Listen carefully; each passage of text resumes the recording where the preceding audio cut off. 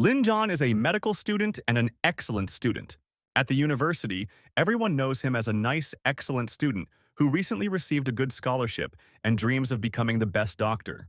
However, Lin himself suspects that he has neurosis. A certain system appears before him, which only he can see. The hero suspects that a recent breakdown is to blame, so he needs to take a psychological test. However, the test results showed that he was fine. A little later, the system appeared before him again. She offered Lin to receive a certain gift, and the man agreed. Thus, he opened the teaching of medicine in this system. Lin understood that although the system had helped him achieve some victories, it would not help him become a better doctor.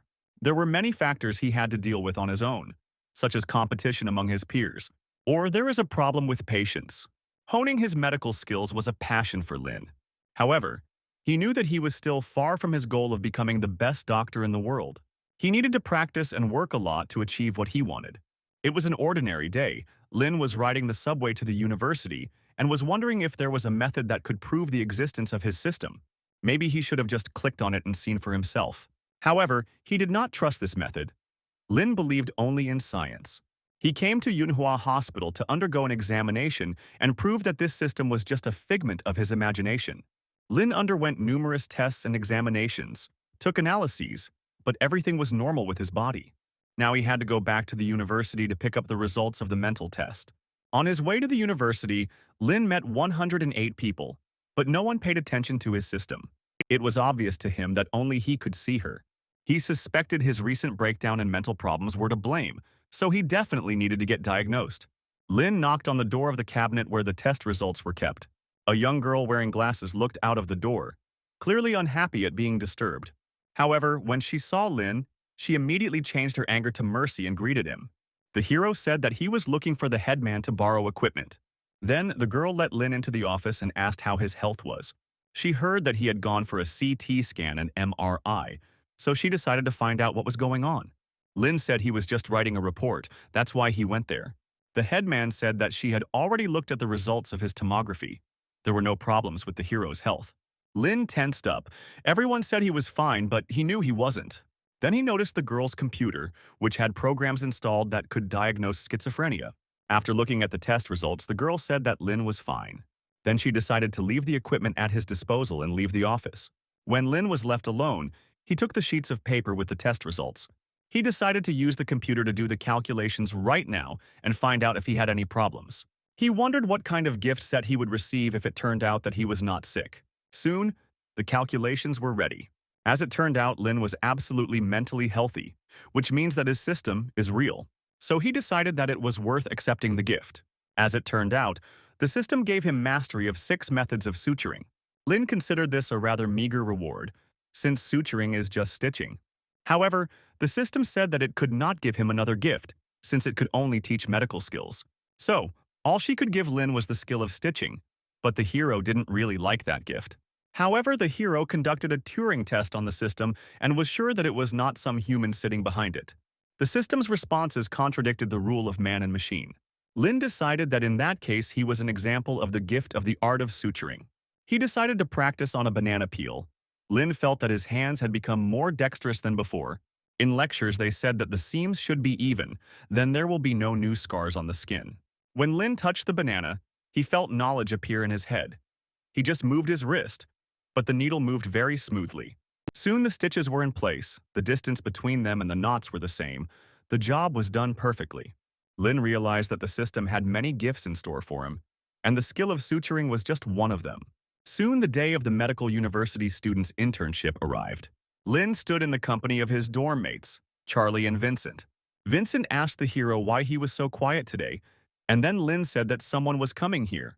They were the director of Manhwa Hospital, Dennis, and the renowned surgeon of the hospital, Connor. Dennis said that for the students, this is the first day of their internship in the practice room, and what happens next is entirely up to them. Lin, the head of the home clinic, noted that Yunhua's practice room should be more interesting than his home clinic. Dennis announced that Connor, the most famous and capable doctor in Yunhua, would be working with the students today. Connor said that being a surgeon requires many skills, and one of the most important is suturing. Hearing this, Lin immediately perked up. Connor said students could now forget everything they learned at university. In their surgery, every new doctor wants to try himself at the operating table. All this will be in the practice room. And to get there, students will need to stitch the tails of 10 white mice. The students were immediately delighted.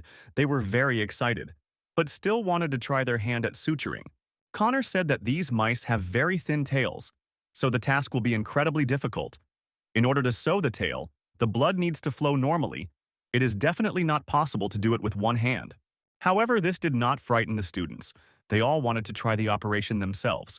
Charlie was confident because they had already practiced stitching at university. Then Connor decided to choose one of the students, a guy named Chris. The student was seated in front of a microscope and everything necessary for the operation was prepared. Connor chuckled. Chris was very tense. His hands were shaking. The doctor told him to work faster and finally insert the needle. Chris wasn't careful enough and ended up damaging a vessel in the tail. Connor chuckled again. Now the students realized that suturing wasn't such a simple thing. Lynn thought about it. The diameter of the blood vessel in the tail of the white rat was 0.5 millimeter, and it was not as easy to work with as a banana peel. Connor asked who else wanted to try stitching a rat's tail. Without waiting for an answer, he pointed his finger at Lynn, calling him to him. Chris was dejected after the failure, and the other students did not really expect Lynn to do any better. Dennis said that Dr. Connor would demonstrate his skills to everyone, and that students should pay attention to his methods. Soon Lynn put on a mask and gloves and announced that he was ready to begin the operation. Connor said they usually cut it into 60 or 80 pieces, but today the situation is different, so there are fewer pieces. The doctor was going to use a simple and popular method of suturing. Lynn drew attention to the technique of execution after the tail is sewn. You need to put a small stitch. 6 loops will be quite enough to ensure normal blood circulation and eliminate bleeding. It was also necessary to ensure that no cavities or scars were left. Connor looked at the hero with suspicion. In his opinion, all the interns think that theoretical knowledge will be enough for them, and they behave too proudly.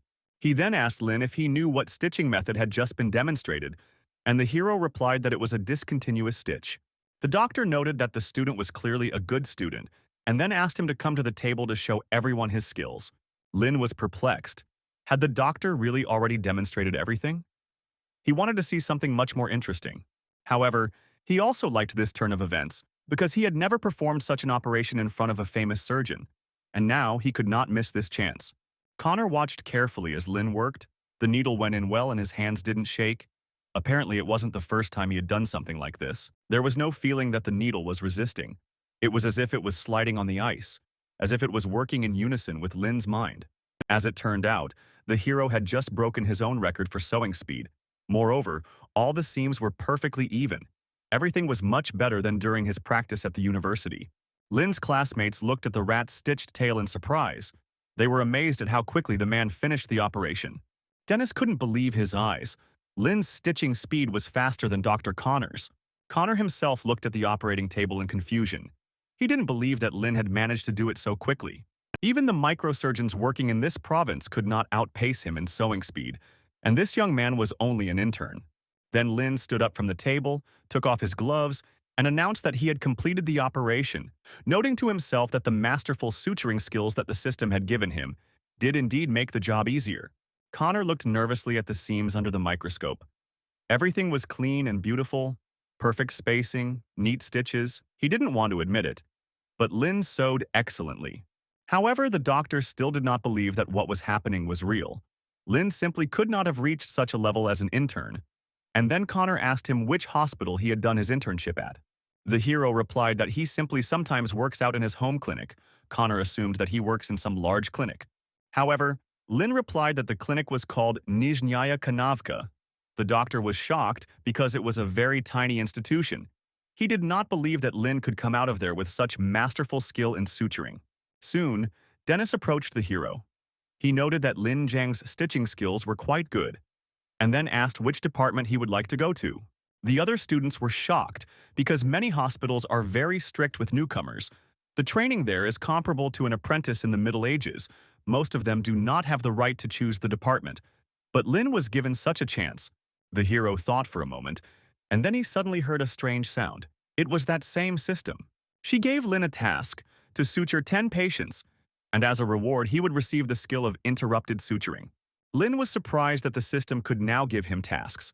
However, the reward for such a task was quite good. This method of stitching is very good, often used and very useful. Then the hero said that he wanted to go to the emergency room. Dennis noted to himself that this guy really was not an easy one. Charlie and Vincent immediately ran to their friend. They were quite surprised at how much of a risk Lin was taking by choosing this department, because he could have chosen the hand surgery department. However, Lin thought of everything as he needed, because by entering the emergency room he would be able to complete the task in 10 days. Soon, Lin and several other students arrived at the hospital for their practical training, and the nurse told them that they were not allowed to leave, interact with patients, answer questions from patients and their families without permission, and several interns would be left to live in the living room. The woman brought the students to the nurse's office because she needed help with the arrivals. The girl looked at the students sullenly and soon walked out the door, leaving them alone. She was busy and did not want these incompetents to cause her problems. The students were outraged that no one wanted to work with them, and everyone around them had no time for them. If they cannot perform surgeries during their internship, they cannot hope to get a job in the medical field. Suddenly, a nurse from the emergency department of Manhwa Hospital, her name was Vanessa, ran into the room and asked which of the interns knew how to sew. The young men immediately jumped up from their seats, offering their candidacy. Each of them wanted to help the pretty nurse. Vanessa smiled nervously. These boys couldn't even control their emotions, let alone get stitches. She looked carefully at everyone present, trying to figure out which of the guys was the most reserved. Among the crowd, she noticed Lin. He was the only one who looked unperturbed, so the girl decided to choose him. On the way to the office, the girl said that the patient was about 40 to 50 years old, and after falling, a tree branch pierced his palm. Soon, Vanessa led Lin to the hospital bed where the patient was lying. A doctor was already working on him. It was an emergency room doctor. His name was Chandler. He glanced at Lin, noting that the guy looked very serious. The hero watched the doctor at work. Using anesthetics seems simple, but you need to be able to hit the right place. And this is not easy. And if you damage the nerves, the consequences will be very serious. Chandler asked Lin to wash the patient's wounds if there were no foreign objects left in them. Then after washing, they could begin to apply stitches. Lin noted how well Chandler communicated with patients. He finally met a doctor who spoke well. Moreover, Lin had a task from the system, and he hoped that he would receive a more serious reward if he completed it correctly. Then the hero asked if he could start applying the stitches. Chandler agreed, thinking to himself that young people today have it hard. They constantly need help and support. This operation is quite simple. It involves facial treatment of the wound, and then everything is quite simple. However, in reality, everything goes wrong. Chandler decided to close his eyes while Lin sorted out the stitches. He wanted to rest, but he didn't dare go far, so that if something happened, he could help the intern. After a fairly short time, Lin heard the sound of the system notifying that the first of 10 patients had received stitches. And then the hero decided to wake Chandler up so that the doctor could check his work. The man couldn't believe his ears at first. This intern couldn't do it that fast. He thought Lin just did it all haphazardly to show off his speed. However, when the doctor looked at the patient's hand, he was even more surprised. The suture was placed perfectly. Chandler had worked in emergency medicine for many years and had seen many surgeons, and it was said that a torn aorta could be stitched up in 2 minutes by gifted people. But this guy's level of skill was simply brilliant, as if he were the owner of some hospital who had come to Yunhua on an exchange. The man was distracted from his thoughts by a nurse who, on shaking legs, approached the bed and asked Chandler for help. Stuttering with fear, she said that there was a patient at the third bed, but judging by the girl's appearance, there was clearly something wrong with him. As it turned out, the patient was a large man with a broken head. His entire body was covered in tattoos, and he looked like a crime boss. Around his bed, there were about 10 equally large, intimidating men with tattoos. Chandler noted that the situation here was indeed dire, and Lin thought that he might have another chance if the doctor allowed him to work with the patient. Chandler asked the men to clear the area around the bunk, but they had no intention of straying far from their boss. Then, the doctor and Lin approached the patient. Chandler decided to hand the matter over to the intern and let him stitch the wound. He thought that if this guy had such enviable sewing skills, then he should be given a more difficult task. Lin was extremely pleased that he was given another patient. Again, he had the opportunity to cure a man together with Dr. Chandler. Then, he walked up to the man and asked him to turn sideways. The patient looked at him menacingly, saying that he had been to many hospitals in his life, and if Lin handled this poorly now, then everyone here would be in trouble. Despite the threats, the hero got to work, and the man decided to switch to Dr. Chandler, as his facial expression suddenly changed to one of extreme surprise. Before the man could say a word, the doctor said that his wound had already been stitched up. The patient was about to turn around to look at himself in the mirror when Lin grabbed his head and turned it straight, as he still needed to check the quality of the stitches. The hero thought that when he was at school, he was always afraid to watch his classmates sew up a banana. It was just awful. Soon, the stitches on the patient's head were completely ready, and they looked just perfect. Chandler thought the wound was stitched up while the patient was talking, and he didn't even notice it. The doctor had never seen such an operation before. Moreover, Lin used such a complex technique only for a wound on the head. Looking in the mirror, the patient exclaimed with happiness. This wound was stitched up faster than it was inflicted on him. Everything was stitched up evenly and in a line. He asked Lin for his business card so that he could come to him again if something happened. But the hero said that he didn't have a business card. Moreover, he still needed to bandage the patient. However, the man said that there was no need to bandage anything since the wound was already perfectly stitched up. He was very pleased with this guy and promised to come to him again. He headed towards the exit with his friends, intending to find new adventures on the street.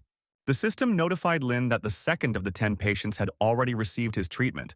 Apparently, the hero would soon complete his task. Meanwhile, one of the students, Reggie, was trying to get closer to Vanessa. The girl was not very happy with the fact that the man was just messing around and following her, but the student insisted that he actually wanted to offer his help to Chandler. Vanessa said that the doctor had been called away to rest because all the patients who had arrived wanted to see Lin. Soon they came to the procedure room. The same patient whose head wound Lin had recently stitched up brought his friend to the hospital. It turned out that his arm, which had his favorite unicorn tattoo on it, was injured, and he wanted to ask the doctor to stitch the wound and save the tattoo. He had already had his tattoo ruined once by a botched restoration, so now the pony looked like a deer, but he still didn't want to lose his tattoo. Lin noted that the wound was quite large now. The muscle tissue was slightly torn, but after he stitched it up, the tattoo would be a little disproportionate, but it wouldn't be noticeable. At that moment, Reggie walked into the office. He was surprised why people would choose a regular intern as their doctor. The man immediately rushed to drive away the overly loud intern so that he would not interfere with the doctor's work. It didn't take Lin long to apply the stitches, and soon the patient could see how neatly his wound was stitched up. The tattoo was completely preserved and seemed to look even better than before. Reggie was confused. He didn't understand where Lin learned to stitch so well. After all, he was just an intern. He was sitting in the same waiting room with Lin. He thought that the hero was also just an intern, and now he understands that he has a lot of experience in medical school, but Lin confirmed that he was just an intern. The hero noted to himself that he was so concentrated that he almost let slip about his system and the gift for a beginner. Soon the system informed Lin that he had already helped 5 out of 10 patients. Apparently, he had to complete the task for today. By noon, Lin had actually managed to help 10 patients, and as a reward, he was given the technique of interrupted vertical mattress suture, which is mainly used to stitch loose skin and is more suitable for urology. Lin was already eager to try out the new skill. The hero went to his home clinic, where his parents worked. Lin Jiang's father, Robert, asked his son why he was not wearing a white coat yet, since he needed to become a doctor as soon as possible to get his medical practitioner certificate. As it turns out, Dr. Xiong's price has gone up another 50 yuan. This happens every month, and if Lin studies well, he will soon be running the family business. At this moment, Lin's mother, Tanya, came down to the first floor and asked why their son had to take over the family business after his internship at Manhua Hospital. She was unhappy because their son had clearly become. After the first day of the internship, Robert hastened to justify himself by saying that he was giving his son money, trying to find a job for him, and that he only wanted the best for him. Suddenly, the family heard a loud sound near the front door. There were 2 men. One of them had a serious injury to his arm and needed medical attention. Soon, the patient was placed in a hospital bed, and other patients from the clinic gathered around her, concerned about the condition of the man's hand. The patient, whose name was Zach, explained that the knife fell off a cutting board and landed on his hand. His vision immediately became blurry as soon as the man touched the knife, and he ended up losing too much blood. Dr. Stanley from the Nizhnyaya Kanavka clinic immediately volunteered to help him. After examining Zach's arm, he said that the wound was very serious, so he needed to go to the hospital immediately. Hearing this, Lin thought that the best doctor in this clinic should have taken care of the patient himself instead of sending him to the hospital. This was a very low act for their meager clinic. Then the hero put on a white medical coat and offered his help to Dr. Stanley. The system immediately gave him a task: to heal Zach's hand and get a satisfactory result. and as a reward, he would receive an ordinary treasure chest. Stanley chuckled. Lin had only just started his internship yesterday. He was unlikely to be able to help a patient who had been bleeding for a long time. Then the doctor decided to call Edith, the only nurse in the Nizhnaya Kanavka clinic, to help him. He asked the woman to give him hydrogen and peroxide. He was going to help Zach, but first the wound needed to be disinfected. Lin looked at the table where all his utensils were lying. This set was quite sufficient to treat the patient satisfactorily. Stanley looked at Lin washing his hands with disbelief. Was he really going to do it all himself? The doctor said he was just going to disinfect Zach's arm to stop the bleeding. That would be enough. The cut was very simple but deep. The tendon could have been damaged as well, so the patient would be better off going to the hospital.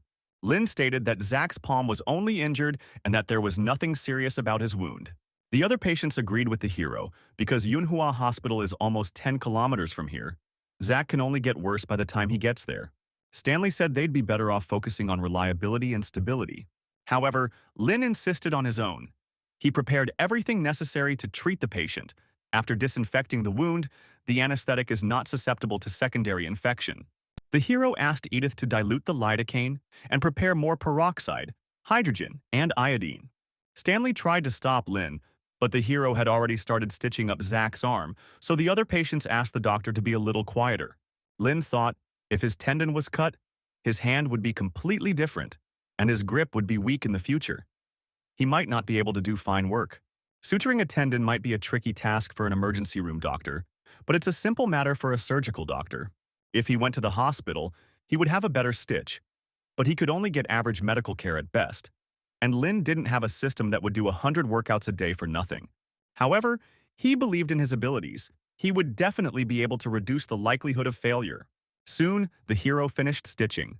The stitches were simply perfect. Stanley looked at Zach's hand in surprise. Even if the intern graduated from medical school and worked in the hospital for 4 years, he would never be able to do such a stitch. Is it really that good at Manhwa University? Lin began to bandage Zach's arm, and the man thought about how quickly his wound was stitched up. At that moment, Robert approached the hospital bed. He said that with such abilities, Lin would be able to practice in their clinic without any problems. But the hero said that first he needed to complete his internship. Suddenly, Ian, Zach's son, burst into the clinic, looking extremely worried and trying to find his father. He asked why he went to such a small clinic with such a serious wound. But the man said that his wound was stitched up perfectly and he now feels fine. However, Jan did not calm down. He shouted that his father's earnings depended on his hand, and if everything went badly with it, then Lin and his entire clinic would pay for it for the rest of their lives. The hero said that Ian could take Zach to the hospital, but they should not forget about exercises to restore the arm. Then the man would have a better chance that his arm would work normally. Ian was unhappy that there was a chance that his father's arm would not recover, but Robert was quick to reassure him that the chance was very low, since Zach's wound was not serious and very simple. He asked the young man not to panic, but instead to get checked at the hospital and pay for the medical expenses after the examination if he did not see any problems. Jan snorted in displeasure and then said that he would take his father to the hospital for a checkup. Lin watched them go. A system appeared in front of him, but his task was still considered uncompleted. It looks like it will only end after an examination at the hospital. Yan shouted after him that this clinic was just awful. They allowed an ordinary intern to perform such a procedure. It was absolutely unacceptable, and if there were problems with his father's hand, he would not leave Lin alone. At that moment, a girl on a motorcycle drove up to the doors of the clinic, and upon hearing the name Lin Zhang, she took off her helmet. Apparently, she came to the right clinic. She took a large box from her motorcycle and headed towards the hospital entrance. Robert opened the door and said that the doctor was not there at the moment, so if the girl needed first aid, she should go to the hospital. Having looked the girl over from head to toe, he asked why she had come. She said she was looking for Lin, and before Robert could answer her, she said that she would just give him the fish. She said that Lin Zhan had treated her brother's wound and he asked her to thank him with fish. Robert's eyes immediately lit up with interest. It turned out that his son was so good that he had become a doctor just a few days ago and was already receiving gifts. Hearing a strange noise, Lin went downstairs to find out what was going on. Robert said that this girl was sent by her brother, and the hero asked who her brother was and why she came. The girl said her name was Layla, and her brother was the same man with the deer tattoo on his arm that Lin had helped a few days ago. Layla didn't expect the young doctor to be so cute, so she decided to cook salmon for him herself. Lin noted that the dish was simply excellent. The fish was much fresher and sweeter than what they usually buy. Layla said that all the salmon is monopolized by their family, competing with imported goods on the local market. The girl then suggested trying the dish from Lynn's mother, Tanya, and the woman also noted the excellent taste of the fish. Then Layla asked if she was interested in her daughter-in-law who cooked fish so well. Tanya and Robert were shocked by such a proposal, but the girl said that she was just joking. In fact, she is not ready to get married yet. A few hours later, Jan and Zach returned to the Nizhnyaya Kanavka clinic. Robert asked what the hospital said after examining his hand. Zach said that he went to Yunhua Hospital for a checkup. The doctor said that thanks to Lin and his excellent skills, his hand can function well, but his son made a terrible scene, so now they came here to ask for forgiveness. Layla asked Lin if these men had insulted him, but the hero said that it was not quite like that. The girl asked Lin to let her know if someone offended him, then she and her brother would take appropriate measures against these people. They are especially tough on mean people. Lin looked at her with confusion, but Layla asked him not to think too much about it. She then suddenly yelled at Ian and Zach, demanding that they immediately apologize for their behavior. Zach then asked his son to show Lin's family the silk flag they had made. The young man unfolded the package, showing everyone a luxurious red flag with gold frills and embroidery. It spoke of a magic hand that restores health. Robert noted that this was a great message and would be a great compliment to Lin. Next time they could show this flag to those who thought Lin was still inexperienced. Tanya said that this gift is a good thing and they are very happy to receive them. They do not need any more apologies. She asked her husband to bring fireworks because it is impossible to present a silk flag without a ceremonial atmosphere. Meanwhile, Lin received his treasure chest as a reward for completing the quest to heal Zach's arm. Apparently, all the rewards that the system gave him were also visible exclusively to Lin. Opening the chest, the hero took out a small flask from there. It was said that it was an energy serum.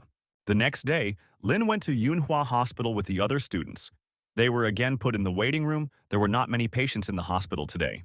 Soon, the system informed Lin that he had a new mission, which was that the hero needed to complete as many procedures as possible, and as a reward he would receive a basic treasure chest for helping 10 patients.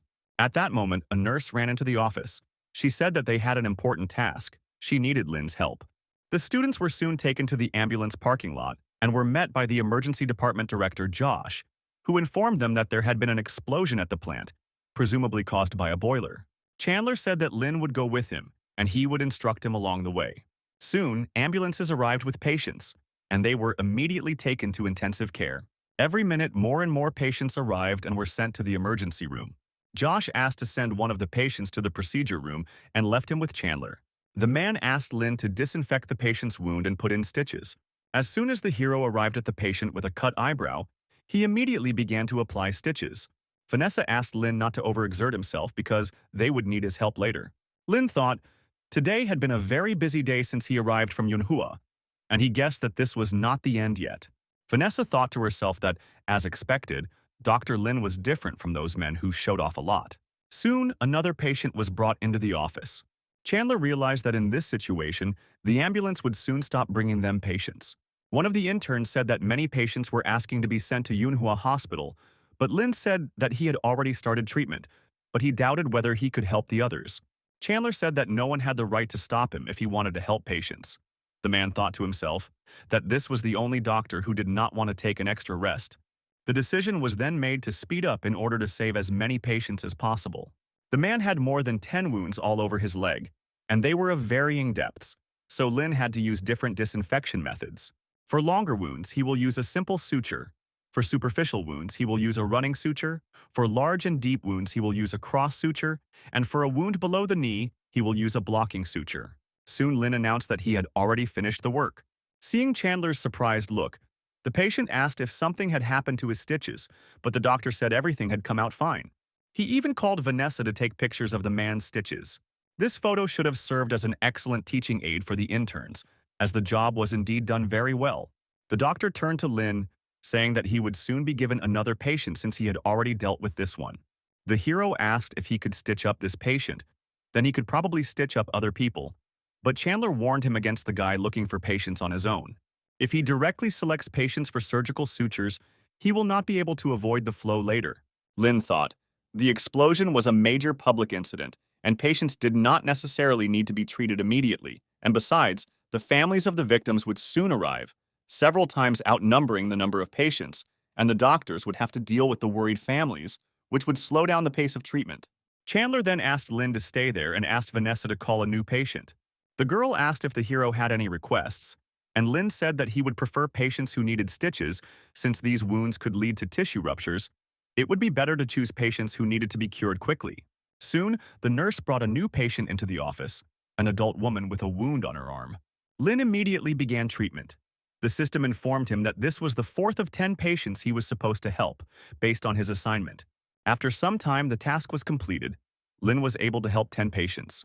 He received the energy serum twice, which turned out to be very simple. Apparently, it was some kind of thing for beginners. Chandler soon called Lynn back to stitch up another patient's wound. It was a man with a wound on his arm. The doctor said that Lin John was a young expert in their department. He was the best at stitching. The patient couldn't believe that such a young man could do so well, but Lin said that he was ready to stitch up any wound, whether it was a head wound or something else. After some time, the mission was completed again. The hero was able to help 10 more patients, the emergency room is not too busy today, and Lin simply could not miss this opportunity. Not only did he have to receive awards, but he also had to practice. The head doctors and nurses worked with seriously injured patients and passed them on to young doctors. But this problem had to be solved, because if there were no serious injuries to the head doctors and nurses, they would be gone in a few hours. In other words, Lin had only a few hours to help someone else. Then he turned to Chandler, asking if he could take someone as his assistant. The doctor was surprised. He did not understand why this boy needed someone's help. Lin explained that, Doctor. Chandler disinfected the wound and the hero stitched it up, meaning that they are faster when working together than when working separately. He thought if they found a person in charge of disinfection and a person in charge of bandaging, they would work much faster. Chandler stated that he simply wanted to help an inexperienced intern disinfect the wound, and Lin appreciated the help. But it would have been better if he had been given a few interns to help. The doctor chuckled. Apparently, the hero wanted to give a chance to other students, and then he asked him who he needed, men or women. Lin said it didn't matter. His classmates would do. Vanessa smiled. The number of patients today was much higher than usual. The interns were dreaming about their time. Charlie and Vincent soon arrived at the office and were glad that Lin had decided to call them for help. Vincent asked how many bribes he had given the doctor to be able to hire interns to help him. Lin replied that he didn't give him a penny. He just needed someone to disinfect and bandage him. Then Charlie said that he would do the bandaging. Since disinfection was too dirty a job for him, Vincent could do it better. Soon, Vanessa brought another patient to the interns. Vincent, Lin, and Charlie were sitting at the table, helping the patients in exactly that order. And the hero asked the nurse to continue inviting patients to them. Vincent completed his task quite quickly and referred patients to Lin for stitches. Patients noted that this large hospital had incredibly good service. The hero noted that both the disinfection and the bandaging were at the highest level. In the end, everything worked out even faster than he thought. And now all that was left was to just wait for Vanessa to bring them a new patient. Chandler watched the interns work from the sidelines and noted that Lin carefully considered the smoothness of each seam. Soon, Vanessa entered the office. She pointed her finger at the door where a crowd of people was already standing. These were the next patients she brought to Dr. Lin. The hero immediately became inspired. He was going to take advantage of the chance to run everything here while the head doctors and nurses were away. He was willing to help patients with minor injuries. Vanessa watched Lin and his work with a smile, noting that this young man was simply a sweetheart. Soon, all the patients were given medical assistance. The nurse said that only patients with internal injuries remained. However, Charlie and Vincent were so inspired by the work that they were ready to serve other patients as well. However, Vanessa reported that there were no more patients who needed stitches, so Lin could go home. But the hero understood that he was only 2 patients short of completing the task of helping 40 people. So he said that he would stitch up 2 more patients and then go home. Chandler said that Charlie and Vincent could go home. The young man offered the doctor to eat together after a busy day at work. But the man said that he had not finished his work yet. Soon, Lin was sent to the break room to have lunch. His partners licked their lips greedily, looking at the hero's food. It looked so good that they immediately wanted to try it, and Lin happily agreed to share the dinner with his comrades. At that moment, he received a call and it turned out to be Layla. The hero immediately began to think that perhaps with the help of this girl he could finally complete his task. Lin immediately asked if something had happened to her brother again, but Layla said that was not the case. Then he asked if something had happened to the girl herself. Layla blushed, saying that they had wounded, but she would call Lin a little later. The girl hung up and turned to one of her friends, Ashton. asking him about some nightclub. They soon arrived at their destination. Ashton warned her not to interfere in the affairs of this club, but Layla said that she had no intention of doing so. A few moments later, a whole crowd of men poured out of the doors of the club, all of them wounded. Layla smiled, asking Ashton to pick out the ones with minor injuries. She wanted to help Lin, but she knew he was just an intern and wouldn't be able to cope with serious injuries. Soon, Layla arrived at the hospital with the patients. She was very happy to see Lin. Charlie and Vincent immediately began to smile at the girl, asking their boss Lin to give them a few patients each. However, Layla had no intention of helping these strangers, so she yelled at them, ordering them to get back to their work and stay out of the way. Ashton said that he had already driven 2 cars with patients, and then the girl asked him to stop, otherwise Lin would get too tired. The hero decided not to delay and immediately began work. The treatment took several hours. After 10 or more hours, Chandler, Charlie, and Vincent were very tired. If it weren't for the energy serum, Lin would be feeling just as tired now. But this incredible rice wine-flavored thing has a very strong effect. He really wanted to sleep, but the desire to continue was stronger. The hero was sure that he could cope with this task. He needed to cure 49 more patients. Early in the morning, the head doctors and nurses returned to the hospital. They discussed how Lin had been able to treat more than 50 patients overnight and did not even go to bed. At that moment, Josh came up to them and shouted at the students, asking why they didn't go and help their friend. However, the students replied that they wanted to help him, but all the patients insisted that Lin be the one to treat them. Josh walked into the office and frowned when he saw Chandler sleeping there, as well as Lin, who was still working with the patients. The hero didn't notice that Josh had walked inside, continuing to stitch up his 52nd patient. Josh thought, this guy has reliable and precise movements, standard and stable stitches. He has all the basic qualities of a good doctor, but even under such pressure, he calmly manages his pace. And for an intern, this is quality work. The man was thinking, trying to figure out what his secret was. He had positioned the local anesthesia correctly. The wound cleaning was going well. The wounds were leveled. It was a pretty good job. According to the medical record, the patient is not sick. He only has small injuries in different places, depending on the depth of the injury and the morphology of the tissue. The sutures undergo various changes. It is almost impossible for the doctor to stitch the wound, like a notebook. Lin Jian worked for more than 10 hours, treated 50 patients, and still did not make a single mistake. Josh then turned to Dr.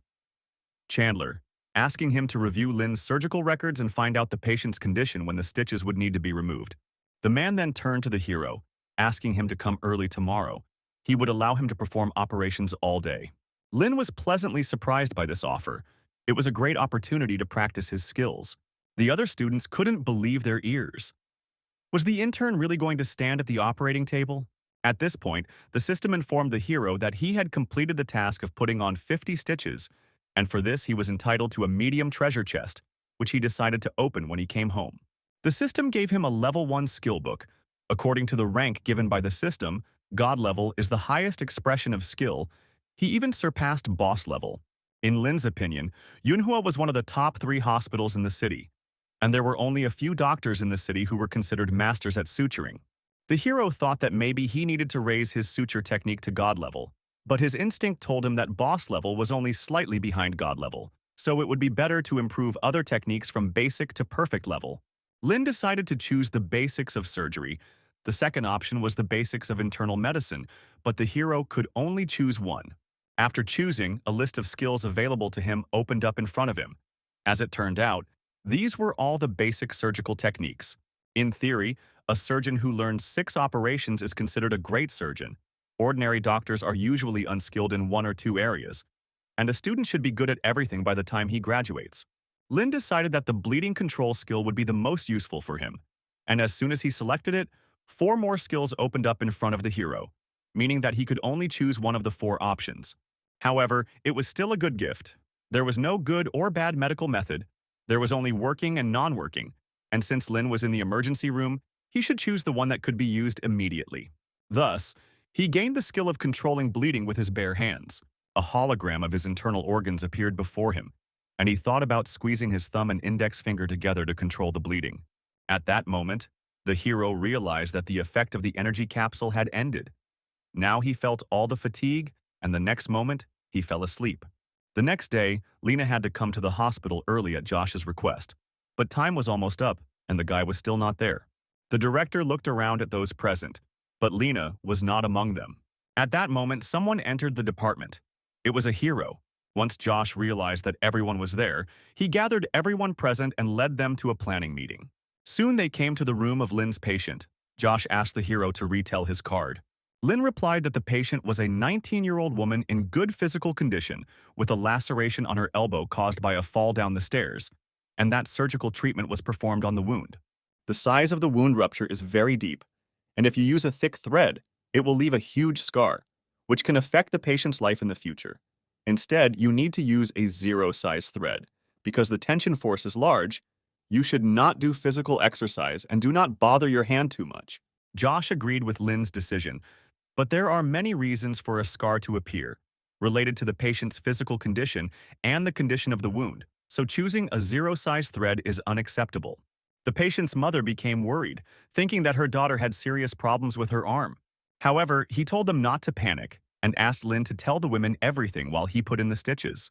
The hero reported that during suturing, his main task is to pay attention to the angle and depth when he inserts the needle into the skin. He must make sure that the part where the knot is tied protrudes after the suture, which then plays the role of a buffer before the formation of a scar. The needle must be deeply inserted into the thin edge of the wound, and also, one of the reasons is a skin defect. The knot should not be too tight to avoid poor circulation around the wound, which can delay healing, and the stitches should be removed in a way that reduces the chance of scar tissue forming. Josh turned to the audience, asking them to learn everything Lynn had just said. However, he did not allow them to use this method in practice. Josh said there are many ways to cover scars, long sleeves, tattoos, etc. However, as a doctor, he decided to say that first of all, it was necessary to get treatment. The patient burst into tears and said she didn't want to have scars or tattoos. John explained that Lynn had taken this into account when he was doing the stitches, but only because he was experienced. However, if the skills of the others present were not up to par, they shouldn't even dream of doing it. They first needed to understand what needed to be done to stitch carefully before asking his permission. Then Josh decided to give Lynn a rest, but first he needed to bandage the patient. The girl thanked the doctor for taking good care of her wound. Then the system unlocked a new achievement, to receive sincere gratitude from the patient, and as a gift he was entitled to a basic treasure chest. The hero asked the girl to change the bandages from time to time and make sure that she would not get any new injuries in the near future. If she removed the stitches in time, the scar would be less noticeable. The girl's mother asked if they could remove her stitches in another hospital since their home was very far from here. Lynn said that they could remove the stitches anywhere, as long as it was a hospital or clinic. However, the girl wanted Lynn to remove her stitches, so the hero said that she could come here, but he couldn't promise that he would be on duty at that time. The patient said that she would definitely wait for Dr. Lynn's shift. The hero objected. She can't just wait for his change. Timely removal of stitches will reduce the growth of scars. They can be removed much earlier, but it can't be postponed. Once the observatory was finished, John went to the recovery room with the others.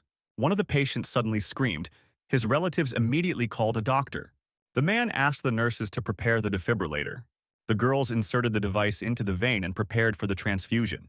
John and Lynn watched the process, and the doctor asked the intern what drug should be administered. Lynn replied that epinephrine and lidocaine should be administered, followed by an injection of dextrose and an intravenous infusion of lidocaine. The doctor did as the hero said, and the patient's resuscitation was in full swing. However, the doctor soon needed something else. Lynn noted that this was a standard rescue procedure, and soon the man's blood pressure returned to normal. Josh asked the hero why he chose lidocaine. Lynn replied that lidocaine has strong antiarrhythmic properties. Then he tried to remember even more information about this drug. In textbooks, he read that it has antibacterial and protective properties. Josh said that lidocaine is used in this emergency situation to prevent an inflammatory reaction. Lidocaine can effectively reduce the patient's hospital stay.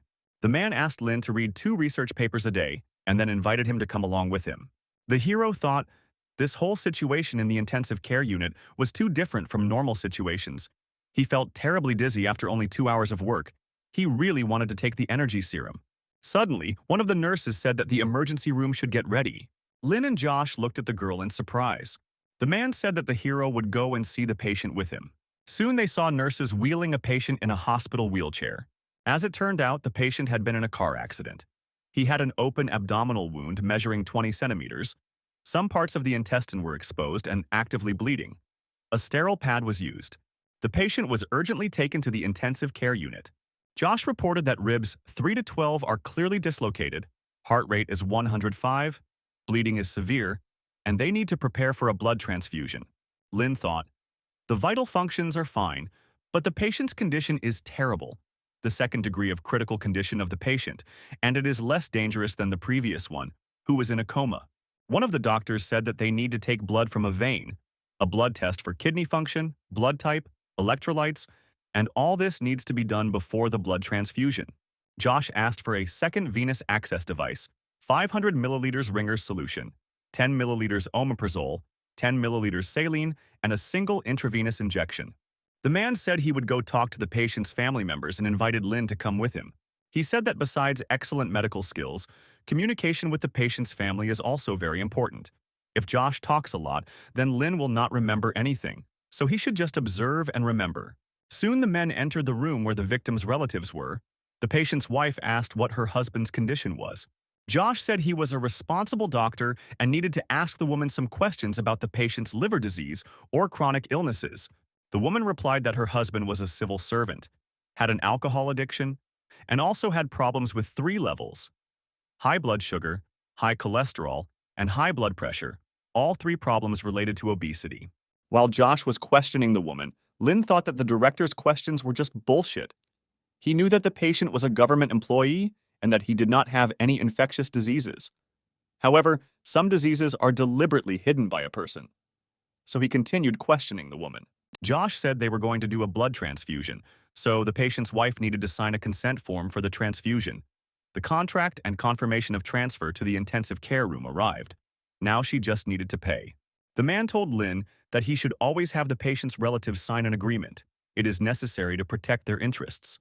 He also asked what the hero thought about their conversation. The man replied that the director should keep the pace of the conversation and be a little firmer. Josh said it's important not to give patients unnecessary hope. They don't need it. And the mission of doctors is to save patients. At this moment, one of the doctors approached the director. He said the bleeding wouldn't stop. They gave the patient an intramuscular injection of Reptilacy, ice solution, and norepinephrine. They simplified the use of red blood cells and plasma of one blood group, and also gave several injections of ethyl silate. The patient has only 1,400 milliliters of fluid. Josh went to the patient and asked to prepare for emergency surgery, perform a laparotomy, and increase fluid replacement. Suddenly, the nurse reported that the patient was in a state of shock. At this moment, Lynn ran out of the office to wash his hands. One of the doctors, Clyde, was in the bathroom. He apologized, saying that while working at the rehab center, Lynn had to deal with a lot of people. Then he said that the guy could wash his hands with sanitizer, but he shouldn't use it too often. Then Lynn said that he was preparing for surgery. Clyde couldn't believe his ears. He thought, even in such a situation, this guy is calm, which is unusual for an intern, but how will he perform the operation? Clyde snorted in displeasure. Everyone knew that Dr. Josh valued him, but no matter how valuable he was, he wouldn't be able to operate on someone who was soon to die. He wouldn't be able to do everything he wanted to do just because he was lucky with his looks. At that moment, Chandler approached Clyde. He said that Lynn had just started his internship. He understands the future. Clyde noted that he was lucky that Josh did not kick him out on the first day. The man decided to see what Lynn had decided to do with the patient, and as soon as he turned back, his face distorted in horror. The hero stuck his hand right into the open wound on the patient's stomach. All the doctors and nurses standing around were in shock. The guy acted without surgical training. Was this really murder? Josh screamed, ordering Lynn to stop immediately. However, the hero did not pull out his hand. His divine level of manual dexterity allowed him to determine that the patient's lower Gleason capsule was torn. It would be difficult to stitch it up. If the bleeding was not stopped, the man would lose too much blood. But suddenly, Lynn managed to find the source of the bleeding. He grabbed the liver with 4 fingers and squeezed the bleeding point with his little finger. Everything was going well, but it was a matter of time. Josh looked at the intern in shock. He uses his hands to stop the bleeding, and still the bleeding stopped. Dr. Dalton reported that the bleeding had indeed stopped, and Lynn had stopped it with his own hands. Josh was shocked. In such a hospital, few people reach such a level. How could a regular intern do such a thing without experience? However, the technique of safe bleeding can only temporarily stop it. Surgical intervention is necessary. Josh ordered Lin not to touch any other organs and then called Chandler to complete the operation. Already having arrived in the operating room, Lin thought. He did not expect that his first experience in the operating room would be like this. An hour later, the operation was already nearing completion. Lin was able to observe the director at work from such a close distance, and it was a very valuable experience. As a result, the patient's condition was stabilized. Josh asked Lin how he knew the bleeding point was in Gleason's membrane. The hero explained that since the bleeding did not stop and the abdomen was mostly open in the front, and there were no other problems such as hemothorax, he paid attention to the bleeding. But Lin thought to himself that he did not think that he would reach the divine level. His stock of knowledge had increased, as well as some muscles. Josh thought, this guy's technique, knowledge, and adaptability were at the level of first-class doctors. Before he thought that Lin was a simpleton, but he turned out to be a real genius. The director asked him where he learned this technique, to which the hero replied that he learned it at his family's clinic in Nizhnaya Kanavka. Josh said that she was not far from their hospital. It was a community health center on Lower Canal Alley. Usually this clinic sent patients to their department. The man never noticed them practicing anything like that. When Lin said that he learned about it from his attending physician, and Clyde was surprised that there really was such a capable doctor working in their clinic, and then asked his name, Lin only replied that he had been studying this technique for a month.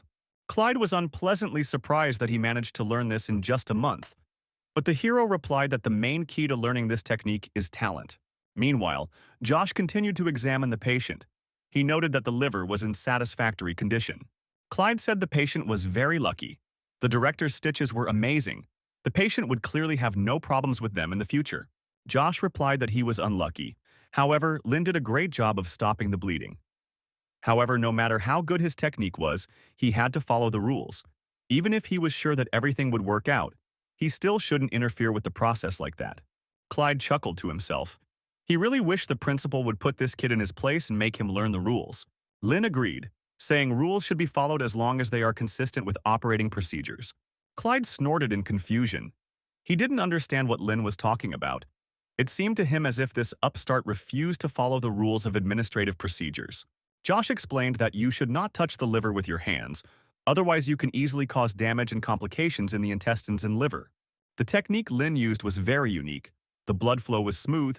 Then he asked him where and which finger he pressed to stop the bleeding. Lin said that when he reached out, he found that the source was in a hard-to-reach place, so he used the inside pad of his little finger. Clyde looked at the men's dialogue with bewilderment.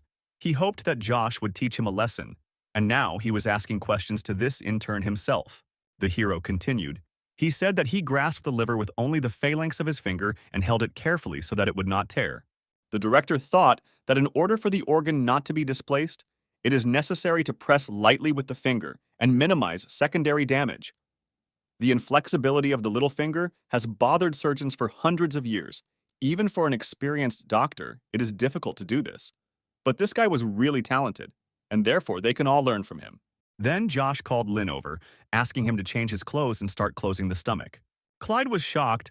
This intern was just an intern and he was already allowed to perform abdominal closure. When he was his age, he could only perform abdominal closure after a year of certification, and he still remembered the tremors all over his body and the dissatisfaction of the nurses. But this guy, being calm and smart, looked so good. Soon the operation was completed. All the bandages were in place. Lin asked to pass him the needle holder. The first thing to think about was how to stitch the deepest layer of the peritoneum. In that case, there was no need to think about beauty. The next step was the anterior rectus sheath. This step was for ordinary people, but Lin was not going to do it. And the next step was subcutaneous and skin sutures, and this was more acceptable. Clyde waited for Lin to finish her work. He was sure no matter how calm this intern pretended to be, he still performed a belly closure on his first day. He was still bound to make mistakes. Everyone makes them.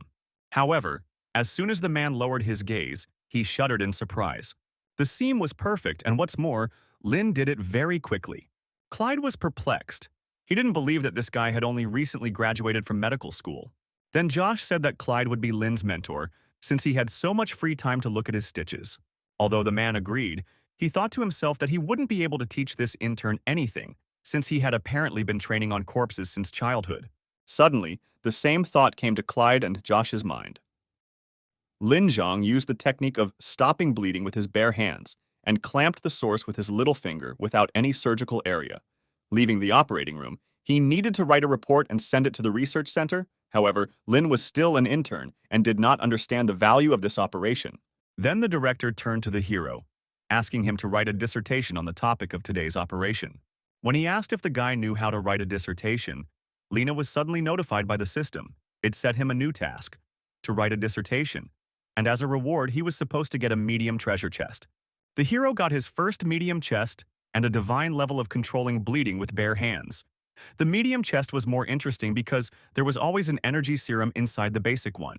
Besides, he will be able to write his dissertation because he has memorized all the steps, so he won't even have to think too much. Josh said that he unfortunately didn't have time to teach Lin all the basics of dissertation writing, so he delegated the job to Dr. Chandler. Having learned that the director himself asked Lin to write a dissertation and also promised to list him as an author, the man noted that this intern was incredibly lucky. However, the hero did not understand what Chandler was getting at. The doctor then explained that their hospital was a provincial hospital and that Director Josh played an important role in the emergency department. He has always been a member of the Standing Committee of Changji Province Emergency Medicine Society and also a committee member of China Emergency Medicine Society. He is a leading expert in the city and also a celebrity in the emergency department. He wanted Lin to write his dissertation, an opportunity many people dream of. However, the hero still did not really understand the significance of all this. Chandler then decided to just drop the subject. The next day, Lin returned to intensive care. Everyone around looked at him strangely. One of the doctors tried to hide from his sight, thinking to himself that although he accepted Lin as he was, now everyone was afraid of him. No boy his age could perform such a technique. This was his first consultation, but there must be a limit to his abilities after all. He is only an intern, and if he makes a mistake, no one can help him. Lin Jan still didn't know the rules and was only causing trouble, so they should go their separate ways. Josh asked who would take Lin to the emergency room today, but no one dared to answer. Then the director called the hero to go with him. A few hours later, Lin came to the patient's room, where several young guys in sports uniforms had already gathered. They thanked Dr. Lin for saving their coach. They never thought he would get into a car accident. The hero asked them to speak more quietly. Since the patient needed to rest, he also noted that he did not save him alone. Dr. Josh was closely monitoring the operation. However, the boys said that they saw everything themselves. If Lin had not pressed on their coach's organs, he would have bled out and died. As it turns out, someone filmed Lin stopping the man's bleeding with his own hands. This video was on the city forum. It quickly gained popularity, and now Dr. Lin was on everyone's lips. The hero only chuckled vaguely, not knowing how to react to this. One of the guys said that Dr. Lin has the complete package of being a celebrity, good looks and great skills, and it would be illogical if he remained unpopular. However, Lin was not interested in all this. His goals were completely different, but he did not say it out loud. Then one of the guys said that some of them go to an esports club that is located in Manhua. The hero immediately became interested because he played King of Glory while he was in school. The boys said that this year their club is focused on King of Glory, so they and the doctor can add each other as friends and play in their free time. Lin said that he has nothing to do now, so he can play now. The guys played for 2 hours. The hero really liked how well he spent his time. But now it was time for him to get back to work. He decided to find the very video in which he stopped the bleeding with his bare hands. The video collected many comments. For the most part, people admired how the young man managed to save the man. But Lin noticed one long comment. The user, who identified himself as a doctor, said the act was incredibly reckless and that it was impossible to stop the bleeding with bare hands without surgical equipment. There are only a few surgeons in the country who can do this, but none of them would dare to take such a risky step because the slightest mistake could cause irreparable damage, and the doctor in the video does not understand how much risk he is taking. The man said that if he were in charge of the hospital, he would immediately conduct a medical investigation. Lin thought, because of its fame, Manhua Hospital was the leading hospital in Changxi Province. But one should not underestimate provincial hospitals. Those specialists are very influential in the medical field. The dissertation that Director Josh wanted Lin to write was not only of scientific value, and it was not just for training. Dissertations were a powerful weapon in the medical community. It was used to familiarize a doctor, explaining the steps to attack others and to repel attacks. The dissertation is the surgeon's weapon, and in this case, the dissertation is a very urgent matter. Lin headed to the university to write his dissertation, where he was met by his fellow students. Charlie showed him a video of himself stopping bleeding and asked where he learned the technique. He began asking him if he had ever touched a live liver. However, Lin did not want to answer these questions and sent Charlie to another classroom. The hero headed towards the bookshelves to find the necessary reference literature. Charlie realized that Lin was going to do something really boring, so he decided to go and do his own thing. The hero sat in the library until late at night. He planned to work until the early morning, so it was time to take the energy serum. In the morning, Lin came to the hospital with the finished work. Josh was surprised that he did not sleep all night, because this could affect the quality of the dissertation. At that moment, Chandler approached the men and asked if he should arrange a shift for Lin. Josh said that would be unnecessary since he hadn't slept last night. It would be better to arrange for him to take over tomorrow. Chandler said that the emergency doctor had ruined his regimen, and the endocrine system of his biological clock was completely disrupted. No one dared to say that they could not go to bed late, but the director values Lin and is ready to provide him with rest, because you cannot work 2 days in a row, so the hero was asked to come to work tomorrow evening. After looking at Lin's work, Josh said it was a pretty good sketch. He then looked at the section titled Identifying Bleeding Sources Without Surgical Equipment. This unexpected section not only ensures the legality of the surgery, but also instantly improves the style of the document. Chandler was interested in this work because the director rarely praises anyone, so he wanted to see it. At that moment, Clyde approached him and asked if Lin really wrote the dissertation himself. He said that his dissertation featured an operation performed by the director, so he should include his name in it. Lin asked the man if he would like to include his name in the work as well. Clyde said he didn't care if his name was on it. He was just worried about their department's chief surgeon, Director Josh. Josh intervened in the conversation. He said that the dissertation was not even written, so there was no point in discussing it. Lin was a newbie, so there was no point in rushing him.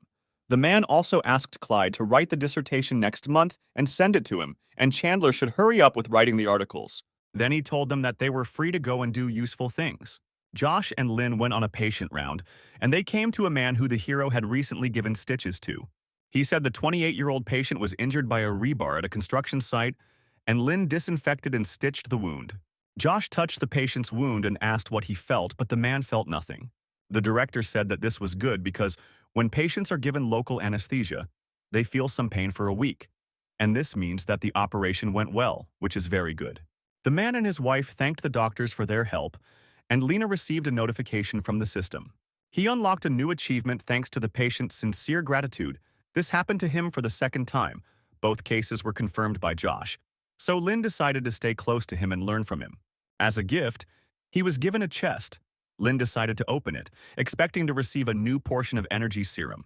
However, the chest did not contain a serum. It was a chip that allowed the hero to learn new skills. This time it was the M-Tang technique, which is used to suture tendons. Lin thought that the tendon was one of the many tissues in the hand. The most difficult to treat was the damaged tendon. On the other hand, such an operation was the most difficult among other hand surgeries. And in addition, the system gave him amazing skills, forcing him to go to the hand surgery department. Josh looked past the thoughtful Lin and asked him why he wasn't happy when the patient praised him. Then he said that the guy should go to the break room with Chandler today. The director said that the doctor could leave non-critical situations to Lin, but he was not allowed to take everything on himself like that time. 2 days later, the hero brought the director his completed dissertation, saying that he had completed it so quickly because the words seemed to come into his head on their own. Josh was skeptical, saying that the dissertation should not be underestimated no matter the length. Lin must be serious while writing it. However, as soon as the man looked at the work, his face immediately distorted in surprise. The work looked much more interesting than its rough version. Josh called over Dr. Lewis, an expert in research documents, and asked him to look at Lin's dissertation. Lewis noted that it turned out that Lin really did have experience in controlling bleeding, but his writing style was a bit rough, and the English abstract was slightly out of line with academic journal standards. The man thought to himself that the letter was lame. His writing style was good in some places and not so good in others, but he was still very envious of how well the work was done. Josh confirmed that his style still needed some tweaking and that the English essay needed to be rewritten, and then he asked where Lin wanted to publish her work. But the hero said that he had not thought about publishing. However, the director insisted on publication and asked one of the assistants to show Lin the journal Chinese Resuscitation Medicine. He said that the publication fee was very high, about 5,000 to 6,000 yuan. He asked Lin to write an application after a while. fill in the name of their hospital in the corresponding column, and request publication in the department. He then turned to Louis, reminding him that a few days ago they had wanted to hold a consultation for the victims of the factory explosion, and they needed to inform the medical department about Arnold from the provincial hospital. Louis was surprised. He recognized the name. Arnold was an expert from a provincial hospital, and he was at odds with director Josh. Josh said that in the comments left under Lynn's video, there are many experts giving objective assessments, most of them questionable, but Arnold was being outrageous with his swearing. The director realized that he was the chief surgeon back then, and Arnold was using Lynn to get to him, and the man needed to sort it out. Soon the day of the outpatient consultation arrived. A man came to Yunhua Hospital. It was Arnold, an expert from Changshi Provincial Hospital. He said he had been thinking about having another negotiation when he heard the call from their hospital, and had even brought suitcases from his hospital, and was now offering to work with Josh. The director thought to himself that this scoundrel was showing off too much, but he didn't show it. Soon they, along with Arnold and Lynn, came to the office where many doctors had already gathered. Arnold suggested starting the discussion, since everyone was gathered. However, Josh stopped him as Director Luke from the People's Liberation Army General Hospital had not yet arrived. Arnold chuckled, saying that Josh treated the other directors like his extended family. A few seconds later, the office door opened and a plump, middle-aged man in a tracksuit walked inside. It was that same Luke. He apologized for being late. Josh pulled out a chair for the man and invited him to sit down, then moved to the head of the table. He plugged in the projector and prepared to start the meeting. The situation involved critical burns to 2 patients and was quite significant, but everything was under control. Arnold thought to himself that since there were no critical cases, there was nothing to brag about. Luke said they were still able to assign guards to patients with 80% burns.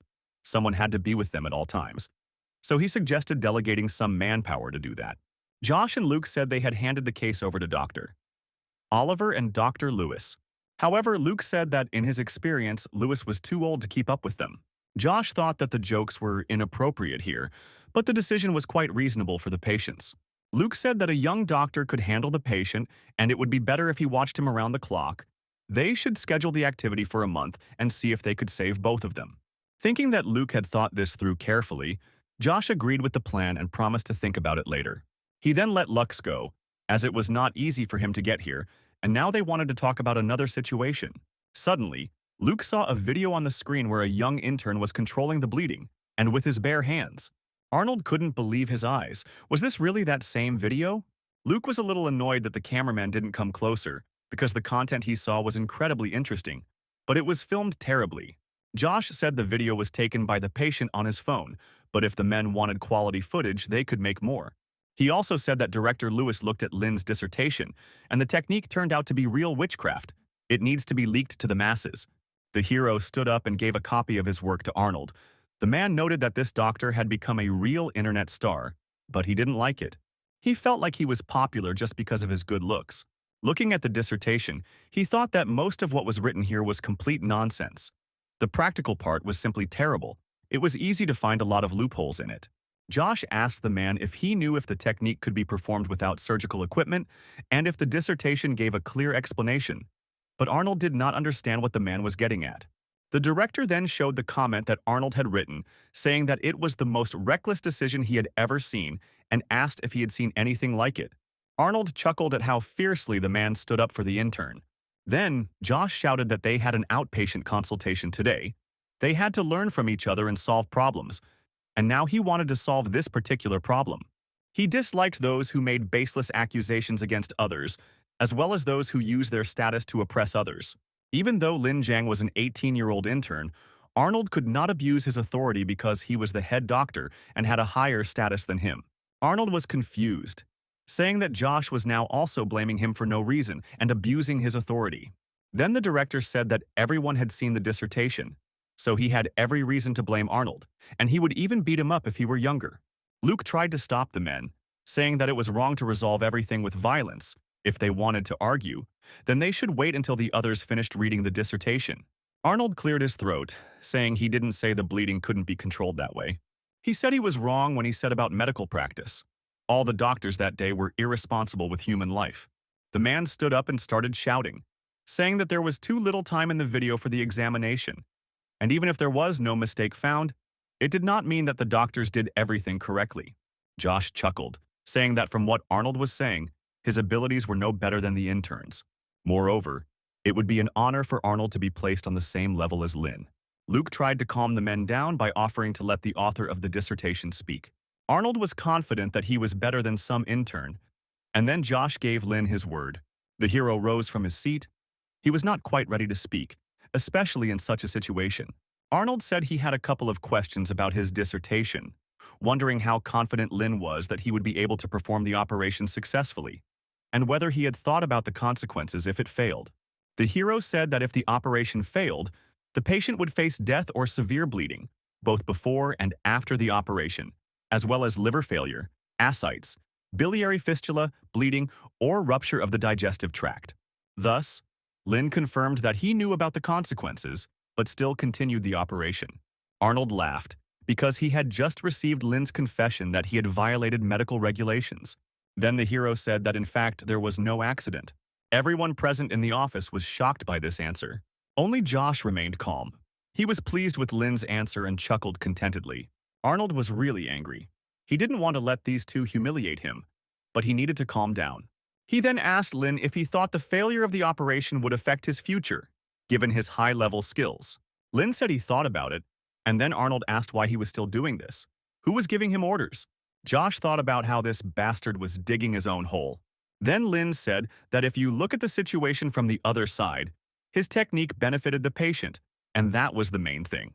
Arnold was shocked by this answer and clenched his teeth in anger. Luke chuckled, saying that Lin clearly thought well with his head. Rules are of course very important, but the most important thing is what decision they will make at the most crucial moment of the operation, and what benefit they will bring to the patients. If they guarantee compliance with the rules and refuse the best therapeutic plans, then it will be useless. Josh said that was exactly what he meant. They were all in the emergency room. Honest men don't act so foolishly. If they had been lucky, they would have found the source of the bleeding right away, but Josh was unable to do so. If they had been unlucky and had not stopped the bleeding immediately, one could only guess whether the patient would survive or not. They chose the best solution, and if they constantly followed the rules, people would die every minute. Then Arnold shouted that if he ignored the rules, he wouldn't be a doctor for long. He pointed his finger at Lin, saying that if he made one more mistake, his career as a doctor would be over. However, to everyone's surprise, the hero said that he did not agree with this. Doctors are like cells that try their best to play their role as much as possible.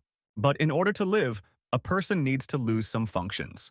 Lin explained that it must be a cancer cell. Arnold screamed. It seemed to him that this child was simply making fun of him. Josh chuckled, calling the man an old fool who was trying to keep disgusting people on top. He hoped that the administration would soon find out about his dirty deeds and his desire to grab a bigger piece for himself. Arnold gritted his teeth and said that he had to attend another meeting today. Josh said he hoped he wouldn't see him for a long time, but there was still something he wanted to say. The director said that the comment Arnold left under the video should be removed immediately and that he would post a report tomorrow at this time. As he left the office, Arnold thought that at the next meeting they would definitely go to the province, and then their battle would begin again. When he left, Josh suggested that the doctors end the meeting without further questions. After the consultation, director Josh and Lewis went to eat, so Blake, one of the interns, invited Lin to join them. However, Chandler immediately grabbed the hero by the hand and led him somewhere. When they were alone, the man said that he was worried because Lin did not watch his language, and if he did not stop, there would definitely be curious people. Then the hero asked if he had said something wrong. Chandler explained that he shouldn't talk about the rules because they couldn't talk about those things, and as for the relationship with the doctor, Lin could discuss it with him alone, but she shouldn't bring it up without a reason. Deciding to end the topic, the man invited Lin to go with him to his shift today. The hero was incredibly happy that he finally had a job. Being on duty is the most unpleasant part of working in a hospital, second only to arguing with patients. Usually the shift lasts for 24 hours, but the unlucky ones sit for all 36. It prevented doctors from getting rid of laziness, maintaining health, getting married. Most doctors cannot avoid this, but there was an exception. Lin was full of energy. It was his first time on duty, so he was very excited. Chandler said the doctors in their department were divided into 3 rows. The first row consists of beginners and inexperienced doctors. There are toilets here, but no showers. The second row was mostly for experienced doctors. Everything was the same here, only designed for 2. And the third row was designed for 1 person. It was the most comfortable. Bed linen is changed by nurses. Moreover, there will be no time to sleep on night duty. Emergency calls will not be long in coming. Chandler said that if he could handle it, they wouldn't have to wake up the second-line doctors. And it was also important not to disturb the third-line doctors. No matter who took over, there would be swearing. It was also very important not to disturb the director. The man said that Lin would not work alone. He would only work when someone was watching him, and the hero realized that this meant that he would not be able to practice without a medical license. Soon Lin came to the nurse's station. They had already heard that today he began his first night shift. All the girls were very glad to see the doctor and happily invited him to take a seat at their table. They brought him a glass of water and did everything to make Lin feel comfortable. The young nurses noted that the doctor's skin was simply magnificent, but the hero said that he only used homemade soap. The head nurse was then forced to say that Lin could not stay there, but promised to inform him about the patients. The surveillance camera was also for the nurses. There weren't many patients in the hospital right now, so Lin could sleep. The hero asked to call him if patients had tendon ruptures. He needed to practice his new M-Tang technique. Then the hero said goodbye to the nurses and went to rest. The young girls looked after him. The young man clearly seemed special to them. When Lin arrived in his room, Dr. Lewis was already there. He said that the guy should sleep until someone woke him up. In case of an accident, there were 7 people left on duty today. With these thoughts, Lin went to bed. He was lucky to sleep through the night as no one woke him up. And when the hero woke up, he found a note on the dresser next to his bed, as well as essential items. The nurse informed him that she did not wake him up because there were no patients with tendon ruptures today, and also asked him to rest more. Soon Lin packed his things and returned to his family clinic in Nizhnyaya Kanavka. His father sat with the man, seeing his son. Robert said that business was going well today, and not because of the flu outbreak. He said that some people from Verkhnyaya Kanavka noted that their family had excellent skills and they had gone to great lengths to advise them. Moreover, the girl who gave them the carp yesterday said that it was a thank you gift. Lena's mother gave her a sun hat in return, and she liked it very much. At that moment, Lin's phone rang. It was Layla. She asked worriedly why Lin wasn't in the hospital now. As it turned out, she brought a whole carload of sick people to the hospital, and the guy wasn't there. Robert thought about it. Since childhood, his son had often been showered with gifts by girls, but this was the first time he had heard of people being given to him. Layla asked what she should do with all these patients now. Robert immediately saw the benefit in this. Perhaps it would be possible to bring patients to their clinic. He asked Lin to give him the phone so he could personally ask the girl what kind of problems those patients had. Layla said that the patients there were mostly injured, some with cut arms, some coughing up blood, some covered in bruises. Robert said they don't have the equipment to give blood transfusions. They mostly do stitches for external injuries, and the girl said they all have external injuries. She promised that she would soon bring patients to their hospital. The man gave the phone to his son, assuring him that everything would be fine. Soon, a whole car full of wounded men pulled up to the clinic. Some of them were surprised that they had been brought to such a small clinic. But Layla reminded them that her brother had received stitches here. Then she turned towards the entrance and shouted to Lena that she had arrived. The hero was playing a mobile game at the time and wouldn't have even noticed the girl if it weren't for his father. Layla said that there was a traffic jam on the road, so she was a little late. Then she leaned over to Lin, telling him not to rush, because the patients were already here and were in no danger. At that moment, wounded men entered the clinic. They were surprised, because Layla asked them to hurry, and now she wanted to send them back. The girl looked at them with displeasure, realizing that they had just ruined her brilliant plan. Lin said he couldn't keep the patients waiting. Then he handed the phone to Layla, asking her to finish the game for him. However, the girl had absolutely no idea what to do. Lin told her that it was okay, since he was far from being a professional at this game either. When the hero left, the girl thought, this was Lin's game, and if she loses, she will admit defeat. A few moments later, it dawned on the girl that right now she was holding Lin's phone in her hands. Then she decided to just close the game and watch something more interesting. Meanwhile, Lin came into the procedure room and asked Dr. Stanley to help the patients with bruises. He then asked the patients to come into the office one by one to receive help. One of the patients asked if Lin was really able to stitch up the tattoo of the king, Layla's brother, and the hero answered in the affirmative. Then the man asked the hero to stitch up his wound so that after recovery it would look like a huge scar. He wanted this scar to show what a strong and brutal man he was. Although it was an unusual request, Lin fulfilled it. The man was very pleased with the result. Everything looked exactly as he wanted. At that moment, Lin's system sent a notification. He again received a reward for the patient's sincere gratitude. As it turned out, it worked even when there was no other doctor nearby. Ashton soon brought in girls with minor injuries, telling Layla that this was already the third car. Most of the people from the first car had already been treated. Nurse Edith asked the girl where she got these patients from. Layla said that they were drinking at the bar. She suddenly thought that Lin might have heard this and thought something bad about her. But the hero was up to his ears in work and didn't even pay attention to them. Soon, it was the turn of one of the girls. She had a wound on her shoulder. Stanley said that it could be stitched up with ordinary threads. However, the girl said that she already had one ugly scar and would not like to get a second one. Her shoulders are always exposed due to her profession, so she simply cannot have scars there. She needs a thinner thread. Stanley noted that it would be very difficult to stitch with a size 0 thread because it would be difficult to control and might have to be changed over and over again. The girl looked at the thread and said that it looked too thick for her. She would like an even thinner thread. Stanley and Edith were extremely surprised by this request, but Lin said that it would not be a problem. He asked Edith for the thinnest thread they had. Hers was a size 50. Stanley wanted to stop him, being sure that Lin would not cope, but the hero promised that everything would be fine regardless of the size of the thread. Soon the stitches were put in. The girl looked at herself in the mirror and she liked what she saw incredibly. The stitch was almost invisible, and then she asked Lin to stitch up her partner too. Robert was happy. The old patient brought in a few more, and if this continues, their clinic will soon be full of people, so they need to hire a part-time doctor. When Lin Jan is on duty at the hospital, the clinic will be open. And when the time comes, the news will be announced on the news or written in the newspapers. And then Nizhnaya Kanavka will become popular, and all their efforts will pay off. On Monday morning, Lin returned to the hospital and was immediately greeted by a concerned nurse. She said that there was an accident on the highway, there were victims, the helicopter was already on its way. Dr. Josh asked to change clothes and start preparing for the operation. Lin immediately ran towards the operating room. He heard Dr. Clyde ask for staff from the cardiology and cardiovascular surgery department to be brought in. Lin noted that his voice sounded much more serious than usual. When the hero changed his clothes, he was immediately called to operating room number 1.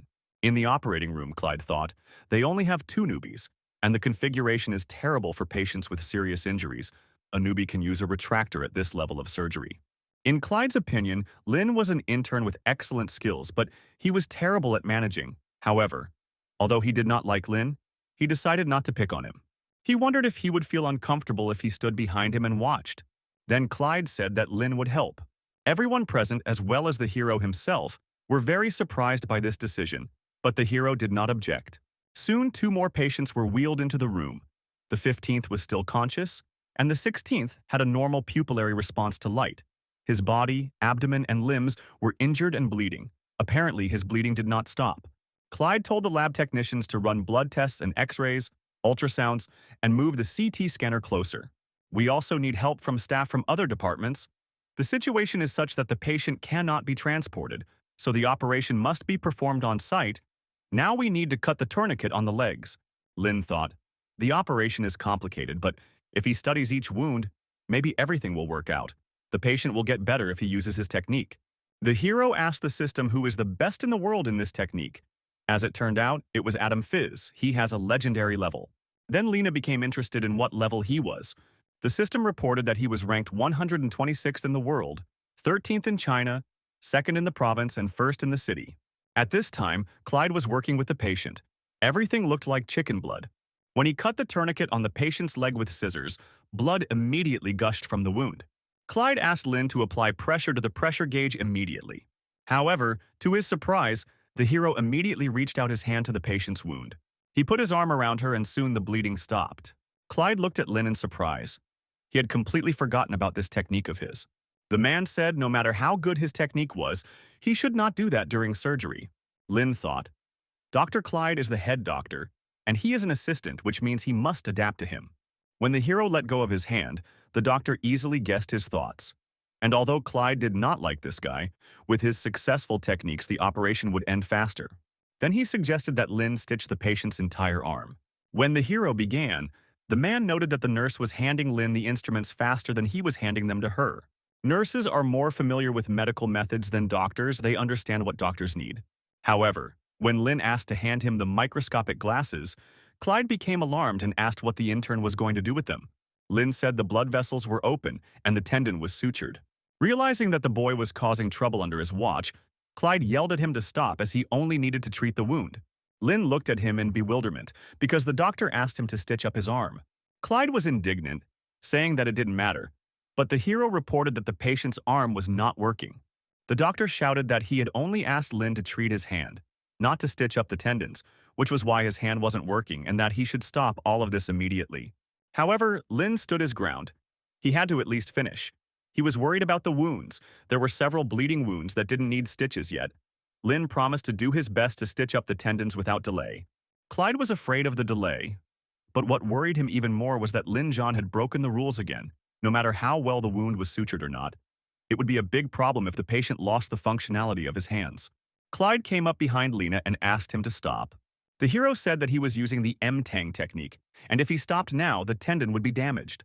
This answer made Clyde furious. This guy was clearly making fun of him. Who was he to use the M-Tang technique? Lin asked why not try, since the patient had a ruptured tendon in the second zone. The tendon of the human hand has 5 zones. The second zone is from the second joint to the front of the palm. It is the most difficult, meaning that almost no one can suture the tendon in zone 2 normally. This happened when Tang Jinbo, a professor at Nantong University, began to use the M-Tang technique. In addition, in self-testing, a good indicator, that is 70 to 80%, was achieved with the help of special equipment, not to mention technology. Clyde looked at Lin with displeasure. The powerful control that the head doctors had over the newcomers was based not only on rank, but also on the skill of responsibility. If the head doctor pointed out a mistake, the newbie would have to do as he was told. And now Clyde couldn't do anything, which meant he had no control over the operation. Lin said that doctor. Clyde couldn't come up with a better option, so he would continue. Everyone present looked at Lin in surprise. Could it be that he became the chief surgeon in the operation? Then Clyde asked to call Director Josh here. One of the doctors came out of the operating room and met Howie, the chief of hand surgery. He said that the M-Tang technique is used in the operating room. The men were shocked because they thought that Director Pan was the only one who knew how to use this technique. He even went to Japan for in-depth study. Doctors learn from experienced people, learn all kinds of techniques, but practicing a new skill is very expensive for doctors, so not everyone can afford it. Doctors learn new techniques, but focus on only one. And in this hospital, the best in the M-Tang technique is Director Pan. The doctor then called Howie into the surgery so that he too could see that Director Pan was no longer the only one using this technique. Soon, Director Josh arrived in the operating room and asked what had happened. Clyde reported that Lin was performing the operation without permission. Josh looked at the intern, who silently continued the operation, but confirmed Clyde's words. Josh asked the intern why he wasn't following the rules. Lin replied that he didn't know it was illegal, but he had already stitched up the tendons. Everyone present in the operating room looked at the young man in surprise.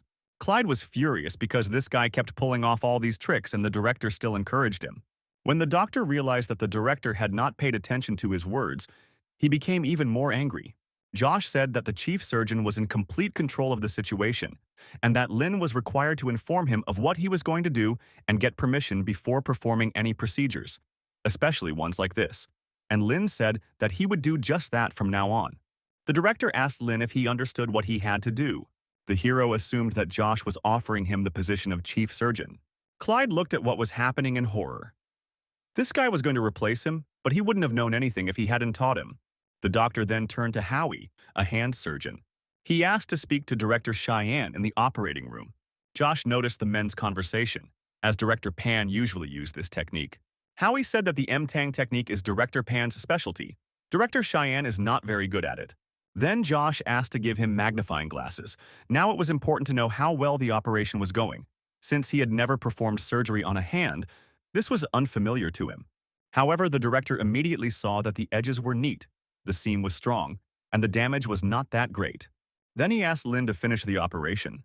Clyde asked the director why he told the intern to continue, and Josh objected, not understanding what else he could tell him.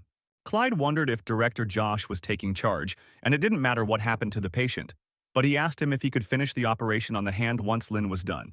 Josh said that if his man could do it, he wouldn't let anyone else do the surgery. Clyde was surprised by this answer. He forgot that Director Josh is the first in China who always defends rights. His values are based on expanding professionalism.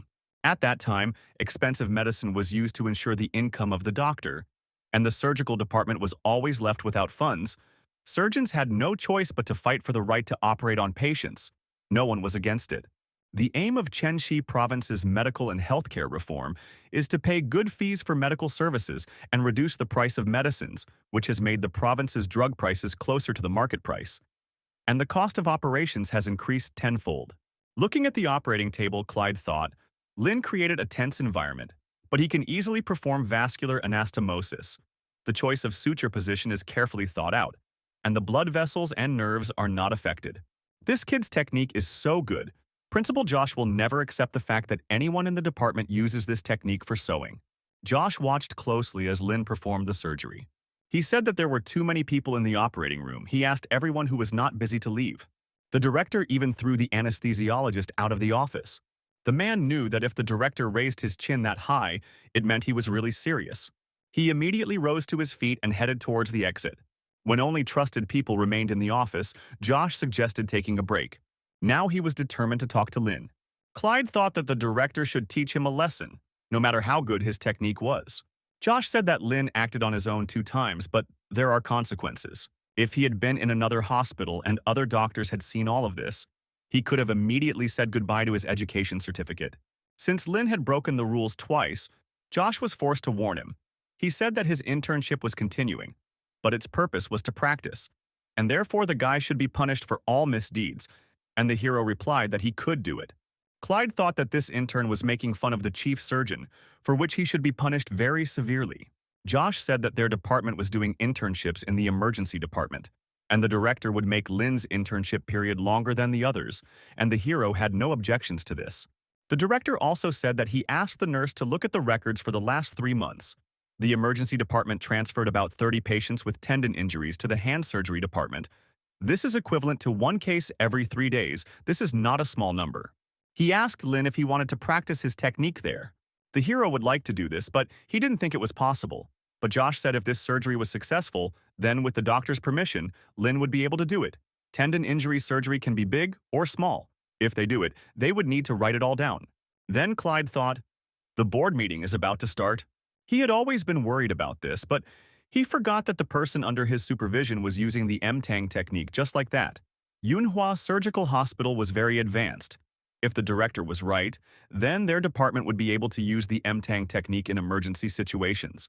If all went well, it would add to their results for the year. Their department had difficulty performing new techniques, but he believed they would set a new record.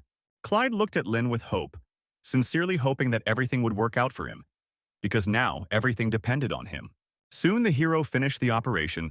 Clyde immediately ran up to check the result. Josh also took a look at the result and reported that the job was done well. Everyone present looked towards the director with slight surprise.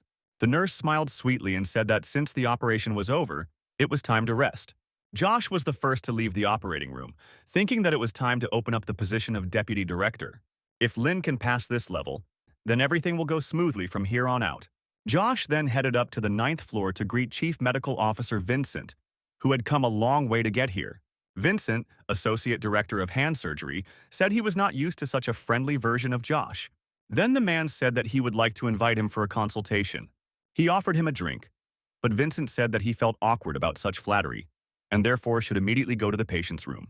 When the men arrived at the right place, Vincent said that the place looked like an observation room, but in fact it was a chamber to prevent information leaks. If Director Jin or Director Pan see this, they might be furious. Josh pretended not to notice his words and said that their hand surgery department still had patients in their intensive care unit, so he offered to provide treatment to the patients that Cheyenne didn't want to take, since it wouldn't be wise to take them away. According to the rules, after transferring the patient to another department after receiving emergency care or basic treatment, specialized departments will consider the patients who were difficult to cure or even died, and then many patients were left in the emergency department. This situation is called preventing a disaster for other departments. But in the end, the patient became weak. Josh, along with Vincent and Lin, came to the patient who was unconscious, with Clyde standing by his bed. He said the patient's name was Max. He was 42 years old. The man was injured in a car accident. He had a negative head CT scan, various degrees of fracture and intra-abdominal hemorrhage in the cervical vertebrae and limbs. The first stage of the operation lasted 3 hours. The left tendon was damaged. The MTang technique was used for suturing. Vincent thought to himself that none of this had anything to do with him. He guessed that it was all because of this young intern. Josh then asked Lin to tell him step by step how he was able to stitch up the wound.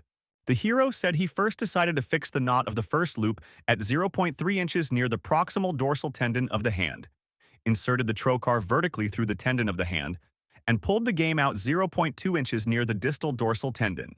Vincent looked at the patient's hand in amazement. Earlier, when he saw the MTANG method in action, statistics claimed that it would increase the chances of success of the operation by 10 to 20%. But the workload for doctors would more than double. However, Lin's words sounded as if it was a very easy operation. Then he remembered that Josh had asked him to evaluate the operation, not to listen to the lectures. Josh asked if he had any problems, but Vincent was quick to reply that everything was fine. Then the man asked him to just tell it like it is. There is no need to hide anything. In any case, the operation was delicate, carried out during a rescue operation, and now they are consulting with specialists from the hand surgery department to check if they missed anything. The patient's relatives thought that they were happy that Max's life was saved, and now doctors have even decided to check the functioning of his hand. Vincent asked if the patient would be able to move his arm on his own. Max's wife said Dr. Lin was already asking the man to move his arm when he regained consciousness. They said he was able to move all 5 fingers. Vincent replied that in that case everything was fine. After all, this technique had some advantages. Clyde didn't understand why the ward was in such a mood, because Vincent always scolded everyone, and now he was praising Lin. The man asked Max to move his fingers. He was able to do so, and Vincent said that this indicated that the tendon was not damaged after the operation. Then the doctor asked Max to make a few more movements with his hand. The man succeeded. And then Vincent thought, in the prognosis of suturing the tendon of the hand, the most unpleasant stage is the fusion and rupture of the tendons. Lin Jiang did quite well, so the prognosis is excellent. The women noticed the doctor's expression change and asked how well his tendon was stitched. They expected Max to at least be able to take care of himself. Then Vincent said that Max would definitely be able to lead a normal life. The man was happy with this outcome of events, but he did not understand the reason for his joy, because it was not he who performed the operation, but an ordinary intern. He noted that Josh had brought him here specifically to brag, despite breaking the rules. Soon other doctors came into the room. They heard that someone else had mastered the MTANG technique, and Director Vincent gave his assessment of this.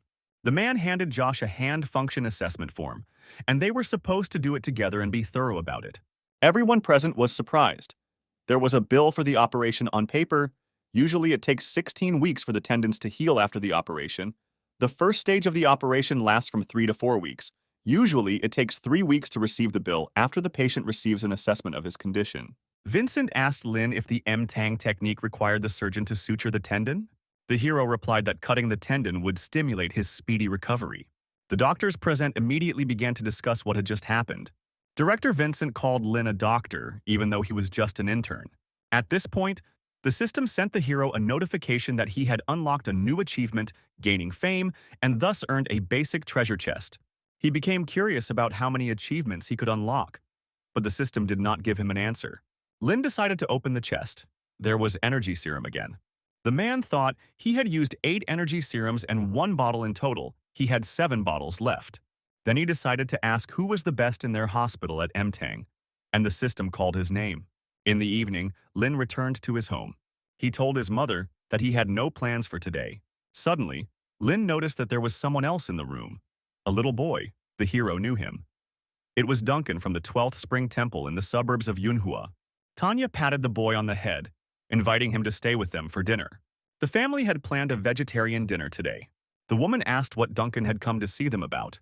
The boy said that his master asked him to give them some ink. The abbot said that Mr. Lin would now be the chief surgeon, so Duncan came to congratulate him. Lin patted him on the head, telling him that he was still just an ordinary intern. Duncan said that the abbot saw a video of Mr. Lin on the internet. He said that Mr. Lin had grown a lot and that he would definitely become the chief surgeon. Robert said that Abbot Duncan seemed to be a clever man, and the boy should listen to him carefully. Then the parents turned to Lin, asking when he would become chief surgeon. The hero said that it didn't depend on him, because he was still an intern, thinking to himself that his parents were exaggerating too much. 2 months had passed since that day. Lin was still working in the hospital. He didn't even notice how his hair had grown. One working day, Vanessa came up to him and said that the head nurse had sent her to Lin, and from that day on, she would be helping him with tendon surgeries. She asked how many people of equipment Lin would need, But the hero had no particular wishes. Vanessa asked him to think carefully, since it would be more difficult to get the equipment that suited him later if he didn't say so at the beginning. But Lin wanted to decide this after meeting with the patients. The girl objected. The patients would arrive within 24 hours if Lin wanted them. The hero was surprised that director Josh had already found patients for him. Vanessa said there were a lot of people with tendon injuries, and more were arriving every couple of days. If Lin wanted to get to work right away, she could call the emergency department and ask them to send a couple of patients with flexor tendon injuries. She could also ask director Josh to send out requests to local clinics, and if they were lucky, they would get new patients soon. Then Lin asked who would assist him. To his surprise, Vanessa replied that Principal Josh had taken on the job. She said that Dr. Lin was not yet qualified to perform surgeries on his own. So, in all reports, the director would be listed as the chief surgeon and Lin as the assistant. But during the surgery, it would be the other way around. Vanessa said that the director himself wanted to tell Lin everything, so it was a secret. The hero thought about it because the director always has so many things to do, and a director assistant sounds strange. Moreover, he needs a second assistant. At that moment, Josh approached Lin. He said that the second assistant would be Dr. Larry, who had just finished his internship. Larry looked at Lin and was quite surprised, not believing that the director wanted to make him an intern's assistant. At this point, Josh decided to leave the men. Lin thought to himself that the second assistant looked like an idiot. However, this does not matter, since he will have to do practically nothing. An hour and a half later, Larry and Vanessa set out to look for Lin. He said he would be in the practice room. However, when they opened the doors, they were horrified, as the whole room was hung with pig's hooves. Lin said that he bought them himself. They are needed for practicing the operation on the flexor tendons. They can try working with them right now. Lin horizontally cut the distal tendon at the metatarsophalangeal joint, which is a good analog for the injury to the flexor tendon in the second zone of the metatarsophalangeal joint. Larry watched him carefully, but he still didn't fully understand this stitching technique. However, when Lin showed everything, Larry realized why the director asked him to be an assistant. He is a real professional. His technique is simply incredible. The hero explained that after they tied the knots, they had to pay special attention to the fact that they had to secure the second loop into the knot of the first loop before making the vertical stitch again, and then they had to tie another knot at the very end of the tendon. Larry noted that Lin was really teaching him, and what would happen if he could master this technique. If he wants to prove himself in the surgery, he can't just rely on Dr. Lin, because he is an outstanding doctor, which means that after he leaves, Director Josh will look for those who can replace him. Larry believed that this would be his finest hour. Soon the day of the surgery arrived, and the first thing Larry noticed was that Lin used a basic suture on the patient so that his assistant would understand everything. And now the hero began to use the M-Tang technique. He asked Larry to watch this carefully and remember everything in detail.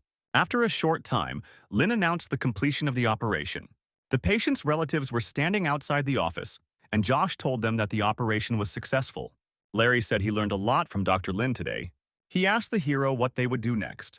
Lin asked his assistant to teach him how to write medical papers. Larry was very surprised because he had already forgotten that Lin was still an intern. However, he was surprised that during his internship he never wrote medical documents. The hero said that instead he disinfected, stitched, controlled the bleeding, and used M-Tang. However, all these procedures had to be recorded in the medical record, but instead of Lin, other interns did all this. Then Larry began teaching Lin how to write medical charts. Vanessa came into the office and said that the previous patient could already clench his fist a little. Larry was incredibly happy about this and said that the man should go and see the patient. Vincent was already in the room. He said that the swelling had gone down. The arm was recovering very well. According to the standard, the patient can only be discharged when his flexion limit is less than 5 degrees, and when the strength of his arm is restored to 75% of the strength of a healthy person's arm. But overall, everything is fine. The patient's relatives thanked the doctor for the treatment, and the system gave Lin an ordinary treasure chest. John offered Vincent to look at Lin's results today. The man was surprised at how quickly he completed the operation. Then he said goodbye to everyone and went to examine the next patient. Josh asked Lin to pay more attention to the previous patient. He will be responsible for the first and fifth beds for 2 days. If the patients recover, then Josh will find others for the guy. He also said that they could have dinner at 7 p.m., perhaps with the headmistress Jacqueline joining them. Lin happily accepted the invitation. Soon it was evening. The business manager of the medical company, Manhwa Selena, together with her partner, a medical representative named Huang, was heading towards the restaurant. She said that people are so easy to spread terrible rumors about the food in the departments, so you have to choose small, beautiful restaurants. You need to consider the details. The food must be good. Huang noted that the girl is true to herself, but this time she was very nervous. Selena said that head mistress Jacqueline had a lot of power in Yunhua Hospital. They should take advantage of it. But Huang needed to establish a good relationship with her. Soon, the director of Yunhua Hospital, Jacqueline, arrived at the restaurant, followed by Josh and Lin. Seeing the young man, Selena immediately blushed. She did not expect to see such a handsome man. Huang thought that with such a face and figure, he would certainly be suitable for the role of a medical representative. Selena hurried over to Lin, complimenting his appearance. She asked him if he would like to become a representative of the medical industry. However, the girl immediately caught herself thinking that she shouldn't get lost over such a trifle, because right now, the most important thing for her was work. So she hurried to greet directors Josh and Jacqueline. The woman introduced Selena to Lena, saying that he was the chief surgeon at Mtang Technique in Yunhai in the emergency department. Selena shook the guy's hand, saying that from now on they would take care of each other. She then asked the guests to come to the table and talk in a more pleasant atmosphere. Juan thought it was his time to show off and used his signature skill, the sunny smile. When everyone sat down at the table, Jacqueline said that they should first order food for Dr. Lin. The young people have a good appetite, so they, the old people, will eat modest dishes, Juan thought. Selena got him to accompany the director, but now he asks him to accompany Dr. Lin. Apparently, she is using him. However, the man decided to keep a straight face because he is a medical representative. He wanted to offer Lin help in choosing dishes, but the hero asked the waitress to bring him only a glass of water. Juan was offended at being so brazenly ignored. Once everyone's drinks were brought, Selena said that the torn tendons needed to be scanned with an MRI. Otherwise, it would be inconvenient if every patient had to be sent to the medical technology building. In the future, when the MTANG program is launched, it will take very little to get on the waiting list, but it will require an MRI machine. Juan didn't understand why Selena was so straightforward, because the prices for MRI machines are very high. Of course, there are cheap and expensive models, even if they are domestically produced. The nominal price of imported models with superconducting magnet is more than 10 or 15 million yuan. This machine is worth more than a person. Seeing the mockery on her partner's face, Selena immediately whispered to him to put on a smile and create a normal atmosphere at the table. Jacqueline said that if they bought an MRI machine specifically for the MTANG technique, then the newcomer Lin would become a real big shot in their hospital. Josh said if I was going to buy one, I should go with their department. He always wanted an MRI machine, and now they can't even do one MRI, which is too bad. Jacqueline chuckled, saying that this was not something to discuss over dinner. It was a trap they had set for their guests, so the man should forget about the expensive MRI machine. They should settle for just a pet. Lin brought the director a bottle of wine, saying that he was almost finished, so he would go on duty at the hospital. Jacqueline said that Josh can drink whatever he wants, but not too much because he is a surgeon. Huang wanted to raise a toast to the head mistress, but the woman interrupted him, saying that it was amazing that Lin Zhan had performed his first operation using the MTANG technique in the emergency department of Yunhua Hospital, and the hospital would definitely support him. However, they cannot buy an MRI machine and pay for a new operating room, but we can buy a suitable microscope. Unfortunately, the director of the hand surgery department also once used the MTANG technique. It was a complete failure. Otherwise, Jacqueline could have allocated part of her budget for the doctors to improve their equipment. Josh said that Dr. Lin and Deputy Department Director Pan have been using the MTANG technique successfully, but the hospital only tests the person who performed the first case, which is unfair to their department. The man suggested postponing the purchase of the MRI machine and focusing on the MTANG technology project.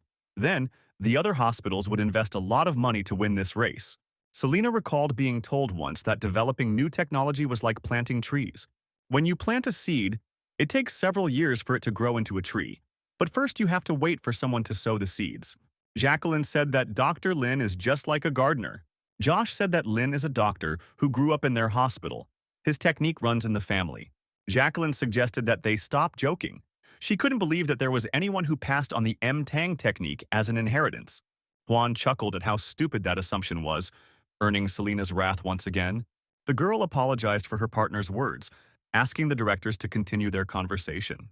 Josh said as far as he knows, Their department's deputy director Pan often invited MTang technique experts to their hospital. About 4 years ago, he was their assistant and memorized everything during the training process. Deputy Pan studied this technique for more than 4 years, but still went to Japan for training. He added that Lin was not such a weirdo, headmistress Jacqueline could prove it, so shouldn't the money saved by old Pan and young Lin be used to conduct an MRI? At least it should be enough to install an operating room and a recovery room. Selena said that it should be done immediately. Nowadays, hiring a freelance surgeon is very expensive, with the minimum cost being 20,000 to 30,000 yuan, not to mention the need to arrange transportation, accommodation, and seminars. Jacqueline replied that the situation with Old Man Pan was a little different. It wasn't like he only knew the M-Tang technique. Jacqueline was in favor of a rehabilitation room and also didn't rule out the presence of an operating room. But the hospital couldn't just take and re-equip the department for them. Josh said he would soon bring up the topic of adding an operating room to the orthopedic department, and he didn't care at all what Pan thought, even if he was negative. Using M-Tang technique to rupture the tendon can be considered as an advanced technique in the whole country and even in the whole world. First, a plan needs to be developed. The man asked Jacqueline to come next year to see their result.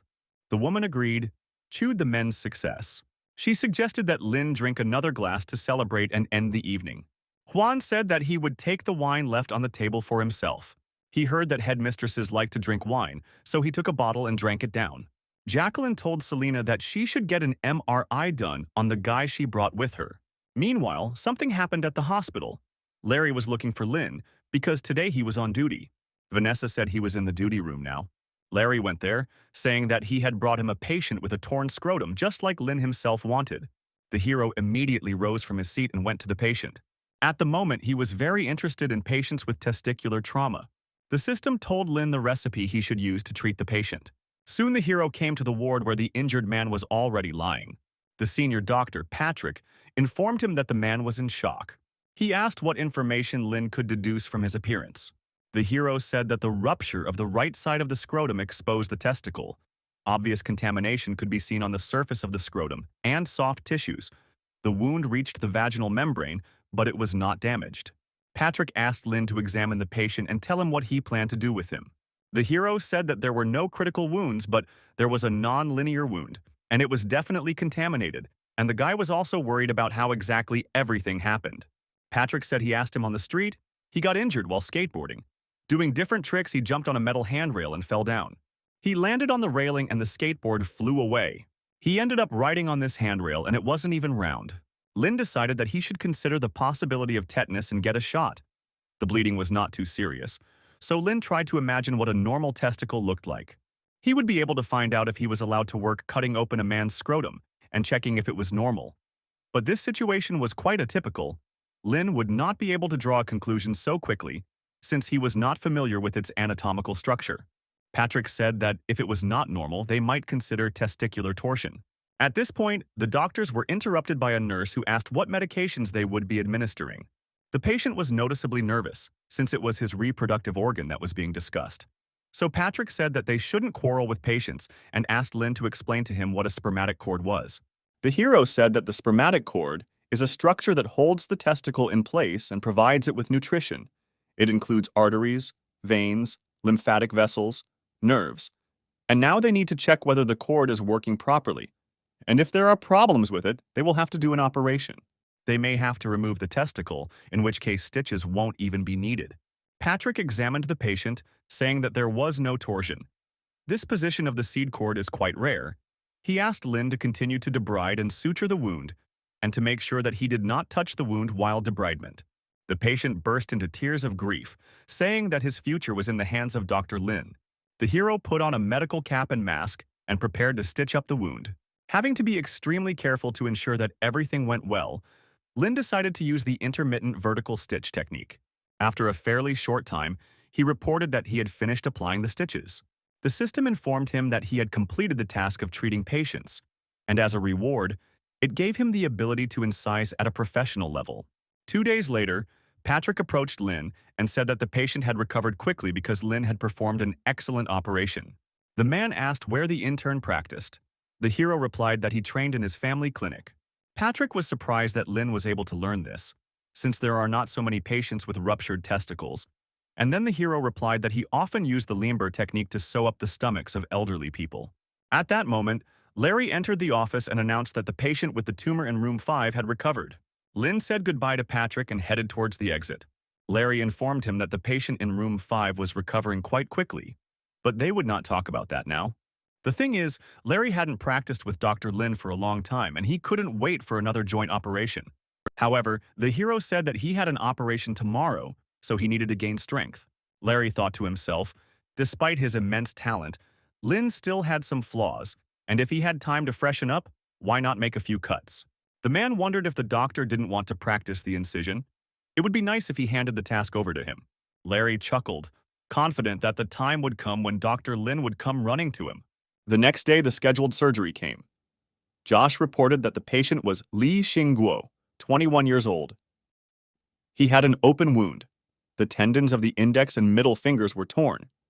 The deep tendons of the fingers and the superficial tendons of the middle finger were torn. The situation was complicated. However, Lin was confident that they could handle it. Josh thought this was the only patient they could find today. Lin noted that the injury site is known as a lumbrical tendon injury because the tendons in that area are so tightly packed together. Both flexors are connected by narrow tendon sheaths. Strong adhesion is an ideal situation for restoring hand function. The fact that the flexor digitorum profundus and flexor superficialis were injured means they were very stressed, further increasing the likelihood of fusion. But this is not the problem. For a master in the MTAN technique, it is enough to deal with both deep and shallow tendons at the same time. Lin was about to rupture the flexor tendon in zone 2 and needed a handle. Vanessa gave it to him before he even finished speaking. Apparently, she practices coordination very well. Josh watched closely as Lin performed the surgery, wanting to help him, but still remaining silent. He understood that he couldn't always help him after all. He had to practice. He decided to let Larry make the incision himself. Because he had been training for 3 years, the child was doing very well after the operation, and he was also attentive to the patient's prognosis. Larry was surprised that the director was worried about him. He thought he was more worried about Lin's technique. He thought it would have been better if Dr. Lin had left the incision to him. However, he knew that he shouldn't expect to take Dr. Lin's job.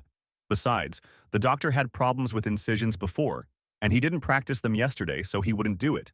He had problems with incision technique, and he was bad at this area, so the doctor would refuse him. However, Lin asked to tighten the skin. Larry could not believe his ears. The doctor did not hesitate at all, as if he had thought about it in advance. Moreover, Lin chose a good position for the cut. Lin picked up the knife, preparing to begin the operation. Larry watched the doctor in amazement. The level of his incision was truly the work of a high-level doctor. But how did Dr. Lin, who had only performed surgery twice, become a master in the blink of an eye? Josh asked Lin if he had practiced making cuts, and the hero replied in the affirmative. The director thought about it. He always knew he was smart, but he didn't expect his knowledge base to be so vast. If someone told him that a person could become the best at cutting in just a few days, he would definitely shower that person with choice insults. However, he didn't understand what had happened to him. Maybe he hadn't given it his all last time. But as far as Josh remembered the last time, his movements didn't look like he was faking it. Then Lin asked to remove the skin. Larry watched the doctor's hands closely, feeling ashamed of his thoughts about Lin John being arrogant, and also about how he should have made the incision instead. He said that some uninformed people might think that Lin was using some secret technique. However, John said it didn't matter what others thought. He then asked Lin if he really bought pig's feet to practice his skills. The hero said that he bought them from time to time. The director said that this wouldn't work, since he was still an intern, and the allowance of several hundred yen a month was not enough to buy pig's feet. Lin does not have to pay for training materials out of pocket.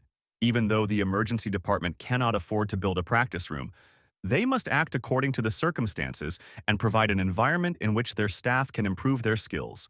One of the doctors present at the operation understood what the director was hinting at and took note. Josh continued by saying that Lin should apply for compensation for the purchase of pig's feet, and since he does not yet have a certificate of qualification of a doctor, it is possible to do this. Even if he is the chief surgeon, the official reports will have Josh's or Larry's name. The director promised the hero to transfer the cost of the operation after it was transferred to his account, because Lin deserves to be paid for the work. Larry looked at Lin with enthusiasm, wanting to learn the M-Tang technique like him. Meanwhile, the operation continued for another 2.5 hours. After that, Lin announced its completion. Josh was extremely surprised that it took so little time. The hero said that he checked the medical equipment and can now return. Josh left Larry to monitor the patient's condition after the anesthesia and headed towards the exit of the operating room. The man looked after Lin, dreaming of becoming like him, but first they needed to somehow get closer. Meanwhile, the hero went to the bathroom to take a hot shower. Chandler waited for him to be free and was already beginning to fall asleep. He said he came to tell Lin about dividing the money.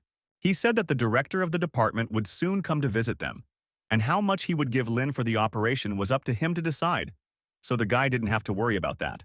Director Josh was worried that there might be a misunderstanding because the money would be transferred to his card. So he asked Dr. Chandler to explain everything to Lin. The man explained that their hospital complies with the standards. The cost of the operation is determined by the Bureau and is not subject to change. The first allocation is determined by the hospital and the second by their department. For example, Lin performed flexor tendon reconstruction surgery. It follows that the surgery fee is 1210 yuan in second-class hospitals and 1344 yuan in third-class hospitals. Their hospital is a specialized hospital, so they will get 1344 yuan. In addition, 210 yuan is added to the amount for each extra finger. The total surgery fee today is 1554 yuan, and the emergency room will get 777 yuan because the chief surgeons get 2/3 of the surgery fee and Lin will get 518 yuan. So Lin gets 518 yuan every time he uses the M-Tang technique. But Chandler added that the amount he gets does not only belong to him, but also to the senior department. Lin thought, if he performs 3 operations a day, it will cost 15,000 yen per month. Chandler decided that he was crazy. 20 operations a day is too much. The guy will simply die from overwork. No country can do 90 operations every 2 months. At this moment, the system sent Lin a notification with another task. He had to complete 10 operations using the M-Tang technique. The guy's eyes immediately lit up with excitement. A little later, Josh brought Lin several folders with documents. This is news from different regions of pharmaceutical sales representatives, former colleagues, subordinates, and associates after a month of waiting. Lin said he would take them all and also asked Josh to make sure they got here as soon as possible. The director said he didn't have to worry about running out of patients. He had to choose the patients he would prefer to treat today, and on other days, Josh didn't know the M-Tang technique well, but primary wound closure should be more patient-friendly. He noted that the suture was so perfect that the patient was able to perform passive arm movements in just 24 hours and achieve the desired result in all respects. And he thought to himself that everyone who was sutured by Lin recovers quite quickly. Lin thought about it. Now he could say that he had completely mastered the M-Tang technique at the master level.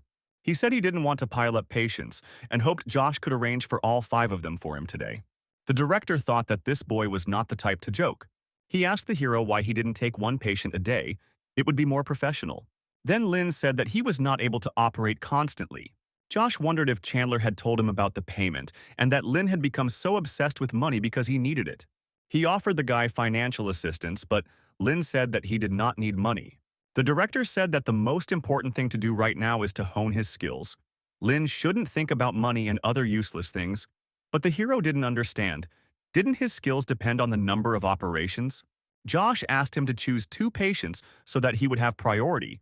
If Lin was in good condition after the first surgery, the man would allow him to treat the second patient after resting.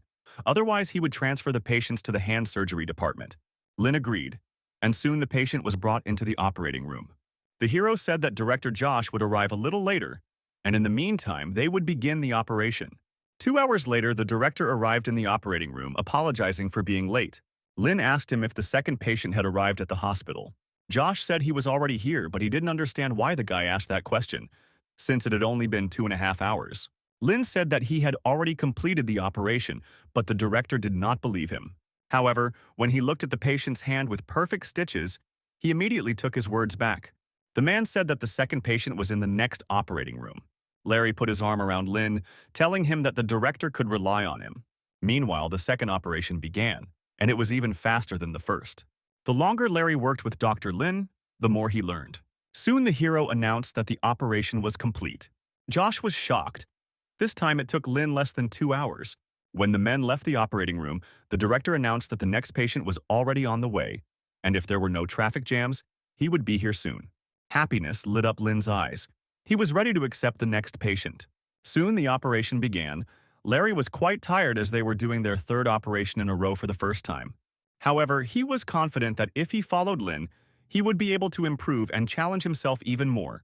Larry spent 7 hours operating on people without food, water, or toilet. But why wasn't the doctor tired after all those surgeries? Seeing the assistant's face, Lin asked Vanessa to help Larry and wipe his sweat. It was also hard for her to undergo 3 operations in a row, but she tried to hold on. Lin asked to be patient a little longer. They would finish very soon. Soon the third operation was completed and everyone left the operating room. Larry asked Vanessa how she felt after 3 surgeries in a row. The girl said that she kept up with the doctor perfectly and was not at all tired. Suddenly, Larry and Vanessa heard Dr. Lin talking to someone around the corner and decided to eavesdrop. It was Josh. He asked the guy where he got such a desire to operate. Even the director at his age did not want to perform so many operations in a row. As much as Lin would like to perform a few more surgeries, there are no more patients, so they will talk about it tomorrow. Lin agreed, but added that he would perform 5 operations tomorrow. Larry looked at the doctor in amazement. If he wanted to perform 5 operations on him, then he needed to prepare something. Suddenly he saw a nurse and another doctor approaching the men. They were medical intern Marty and nurse intern Cheryl. They brought the doctor fruits and special products from another province. Lin looked at the bag of food. There were 2 salted fish, but the men did not know how to eat them.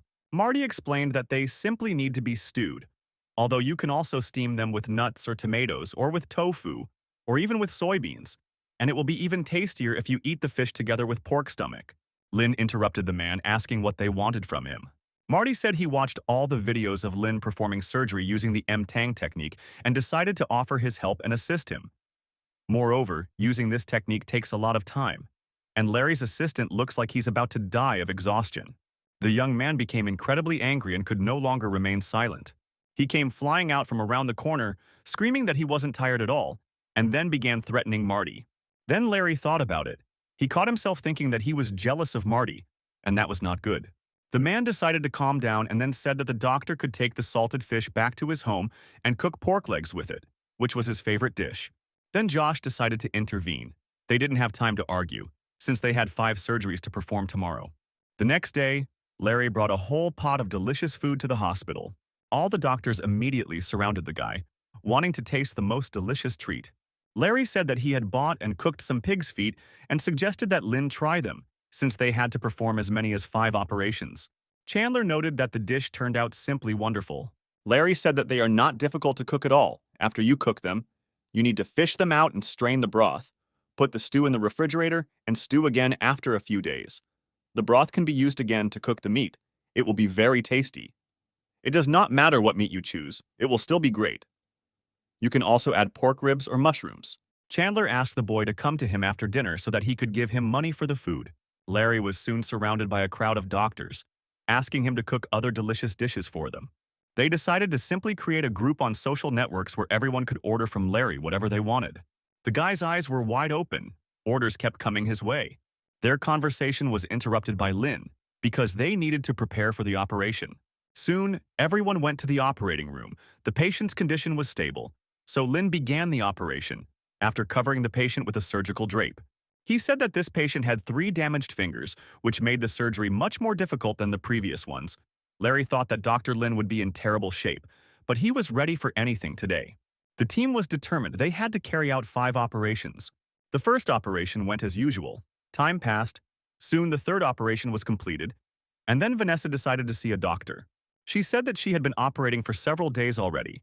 Yesterday she had performed 3 more operations. This morning 2 more. Her strength was running out. The girl wanted someone to replace her. Lin agreed, thinking that although a nurse's job is less grueling than a chief surgeon's, it is much more, especially for operating room nurses. They need to be completely focused on the operation. It is a huge test for the body and mind. Vanessa added that the new nurse was not as familiar with the M-Tang technique, so they would have to slow down and would not be able to perform the surgery as quickly. Lin said he knew about it and promised to slow down. Vanessa was upset when she realized that Dr. Lin had seen her dark circles under her eyes. She promised herself that when she returned, she would go straight to bed to get rid of the bags under her eyes, do a mask, put on some makeup, and go back to work. She was also worried that the doctor might fall asleep during the operation, but Lin said that would not happen. The hero thought, There were still 2 operations ahead. He needed to save his strength for the next one. Moreover, he hadn't heard Larry's voice for a long time. When the guy looked at his assistant, he saw that he was already asleep. Lin walked up to him and told him to rest if he was tired. Larry immediately opened his eyes, saying that he was not tired at all and was ready to perform all 5 operations. However, Lin told him that in this condition he would not be able to perform 2 more operations. The hero said that the guy could sleep. He should set an alarm and come back a little later, Larry thought. When he was a student, he only needed 10 minutes of sleep to gain energy. Soon the alarm went off. Larry got up and went to get ready for surgery. When he arrived at the operating room, Dr. Lin was already working on the patient. The hero asked what delayed Larry, since all 5 operations had already been completed.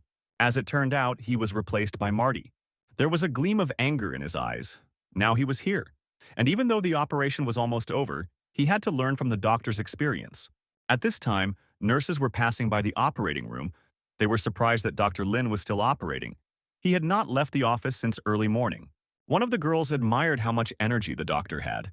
However, she soon realized that her words had been misinterpreted and hurried to run away. Soon Lin announced the completion of the operation. The system reported the mission was completed and presented the hero with a basic treasure chest. The man was sure that there was energy serum in it again. However, instead, there was another chip that gave him the diagnostic skill. The hero was pleasantly surprised by such a gift. After this, Lin left the hospital and called himself a taxi.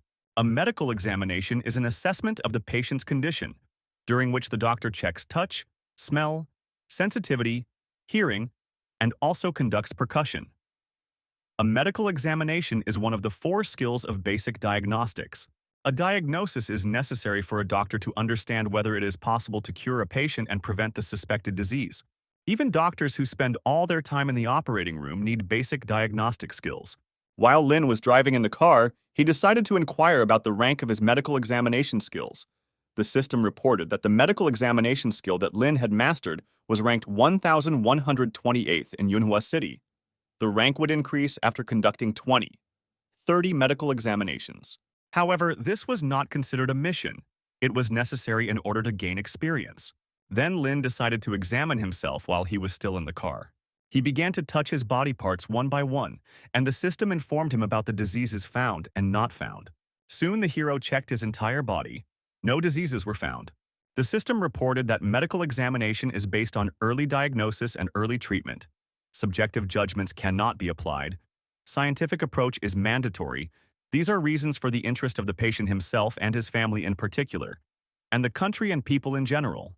The taxi driver looked at Lin with bewilderment as he groped himself in the back seat. Something was wrong with this guy. The man wanted to stop, but the hero asked him to drive a little further. Then the taxi driver lied that his tank was almost empty, so the guy would have to walk a bit. Lin got out of the car and reached into his pocket to pay the taxi driver for the ride. However, the man did not wait for him to find the money and immediately drove away. After coming home, Lin again decided to repeat the skills of self-medical examination.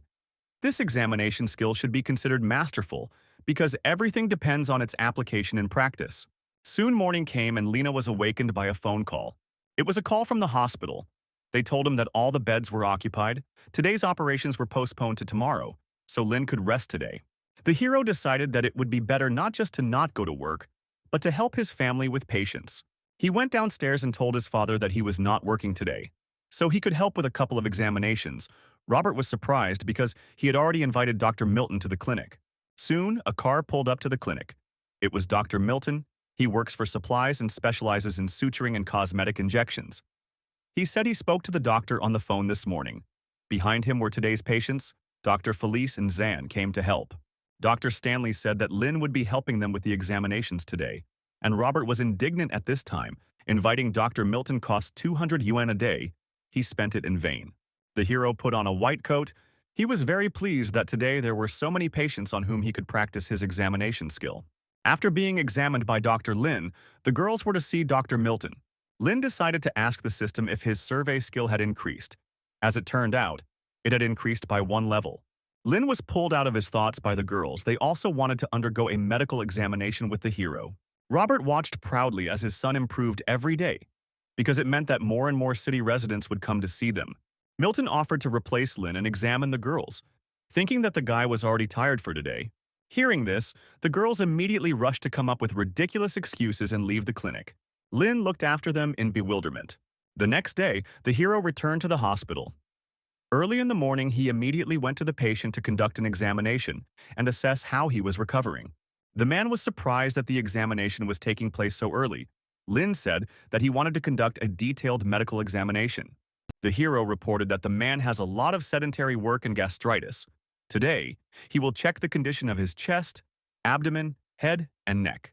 The nurse noted that the doctor was too serious. The hero said that before there was no need to carry out examinations, but now that she appeared, he must carry them out.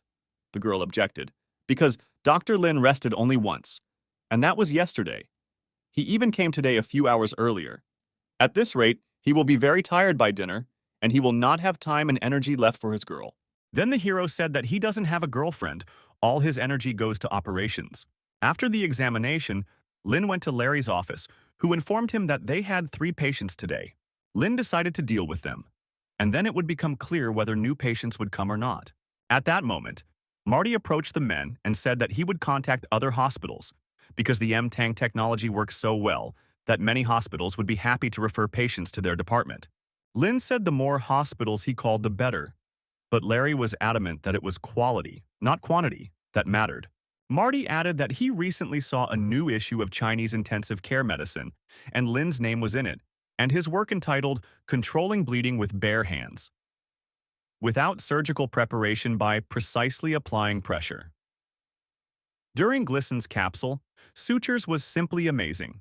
At this point, the system informed the hero that the task of writing a dissertation had been completed, and he was to receive a medium-sized treasure chest as a reward. Inside the chest was a chip that granted Lin the experience of dissecting 3,000 upper limbs. Lin thought, "This is a process of regional anatomical concealment." These monotonous, repetitive, uninteresting dissections provided so much information. Performing dissections of 3,000 upper limbs is comparable only to the ability to control bleeding with bare hands to perfection. This is the knowledge that doctors devote their entire lives to studying. Now, even when Lin just looks at his hands, the information that pops up in his brain becomes the perfect metacarpus, the perfect phalanx, the perfect thenar, the perfect hypothenar, the perfect lumbrical, the perfect transverse palmar crease, the perfect distal carpal crease of the perfect human body. At that moment, Vanessa entered the office. She grinned, thinking that the doctor was doing palmistry. Then the hero replied that he was thinking about the anatomical diagram of the hand. The girl grinned. This guy was charming, but it was impossible to talk to him. Then she decided to offer her palm to Lin to tell her fortune. The hero thought, "You can't get much information just by looking at your own hands, so why not look at someone else's and compare them to his?" The man looked closely at Vanessa's palm. The dorsal palmar crease was not noticeable. The metacarpus was pleasant to the touch, slightly smaller than usual, nothing special. While the nurse was worried about the fact that she and the doctor were holding hands right now, Lin thought, compared to the experience of hiding 3,000 upper limbs, Vanessa's hand was not deformed. There was nothing special, so there was no point in studying it. Lin silently let go of her hand, sighing thoughtfully. Vanessa didn't understand why he reacted that way. The hero said that he found that her little finger was shorter than usual and assumed that the middle part was also miniature. He carefully felt her hand and could notice that it was not quite standard from an anatomical point of view. Vanessa sighed resignedly. She clearly did not expect such an answer. Their conversation was interrupted by Larry. He said that the operating room was ready. The patient had a laceration on one finger. Soon everyone arrived in the operating room. Now Lin will perform the operation to restore the finger. All those present were also ready. Lin began to analyze the situation. The skin on the patient's palm is rough, but it becomes thinner towards the thenar. There is a thickening at the intersection of the palm and hypothenar. If you cut it and open the skin, then you need to apply pressure sequentially. The hero noted that the experience of 3,000 upper limb dissections had a huge effect on the operation. Larry noted that Lin made a wonderful cut. Suddenly, the operating room opened and Josh walked inside. He asked the doctors to continue their work and he brought some friends to demonstrate Dr. Lin's skills to them. Behind the man stood Bernard, director of the Changxi Provincial Maternal and Child Health Center. He didn't believe that this child actually performed an operation with the M-Tang technique in just 2 hours. Josh introduced the men to the Manhua Hospital Emergency Department's M-Tang technique. the best method for suturing difficult areas. Lin worked for only a short time and then reported that the operation was complete. Everyone present was in shock. Then the director invited Bernard to watch the next operation. Marty reported that the patient had already arrived and was now being prepared for surgery, which would take place in the second operating room. Josh asked if Lin wanted to have the surgery now or if he would rest first. The hero said that since the patient in the second operating room had a laceration on one finger, it was worth operating on him now. It would take about half an hour. Bernard chuckled. Apparently, Principal Josh had prepared quite a show for them. Josh said they worked hard behind the scenes to put on such a world-class show, and if Bernard watched a few more surgeries, he'd see the full power of their emergency department. Soon the next operation began, and the guests noted that the speed of Dr. Lin's hands was simply incredible. Bernard thought it was a joke at first, but he actually completed the operation in 30 minutes. The main difference between conventional tendon anastomosis and the M-Tang technique is the different suturing strength. The double Kessler suture is looped and requires inserting a thread from one part of the torn tendon and connecting it to the other. M-Tang technique is a 3-strand suture to avoid excessive damage to the tendon. The main focus is on how to pull out the 3 main threads of the suture. This technique requires 3 times less time than the Kessler suturing technique, but the complexity of the operation is 3 times higher. 30 minutes for one phalangeal suturing speaks of the doctor's professionalism. If an hour is spent on a single phalangeal suturing using the M-Tang technique, then the operation is performed quickly. Taking into account all the possible complications during the operation, it is quite logical to expect that the process will take 1.5 or even 2 hours. Before Bernard could finish his thought, Lin asked Vanessa to check and count the bandages. Those present could not believe their eyes. Was the operation really already over? Bernard suggested that this was a fake doctor, and the nurses were just actors. Josh immediately became indignant, promising to eat the entire operating table if it turned out to be a performance. Lin Jiang reported that the operation was completed, and he managed to complete it in 21 minutes. Bernard then asked if the director had any more operations today. He still thought that the speed of this operation was just a coincidence. Josh visibly tensed as he looked at Lin. However, the hero assured him that he would be able to continue and perform more operations. He left the rest of the stitching to Dr. Larry. Then, Josh gathered everyone and led them into the third operating room for the next operation. Soon, Lin performed several more operations. Bernard was in shock. To make a tendon cut, the doctor would need 20 to 30 minutes just to prepare. And Lin performed the entire operation in that time and did not even bat an eyelid. Something was clearly wrong here. When Lin got the tendon out, he placed it correctly and then adjusted its position. That was the most frightening thing. The man was soon informed that the operation was almost complete and had only taken 10 minutes. Bernard suggested to Josh that he allow this brilliant doctor to take part in the conference. The director chuckled, asking if Lin was not qualified enough. Bernard shouted, "This technique is equipped with more than enough. It's just that there are a lot of pretty female doctors at the conference, and Lin is an attractive guy. It's wrong to hide such a doctor in the operating room. Josh should show him to the whole world." Soon the hero reported that the operation was completed. As Josh walked outside, he thought about Bernard's words. It was decided that Lin needed to be transferred to a new level. Thanks to Director Josh's visit, there were now plenty of patients. For Lin, this was an excellent opportunity to perform as many operations as possible. So the patients ran out only by 4 a.m. the next day. Larry was incredibly tired, and Marty was wondering what was wrong with Dr. Lin. The thing is that the hero just looked at the ceiling. The men decided that geniuses have their own oddities. But in fact, Lin was looking at the system notification. It reported the completion. To practice the M-Tang technique on 50 patients, as a reward the hero received an energy serum. When he lowered his head, Marty decided to address him. He said that Director Josh wanted to disturb Lin during the operation, but he asked me to tell him that after work he needed to get a good night's sleep, get up early, and get ready.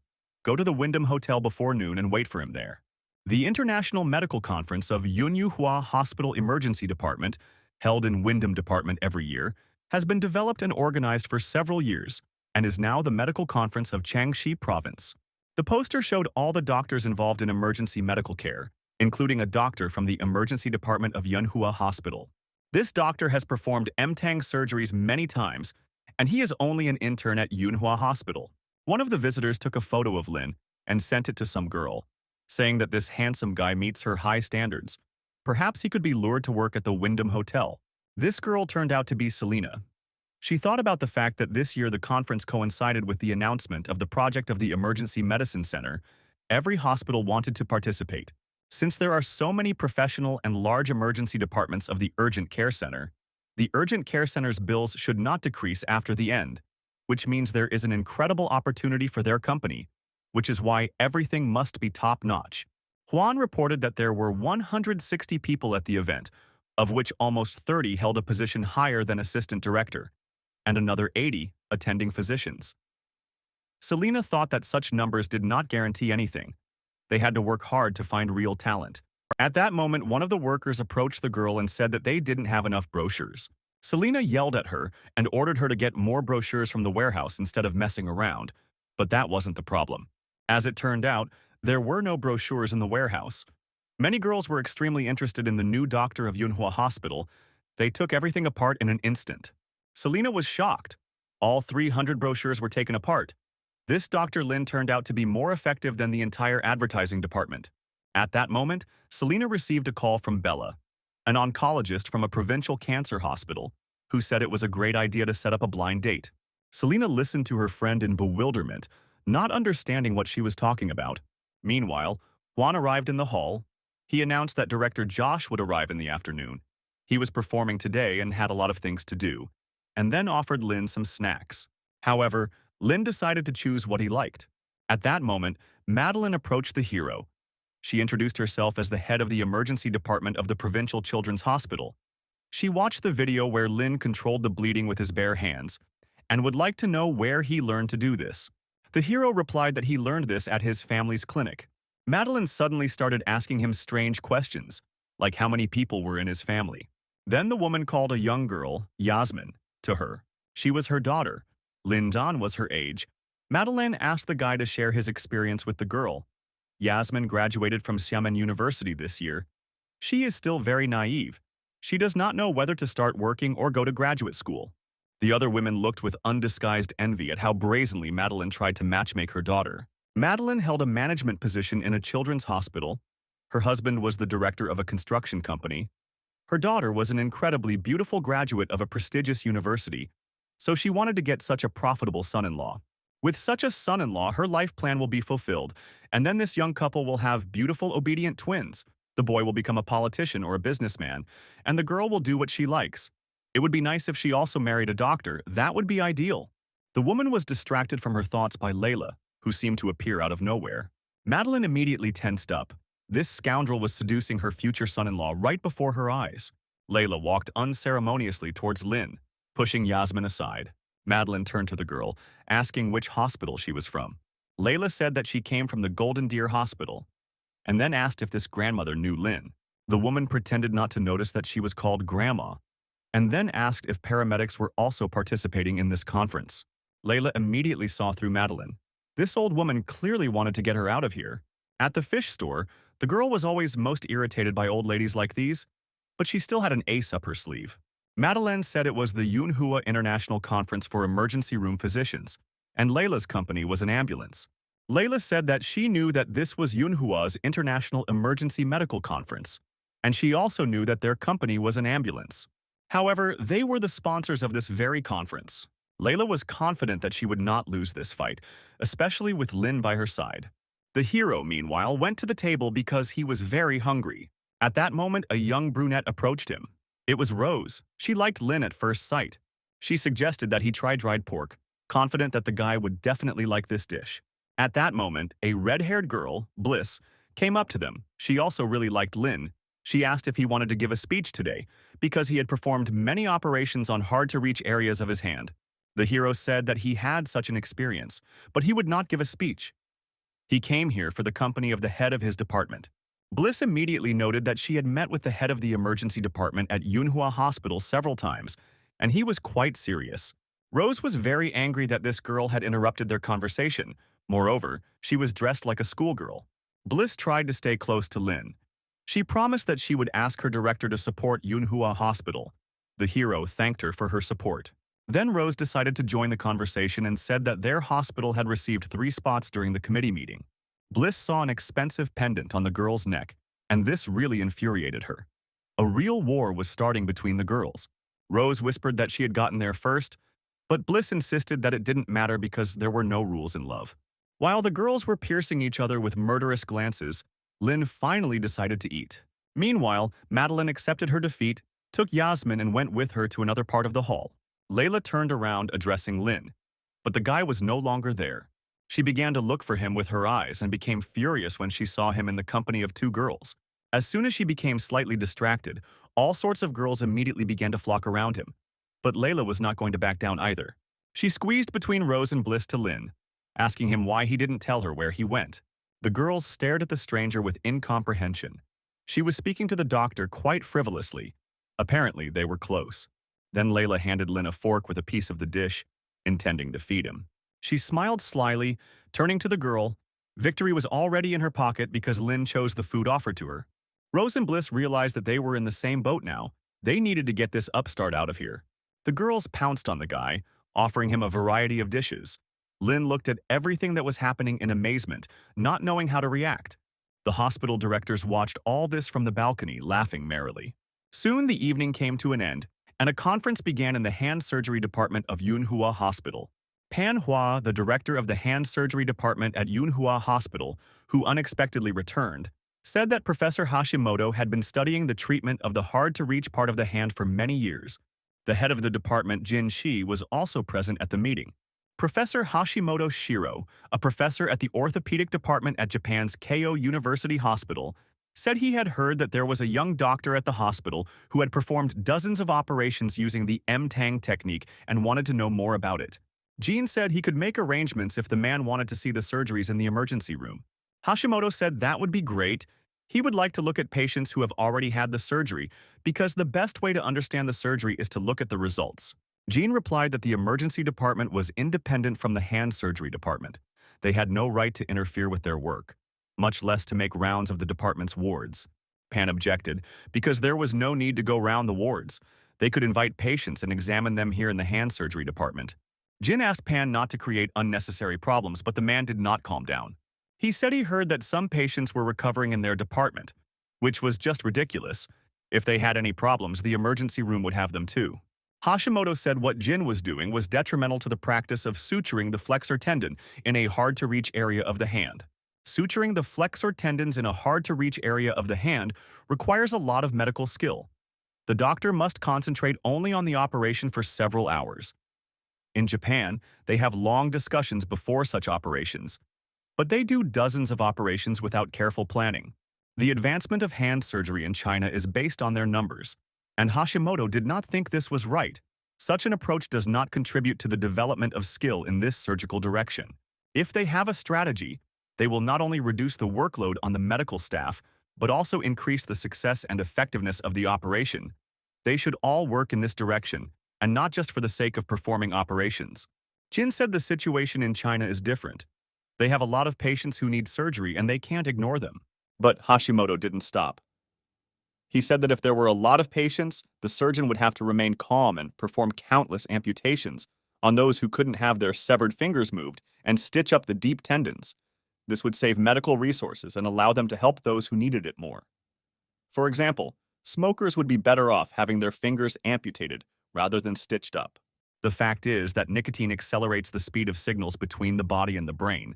Nicotine will cause a spasm of blood vessels and lead to tissue necrosis of the transplanted finger. Amputation and transplantation were previously taboo, but Jean was still shocked by such a statement. Pan said that the fact that they are treating people, saving their lives, means that they should give them a chance. If the patient agrees and meets the criteria for a transplant, then they should at least give him a chance. Hashimoto said that quitting smoking was hard, but getting the patient to follow instructions was much harder.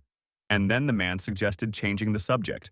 He wanted to see how surgery on a hard-to-reach area of the hand was performed using the M-Tang technique in the emergency room of a Chinese hospital. The men headed to the room where Lin's patients were being treated, and he had used this technique to treat them. Hashimoto examined the hands of each of them. He then stated that at least half of the patients would not be able to fully regain hand function. Jin tried to calm the worried patients, and Pan asked the Japanese man how he came to such a conclusion without conducting a single test.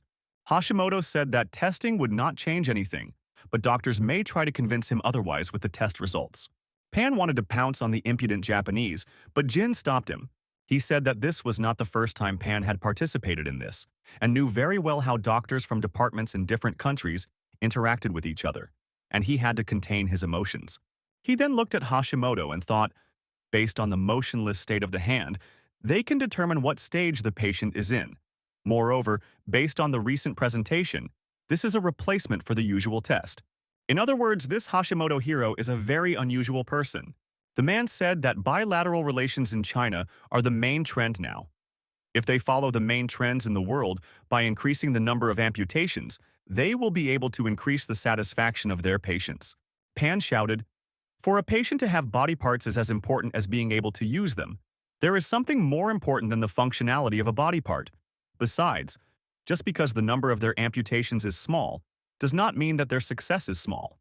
Hashimoto replied that the doctor's energy was limited, and instead of spending 6 hours performing 2 unsuccessful flexor tendon suturing surgeries, he could spend 4 hours performing a successful flexor tendon suturing surgery. And then he asked if all the patients here had been operated on by that young doctor. Pan said there are currently 2 patients in the recovery room from the emergency department, the rest from the hand surgery unit. Then, Hashimoto decided to demonstrate his pickiness and guess which of the patients arrived from the emergency room. Although he is a doctor, he is also a famous medical detective due to his accurate intuition. Hashimoto pointed his finger at 2 patients, saying that these 2 should be removed first. The man heard that an expert whose skills were comparable to Pan's had performed the operations, and he guessed that it was the department head, Jin Shi. Hearing this, the men chuckled. Hashimoto looked at them in surprise. Was he wrong? Jin explained that these 2 were Lin Jiang's patients from the emergency room, the patients that the young doctor had operated on while he was the chief surgeon, and he would be happy to hear the Japanese doctor's praise. Hashimoto was upset by his miss and needed to push himself and become first again. He then asked Pan to test the patients using a simple test to determine hand function. This is a method invented by the Japanese Kaneko Tsubasa. It is used to evaluate the movement of the patient's upper limbs. It includes 10 movements and allows for a detailed assessment of hand motor skills. Seeing that all the patients had full motor control and were rated above excellent, Hashimoto cursed in anger. Meanwhile, Director Josh was giving a speech at the conference. Chandler noted that this year their department head is the final and easiest one. He said that Lin's female fans helped him a lot. The man then looked at his phone and said that they needed to wait until the principal finished his speech, and then said that when Principal Pan returned, he brought with him a Japanese professor who wanted to spite them. The men soon returned to the hospital. They were met by Jin, Pan, and Hashimoto. Noticing Lin, the Japanese man wondered if this was the same young chief surgeon of the emergency department. He couldn't believe that he had the same level of skills as Jin and Pan. He urgently needed to visit this guy. The man then asked if this was the same Dr. Lin John who possessed the M-Tang technique. Hashimoto walked up to Larry thinking that it was Lin. However, Jin told him that there was no point in playing the guessing game and pointed to the real Dr. Lin. Hashimoto was shocked. This was a doctor with good medical skills and a cute face. People like him usually only appear in TV series. But how did he manage to meet such a person in real life? Usually all famous doctors, especially such handsome ones, turn out to be fake because they only care about fame and its advantages. A handsome doctor appears in the hospital who treats wonderfully. He immediately attracts the attention of patients. For example, a patient will first think of the Mayo Clinic. Those with heart problems will go to the Cleveland Clinic. Those diagnosed with cancer will go to MD Anderson Cancer Center. But what should a hospital in China do if it wants a famous doctor? It is impossible to rely on a doctor's medical skills alone, but how good can a Chinese doctor's skills be? But if a doctor looks like a model and has basic medical skills, he can easily become a famous doctor at the regional level, and the information on social media determines the reputation of Manhua hospitals, making it the best in the region. Hashimoto looked at Pan angrily. Does he really want to use him? For the past few months, he pretended to hate Manhua Hospital and tried to charm it for his own benefit. Eventually, he meets a young famous doctor in Manhua who immediately wins him over. And then, surprisingly, they get the opportunity to gradually increase the popularity of this celebrity. Hashimoto then approached Lin and said that if there was a chance, he would like to see Dr. Lin perform surgery using the M-Tang technique. The man chuckled to himself, thinking that he had caught the guy off guard. The technique was very complicated. Everything would depend only on how the doctor performed the operation. Pan thought that this Hashimoto was too suspicious, but he didn't want to take the side of this boy from the emergency room. He then approached Josh. asking if they could arrange for the surgery to be performed so Hashimoto could observe. Seeing the irritation on Josh's face, Jin intervened in the conversation, saying that he too would like to see how Dr. Lin performs surgery using the M-Tang technique. Pan explained that Dr. Hashimoto has a very busy schedule. If the surgery is done as soon as possible, it will be much easier for them to organize their day. Mr. Hashimoto still needs to go to the provincial hospital. Moreover, Dr. Lin is said to perform several surgeries. How does he even find so much time? Hashimoto then took a deep breath, bowed, and said that he would be very happy if the men could arrange an operation so that he could observe Lin at work. Josh considered that they could refuse him, but that probably wouldn't be the best decision right now. Hashimoto was right. Their hospital would soon acquire its own famous doctor. The only thing Josh was afraid of was that Lin, due to his inexperience, would screw up because he would probably be worried, being under the close supervision of an experienced doctor. The man then said that the Japanese man would have to wait until they arranged an operation for Lin. Chandler could tell Josh was nervous, so he said they also had a bunch of videos from previous surgeries in case there were no patients available. Josh immediately breathed a sigh of relief, saying that they actually had a lot of video footage. The men soon went to the conference room to watch a recording of the operation. Larry demonstrated surgery on a patient with a monophalangeal laceration, the same one Hashimoto had recently tested. Based on the statistics in the video, it was clear to everyone that the surgeon was in complete control of what was happening. Suddenly, the man noticed a nurse in the video. He immediately noted that she was very beautiful, unlike the Japanese ones. But as soon as he noticed that the girl in the video laughed, he immediately screamed, because at that moment the operation was going on, and she was chatting about something with the surgeon. Lin explained that the girl simply wanted to wipe his forehead. Hashimoto blushed, seeing something more intimate in this action than wiping his forehead. By evening, only Hashimoto and Pan remained in the conference room. The Japanese was indignant. Pan had been watching the recordings of the operations for several hours in a row. Then the man shouted that he had to continue. He had to find Lin's shortcomings. Pan spent the whole night reviewing the surgical records. As an expert in M-Tang technique, he could guess 80% of Lin's actions. Closing the incision is a precaution. The best thing to do is to choose suturing. There are so many nuances that doctors do not see without mastering the M-Tang technique. This Lin John is almost always good. And even if he accidentally finds new problems, he can make new calculations to solve them. Every time he encounters difficulties, this guy only gets better. If Pan hadn't had the video, he wouldn't have believed that anyone could learn so quickly and effectively. Although he didn't want to admit it, he wasn't as good as Lin. There is an American proverb: if it looks like a duck, quacks like a duck, walks like a duck, then it probably is a duck. If the doctor's skills during surgery were better than yours, his judgment was better than yours, and his prognosis was more accurate than yours, then he is a better doctor than you. Previously, Pan was the only one who owned the M-Tang technique, but now, it is obvious that Lin John is held in high esteem by everyone. Pan returned from Japan in a hurry because he was afraid that he would take his place, but he was still late. The man then said he wanted to stay in the country for a little while longer and asked Hashimoto to delay his return. He accepted the request because he would also be nervous if he found himself in such a situation. When people panic, they often make wrong decisions. Hashimoto assumed that Pan wanted to stay in the hospital to compete with Lin. Pan said he wanted to stay, and instead of grabbing patients later, it would be better to do it much earlier, but Hashimoto disagreed with him. Pan could see very well that he was inferior to Lin in terms of prognosis when it came to suturing the flexor tendons, in which case there was no point in staying. Lin would simply leave him behind. The best thing Pan can do is take advantage of the training opportunities that will help him improve his technique. He must learn new methods and then return to China, use his absolute superiority to eventually crush Lin. Meanwhile, 2 patients with finger wounds arrived at the hospital. Chandler sighed. If they had arrived earlier, old Pan would have seen Lin's operation live. Over the next 3 days, Hashimoto, Shiro, and Manhua joined the Taiwanese joint transplant operation at Changshi Orthopedic Hospital, where they received widespread approval. Although Pan operated as Hashimoto's first assistant, there were still some things he could not do. But now he is recognized by the leaders of the National Healthcare and Family Planning System in Changshi Province. The man understood that it was important to build relationships, and considering that Lin Zhan only knew how to operate using the M-Tang technique, he was just a good specialist. Pan would allow him to remain at the top for a few more days. The man then stated that tomorrow he would be going to Japan to continue his studies, and he was sure that upon arrival he would be met by a whole bunch of patients. His colleagues were sure that they would not survive the end of his studies and his departure. Pan then asked how many flexor tendon suturing surgeries Lin had performed so far. Everyone suddenly went silent, and then one of the men said that there had been about 24 operations performed. Pan was shocked. It turns out he performed at least 6 operations a day. In Pan's understanding, a good chief surgeon performs 3 operations a day. If he operates 4 times a day, then he is already putting in much more effort.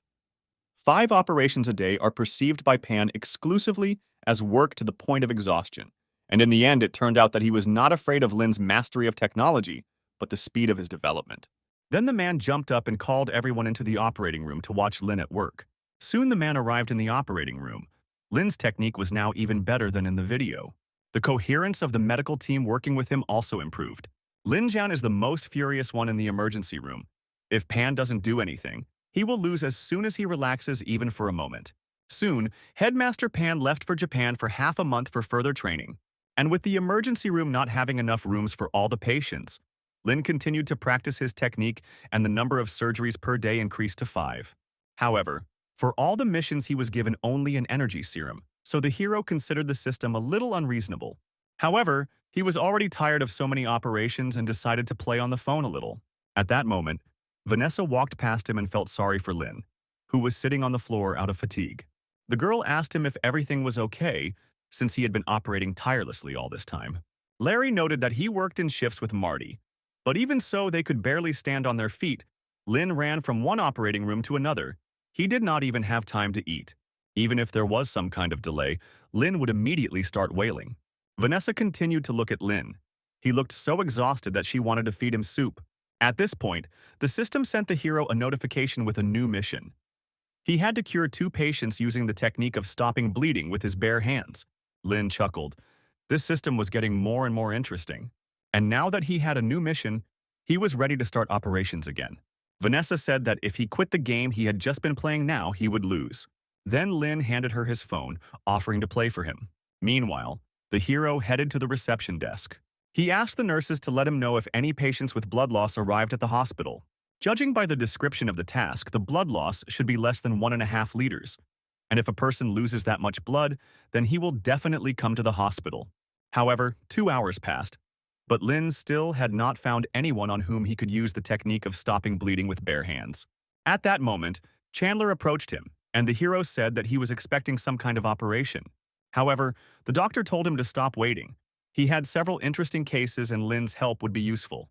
The doctor had patients with very unusual injuries, but then the cases became more and more surprising. There was another operation, the most difficult of all. Dr. Chandler informed Lin that CPR was needed for the patient who had heat stroke, as other medications had not helped him, and the man had not been breathing for about 3 minutes. As it turned out, sometimes patients died, even if Lin Jiang was involved in saving them. Deaths in the emergency room are the hardest to accept. But for the hero, this was the first such experience. Chandler tried to reassure Lin, realizing that this was his first time dealing with a patient's death. The man asked him not to think about it too much. Death is a common occurrence. Doctors here just open and close doors. If they manage to close the door leading to death, then they are lucky, but they cannot barricade the entrance to the afterlife. Lin continued to stand his ground. He was sure that if Chandler had performed the resuscitation instead of him, everything would have been different. Then the man said, the patient was dying when he was brought in. His heartbeat was going down for more than 7 minutes. So even if he survived, which was a 1 in a million chance, he would still be in a vegetable state. Even if he came out of the coma, which was even less likely, his life would be the same. He would not be able to live a normal life. He said that Lin did the CPR right, Chandler would have done it the same way, so nothing would have changed. And besides, the head nurse, Josh, always says that you have to get rid of the disease if you want to save someone's life. He says this because many lives will not be saved. Chandler then put his arm around Lin and suggested that they go to the Shao family restaurant after work and have a few drinks before bed. In the evening, the street food district was always crowded with people for a night out before bed. However, this time something terrible was about to happen, because among the vacationers there was a man with a knife. He decided that since he was destined to die today, it would be a good idea to take a few more lives with him. Soon Chandler and Lin arrived at the Shao family's restaurant. They were met by a man with an unhealthy skin color. He immediately recognized Chandler's voice. He had already managed to miss the doctor. The man said he had been very busy, and then decided to introduce his partner, Lin, a young and promising doctor. Xiao handed the hero a discount card as a gift, and then seated the guests at a free table. Chandler ordered a large portion of food from the man, and Xiao went to the kitchen to quickly serve the men. When he left, Lin noted that he looked sick, and Chandler then said that Xiao was indeed their patient. Xiao was born with a ventricular septal defect, one of the most common congenital heart conditions.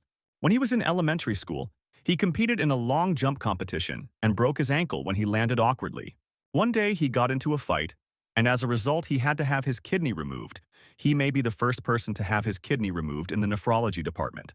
When the rheumatology department was created, he was immediately diagnosed with acute compound rheumatism. After the MRI machine was installed, he was diagnosed with a tumor, but fortunately it turned out to be benign. Moreover, he survived appendicitis, vascular endoprosthesis, arteriosclerosis, liver cysts, and gallstones. Old Xiao is a model patient of MANHUA Hospital. Even though he has suffered from an unimaginable number of illnesses, he still smiles and does not hang his head. When he gets sick, he goes to the hospital, and after treatment he continues to work as if nothing happened. Soon Xiao brought the men their beef dish. The men had just started eating when suddenly shouts were heard from the street. People ran away and called for help.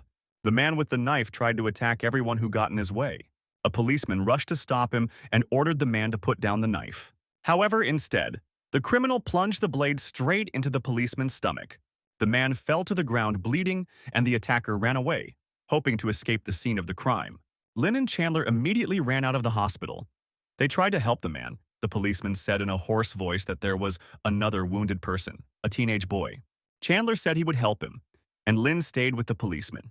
He asked Xiao for something with a high concentration of alcohol, but the man said that it would not help, but he did have iodophor. As a person who gets sick very often, he had a huge first aid kit with all possible medicines. Lin noted that Xiao's strange physiology came in very handy. The hero noted that the wound was located in the abdominal cavity, which made it difficult to see, and this needed to be dealt with immediately. Emergency room doctors use a lot of things when they can't figure out the specifics to avoid infection, and the same goes for the general public who aren't prepared for such situations. Internal bleeding is not only difficult to control, but it is also very dangerous. As it can cause secondary injuries, the injured person can only pray for them to not happen. But for Lin, things are a little easier. The policeman wanted to say something to Lin, but he couldn't decide.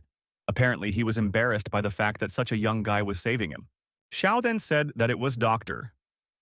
Lin, Dr. Chandler's colleague, a doctor in the emergency department of MANHUA Hospital, so the man had nothing to worry about.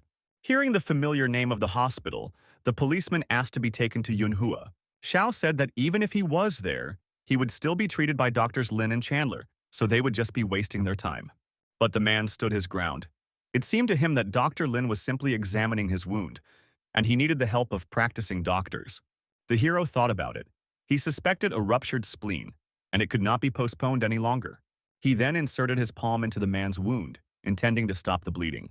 The policeman screamed in incredible pain, and everyone around him was shocked by what Lin was doing. As it turned out, the hero pressed on the spleen sprout to stop the bleeding. Soon everyone noticed that the bleeding from the wound had indeed stopped. Xiao noted that Dr. Lin was simply incredible. At that moment, someone from the crowd ran up to the men. He said, "Doctor." Chandler said he couldn't find the bleeding. He needed to open the stomach. He also said he needed Dr. Lin to stop the bleeding. Lin said that he would help him immediately and asked Xiao to find a car to transport the people and him along with the patient. Those present were in shock. Would they really not even call an ambulance? Then Xiao brought a vegetable cart for Lin. That was all he could find. The hero said that they had little time, they needed to urgently place the patient. Passers-by helped them, and the wounded policeman was placed on a cart. Lin's hands were confidently controlling the bleeding despite the shaking of the cart. But he knew Chandler couldn't do the same. He needed help. Meanwhile, Chandler tried to save the young boy, who had already lost consciousness. The man screamed. He urgently needed either an ambulance or Lin Zhan. The victim quietly said that there was no need to fuss, because it was just a knife wound, people had survived with more terrible injuries. He would get to the hospital himself, and they would help him there. Chandler understood that he wouldn't last long. He had lost a lot of blood. He needed to somehow brighten up his last minutes. Meanwhile, the man with the scratch was indignant.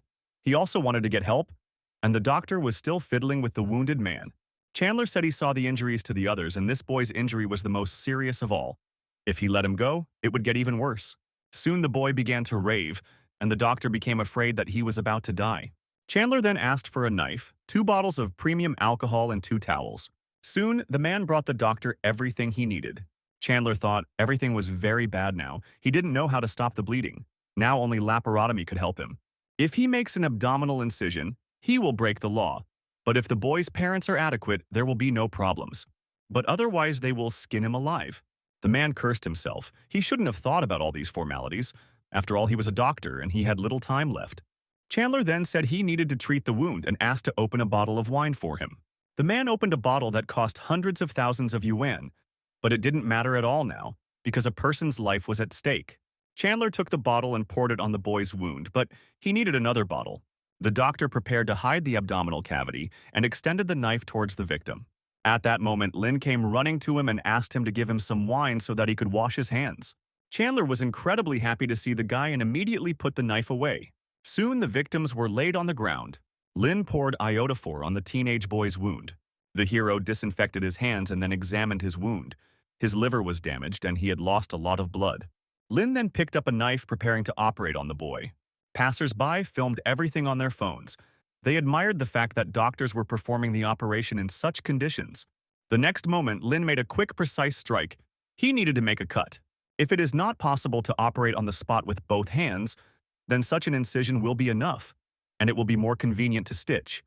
But Lin only had one free hand. He simply would not have enough time. However, he was going to figure out the rest as he went along. Now he only needed to do the necessary manipulations, and he began to widen the wound. Chandler washed Lin's hands with the remaining alcohol, and Lin inserted his free hand into the boy's wound. The man was horrified. He thought that Lin had widened the wound to see where the bleeding was, but he reached in there with his hand to control the blood loss with his bare hands. Passers-by filmed everything on their phones, admiring the hero's incredible abilities. Chandler was puzzled. Such wounds are usually deeper, therefore the incision should be smaller. But deeper, Lin tries to control the bleeding with his bare hands. But how will he operate? The hero noted that it was difficult to search for the liver with one hand in this position. However, he soon felt it, and then the victim suddenly screamed in pain. Passers-by immediately rushed towards the boy to keep him in one place. Chandler noted that Lin was all sweaty, as if he had been caught in the rain. Nothing else could be expected because it was very labor-intensive work. The man said that the ambulance was already on the way and that he didn't have long to wait. Lin thought, no matter how well his skill was developed now, he could only estimate the blood loss and reduce it slightly. He needed equipment, and the sooner the better. Then, passers-by said that there were traffic jams on the streets now and the ambulance would take a very long time to arrive. Lin shouted, asking who had a car. They urgently needed to go to the hospital, otherwise the victims would not survive. One of the passers-by said that she had a car, and soon the victims were loaded into it. The wounded were taken to the hospital, and there Lin handed them over to the safe hands of doctors. He wanted to perform a laparotomy, but he had no strength. He was not even able to raise his arms, let alone perform an operation. Now even the energy serum did not help him. He would be useless in the operating room. Then the hero washed himself, put on his jacket, and headed for the exit. He said he would take the next day off, and the nurse wished him a good rest. Then Lin thought, he doesn't want to keep the patients waiting, and that he should still come tomorrow. The woman immediately objected to him. The guy needed a rest. Today, he had already saved 2 patients without any equipment. But if he continued to strain himself like this, he would hardly be able to last long. The other nurses agreed with the woman, saying that the doctor was too hardworking and needed rest. The head nurse said that Lin's shift the day after tomorrow is still in effect, so it would be better for him to stay home and rest tomorrow, and one of the nurses, Olivia, would also be helping him the day after tomorrow. The girl gave Lin traditional Roman chamomile tea with citrus oils. It helps him sleep. Lin soon returned to his home clinic. The parents were incredibly happy to see their son home. They had already heard that Lin had saved people today and were very proud of him. Robert even called all the neighbors. Tanya said that her son deserves a gift in the form of 2 new cars. The hero thought that his parents were happier about this incident than he was. He was too tired to feel any emotions. Lin's mother didn't push it and sent the boy to his room so that he could get some proper rest. The hero took a shower and sat down on his bed. The system informed him about the completed task. The hero opened his gift, a basic treasure chest, expecting to receive another serum. However, this time the system granted him mastery of MRI reading and analysis skills. As soon as Lin touched the chip, he felt new knowledge filling his brain. With his early understanding of the anatomy of the upper limb, the information he could read increased significantly. Even when scanning, he could see that the magnetic field of his brachial plexus was uneven. He could see high and low contrast. The hero realized that he could clearly understand the structure of any problem. It was as if he had gained insight. He thought that the directors would definitely ask him where he learned this, but he was too tired to think about it for too long, so he fell asleep. In the morning, Lena was woken up by his mother. The boy was so tired that he didn't want to get out of bed at all. Soon the parents brought the hero to the garage, where the car was parked, covered with cloth. Robert said that even though the car was used, Lin should follow all the rules for its use. The man then removed the cloth from the car, saying that this black car was quite nice. Then Lin said that it was a red car, and what's more, it didn't look used at all. Robert was embarrassed. Apparently, he put it in the wrong garage. It was Tanya's car because she was uncomfortable without personal transport. Lin's parents told him that his car was right outside the door, and they jumped into the red car to try it out. The hero went out to the door and immediately saw a black car there. He smiled. She really was not bad. The next day, Lin arrived at the hospital in his new car, noting that it worked quite well for a used one. The nurses were surprised that Lin arrived in his own car. They took some photos and sent them to the general chat where all of Lin's fans had gathered. Arriving at the reception, the hero asked to schedule 5 operations for him today. The nurses immediately began to talk among themselves, surprised that Lin was taking on so many surgeries. They also noted that he got a car at such a young age, which means that his family is rich and has a good background. Vanessa overheard the girls' conversation and was clearly unhappy that the other girls were talking about Lena, as if they were dating him. Vanessa knew that Lin was working today, so she was extremely attentive. The girl approached the nurses and suggested that they organize some kind of event and spend time together. While the girls discussed the place they should visit, Vanessa watched Lin, hoping that she would be lucky enough to spend more time with him today. After some time, the girl came to the doctor's office, but Marty asked her not to make noise since Lin was busy. The hero studied the images. After a careful examination of the patient's MRI, he realized that it shows the external characteristics of all tendons, and even the internal state of the tendons. He could see a 3-dimensional image of each tendon. It looked very clear and distinct, and so he could come up with the best outcomes for the surgeries. Soon Lin went into the operating room. He said the patient needed to have an incision made on the side, which was quite unusual. Marty decided to keep up with Dr. Lin and read a lot of information about MTang, and although there are similar cases and practices, it was not the same. He noted out loud that this direction of the cut was rather unusual. Lin explained that based on the MRI, the force would be greater if the suture was placed on the palmar area. Marty thought that the doctor was strange today. He was a very disciplined surgeon, and his operations were carried out in stages according to the method. But today, his style had changed a little. Then Lin made another side cut. Marty was afraid. What if something goes wrong? The hero noted that everything was exactly the same as on the MRI. The palmar tendon was indeed weak and showed signs of rupture. With MRI, the opened skin looks great. As with a regular operation, the operation takes a long time, and the prognosis for safe suturing will be slightly different. Vanessa noted that the doctor began to operate better. Marty realized that everything was perfectly clear. He just needed to look more closely. Lin said that practice will greatly improve skills. He thought that before he didn't understand what MRI was, he could only imagine the patient's condition based on the description he received in the medical department and made the decision after making the incision. Now, everything is different. At the master level, it has become much easier for him to make plans for the operation. Marty said he was almost finished and would hand over the rest to Dr. Larry. Suddenly, Vanessa asked if Lin could give them a ride when she finished. The thing is that he and his colleagues want to go to Heidelau to eat some stewed meat. It's not that far from the clinic, and it's too difficult to catch a taxi during the day. The hero agreed, and the girl was incredibly happy about it.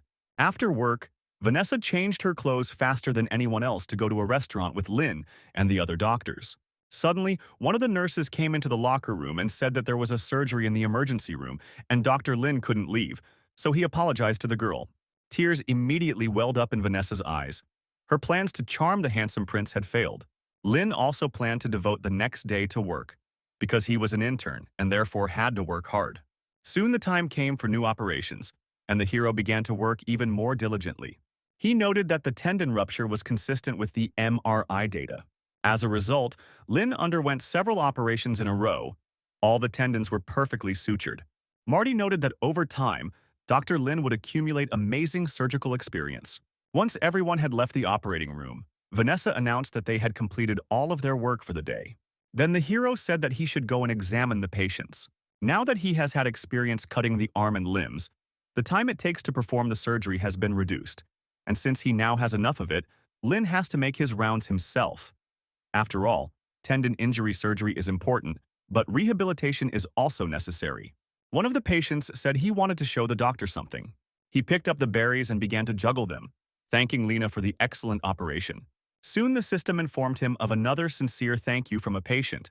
Lin noted that the previous sincere thank you was received after the director came on stage to make a statement. Now it can be obtained independently, and patients have always been grateful to Lin for the operation. The guy thought to himself, patients recover and are discharged during rounds. Apparently he's missed a few hundred. It seems his previous practice of transferring to hospital was a bit frivolous for him. One of the patients approached the hero, saying that he had done an analysis of the functioning of his hand, and they were simply amazing. Now he could lift 10-kilogram boxes. Lin said his arm looked good and the man would be discharged soon. Then other patients began to approach the doctor. They wanted Lin to examine them too. The nurse tried to stop the large flow of patients by saying that they should trust Dr. Lin because the stitches he made were widely recognized in the hospital.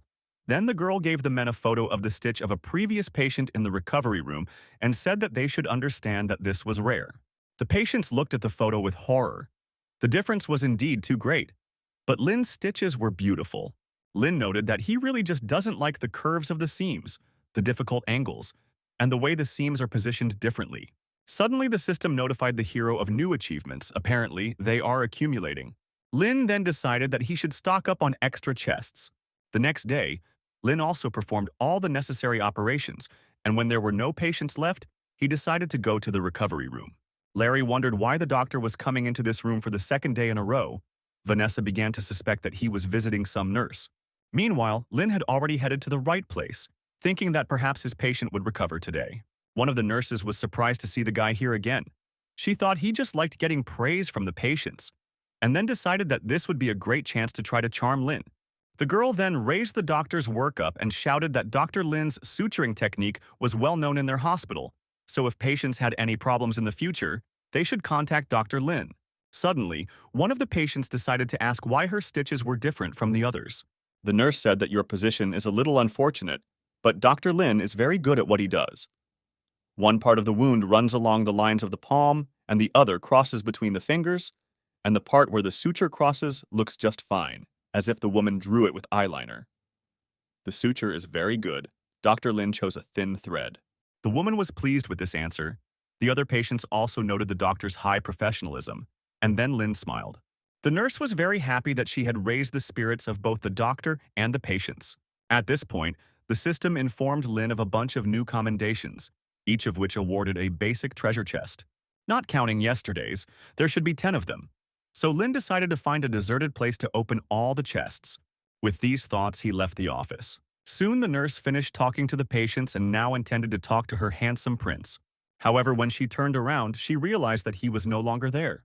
When Lin found himself alone, he thought about it and used the M-Tang technique 100 times to get 10 chests. He was in the recovery room for 2 days in a row and there were 10 chests. In other words, if he wants more chests, he needs to put more stitches. If you think about it in that direction, it's not that difficult. Then the hero decided to open all the chests. Inside, there was a lot of energy serum, as well as a chip. He gave Lin masterful experience in microscopic paraneural anastomosis. The hero was distracted from his thoughts by Larry, who entered the office. He reported that a patient, a 31-year-old woman, had arrived to see them. She had fallen and injured her palm with a hard object. Lin immediately noted that it was the ulnar nerve. Larry was surprised. Was the doctor really starting to pay attention to nerve damage? The man replied that it was indeed him. Then Lin thought about it. He learned a new method that would be perfect for this operation, and he only needed to do it 3 times. The M-Tang technique was a fixed surgical method without any unnecessary steps. But now, there is paraneural anastomosis. It is basically the same as building a bridge. Only there are many details to consider, so he needs to start practicing. The hero asked his assistant to prepare everything for the operation. Soon, Lin was ready to proceed with the flexor tendon surgery with ulnar nerve anastomosis. Larry noted that Boss Lin always pays great attention to the incision, but now he made a really huge incision. It seems that this operation is much more difficult than the previous ones. The larger the incision made by the surgeon, the more difficult the operation will be. Lin does everything carefully. There are 3 types of nerve anastomosis: epineurium anastomosis, perineurium anastomosis, and simultaneous epineurium and perineurium anastomosis. Epineurium anastomosis is widely used, and perineurium anastomosis is quite difficult to perform. Although doctors could often perform a perineurium anastomosis with the naked eye, this is completely impossible. Without a microscope, it is impossible to see anything. Moreover, it is impossible to see how the 10-0 thread moves. This is the most difficult operation for Lin. Larry couldn't even tell if everything was going well. He had absolutely no idea what was happening now and what he should do. Lin noted that the perineurium is indeed very strong, just like the skin on a pig's thigh. Then Larry thought, Lin has enough time to talk, which means he is in complete control of the operation. And even though this is their most difficult operation, everything is going smoothly. Lin applied his new skill, and overall the operation went well. Soon he reported that he had finished stitching. Lin then said that he would leave the rest to the assistants and headed for the exit. Larry thought that there was very little work left. He had a lot to learn from the boss. After the surgery, Lin went to the office to get a drink. Chandler was surprised that he had already finished. Lin said if the nerve recovers well, the result will be good. Chandler decided to leave him, since the guy was confident in his success. Later, Director Josh would ask him about this. Dr. Chandler and Director Josh were interested in Lin's operations, not only because of the 3 types of anastomoses, but because the perineurium was the most difficult. Previously, the operations were only performed on the tendon in the first zone, and every time there were patients with an associated injury or fracture, the emergency department immediately refused it because no one in the hospital was capable of doing the most difficult anastomosis. Patients could get treatment out of province, or the director of hand surgery could provide them with care if they were not comfortable with these options. They could refuse the nerve anastomosis and just ask for the wounds to be sutured, and for more complex situations, there was amputation. If a doctor can perform anastomosis, then the scope and level of surgery increases. Doctors who can perform nerve and tendon anastomosis become a step above those who can only perform tendon anastomosis. Soon, Josh ran into the office and happily asked if Lin had really performed the perineural anastomosis. The hero answered in the affirmative. Then Josh grabbed his arm and pulled him out of the office, intending to look at the patient with him. The rest of those present in the office looked at the men with surprised glances. The patient slowly came to, and when she opened her eyes, several doctors and a nurse were standing over her. The woman snorted with displeasure. Josh was puzzled by this reaction. The nurse asked the woman, whose name was Louise, what was wrong with her, and the woman screamed that she wanted to be transferred to another room. Everyone present was perplexed, but the nurse promised to find out what the problem was. She asked why Louise wanted to transfer. The woman replied that she couldn't stand the green color of the walls in this ward. Among the 5 basic elements, the element of wood stands out the most for her, so she cannot wear green clothes. The woman was sure that she would not be able to recover in a room with green walls and would not be discharged from here. Josh and Lin exchanged glances. At first, they thought there was a problem with the department's equipment. But was it really just the green color? Josh smiled at Louise, saying that they had green walls in every room. Then the woman said that it wouldn't be difficult for them to repaint a couple of walls. She liked pink the most. Josh was already starting to flare up with irritation, throwing angry glances at the woman. Having calmed down, he asked Lin to perform an electromyography on the patient and analyze the recovery of the ulnar nerve. At this moment, the man wondered, did Lin John fail? Soon Louise was taken for an examination. They were met by a woman. She said that now she would take care of everything herself. It was Alicia, an electromyography specialist in the neurology department. Larry asked if she needed help, but the woman asked everyone to wait outside.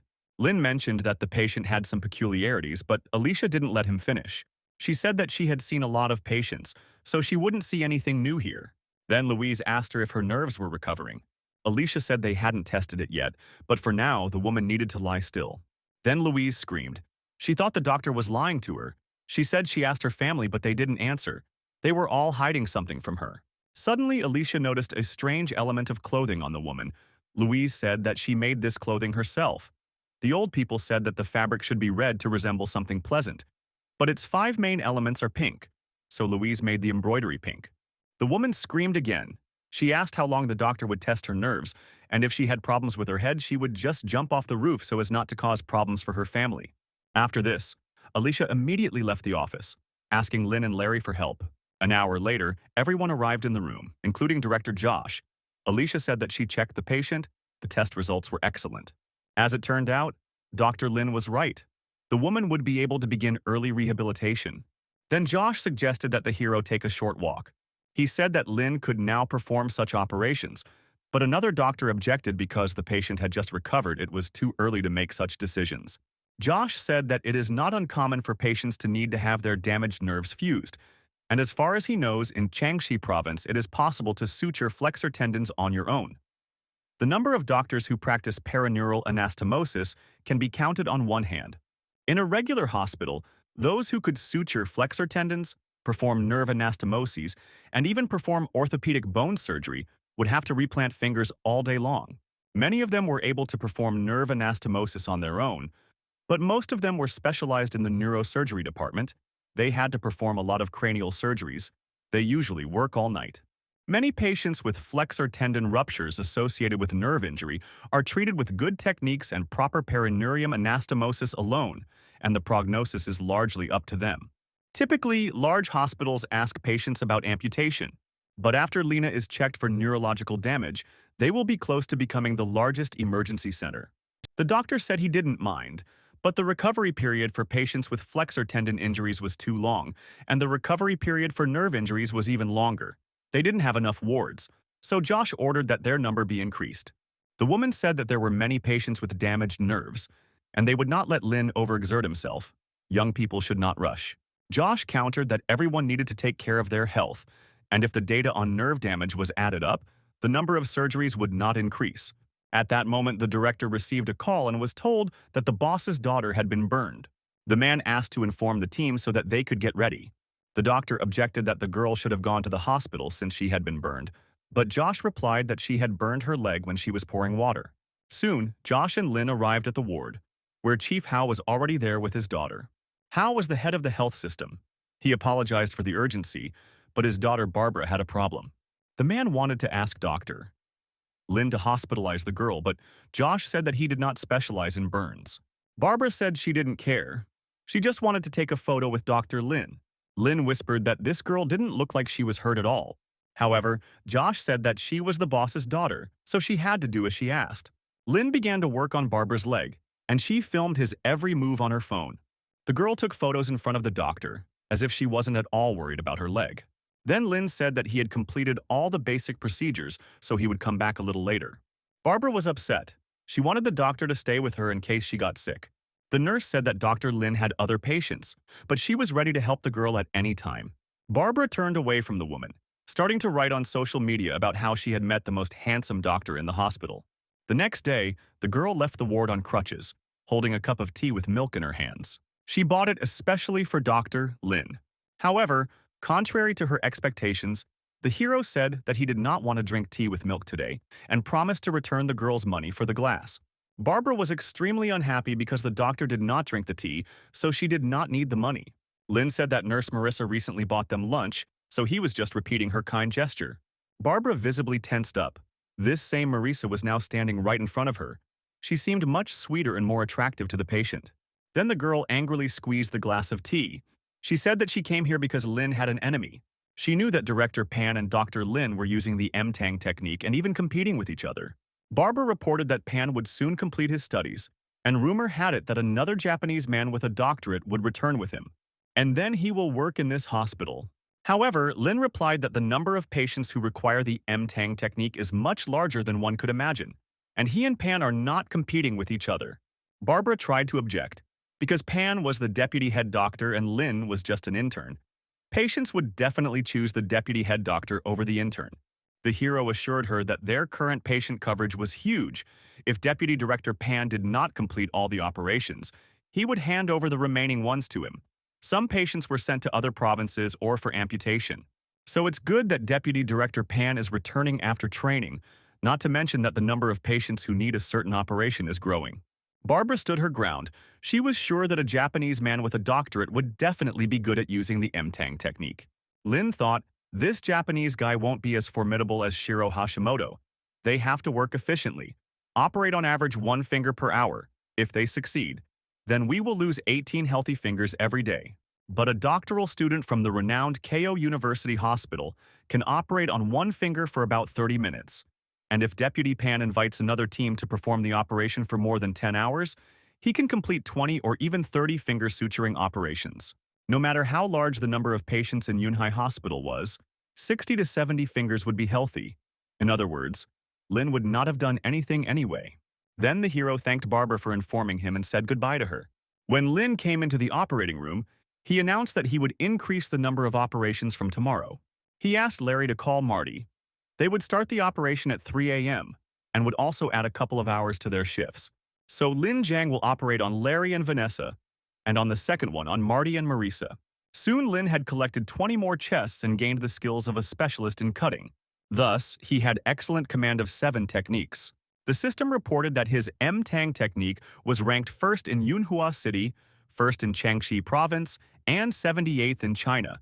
And for every 200 to 300 operations, Lin would move up 1 rank, so he needed to try even harder.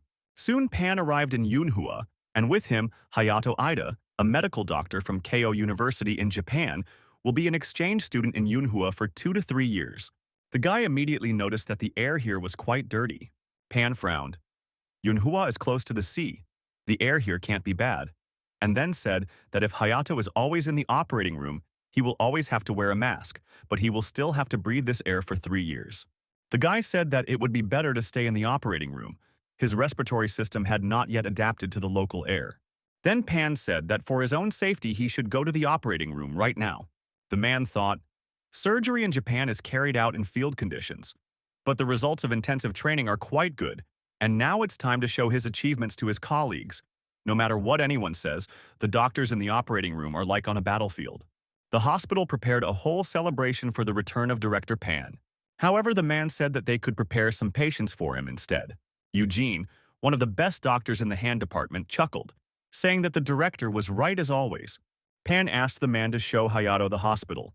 Eugene told the student that their department's operating room was one of the first-class operating rooms in Asia, and that Yunhua Hospital also had a floor where several departments shared operating rooms, and the wards were usually overcrowded.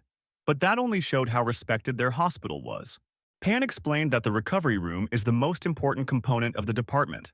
Suddenly, the man noticed that there were too many people in the room. Eugene explained that they were all from the emergency room. All of these patients were operated on by Lin Jiang some time ago. Pan said that he was quite good at handling the M-Tang equipment, but he was still an intern, only able to perform complex operations. Then he asked how many operations a day Lin performed. When he left, the number was 5 or so. However, Eugene said that things have changed now. Pan remembered that in the emergency room they were starting to anastomose the nerves, in which case Lin would easily die of exhaustion if he performed the flexor tendon anastomosis nerve. Then Eugene said that Lin now performs an average of 8 to 10 operations a day. Hayato couldn't believe his ears. No doctor can perform 10 operations without rest. Pan's face darkened. He decided that tomorrow he and Lin would definitely fight, and this guy would either have to cut down on the number of operations or fade into the background. Soon, Hayato and Pan organized a consultation.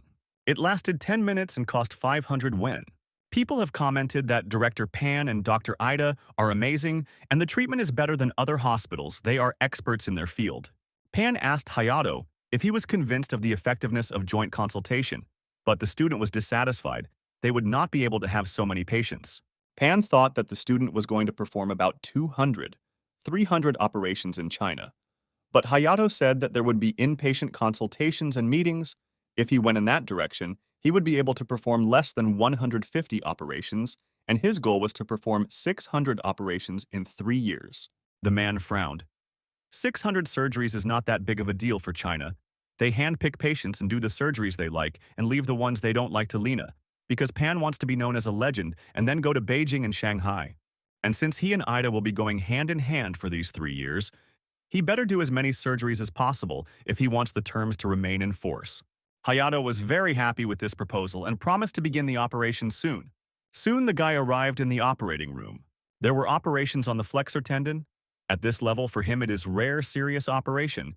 He has to take it very seriously. After some time, the operation was completed.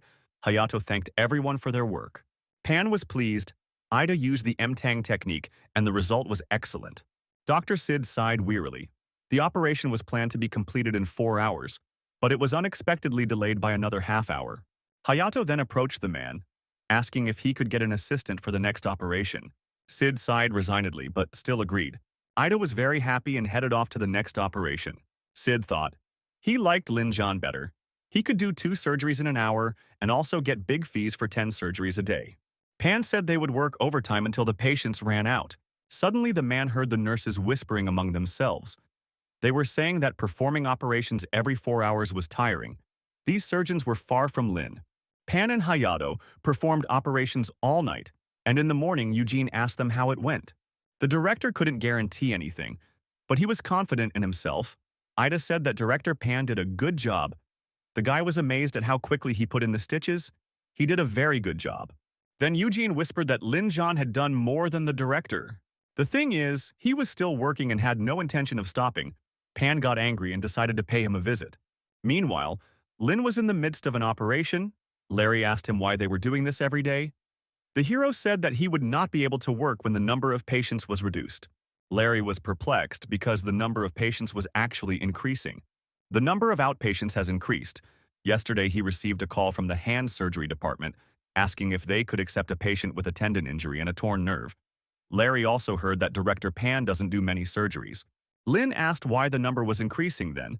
Larry explained that because of the reputation of Keio University Hospital, many patients from other provinces came here just to get diagnosed by a Japanese person. They don't have time to perform so many operations. Then, the hero said that he wanted to take all the patients that they did not have time to treat. At that moment, Pan and Hayato entered the operating room. Vanessa heard that Director Pan heard that Lin was still working, so he came to check out the situation. Pan thought that Lin looked like he was just starting out, and yet he was working with the M-Tang technique. The director thought about it. He remembered the times when Lin's stitches were much better than his. But this time, everything is different. The techniques he uses. Even the best doctors cannot achieve in a lifetime, it seems. It seems Lin has become more experienced. Then Pan decided to text Eugene. He asked how many transactions Lin had carried out in total. The answer shocked him to the core. In this short period of time, Lin John had performed 482 operations. Pan remembered Hayato's words about how he was going to perform 600 operations in 3 years, and now he couldn't understand how Lin was able to perform so many operations in that time. Through these operations, he acquired a great deal of knowledge about the anatomy of the hand.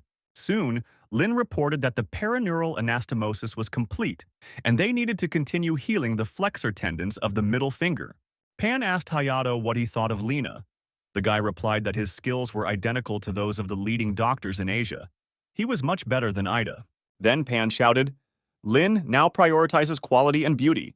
Patients who come to the hospital with a hand injury will definitely prefer their department because they are professional orthopedists, and their experience plays a huge role. And surgeons like Lin Zhang, who are fixated on one thing, develop very slowly." Hayato squeezed the man's hand, saying that he agreed with him. The president of the hospital did exactly the same thing one day, and then the man realized that this was a sign of success. He would not let Lin surpass him. At that moment, Eugene ran up to the director and said that his sister had called. There was a fight at the construction site. They say that someone cut off the hand of Dr. Pan's son-in-law. His right hand is seriously injured, and he has almost reached their hospital. The man cursed. His son-in-law's small company had finally started making a profit after 10 years. Moreover, he was a designer. If his hand stopped functioning, he would not be able to work. He then ordered Eugene to think of a way to get Lin to operate on his son-in-law, but he must not mention the name to him. He must find a way to control the operation on his behalf. Eugene went to Chandler. He said that the patient was his relative. He started working at a construction site, and it so happened that a collector came there. Chandler said the patient was basically stable, had some minor blood loss. The main problem was a cut on his fingers. He asked if he should transfer the patient directly to the hand surgery unit. Eugene said he didn't mean it that way. He was hoping the patient, Justin, would transfer treatment to the ER. The surgery department is very busy today. There are two special patients waiting and it would be unethical to do so. But if they don't, the treatment will be delayed. The man replied that if he were sent to Director Pan, the treatment effect would definitely be better. But if he were left in the emergency room, Lin Zhan would be the only one who could operate on him. But it should be noted that he was still young, so he had little experience. Eugene said that he had already thought it all over. If Chandler would allow it, he would like to be present in the operating room. Soon the man arrived at the operating room. Director Pan often stayed with his son-in-law when his wife threw him out, so they had an exceptionally good relationship. He is afraid of his decision, which could negatively affect the operation, so he left it to Lin. The hero said that they would begin the operation any minute. Eugene noted that Lin's team works in a coordinated manner. He did not see any signs that they perform 10 operations a day. The chief surgeon is careful. Accuracy and caution are the foundations when performing complex operations. Suddenly, Eugene saw Lin just rip out a patient's tendon. He seemed to be pulling a piece of fatty meat out of a braised pork bun with chopsticks. However, Eugene should not be surprised by the tendon being torn out because it is later sutured. Soon, Lin announced that the first tendon was ready. It took him only 2 minutes. Usually it takes 20 minutes, but it took him only 2 minutes. Suddenly, the hero said that he could see almost nothing. He asked Marissa to wipe the sweat from his forehead. To everyone's surprise, Lin said that he wasn't feeling very well. Everyone present was stunned, especially Eugene. He was worried that something would happen to the doctor during the operation, and then it would be the end for Pan's son-in-law. Someone suggested that Lin had been poisoned by the pork trotters Larry had cooked, but the man replied that he personally bought them in the morning at the Donghu market, and no matter how tired he was, he always cleaned out everything inside to make the stew clean. Lin said that he had eaten little, and perhaps this led to a decrease in blood sugar, so Marissa suggested that the doctor drink dextrose. The operation continued. Lin asked to widen the surgical field, perform aspiration, and apply pressure on the gauze. Eugene cursed. It was a disgusting and irritating process, and they were all so calm. If the operation is going smoothly, the first and second assistants assist the chief surgeon. But when there are any difficulties, they become punching bags. After all, the punching bag plays an important role. It is the most important moment for maintaining safety in the operating room. Lin said there was something wrong with the needle and asked for a smaller thread. Eugene realized that the chief surgeon was back to normal. Lin was excellent at running the operations, and Larry and Marissa were there to help him. Eugene noted that his posture had changed. Now he could tell that he was quite qualified. The man looked closely at what the doctor was doing. He saw a paraneural anastomosis. Eugene had heard that he could only perform the M-Tang technique. He didn't know that Lin was also good at applying a paraneural suture. The more he thought about his seam, the more interesting and terrifying it seemed to him. A few minutes ago, Lin was playing around, but immediately became responsible. He is young and smart. Was it really just because he was his son-in-law that Vice Director Pan asked Lin to carry out this operation? Soon, Lin reported that his work was finished and invited Larry to continue. Eugene tried to stop him. He wanted Lin to finish the operation himself. He said that his relative was a businessman, so he really needed a healthy hand. The hero agreed and asked if Eugene wanted him to make a small or a large scar. After the surgery, Larry went to investigate. Looking at Dr. Pan's previous performance, he thought that something was wrong. At that moment, Eugene approached him and said that the rehabilitation center was under strict surveillance and that you couldn't just walk in there. Larry offered the man 2 pig's trotters in exchange for information, but Eugene said he went to the bathroom and didn't see anything. Soon, Larry entered the room where the newly operated patient Justin was lying. He asked where Pan was now. Justin thought he was operating on him. Larry then asked if he knew the department's deputy director, Pan. Justin said he was his wife's younger brother and asked to call both him and his wife here. Larry said he would have someone send Justin to a regular room. As soon as he left the office, he decided to call Director Josh to tell him something interesting. After some time, Director Pan's sister, Patricia, arrived at the hospital. She was unhappy. Her husband had been stitched up only 12 hours ago. He definitely needed to do rehabilitation exercises. She also doubted the reliability of the doctor who operated on Justin. The gentleman asked her to remain silent. He asked the woman not to mention his name in this department. The man understood that if Lin had not been a good surgeon, he would have had to operate on him himself. He didn't want to admit it, but this bastard was clearly better than him. Patricia screamed. Her husband, he did not sleep yesterday because of terrible pain. He got up for rehabilitation today before dawn. Pan replied that if he started rehabilitation now, there could be bad consequences. The chief surgeon understands this better than he does. Justin suggested listening to his doctor. Pan left the office. Josh and Lynn were already waiting for him at the door. The director asked if he was visiting his relatives here. Pan had to answer that he was really there because of his relative. Josh replied that he was fine. He then called Lynn to go with him to check on the patients. The hero went to Justin. Patricia began to bombard the guy with questions. She was interested in whether her husband would be able to function with his hand like a normal person. Lynn replied that the problem of tendon fusion had been largely resolved, but that restoring full function to a seriously injured arm was quite difficult. Justin was confused because some patients had a similar situation, and everything was fine with them. The hero explained that getting an excellent grade is quite easy. Most of his patients get excellent grades after recovery, 98% in total. Under normal conditions, even if the patient received an excellent grade, this does not mean that his hand has recovered. It means that the patient is able to perform simple tasks and take care of himself. For example, he will not be able to move heavy objects. Tactility of the fingers may also not be restored. Justin then asked if he would be able to write, eat, shower, and use a computer. And Lynn said that if rehabilitation was successful, the man would be able to do all of these things. Justin and Patricia were very happy with this answer and thanked the doctor for the operation. Soon, the system informed Lynn that it had received another sincere thank you from a patient. There were two new skills in the chest: osteopathic manipulation and manipulation of the cervical spine. They were related to massage, and Lynn really wanted to try it out. Osteopathic massage technique is the most commonly used non-surgical method of treating cervical spondylosis. Orthopedic manipulations of tendons are performed by pressing, rubbing, pressing, pulling, kneading, tapping, hitting, rolling, and pushing to relax the muscles. When combined with the technique of isometric relaxation from the sagittal plane, the clinical therapeutic effect will be so powerful that it will amount to more than 95%. Larry looked at Lynn with bewilderment as he massaged his neck and shoulders. At that moment, Josh entered the office and said that he had wonderful news. He said they were running out of space in the recovery room. Tomorrow there will be a group of sanitary inspections organized by the city administration personnel. Josh fought for a place for Lynn. The hero became interested in what they would do. The director said that they were going to a sanatorium for veterans to conduct a medical examination for the elderly, and that they could have a good rest in a pleasant group. However, Lena was not particularly impressed by this prospect. Josh was really angry because he fought for a spot for him, so he had to go. The next day, Lynn and Chandler went to the Central Beach Resort. The man said he was tired after the medical examination. The hero noted that the structure of Dr. Chandler's cervical vertebrae had changed and massage would not help him. The man saw Lynn reaching out his hands to him and asked what he was doing. However, the hero did not notice anything. He simply decided to silently use his cervical manipulation skills. At first, Chandler screamed in surprise, and then he realized that it was very relaxing. This pain had been tormenting him for 2 months, but now it was gone.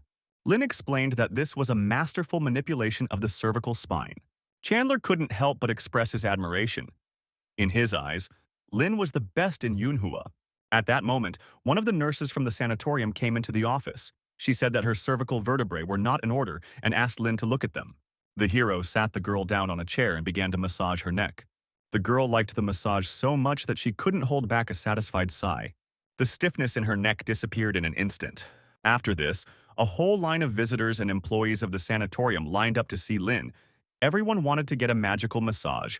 At that moment, the director of the sanatorium, Tony, entered the room. He was unhappy with what was happening here. One of the patients said that Master Lin gives a really cool massage. She suggested to the director to try it too. Tony was puzzled. The patients in their hospital were quite weak. The treatment was focused on rest, and this was an incomprehensible type of treatment. The man didn't want to hear anything. These people were breaking the rules in his sanatorium. Then Chandler and the nurse joined the conversation. They also offered Tony to get a massage from Lin, and the man agreed. As soon as Tony sat down on the chair, the hero's hand touched his neck, and then the man felt something strange. He felt like he was sitting with his family on a comfortable sofa. Tony could barely hold back his contented sighs.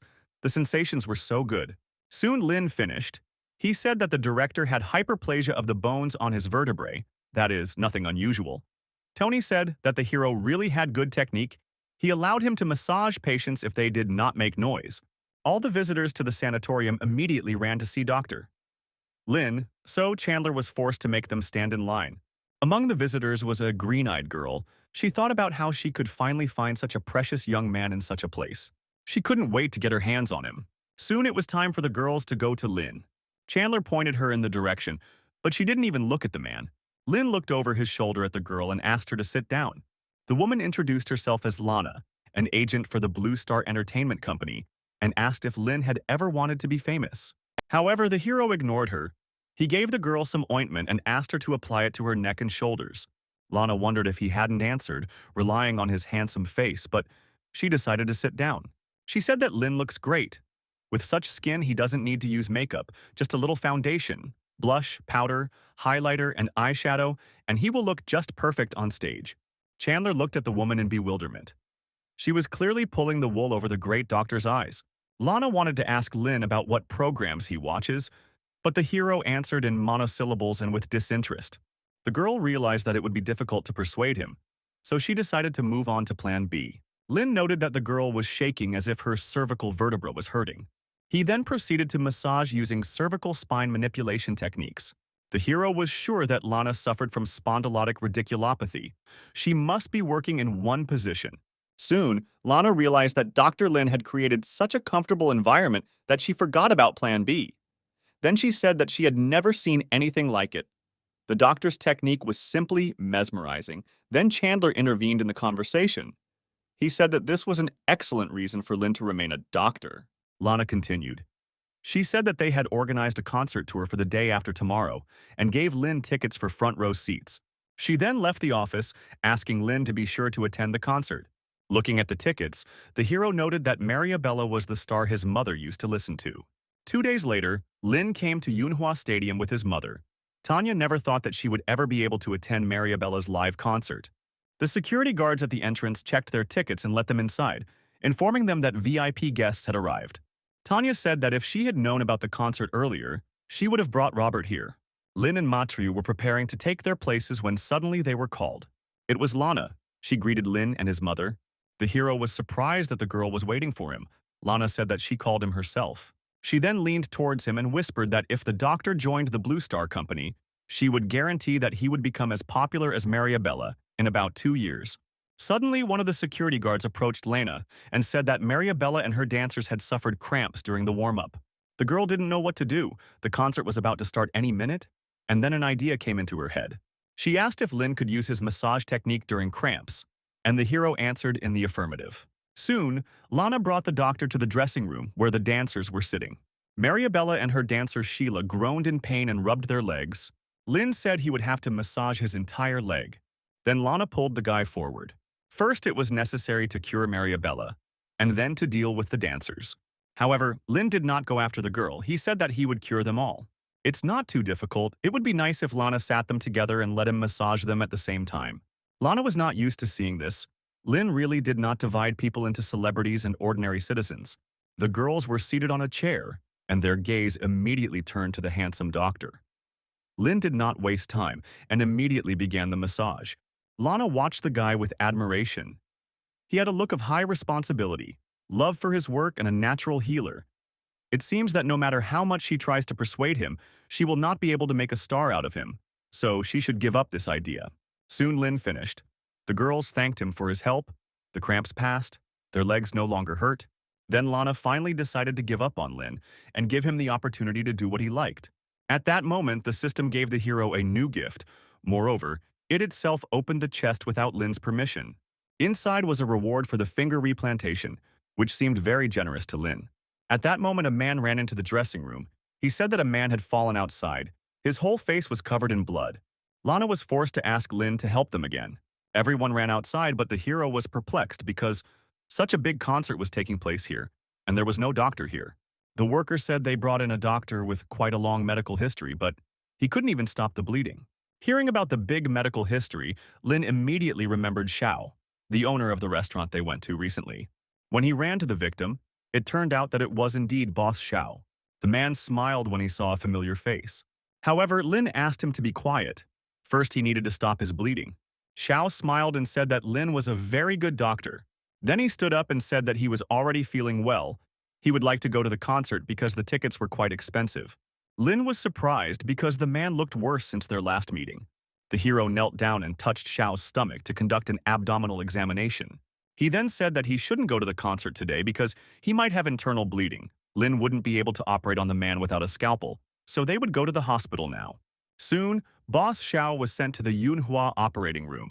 Lin had already put on his white coat when Josh suddenly grabbed his hand. He told Lin to take a rest for the next few days. They had other reliable doctors in the hospital. Lin replied that he simply wanted to perform the operation. Josh stood his ground. He made the guy take a rest because now he has achieved perineural anastomosis. Most people think that he is a godsend for surgery. In the end, they talked and decided that Lin will do the finger replantation, and they sent him on rest so that Josh would have time to find a suitable patient for him. The hero smiled and said that he had thought about it. Then Josh asked Lin to listen to him and rest, and when he found a patient, they would work together again. At that moment, Vincent ran up to the men. He was pleasantly surprised to see Lin here, since he wanted to call him here himself. Josh guessed that the hand surgery department seemed to need some help. Vincent said the situation was urgent. The patient was a child. 8 of his fingers were completely torn off and needed to be restored. But the problem was that all the elite doctors were in the provinces or abroad. Lin thought, it will take 4 hours for each finger. It will take 32 hours to perform the operation. Moreover, the time for replantation of fingers should not exceed 25 hours. While the doctor performs the operation, it is recommended to cut the limb. Vincent said the plan is to open 4 groups at once to collaborate on finger planting. If Lin agrees, he will suture the tendons and perform perineural and non-neural anastomoses. Josh was sure the hero would do it. Lin changed his clothes and thought that he didn't have time to study the finger replantation to perfection. The first test would be in hell mode, but it was very exciting, and he liked it. Soon the men arrived in the operating room. Josh said that Lin would handle the stitches and anastomosis, and the rest of them should keep order and follow the plan. The hero decided to look at the MRI and X-ray. He soon came to the conclusion that he fully understood the condition of the nerves and the finger. But the most difficult thing remained. All the doctors were nervous. Someone made an incision in the wrong place. Josh called Lin over to him. The hero asked to put on him all the necessary items for the operation. He was ready to save the child. Marty was very nervous during the operation. Lin tried to reassure him. He needed to keep working as they were starting to treat the wound. The junior doctor of the hand surgery department, Felix, was present at the operation. He needed time to prepare mentally. He asked the second and fourth groups to report on their progress. The junior doctor in the hand surgery department, Howard, was finishing cleaning the wound. Lin was in the fourth group. He was already finishing with the bones and preparing for internal fixation. Felix was shocked. Lin Jian worked much faster than he thought. They were still treating the wound, and he had already finished. The man praised everyone for their excellent work and asked them to continue. So the operation continued. All the doctors worked tirelessly. For Lin, everything was completely familiar, and after a fairly short time, he announced that he would allow his assistants to stitch up the skin. Everyone was extremely shocked by the speed of the doctor's work. Marty felt like he was back in the emergency room. Felix was amazed. He had just finished the anastomosis of the blood vessels. In Lena, it only remained to put stitches. Apparently, he was good not only in the processing and restoration of bones. Their boss usually spends 20 minutes on stitches, and this kid from the emergency room has already done everything and is ahead of everyone. This is not right. One of the doctors asked Felix why no one was checking Lin from the fourth group. Marty shook with fear. He felt the man's gaze on him. However, Lin asked him not to be distracted during the operation, and then asked Felix how he could help. The man understood that now was not the time to sort things out. The other 2 groups needed help. They have only reached halfway. And the most important part, the blood vessel anastomosis, is still not completed, and the neural anastomosis, which is even more problematic, will take them at least an hour or more to complete. The patient is only 5 years old, and if they want him to be able to use all his fingers normally, they must take into account that every second counts. Lin doesn't lose to other doctors. Moreover, he is better than them. He is unstoppable. Then Felix asked him to continue with his left ring finger. The hero asked to bring him an MRI scan of this finger. Lin looked at the picture carefully. The stitches, blood vessels, and nerves match the last finger. But the fingers are broken in the middle. The bone should be shortened. The shortening of the finger bone will be about 0.5 centimeters shorter than usual. Marty soon reported that he had completed the suturing. Lin then asked him to perform surgical treatment on the ring finger of his left hand. The hero adjusted the position of the microscope and began further work. Soon they, together with Marty, announced their readiness. The ring finger was ready. Everyone present looked at the guy in amazement, not believing that he had already succeeded. Josh sighed and asked the men if they could continue. Lin said he was ready to work some more. Vincent said he would leave him the thumb on his left hand that was assigned to Dr. Felix. The man prayed to himself that speed meant nothing. Quality was the main thing. Lin thought, after the operation on 2 fingers, he adapted and now he can fully use his techniques. He asked Marty to finish treating the finger. The hero thought that he wouldn't be tired if he hadn't used the M-Tang technique 3 times. But today, he was a little tired. And the finger transplant was not finished yet. Marty noted that he had never seen Dr. Lin tired during surgery, but today seemed to be more difficult. The hero understood that the operation was important, and therefore decided to take the energy serum. Marty noticed that Lin's energy seemed to have been restored. It even seemed to him as if tongues of flame were swirling around him. Meanwhile, Felix had just started with the middle finger of his right hand. However, he was curious about what Lin Jian was doing. As expected, he couldn't see the details, but he saw his calm expression, his precise movements, and the absence of problems, which meant the operation was going well. The surgical process looks like an elegant dance. Soon, Lin announced that he was going to perform a neural anastomosis and also needed to do a skin graft. Felix asked the boy to come help him as soon as he finished his procedures. As the man returned to his work, he thought, this operation seems easy because of Lin. Meanwhile, half an hour had passed. Felix felt that he had already lost his former strength, since he could not finish even 2 fingers. Then he asked Lin to go and stitch up the artery. The hero thought, he can analyze how much time he spent to try to increase the speed of the process. The replantation of the severed finger went perfectly, and soon the artery was ready. The whole team looked at the doctor with admiration. After some time, Lin announced the completion of the operation. The system opened up several new achievements for the hero. All of them were associated with praise from colleagues. Lin himself was very satisfied with this operation. When it was all over, the hero was walking through the hospital corridors and suddenly met Josh, who for some reason had not yet left. The man asked why Lin's mother didn't come home when the big star was waiting for him. The hero was surprised. He couldn't believe that his mother had been waiting for him all this time. Soon, Lin and Josh headed outside. As soon as the hero saw his mother, he asked why she waited in the office when she arrived. However, Tanya was too busy talking to some people. Lin looked at his mother in bewilderment. Apparently, she had arranged something for him, but without his permission. Tanya screamed in surprise. She didn't notice that her son had come here. Lana and Mariabella stood in front of Tanya. The girl asked why Lin never came to the concert. The hero said that he is a doctor, his patients are his priority, and he will not change his profession to that of an artist. Then Lana said that it was not she who wanted to find Lin. It was Mariabella's desire. The thing is that the girl wanted to ask for a repeat massage for her neck. Seeing the confusion on her son's face, Tanya pulled him towards her, smiling tensely. She asked to spend 20 minutes and help the girl with her neck. It was important. And then Lin agreed. He said goodbye to Josh. Tanya thanked the director for his hospitality and asked him to come visit them more often. Josh waved them off, thinking that he was glad he didn't get into any trouble with this big star in the end. Then the man thought that with such success, and even with successful operations, he could gain enormous popularity. The next morning, Lin went to meet Mariabella after returning to work in the middle of the night, having only slept a couple of hours. The nurses asked why Lin had come after such hard work, but the hero wanted to check on the patient. Then, one of the girls remembered that the head nurse had asked her to pass something on to the doctor. The girl said that Lin didn't have to go to work today. The boss asked him to go to the conference room. At that moment, another nurse ran up to them. She was looking for Lin, and as soon as she saw him, she immediately called Justin here. The man stood with a gift bag in his hands. He said that he had been looking for a doctor all over the hospital for quite a long time. As it turned out, the MRI showed that the suture was only 0.1 millimeters, and Dr. Lin's suture turned out just fine. The hero did not understand why the man was holding a bag in his hands, and Justin explained that he had bought a gift for the doctor. The nurse then reminded Lin that the manager was waiting for him in the conference room right now. The hero headed there with Justin and Patricia. Inside, everyone was getting ready for filming. Willow, the reporter, noted that this all sounded like the beginning of a good story, and she thought Dr. Lin was complicated. The girl introduced herself to the doctor, saying that she had come here for an interview. At that moment, Vincent approached Lin and said that they wanted to make a report about the operation they had carried out the other day. Willow realized that Lin didn't have the interview skills, so she positioned the men in the right positions in front of the camera to make them look good. When everything looked great, The girl turned on the camera and got ready for the interview. The other doctors were a little jealous. They also wanted to get into the newspapers and interviews. Willow asked Justin to clean the gift crayfish and give them to Dr. Lin, so the theme of the relationship between the patient would be much more meaningful and realistic. The hero was perplexed.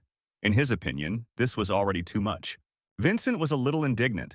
Lin looked like he didn't want to take part in all this, but this was all for the hand surgery department, so they had to agree on cooperation. The man told the boy that all this was needed for their hospital. Meanwhile, Justin managed to take a crayfish from the bag, which he was very happy about. Willow was busy filming and really enjoyed the scene where the patient feeds the doctor. At that moment, a doctor burst into the office and said that things were bad. The old smoker, Peter, who had a transplanted finger, had a deterioration in his blood circulation. Vincent was already prepared for the amputation, but Lynn said that there was no need to rush. They all needed to get to the operating room. Luckily for Willow, she had managed to get a good report, so she did not object to the doctors leaving.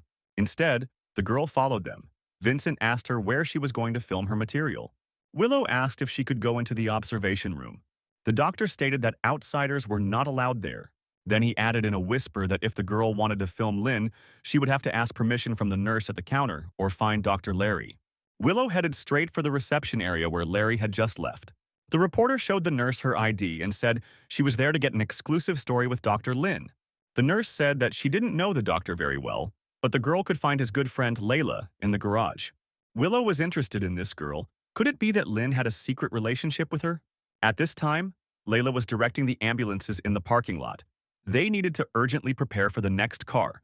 At that moment, Willow approached her, showed her her ID, and said that she came here for an exclusive interview with Dr. Lin.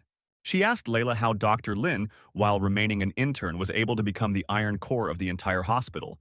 And in the girl's opinion, the answer was simple. This guy was a genius. Willow was surprised by such a short answer. Everyone here was somehow mysterious. Then, Layla put her arm around the reporter's shoulder and said that when she first met Lin, he was treating her brother. Sometime later, the girl told the story from beginning to end. Willow could not believe that the doctor had such a huge impact on this hospital, and did not think that this story was worth publishing. The reporter decided that she should find Dr. Larry after all and return to the hospital. The man was sitting in one of the offices. He asked what Willow would like to know about Lena. The girl asked him to tell her everything he knew about the doctor. Larry said that Dr. Lin from their department is the man who does what none of them can do. He works hard and spends so much time on surgeries that Larry once brought a diaper into the operating room to avoid going to the toilet. At that moment, one of the doctors entered the office and asked Larry to get ready. Dr. Lin was tired after the finger replantation surgery, and the doctor wanted Larry to perform similar surgeries with him. The man was puzzled, because usually Marty specializes in this and he works with emergency services. The doctor explained that Marty was now in the hand department, so Larry was the only one who could help Dr. Lin. As the man put on his clothes for the operation, Willow thought that she had found a material that she could sell, but she had to wait for Lin. Meanwhile, Vincent was talking to the patient's relatives. He suggested that they go into the room and take care of the patient. He told Lin that he could do without amputation, and he would call him when they had similar operations. Willow filmed everything that was happening. She was sure that Dr. Lin was the backbone of this hospital, and this was very valuable material. Larry soon arrived on the scene. Lin asked him if he was ready to perform the finger replantation with him. The man said that the M-Tang technique was very complicated. A huge amount of time had passed since their last joint operation, so he was only glad about it. Then Lin said that they would do 50 operations to start. He noted to himself that since the patient's family had thanked them, the system had given him a new mission. He had received a skill book, and now he had to perform 50 finger replantation surgeries. It was the first time he had seen such a task, but he could not wait for the reward in the form of a medium treasure chest. A day passed since then, and Lin and Larry's shift came to an end. The man was very grateful to the doctor for teaching him the new technique. However, Lin stopped him and asked him to be quiet. Willow was in the office. For some reason, she stayed in the hospital, falling asleep on the couch. Josh was sitting across from her at the table. He was also asleep, but he opened his eyes as soon as he heard footsteps in the room. He immediately jumped up from his chair and declared that he was waiting for Lin. Since Marty was no longer with them, the man found a new assistant for Lin, an outstanding doctor, Unity. The man then gently woke up the petite girl sitting next to him, who was also sleeping. It was that same Unity, she greeted Dr. Lin and said that she specialized in colorectal surgery. She studied at Tunzi Medical College. The men looked at the girl in bewilderment. Could this really be their new assistant and also a pro in colorectal surgery? Unity was embarrassed by such intense gazes and immediately became embarrassed. Josh was surprised. He didn't know that she specialized in this type of surgery. Lynn and Larry were even more surprised. Did Josh not know who he brought? Unity said that when she was a student, she specialized in emergency medicine, but now she is more interested in colorectal surgeries. She studied similar issues while in college. She even wrote a paper on the topic of research on the analysis of female students' behavior. Josh then asked the girl if the lecturer had allowed her to finish her studies. They talked among themselves a little more, and then decided to say goodbye. Lynn asked what they should do with the sleeping reporter. Josh said she wouldn't sleep long because she had to clean up soon. Then he picked up a whole mountain of folders and went about his business. The next day was the start of the next surgeries. But Larry was haunted by the question of what Unity had gotten when she had conducted the analyses for her dissertation. The girl explained that 44% of the students were sick with colorectal diseases. Among them, 70% were sick with hemorrhoids. Basically, half of them had anal cryptitis and constipation. Further studies showed that some had anal fistula and polyp of the membrane. In conclusion, it is worth noting that training, breakfast, water, unhealthy food, and fasting have a huge impact on the development of colorectal diseases. The university has toilets with showers, but unfortunately, female students are not used to washing their anuses after defecating. Soon, Lynn announced the start of the operation. He said that Larry would be the first assistant and Unity would be the second. Then the girl asked the doctor to wait 1 minute. The men looked at her in bewilderment, and then she said that they were working on a bruise. If the soft tissue damage is severe, it will be very difficult to successfully perform replantation. And even if the patient recovers, it will be very difficult for the patient to regain finger functionality. Larry noted that this girl was very knowledgeable. Lynn said the patient and his family were strongly demanding replantation, and then asked if Unity had been to the orthopedic department. The girl said that she had read about it and also often met them in her department. But at that time, she was most focused on foot bruises. Common leg bruises occur as a result of industrial or construction accidents. Therefore, when treating a patient, they must understand how the accident occurred. They will know the mechanism of injury by paying attention to the patient's condition, namely the area of injury. First, it is necessary to palpate the pulse of the main artery of the back of the leg. Initial treatment includes debridement, drainage, micromanometer, facial compartment depression, and antibiotics to prevent infection. 4 megapascals. Pressure is critical as it can lead to muscle and nerve necrosis and secondary fibrosis. Larry was surprised at how clearly the girl explained everything. She's almost like Boss Lynn. She also doesn't show her weakness in front of others. The girl said that was all she knew. Lynn thought, even though he had an ideal level, even his knowledge was not comparable to Unity's knowledge. She's a quick learner, so it'll be pretty easy to cooperate with her. He then asked her if she had had a finger replantation performed before, but she replied in the negative. The hero said that she should take the tongs and begin. While the operation was going on, Unity said that Dr. Lin had loosened the tourniquet, which meant that he had sutured the arteries. But now it would be more logical to examine the veins. Lin noted that this girl was capable of many things and asked her to wet her hands. To prevent blood vessels from drying out due to prolonged exposure, they should be moistened with a heparin saline solution. However, Unity spilled the liquid past her hands, and Larry barely managed to close Lin's glasses.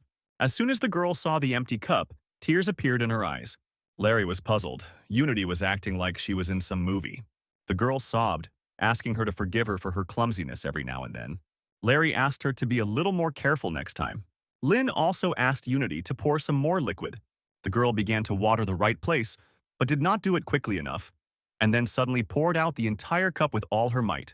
She began to cry again, apologizing for her actions. Larry noted that this girl was not very good with her hands. Suddenly, Lin noticed that there was blood on her gloves. There are strict requirements, especially for details, and the main one is not to have blood on clothes, since it can easily stick to the thread. The girl wondered where it came from because it didn't touch anything. Lin asked Unity to change her gloves and get a new pair of tweezers. The girl knew that tweezers are used to hold blood vessels. They are made uneven and have small ends. This prevents damage to blood vessels and other fragile tissues, which could otherwise cause pressure even with minimal damage. And now, Lin asked her to hold the blood vessel with tweezers. Unity aimed the forceps, trying to hold the artery, but she was unsuccessful. Lin said there was no need to use extra force or grip too loosely. Unity was surprised. It turns out that this does not require additional strength. When the girl succeeded, the hero immediately stitched up the artery and ordered her to move on to the next one. Unity was surprised by the speed of the doctor's work, and therefore was not going to relax. Lin then suggested starting a paraneural anastomosis. Unity said the effect of paraneural anastomosis is much better than epidural anastomosis, but it also takes longer and is not usually used in finger replantation. When performing a paraneural anastomosis, it is very easy to choose the wrong method. The girl thought that an epidural anastomosis would be more suitable here. When it comes to finger replantation, the price-quality ratio is not high. Everyone present looked at the girl in bewilderment, thinking that she had just said some nonsense. The girl continued, "The ulnar nerve is much easier to suture compared to the nerve of a severed finger. It takes less time, and the level of difficulty is lower. It is impossible to suture the nerves of a severed finger in the same time as the ulnar nerve." So paraneural anastomosis was not the best solution. Suddenly, Lin announced that he had finished putting in the stitches. Unity looked at him in surprise, not believing that he had already completed such a complex operation. Lin didn't answer. He just instructed Lin to stitch up the skin and headed out. Larry said he never thought Unity would turn out like this. Her personality doesn't match her appearance. He explained that Dr. Lin was the best, extremely professional and amazing when it came to anastomoses, and the girl was always instructive in explaining the theory. Unity tried to explain that she didn't mean it that way, but it didn't matter. Compared to other doctors, it was easier to participate in operations with Lin, and since everyone here was in groups, the girl should know something. Unity thought that there was a special taboo against Dr. Lin. Then Larry explained that this was 10,000 times more terrible than any taboo, because once Dr. Lin starts an operation, he cannot stop. Larry soon reported that he was finished with the stitches. Unity was happy. It was her first time as an assistant, so she would be able to build a good resume. Larry said that she needed to rest before the operation. She didn't fully know Boss Lin yet. He also said that she shouldn't write everything down, but rather develop muscle memory. At that moment, a nurse burst into the office and said that Dr. Lin was waiting for Dr. Larry and Unity in the second operating room. The girl was surprised because the operation was supposed to start an hour later. Then she began to understand Larry's words. Boss Lin is not a newbie, and being a professional does not mean he has a lot of surgeries. It literally means he performs surgery after surgery. Soon the doctors headed to the second operating room. Lin said that Dr. Vincent asked them to come urgently. They just received a patient who is missing his right thumb. He planned to restore the finger from his big toe. Unity said the thumb is responsible for 40% of manual work, and without the thumb, a person would not be able to do many everyday things, such as holding a cup, writing, or fishing. When restoring the thumb, it is necessary to restore the functions of grasping and holding. Restoring a finger is considered a brilliant operation, but is Dr. Lin capable of such a thing? The hero said that Dr. Vincent gave him important instructions for this operation, and Unity had to research something similar in medical college. Larry thought, theoretical operations can't do such a huge job. Besides, for Dr. Lin, it's also the first time. Unity said the second big toe was the best option for recovery. Lin added that the patient was a worker. His hands were bigger than those of ordinary people, but unexpectedly his feet were small, size 36 or 37. Thus, in the hero's opinion, the right toe was the most suitable, so the task was to amputate the right toe. He asked Larry and Unity to treat the patient, but the girl again missed the tweezers and did everything wrong. Lin asked the nurse to bring all the sizes of Kirschner needles and all the varieties of threads. Larry asked why the boss didn't let Unity do the treatment. Then the hero called the girl over, asked her to wash her hands and take care of the equipment. Larry soon concluded that the processing was complete. Lin then announced the start of the finger transplant operation. When the toe was severed, he asked Unity what she thought about the operation. The girl said that there is a deformation of the patient's big toe. Based on the MRI data, it would be better to perform arthrolysis and then osteotomy. Larry was unhappy. The boss keeps asking people who are bad at handling and suction, and even increase the complexity of the procedures. What does he think? Lin thought to himself, although the difficulty had increased, everything was fine, and then asked to loosen the soft tissue around his big toe. Soon the doctor finished the suturing and asked to prepare for connecting the blood vessels. Unity was delighted. Lin's operation did not match her knowledge from books.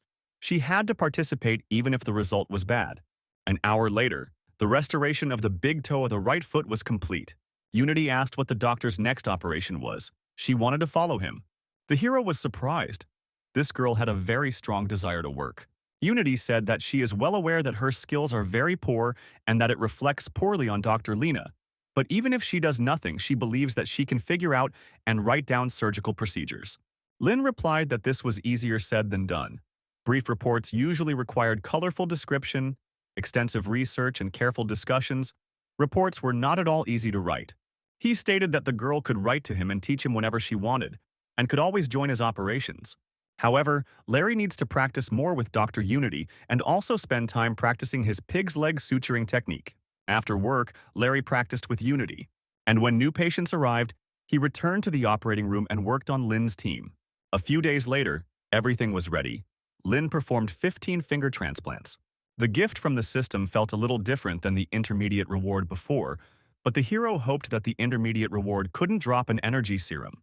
Lin didn't mean that it was bad, but if the blue tube equaled 10 or 100 serums, then it meant that he wouldn't be able to sleep for the next 6 months. Inside the chest was another flask, but this time it was an unusual elixir that increased all of the hero's skills for 2 hours. The system meant all the skills that existed in the medical world, and the skills with the perfect level would be upgraded to the legendary level.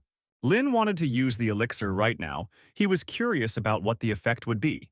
However, he then exhaled and thought that he might need it in the future, so it was better not to use it for now.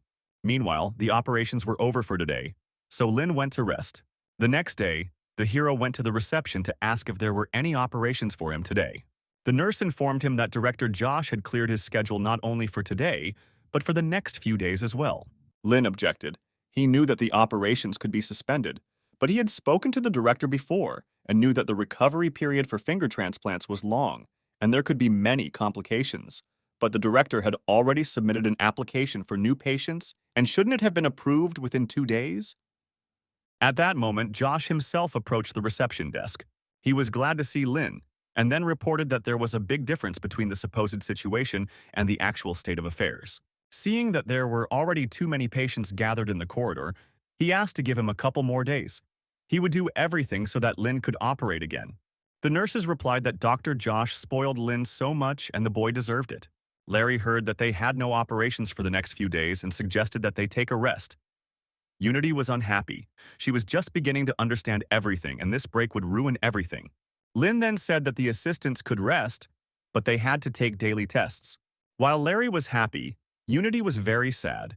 She was sure that all the results of her practice would simply evaporate. At that moment, Chandler entered the office and suggested that Lin have some fun since he had no operations. He asked how good the hero was at abdominal surgeries. Lin said she could do the stitches, but she knew nothing about special surgical techniques and didn't know how to use a laparoscope. Chandler chuckled. After all, he was able to find something that the guy didn't know. However, it was an opportunity for him to learn something new. The operation had not yet been scheduled, but there was always a patient in MANHUA, so the men headed to the reception desk. There they met a young boy with his mother. Chandler said that the boy was not doing well. The woman screamed her son was fine at home, but now he is in critical condition. Chandler said that nothing was clear yet and asked the resident to escort the patient to the doctor's office. He then called Lin along with him. Apparently, the patient was suffering from severe abdominal pain. Another woman was soon brought in by ambulance. Her daughter said that her mother had an appendicitis operation at Yunhua Hospital last week, but now she was feeling unwell. At first, she had regular bowel movements, but then she stopped. No one paid attention to it because she had mild constipation before. Chandler said that her abdominal sounds are hard to hear. The doctors will do a CT scan and see the results. After that, they will do a regular X-ray. They suspect a blockage in the intestines. It can lead to serious consequences, but first she needs to pass all the tests. It looks like an age-related bowel obstruction, so it may not be simple, but regardless of the situation, surgery is necessary. The man said that Lin could be the main assistant, and then the hero said that he had to call someone since it was a matter of intestinal obstruction. It was Unity, and upon hearing the diagnosis, she immediately ran to the men. She specialized in colorectal surgery, so Chandler was going to give her a chance to show off her skills. Lin was surprised. Hadn't the man seen her work before? Chandler growled sullenly that Lin had simply never seen a bowel operation before. It was soon decided that the patient should undergo stenting. The examination results showed that the woman had intestinal stenosis, a narrowing of the outlet of the stomach. as a result of which the normal movement of food from the stomach into the duodenum is disrupted. Chandler handed everyone masks. This was one of the most dangerous types of intestinal obstruction. Soon everyone went to the operating room. Whether Unity will be the second assistant will be decided after the incision is made. It turned out that the patient had not had a bowel movement for several days. This woman is 64 years old. She managed to eat 2 large bowls in one sitting. Her family was very proud of her. When Chandler made the cut, it became clear to everyone why he asked everyone to wear masks. He said there were 2 pieces of news, good and bad.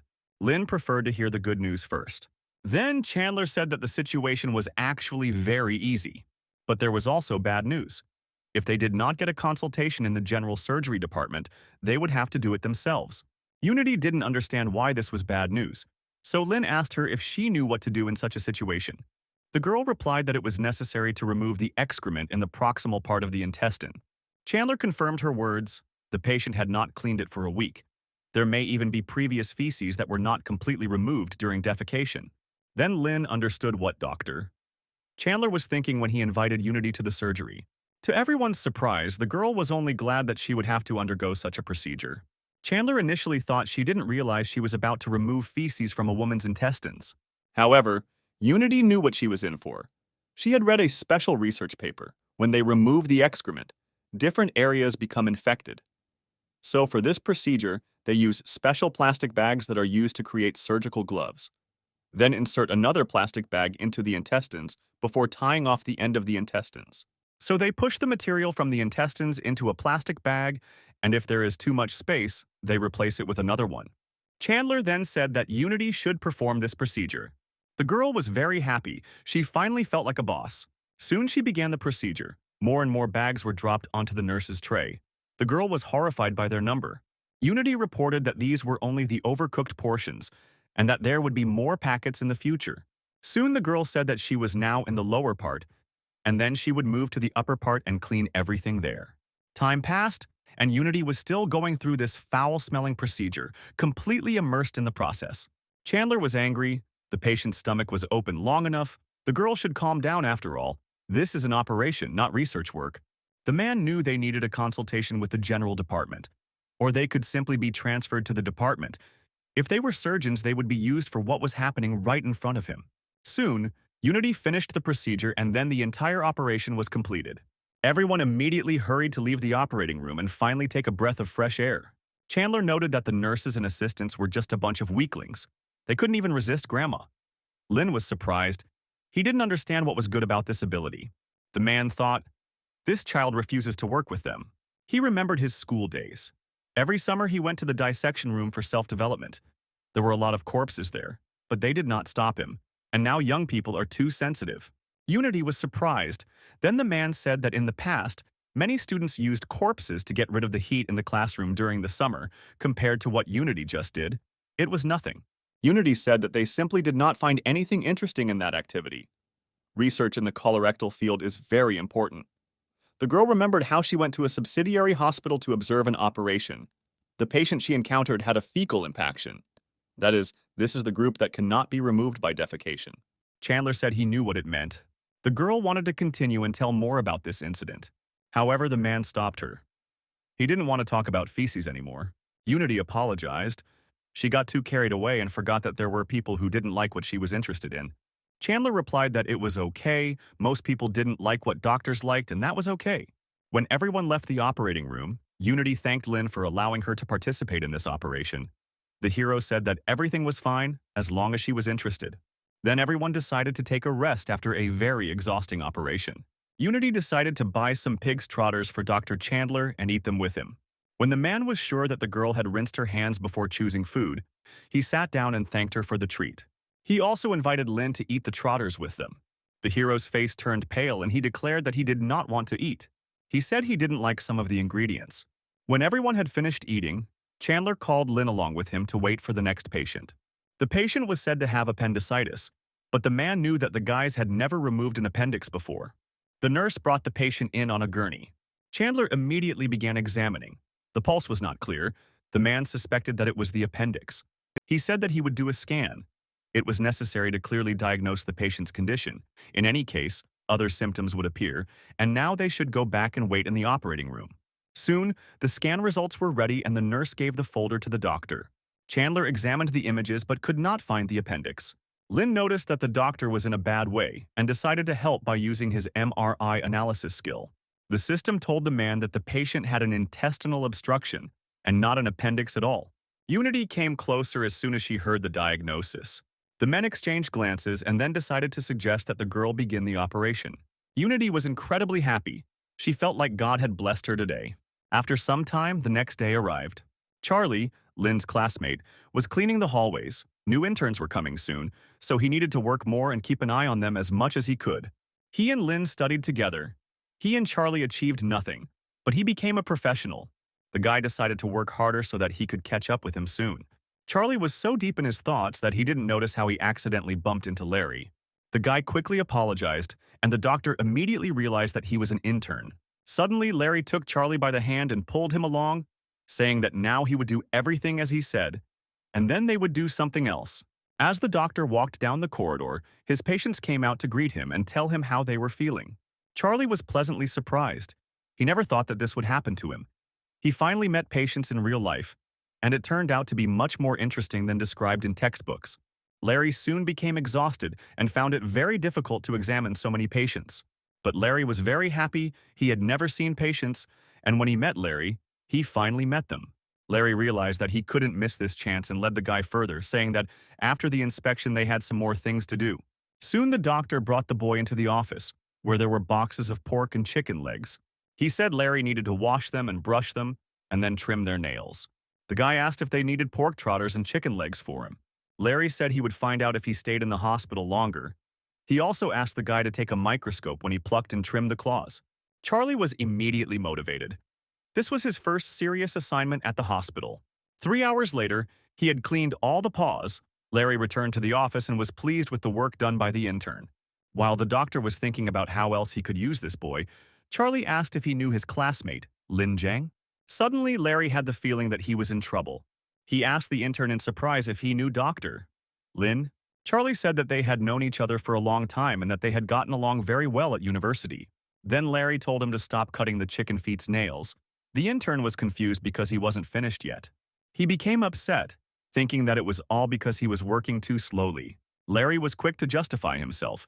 He said that he didn't want to force him to do this. He just had an important patient, but now he was free.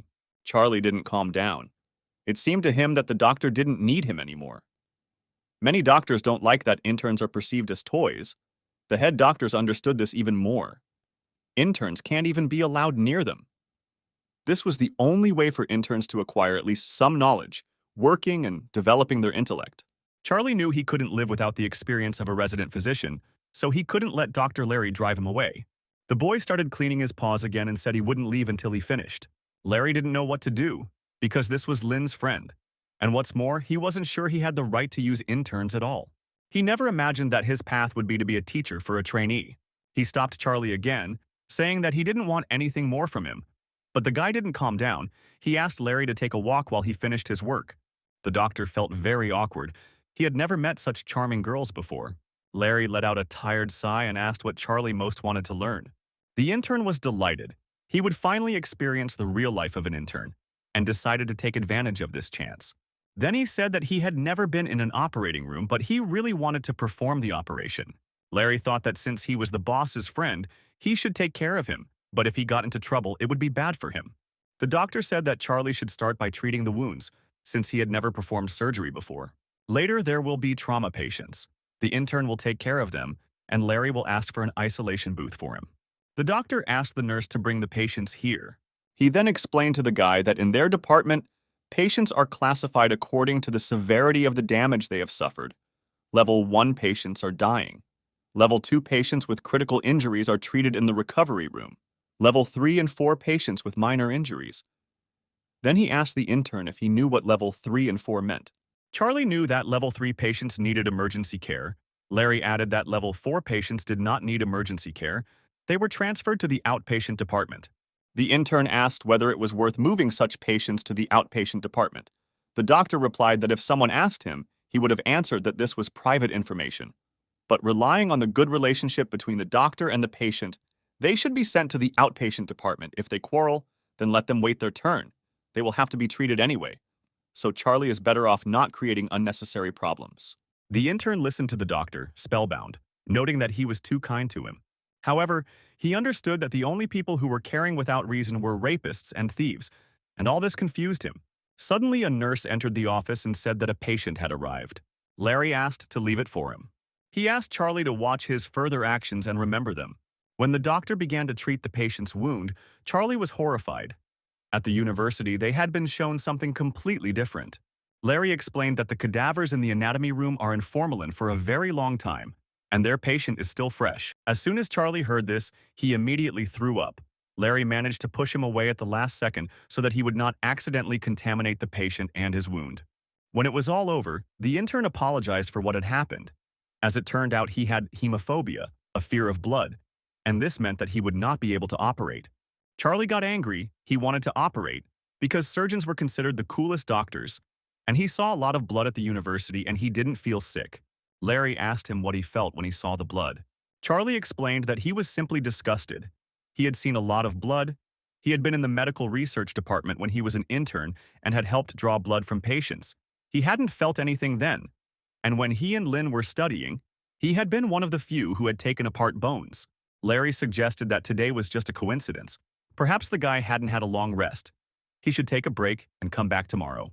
The next day, Charlie came to the hospital again. He waited for Larry to hand him the tray, but he was still not there. Suddenly, the guy noticed a familiar figure to his side. It was Lin John. Charlie couldn't get through to his classmate, and Lin said he was in the operating room. Unity and Vanessa were puzzled. This boy was behaving too frivolously with the doctor. Charlie was glad to find Lin at work. He said that he had been to many different departments, doing many different things to see how operations were carried out.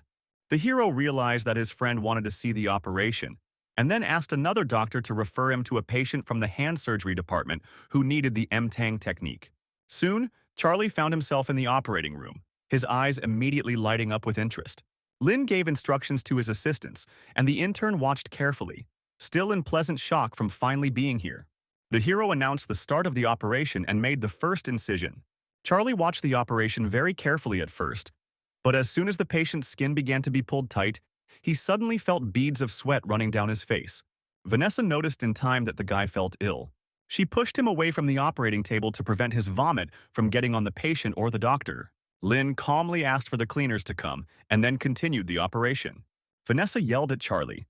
This guy had the nerve to come to surgery with hemophobia, so now he's going to have to clean up this place. When the operation was over, Lin went out to his friend who was in a terrible mental state. He didn't know what to do. In the future, he wouldn't be able to operate.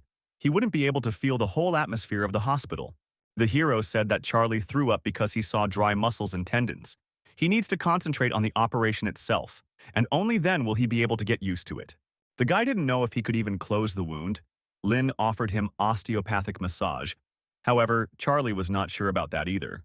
He was afraid that at this rate he would soon be kicked out of the hospital, and he wanted to be as happy as Lin. So the hero said that he would introduce his classmate to Dr. Unity. Soon the hero brought Charlie to the girl, explaining that he was in a slightly specific situation and asked Unity to take care of him. The girl was intrigued by this peculiar case. Her eyes lit up with interest. Suddenly, a doctor entered the office and said that Director Josh was calling Lin. Unity said the doctor could go and she would take care of Charlie. When Lin walked out into the hallway, he saw Josh and Larry. The guy was holding a phone. There was a video of a report that was recently filmed in their hospital. He made it onto the Daily News, which was quite popular on television. Josh confided that their department wasn't the only one paying. The hand surgery department also chipped in. He explained that these articles were intended for a large audience, so they were obliged to pay. Lin suggested making a new branch since they had so much money. Josh chuckled, thinking that this kid only thought about surgeries, and then said that they would be opening a new department very soon. He then entered the office where Vincent was waiting for him. The man noted that Josh seemed puzzled by something. The director asked to dispense with formalities, since Vincent was not really worried about him. Soon, Lin entered the office and asked if Dr. Vincent needed anything. The man replied that the guy had done a good job. His operation had been a huge success and had even been featured on the news, so he offered Lin to be his assistant in some things. Vincent decided to tell him in confidence that they were talking about freelance surgeons. Lin knew that they flew to other hospitals to perform surgeries. These doctors were renowned experts in their field and the best in their region. Logically, there are two reasons why a hospital would hire such a surgeon. Either the hospital wants to improve their skills with his help, or they simply need help due to the serious condition of the patient. But whatever the reason, it cannot be said that he was hired based on skills. If we take the first option, the hospital needs a surgeon with a high reputation. This can motivate other doctors or establish a long-term relationship between the hospital and the surgeon.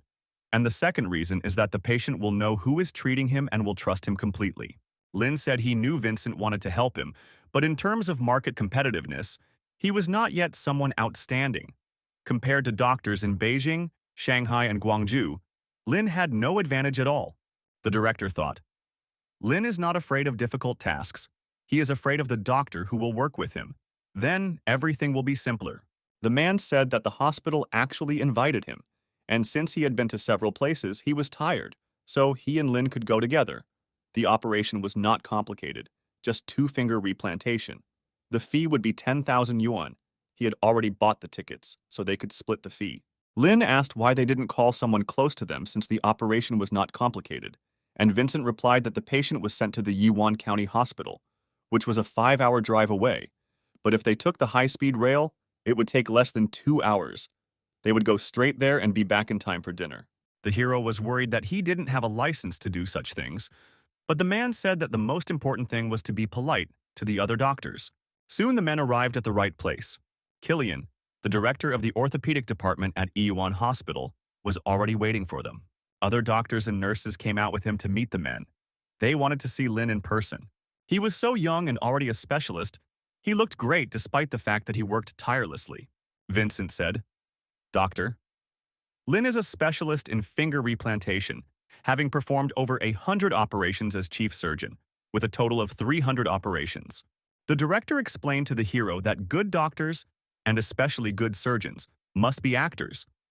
There was a 10,000-hour rule. After 10,000 hours in the operating room, doctors suddenly grow old, and others become freaks.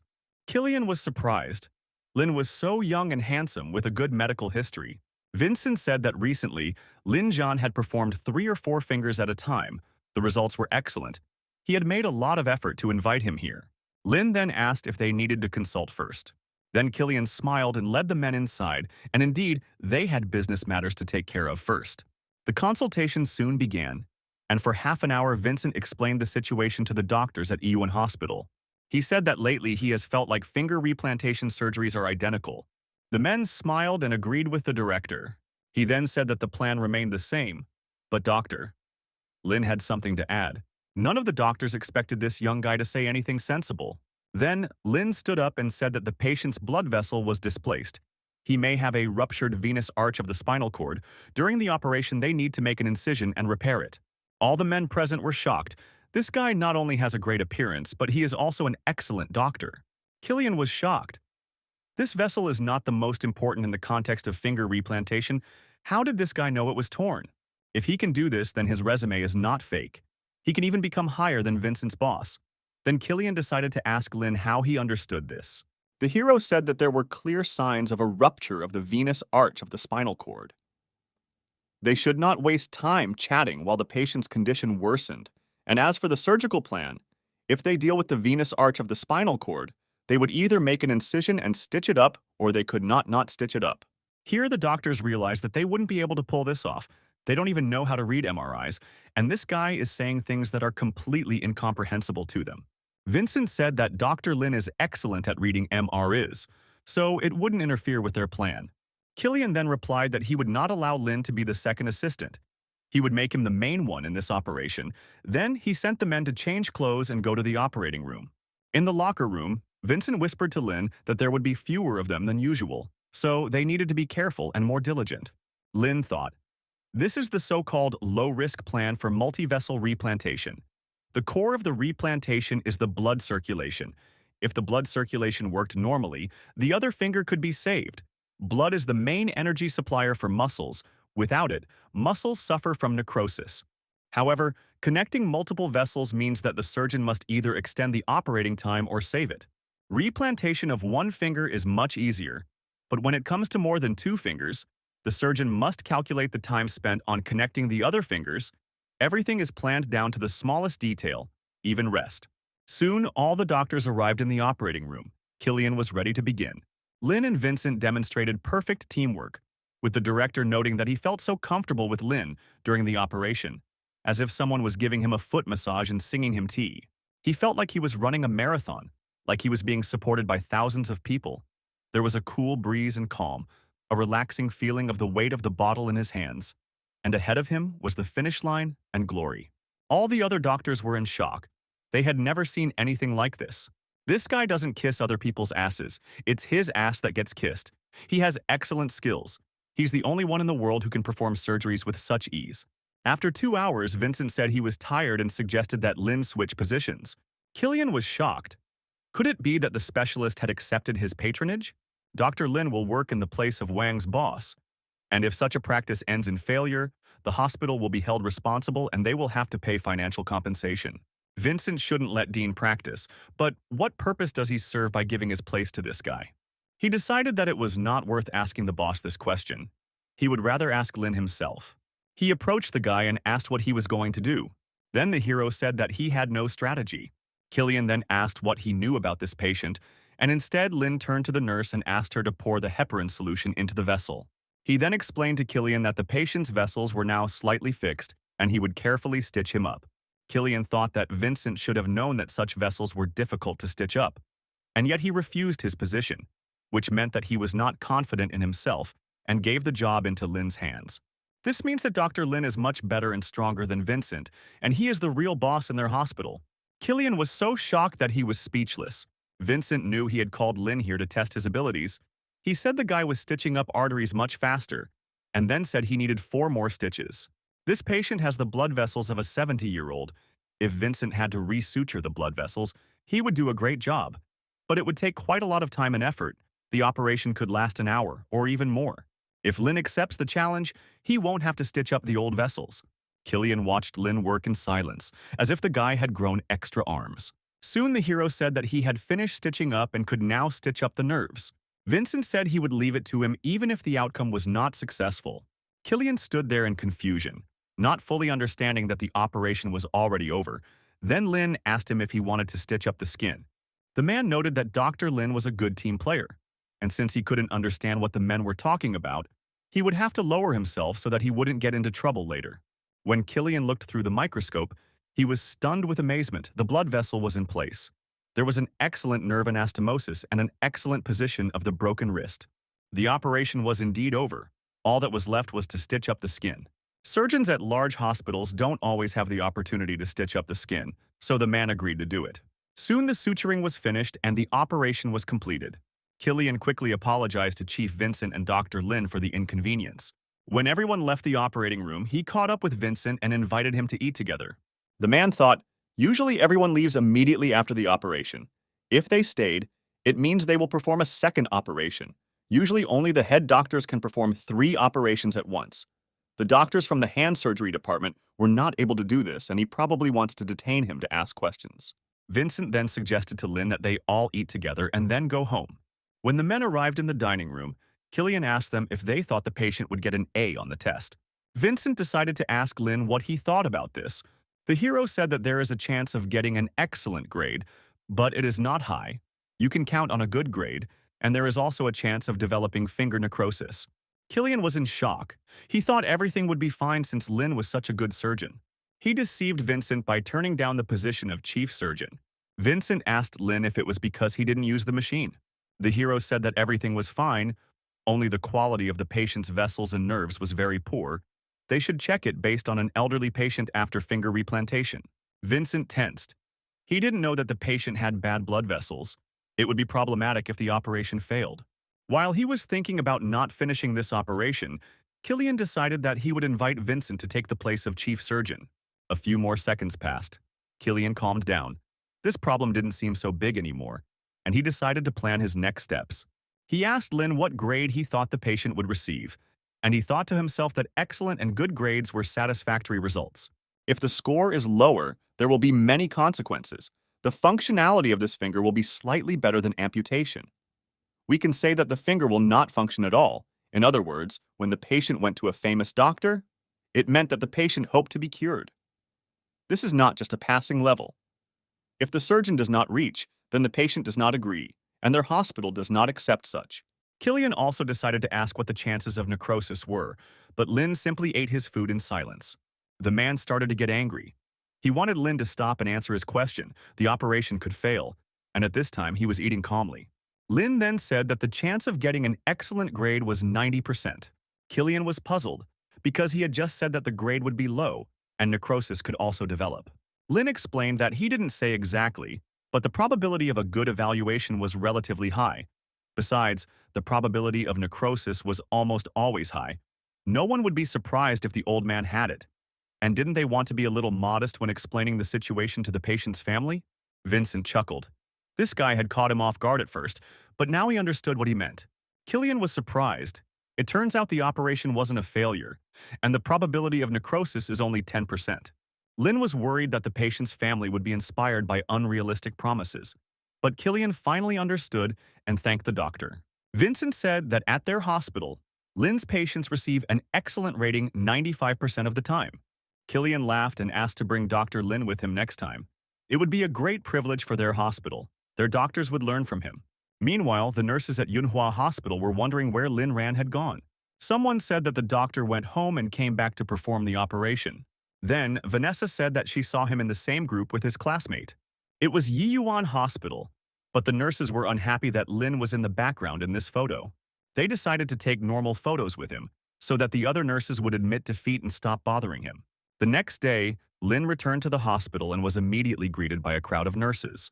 They asked Lin to take a photo with him, but the hero was not very interested in it, but still looked at the camera. He asked if there were any patients with missing fingers today. Vanessa reported that the worker had lost 2 fingers in an accident and would be arriving at the hospital soon. He was from the city.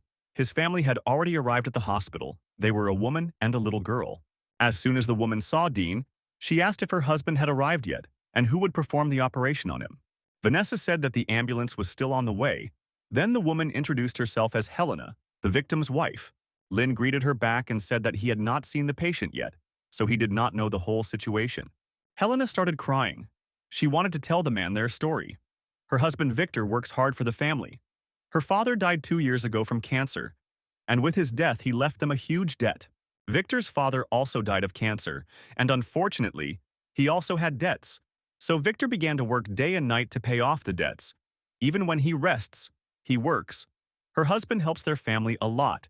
He is not afraid of difficult and hard work. And now he has lost his fingers, so Helena is left with a small daughter without a hard-working husband and money. Lin thought that their story was really very sad. If the patient is not cured, it will be very difficult for their family. Lin then asked everyone to prepare and perform an MRI scan as soon as the patient arrived. The system informed the hero of a new mission. He needed to make a perfect stitch in order to receive a medium treasure chest as a reward. Soon Larry reported that the patient had arrived at the hospital, and Lin sent the man to prepare for surgery. Vanessa soon reported that the MRI was ready. Lin looked at the picture and thought about what kind of seam is considered ideal. It is impossible not to leave a seam.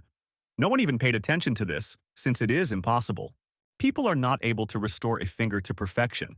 After all, they are not transformers. And from an aesthetic point of view, it is impossible to create an ideal seam. Lin decided to call a spade a spade. He hoped that he would succeed with the help of the serum. All you have to do is perform the operation perfectly. This potion will level up to legendary, so it's not worth wasting. When Lin came into the operating room, Larry announced that he had gathered all the best doctors. Everyone was ready to begin. The hero said that the patient is a worker. It is very important to successfully complete the operation. Everything needs to be done at the highest level. They will also conduct a short consultation before the operation. Everyone present was horrified. If Dr. Lin wanted to conduct a consultation, it meant the operation was very complicated. Lin tried to calm them down. He said he just wanted everything to be top-notch. The doctors decided to take another look at the MRI results. Lin noted that the wound was not complicated. The change was minor, and that surgeons had often made mistakes in the past and were not resilient enough. They were careless. He could use better medical materials and equipment, thereby possibly increasing the chances of perfect surgery. Soon, all possible preparations were completed. Lin decided to finally begin the perfect finger replantation. Suddenly, the hero felt as if he had missed something. The hero asked Vanessa to call pharmaceutical sales representative Juan from his phone. As soon as the girl dialed his number, the man immediately asked what happened to Dr. Lin. The hero said that he needed the best materials and instruments for microsurgery, in particular for finger replantation, and he needed them right now. Huang said that the Changxi Medical Company provides the best materials and instruments for microsurgery. Then Lin said that he didn't care about the price. He wanted the best materials and equipment within an hour. Huan said that there would be no problem with this. If Lin wants to try it right now, he can recommend Medtronic. They have a fairly large variety of materials and tools, and the price is not high. However, Lin didn't have time to figure it out. He said that he was currently conducting an operation. Juan immediately jumped up from his seat and ran to get the equipment. However, Lin had one problem. He had no money at all, and Juan stumbled and fell to the floor at these words. After that, he stood up, sighed, and said that it was no problem. He would arrive in an hour. After that, Vanessa hung up. The job was done. Lin was glad that he remembered this in time. The so-called ideal suture is not only in surgical procedures, medical equipment, and materials are very important for effective work. Mainly, the problem is their price, which is faced by the patient's family. Although the patient does not decide anything, but all this is absolutely necessary for the operation. Companies were at a complete disadvantage selling drugs or medical equipment, but their huge capital allowed them to promote the products. When a company promotes a new product, it gives doctors a lot of concessions. This is a common occurrence for doctors. Vanessa asked if they could continue, and at that moment someone walked into the operating room. One of the nurses said that the equipment and instruments had already been delivered and were free. Juan said he would deliver it in an hour, but less than 20 minutes had passed and he was already here, which meant there would be no more problems with finger replantation, and then Lin began the operation. Helena and her daughter sat near the operating room. The woman cried without stopping. She didn't know what to do if Victor became disabled. Then he wouldn't be able to work, and they wouldn't be able to pay off the debt. She was very worried about her family. Rumors will soon spread throughout the village. It will be good if they only come for her and her husband. But what if, because of the debts, they do something to their daughter? After some time, the doors of the operating room opened, the patient was taken out, and the operation was completed. Helena immediately ran up to Lin to ask how everything went. At that moment, Josh came up to them and said that everything went great. Both Lin and Helena were surprised to see the director here. Josh smiled widely and said that he saw everything.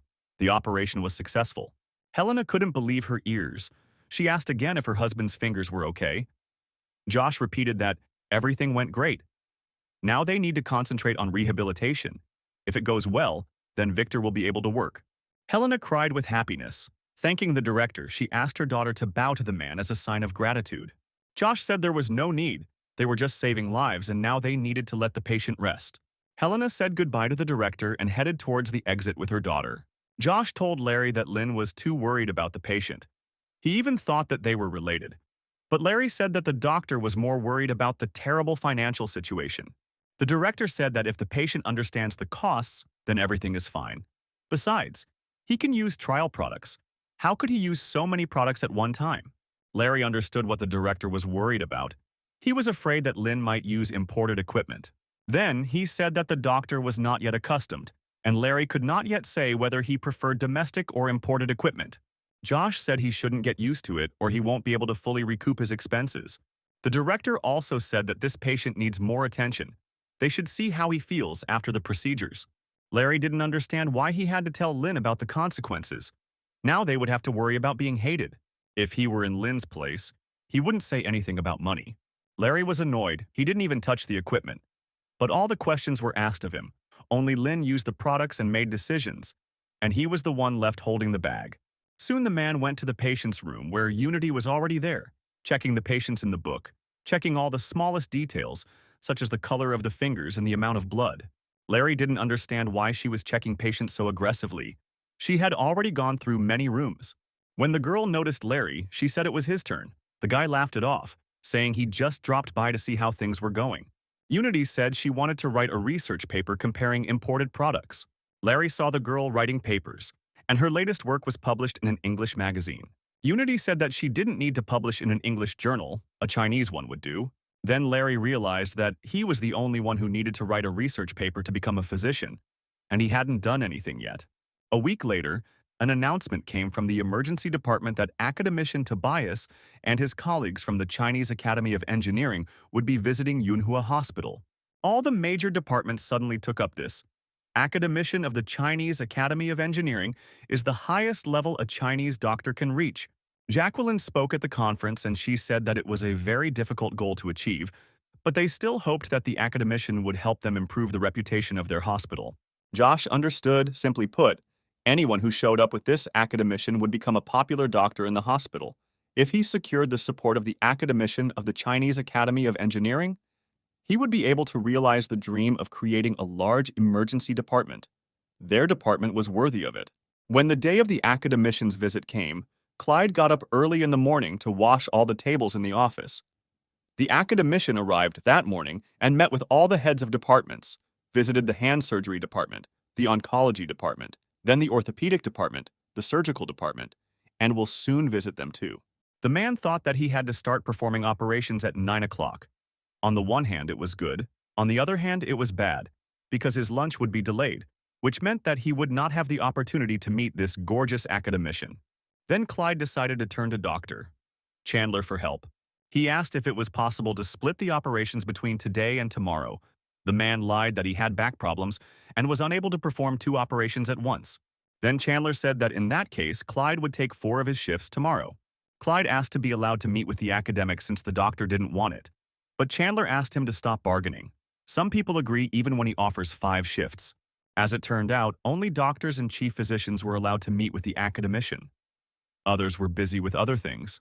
At that moment, Lynn was making rounds of patients. There was already a nurse inside the ward. She told the patient that keeping the finger comfortable is the most important thing. It is very important not to panic and not to smoke. When the girl saw Lynn, she said that he did a great job. Helena and her daughter thanked the doctor for saving Victor. Lynn said it was just his job and then decided to look at the patient's fingers. At that moment, a man approached him and said that the restoration was going very well. The man said it would be better if they showed him the material. So Lynn asked the nurse to bring it here. When the girl brought the pictures, the man began to examine them with surprise. He asked Lynn to tell how he carried out the operation as the chief surgeon. At that moment, Josh entered the office and asked why boss Tobias was still here. They had been waiting for him for a long time. The hero was surprised. Could this really be the same academician Tobias? The academic said he had heard that the emergency department had begun to practice finger replantation operations, and he would like to see it. Josh was glad that Tobias noticed them. But Clyde was unhappy. It seemed to him that the man was spending too much time in this department. Everyone around was saying that Lynn's progress in finger replantation operations was simply excellent. Clyde chuckled in displeasure. He was sure that there were simply no suitable patients today. In fact, he was also not bad at orthopedic operations. When everyone gathered in the conference room, Tobias was shown the materials on the operations. The man noted that the operation performed 7 days ago looked great. The patient's fingers were recovering quite well. He would like to hear how it all happened. Josh asked Lynn to tell him how it all happened. The hero said that he spent more time than usual. The patient had severe vascular thrombosis. Josh noted that this kid doesn't know most of the surgical techniques, but he has a lot of great professionals around him. If he makes a mistake, he will immediately get advice, and everything will be fine. Lin Jiang talked with academician Tobias for more than 10 minutes, and the man found out that it was a routine finger replantation operation. So, thanks to his capable hands and excellent skills, the hero did a quality job. Josh thought to himself that Lin was just an angel. He would go far. Then he looked at Tobias. He looked incredibly pleased. Then Josh said that Lin Jiang is the backbone of their hospital. Of course, his skills are top-notch. Tobias said his skills were too good. Then he asked if it was true that they had so many patients in the department. Josh said that's true. There are more and more patients, so they are planning to expand. After applying for more rooms, they were out of luck because there are only beautiful hospitals left. The project has just started, and based on their statistics, patients stay between 40 and 50 days. Tobias thought that these patients needed a long period of time for rehabilitation, but basically all the big hospitals wanted success and popularity. He said these guys had an advantage because the emergency room is the only place where patients have to stay for a long time. And with those skills and advantages, they can solve problems for free. Then he told Lin that they had one patient. He had a sports injury. They didn't go to the main surgeon because they needed someone more qualified for this operation, so he decided to offer Lin a try. The hero and Josh looked at the man in bewilderment. not knowing what to answer. At this point, the system informed Lin that the task of creating a perfect seam had been completed and gave him a medium treasure chest. Josh thought it was best to ask questions like these as clearly as possible. Then he asked Tobias to tell him more about the operation. The man said that the operation plan was almost ready. They just needed a chief surgeon. Josh sighed. Lin had never been involved in anything like this before. He doubted the boy would be able to adapt. Then, Tobias said that it was easy to adapt. The whole problem was in skills. He had heard about the M-Tang technique that Lin used. Their Center for Orthopedic and Sports Medicine was preparing to perform tendon surgeries, and the man suggested that the hero try. Josh was surprised. Tobias knows about Lin's technique. It's just a miracle that he went to their department first. However, the hero said that he only worked with the tendons on his hands. Tobias said the guy has a good foundation. If he increases the intensity of his training, it will only take a few months to get used to the leg surgeries. He will be quite comfortable at his research institute. They have a lot of patience and excellent equipment. Then Josh realized everything. Tobias was openly trying to lure Lin to his side. Yunhua Hospital is considered the best in Jiangxi province, but it is still far from the whole country. They have a lot of patience, but the Tobias Center has even more. Joshu could only hope that Lin would not give in to temptation. Then the hero said that he liked practicing in Yunhua. It was comfortable, familiar, and usual for him, so he didn't want to go anywhere. At this moment, the system granted Lin a new skill, the technique of suturing the Achilles tendon at a perfect level. For a second, the hero felt new data being introduced into his brain. He felt like he had mastered the technique of suturing the Achilles tendon. Tobias continued. He said that their center practices some of the most advanced technology in the country. Their surgery is always in demand, so only famous athletes visit them. Lin could come to them for a few months. The hero said that he was able to restore the Achilles tendon. They didn't need him as the chief surgeon. He would practice in Yunhua, and he needed Tobias's help. He asked to provide him with patients with various types of Achilles tendon ruptures. The doctors present in the office were perplexed. This guy dared to just make a deal with such a great man. He became so confident in such a short time. It seemed to them that this kid didn't know the rules at all. How could he be so irresponsible? And why did this academic remember him so much? Tobias suggested that Lin first visit his institute, and then he could decide where it would be more convenient for him to practice. Josh was seriously excited. Lena was being offered something that everyone in their hospital dreams of. However, the hero only shook his head. Josh was deeply touched that Lin had chosen him no matter what. The man said that it would be better for Lena not to go. He should take someone with him. Josh pointed to Larry. He would follow Lin to Shanghai and coordinate all matters with him. The man was incredibly surprised that he was chosen. Tobias said their original plan was to find a professional doctor. Josh said they would cover all of Larry's expenses, and after a brief pause, Tobias agreed. All the doctors present were pleasantly shocked. Lin Zhan was a professional, which meant that soon their department would be on the front page of all the magazines. Tobias asked to settle all matters before leaving. They will fly to Shanghai the day after tomorrow. Josh said that Lin could go and not worry about her family. In the evening, while Lin was packing his suitcase, Tanya gave him instructions on how he should eat and what to do in emergency situations.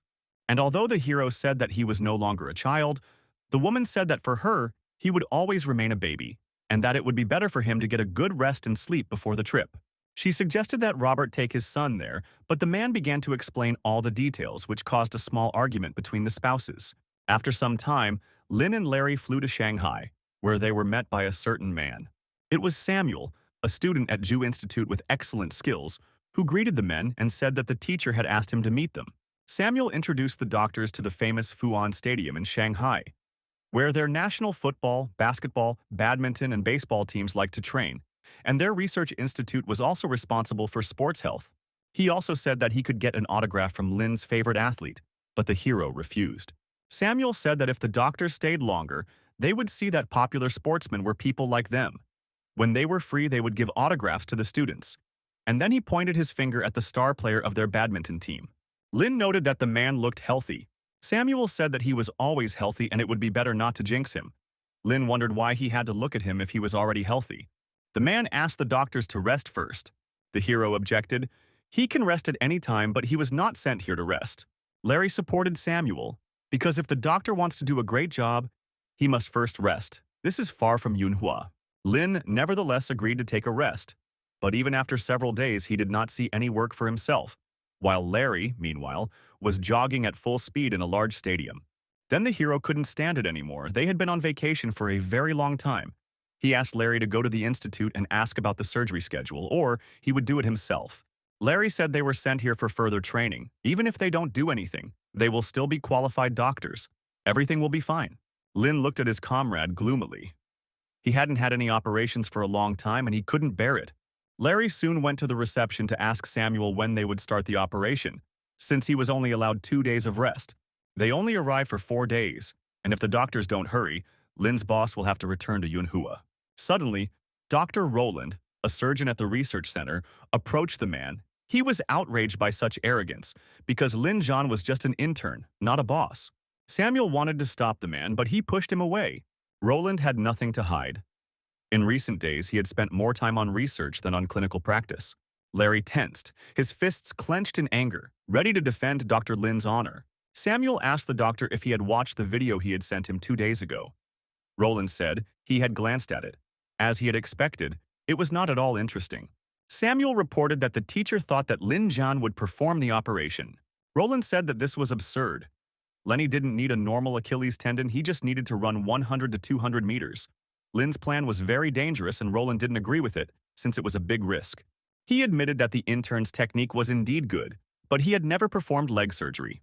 Then Samuel realized that the doctor had already seen everything, which meant he must have known about Lin's incredible success. Larry said that the finger replantation is his first microsurgery, and it will only get easier from here. The success of his boss is no joke. Samuel added that Lin was assigned as a teacher, and they can't guarantee when he will come back, doctor. Roland should just tell Lin about the operations. The man had no choice but to agree. Soon Lin arrived at the building and asked where the operating room was. Roland decided that he would now test his abilities because this guy was not in Manhua at all right now. Lin froze for a second. Not knowing what to answer, Roland thought he was scared. Meanwhile, the hero was thinking that the director allowed him to choose whatever he wanted. But the number was limited to 1 or 2 cases. But it turned out that you could choose anything, and this was great news. Then he asked if everyone was ready for the operation, and Roland panicked. He didn't expect Lin to act like that. The hero thought about it. Since everything here is new to him, he first needs to adapt to each aspect and create stability. He then asked to be given the simplest medical case. Roland thought it was a good choice. The man suggested doing a test before the operation. Their goal is an excellent grade, and a good grade is a disgrace. Their center wants doctors to perform operations according to the standard. Then these operations are criticized. Roland did not want them to use any habits, and he does not need to explain anything during the operation. However, Lin did not listen to his speech. He was immersed in analysis. Roland continued. He said that when they reach a certain level, they become the chief surgeon. If they are incompetent, it is within his rights to replace them whenever he wants. When that happens, they have no right to complain, because everything is based only on facts. Samuel asked Lin why he was silent. The hero replied that he had nothing to say. Larry thought, the boss never speaks when he does something, and he needs him to explain what he means. Then Larry said that Dr. Lin agreed with what Dr. Roland was saying. His opinion was based on using standard principles and striving for excellence. Replacing people was fair. Samuel wondered if Lin had done this on purpose. He couldn't believe that he didn't understand that this was a hardship, especially for him. The hero said that everything was fine as long as he could perform operations. Roland was going to see how he would handle the first operation. He said that today they will perform an Achilles tendon repair surgery. The patient is a 38-year-old woman. She has an Achilles tendon rupture. The examination shows that she has multiple ruptures. First, they will conduct an examination and then make a surgical plan. Lin was very happy that after a few days he would finally be able to work. Soon the operation began and the men set to work. Roland watched Lin's movements carefully. There was nothing unusual about them. The hero did all the procedures even before Roland asked him to. All the nurses got along with him very quickly. Lin worked so carefully and confidently, it was strange for Roland. He could not do anything about it before the operation, and now he didn't even think about scolding anyone. He had a strange feeling. The operation was going faster than usual. When the doctor just started thinking about something, Lin was already finishing it. The pace was too fast for Roland. He couldn't keep up when he was performing operations. He liked the feeling of completion and achieving something. He expected that the operation would seem difficult to Lin, and that he would make a mistake. The chief surgeon's authority over young doctors was to improve on the mistakes made by the trainees. The intern at the small-town hospital had never performed leg surgery before, and it was soon time for the next step, and the man wondered if Lin would make a mistake. He said it was time to stitch up the patient. Roland thought about it. In order to do this procedure, he needed an assistant, and now he wanted to see what Lin would do. He carefully watched his position. It seemed he was going to pinch the tendon. Then the man decided to change the operation plan. Then this child would definitely make a mistake due to incomplete adaptation. He really wanted to see the mistake and scold him. But then he could put the patient's life at risk. Then Roland told Lin to take out the tendon. The hero did as he was asked, thinking to himself that Dr. Roland had used a modified Kessler method. The man couldn't believe his eyes. Everything was going well. He then took out a tendon stripper and asked Lin if he knew what it was. The hero said what kind of item it was, and also that he had already used it. Then Roland handed the boy the tool and told him to use it. Lin took the stripper in his hands and used it on the tendon. Roland was seriously surprised. Even if this guy read 4 or 5 pages about this procedure, basically it takes a few minutes to fully understand, and he does this. Lin soon reported that he had completed the removal of the tendon. Roland noted that the result was not bad and then asked for a size 20 thread. Now it's time to stitch the Achilles tendon. In the orthopedic and sports departments, keeping up with the chief surgeon but predicting future steps is relatively normal. But now Roland wanted to see if he could predict his next move. It feels like he's in a marathon. No matter how hard he tries, he'll always be running behind, and Lin will be bringing him bread. It feels like he's never had such a stable operation before. Roland couldn't believe it. Would he really not be able to break Lin? The man continued. He deliberately made the operation more difficult for the guy, but he was the only one who eventually got tired. When they were preparing and discussing every step of the chief surgeon, he must always be ahead and pay attention to details. Any chief surgeon will fall in love with this feeling. Soon the operation was completed. Roland noted that Lin's stitches were perfect, much better than those the man himself had applied. It looks like all his hard work at this center is going down the drain right now. But it was very good work. Then the man suddenly realized that this was all a lie. The operation was so successful only because of their excellent cooperation. Soon, Roland announced the end of the operation and left the office, colliding with Samuel at the door. The guy said that the operation was recorded on video. He will send copies of it to Lin and academician Tobias. In the evening, Lin went to the training ground to get some fresh air. It was his first operation to put stitches on his Achilles tendon. As it turned out, the technique can be applied the same. Compared to the simple tendon, the Achilles tendon is much thicker. The Achilles tendon can be sutured without the aid of a microscope, with the naked eye. The Achilles tendon is subjected to a lot of stress, especially during running. And the main problem with rehabilitating the tendon is that it has to bear a lot of weight. This is quite a complicated operation, especially for ordinary people. If you follow the doctor's instructions, everything will be fine. But athletes are a completely different case. Athletes did not strive for a normal life. The better the flight, the more he brought his body to the limit. Lin's level is impeccable, so he can handle it. But if it comes to the best athletes, he is not sure that will be enough. Experience and training are needed. At this moment, the hero received a call and was told that academician Tobias had returned, so he needed to come. Together, they would draw up an operation plan. Larry told him that he would be the head doctor, and then their problems would finally evaporate. However, Lin was puzzled as to why they were suddenly having problems. They traveled 1,000 miles, all the way from Manhwa to Shanghai. No one knows them, and they had to go through a lot of hardships. Larry didn't cook stew for several days. Then he asked Lin to bring him a robe. It's at the nurse's station. Larry went there, but they refused him, saying they didn't have his size. At that moment, a nurse came out of the office. Lin asked if they had gowns. The girl immediately rushed for the robe and handed it to the doctor. She was very happy to do him a favor. When everything was ready, the men went to the right place. Tobias was already waiting for them. He was ready to start since everyone was gathered. The man said that the patient is 32 years old, single, works as a traffic inspector, was injured a few hours ago. His right heel is swollen, therefore he cannot move it. Terrible pain, he is unconscious. Does not suffer from any memory loss. He is not sick. There is no urge to vomit. His breathing is fine, there is no heart problem, no urinary tract infection. He then introduced Lin Terrence, a popular orthopedist who graduated from Shanghai Fudan University Medical College. Tobias also said that he gave him the right to stop Lin's operation. He wanted to ask the guy if he agreed with this, but the hero was perplexed. Would he really be the chief surgeon? The academician said that this is what he had planned. Terrence wanted to show Lin the patient's medical history and his test results. But the hero said that he wanted to check everything himself since he would be performing the operation. He said that he would look at the MRI scan transcripts himself. Lin thought, each specialist interprets MRI images differently depending on his specialty. The level of analysis of the hero's MRI should be no worse than others, especially since there are only images of limbs. Lin is responsible for this operation and does not want to make any mistakes. Terrence doubted that this guy could read MRI scans, but decided to give him a chance. Lin thought about it. He hadn't seen so many pictures since he first started using this skill. Then he decided to apply his MRI analysis skills. He found out that the injury was somewhere between the first and second level. Surgery was only needed for the Achilles tendon. A standard suture could be applied. Terrence was shocked. Everything he said was absolutely correct. His plan would be perfect for the upcoming operation. The director was right. Dr. Lin really is very unusual. Then Tobias said that Dr. Terrence would be Lin's chief assistant today. The hero called Larry along with him. They needed to change clothes for the operation.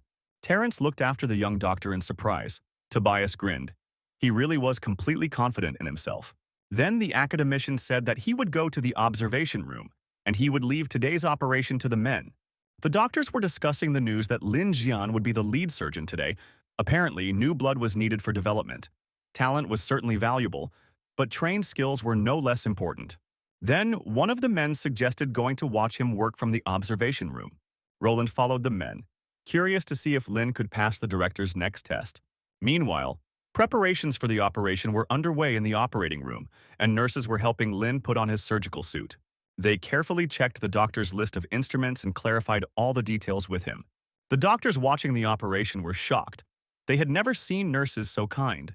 Roland wondered if this was also part of Lin's skills. Soon Terrence asked the hero where they should start. The hero said that first he needed to draw surgical lines. Larry wondered if there was any difference between the lines.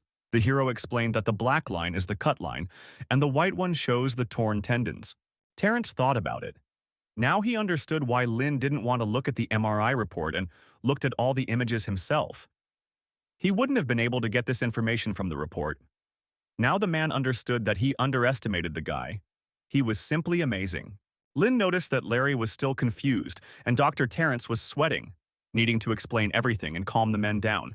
He said that on the MRI images he noticed a high signal intensity in the area of the tendon. This tendon is harder and irregular. This is typical for injuries. This can be seen on the second MRI image with this signal. The rupture of the tendon becomes obvious. Now that everything should be clear to the assistants, Lin decided to begin the operation and made an incision. Terrence was surprised. The cut was made too quickly, and in the meantime, the hero began his first major case. It took Terrence a few more seconds to even register that the surgery had begun. Larry knew the doctor wasn't used to this pace. The boss was a typical solo surgeon. Usually, he already had a detailed plan for all his operations. Sometimes when the assistants failed or were distracted, the boss did not say a word and did all the work himself. Of course, Larry was the second assistant. He was better suited to Lin's style. Then, the hero said that it was necessary to put a through suture. This is a modified Kessler method, recently used by Dr. Terrence for quickly suturing a wound. The man understood that he had to read the MRI report. Then, he would be able to assess the correctness of the placement. Now, he would not be able to follow all of Lin's actions. He couldn't disgrace himself. He needed to work with Dr. Lin. It all started with the simplest seam, a through one. The doctors were watching the operation closely from the observation room and thought their screen had frozen. But Roland knew it wasn't a hang-up. It was exactly what made Lena so terrifying. The man even used this modified Kessler method to scare Lin, but he never expected that he would be able to repeat it. Soon the hero asked to prepare 10 surgical silk threads. Terrence was scared. These surgical threads, although considered thick, are still 3 times thinner than the 4 threads that Lin had not used before. But why did he decide to use them now? Lin explained that the rupture areas are not smooth enough. If they use 4 thread, then after the stitches are removed, there will be defects. If all the thin threads are used on only one of the segments, then a lot of stress will be applied to it, however. If they scatter the threads over the entire area, then the stress will be distributed much better. Although all tendons are elastic, it is the Achilles tendon that is the most flexible. This flexibility is very annoying during surgery when the surgeon tries to suture, and the Achilles tendon just gives in and stretches. But when the surgery is over, This tendon will be able to return to its previous elasticity, and at the same time it will begin to pull the sutures even more. But there is a fairly simple solution. The threads of different thicknesses should complement the strength of the tendon. This way you can ensure that the tendon will be strained evenly. Such a detailed and ingenious explanation shocked everyone. At that moment, Tobias entered the observation room and asked what was going on here. The men began to say that they had all seen those jagged ends on the patient's wound. There was so much blood, you couldn't even see the cut site. You could only see the ends of the hair on the skin, but that was the most. Tobias suggested that the doctor is completely guided by the MRI images. If you look at the location of the vessels, then this is possible, but then everything is much more complicated. Roland clicked his tongue in displeasure. This was already something out of the ordinary. He meant that Lin had done it all very quickly. His view simply couldn't be better than theirs. But even if he could see the uneven ends, how could he know what threads he would need to use? Tobias said that if they didn't fully understand his actions, they should just ask him, for educational purposes, of course. The man then turned on the microphone and asked Lin how he had determined the structure of the ends of the tear and what kind of threads he would need. The hero replied that he simply felt it when he took out the tendon. Tobias chuckled. Did this guy rely on his feelings during the operation? Lin then said that he was constantly massaging people's tendons, fascia, and muscles. He could roughly estimate the muscle tension using his hands. It shouldn't be much different. Terrence thought the guy was joking, but Lin was serious. The man understood that if this was true, then it was simply incredible. Then Lin asked to serve him the 3-0 thread. Terrence had been worried when he had performed his own Achilles tendon surgeries, and he had also relied on his own feelings. And now, as he watched Dr. Lin work, it seemed to him that he was doing everything correctly. Suddenly, Roland grabbed the microphone and shouted that Lin had to remember his duties, so he had to stop the operation right now. Then Terrence approached the man and told him to just watch and learn. Roland was furious at such an impudent answer, and meanwhile the operation continued. Terrence realized that without their influence, he would not have seen Lin's real talent. This man was simply amazing. Suddenly, the man was interested in something. The suture on the tendon sheath is so flat and does not bleed. Did Lin always use such sutures, or was it just an accident? The hero thought that even though he was a master at the technique of applying sutures, apposition sutures were not the best option. But when it came to the Achilles tendon, he had a head start, so he replied that he always did that. The doctor thought that Dr. Lin was very straightforward. Terrence then decided to be honest with the man and asked him how he practiced to learn it. Lin replied that he practiced on bananas. Terrence couldn't believe his ears. Was this really true? Larry thought that Lin was difficult to understand, but he had more outstanding skills. Soon, Lin reported that all the stitches were in. He asked his assistants to prepare the plaster. Then Terrence thought that something was wrong here. Why was he, a doctor, acting like a student and thinking that putting on a plaster cast was a reward? The men in the observation room watched in awe as the surgery was completed. Dr. Lin was incredible. He was a true example for the next generations. Tobias asked Roland what he thought of Dr. Lin's work, whether it exceeded his expectations. The man was angry. At the most crucial moment, Farley's treatment should not go to another, but he could not lie in front of everyone. The man then said he needed to watch several surgeries, but Tobias said Farley's surgery needed to be done as soon as possible. They couldn't watch surgeries forever. Roland thought that Farley would also want to see his chief surgeon at work. It would be worth calling him here, Tobias agreed. It was decided to call the man here. Soon a man in a wheelchair arrived at the office. It was Farley, the star athlete. Roland greeted the man and introduced him to Dr. Lin, then said that they needed to talk. He said that Dr. Lin was specially invited by the director to their research center to be the athlete's surgeon, and even today, he did an excellent job with the operation. Farley said he was pleased to meet the doctor, and Lin responded in kind. Then Roland said that he was Farley's attending physician. He should have said that Lin's operation today was excellent. But the difficulty of Farley's operation was completely different. It was much more difficult. The athlete decided to say it straight out. He was afraid of getting new tendon ruptures, so at the slightest doubt he would ask to change the doctor. After all, it could be very dangerous for him. Roland hoped that Lin would perform a few more surgeries identical to today's so that they could make a final decision. And if Lin met their standards, he would become Farley's surgeon, but if he didn't, they would be forced to consider other options. Farley liked the idea.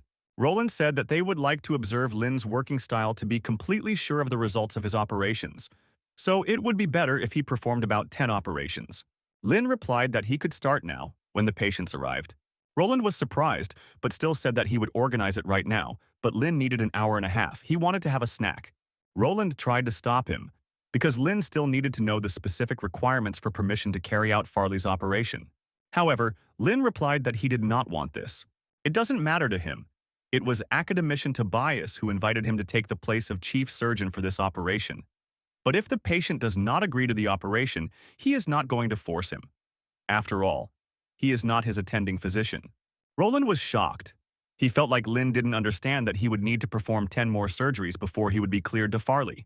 Lin replied that everything was fine. He could handle even more than 10 operations. Farley thought, after injuring his leg, he had visited many doctors, but no one had been as indifferent as this guy. Roland asked the hero again if he would agree to any operations. The guy answered in the affirmative.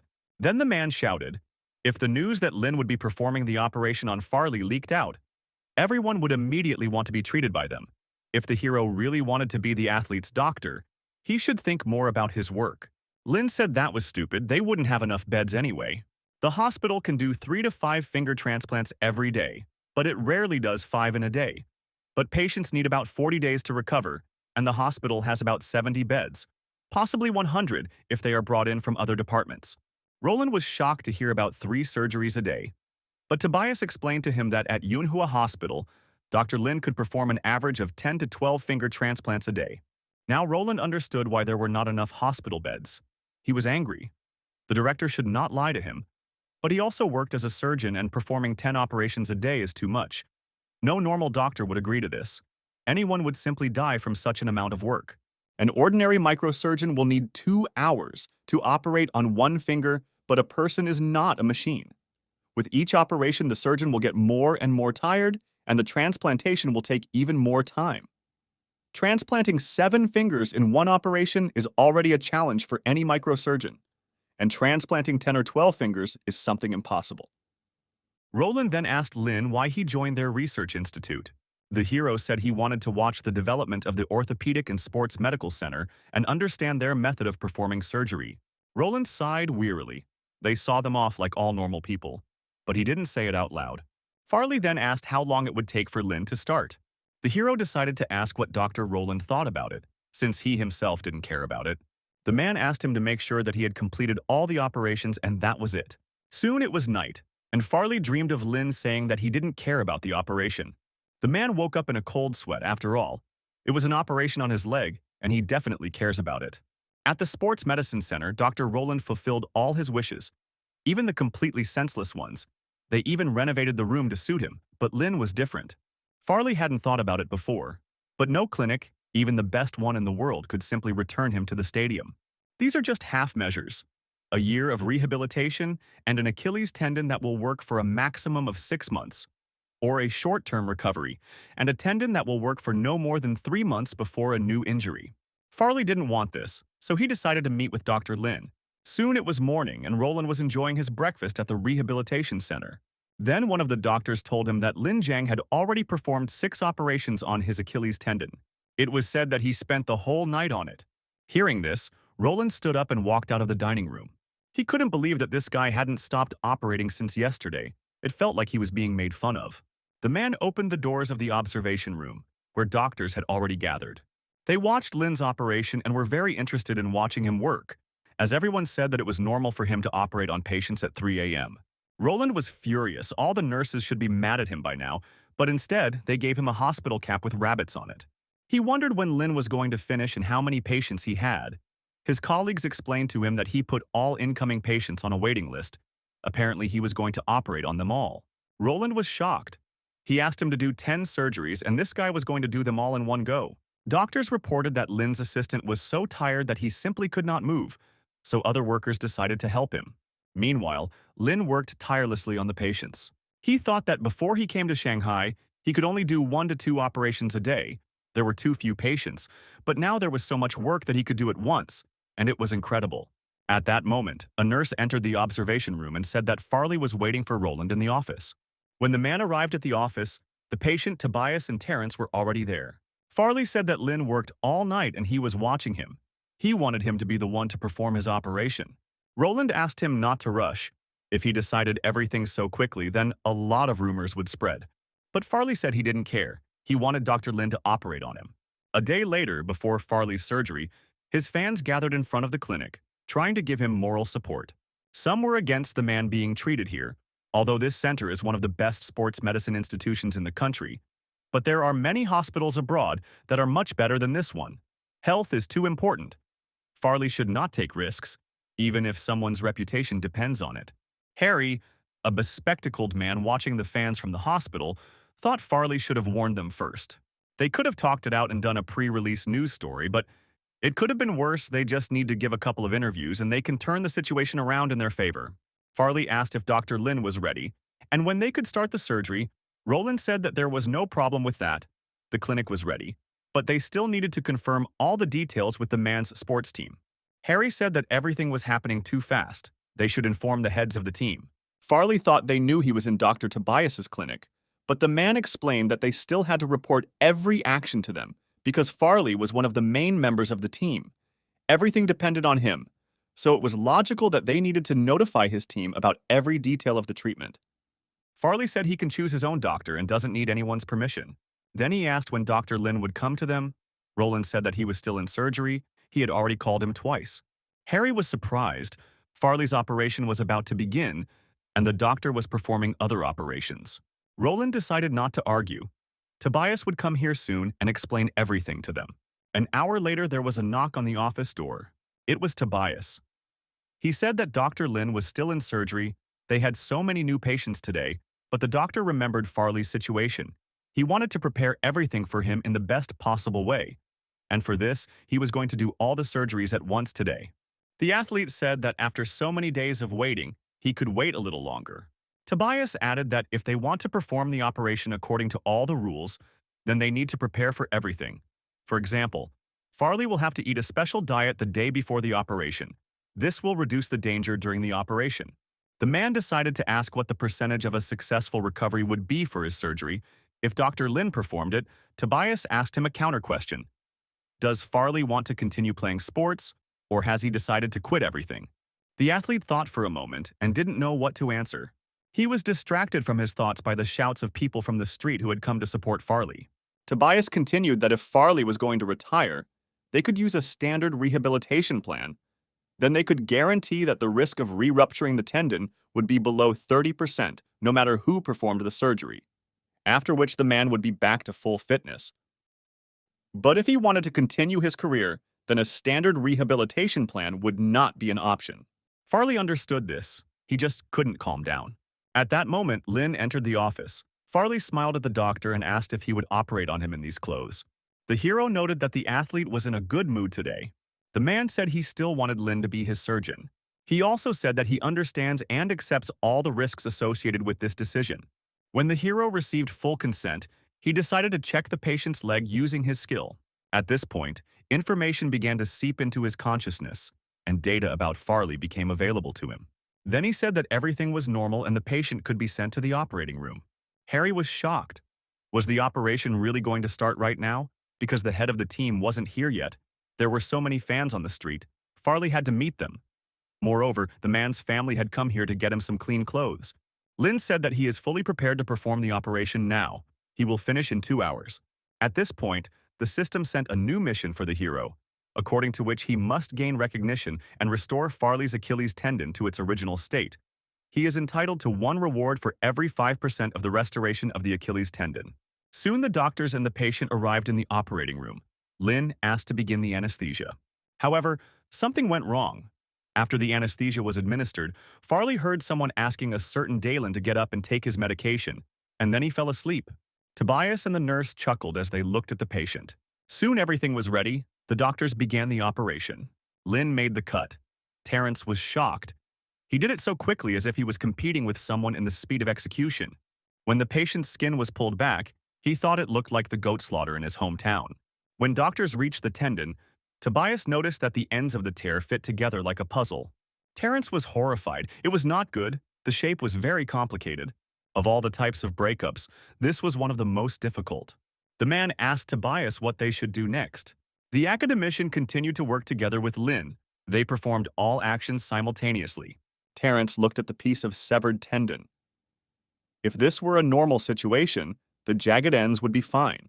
Some might even use them as a base to reinforce the suture. But now the patient is Farley, an athlete whose Achilles tendon is under strain that is not comparable to normal people.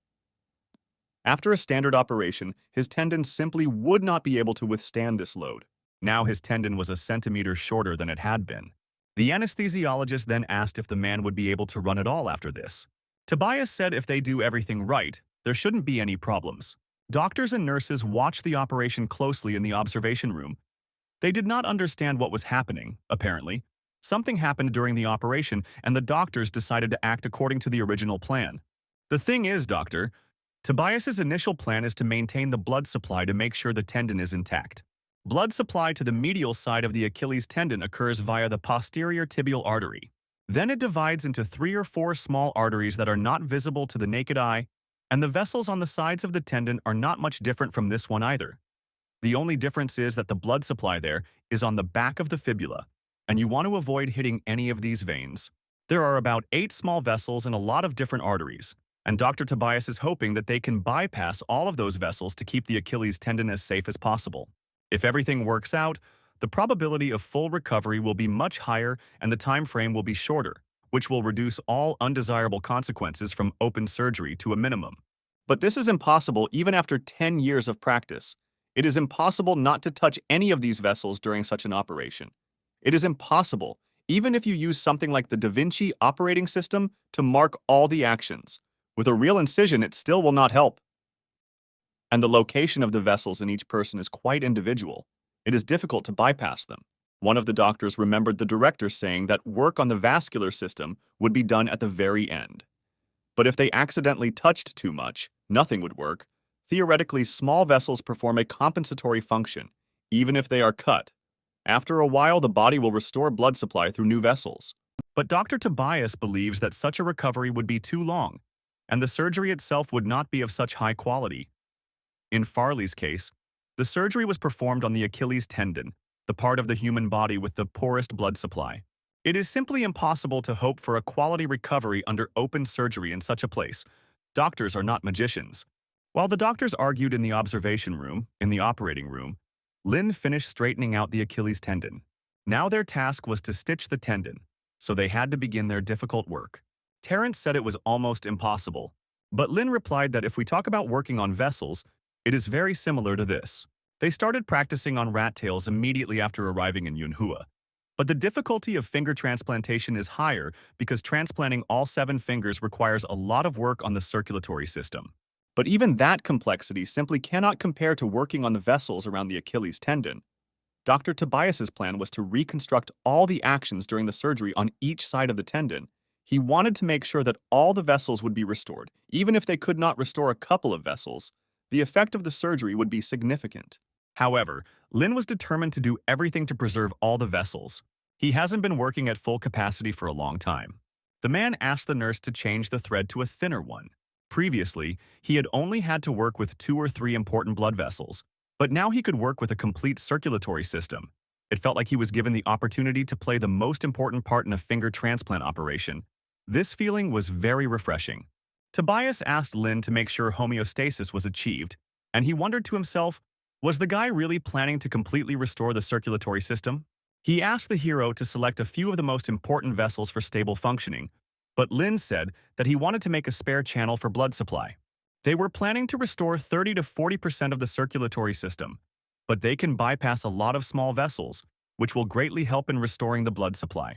Tobias was surprised this kid wasn't even trying to follow the plan. Apparently, he is trying to improve it. It's good that he's so confident, but he shouldn't go too far. Then the man gave the go-ahead, but Lynn had to make sure of the quality of his work. The probability of vascular spasm was still too high, and the only useful vessel was a working vessel. Lynn thought, the reason why patients who had minimally invasive Achilles tendon repair recovered and were discharged faster is because the vascular system around the Achilles tendon is preserved. As long as the Achilles tendon is sutured and the adhesion works well, it can recover to its original state. In fact, the plan was to turn the Farley Achilles tendon repair into an operation to repair the Achilles tendon and the blood vessels around it. But it is 10 times more difficult. Tobias was confident in Lena, but still very worried. Roland was dissatisfied. In his opinion, the director did not have much faith in this plan. No doctor would believe in it. An argument broke out between the doctors again. Some agreed with the man, while others thought he was just making a mountain out of a molehill. One of the doctors said that this operation was not planned by Lin. He was just an executor, nothing more. One of the doctors was extremely surprised by such a statement.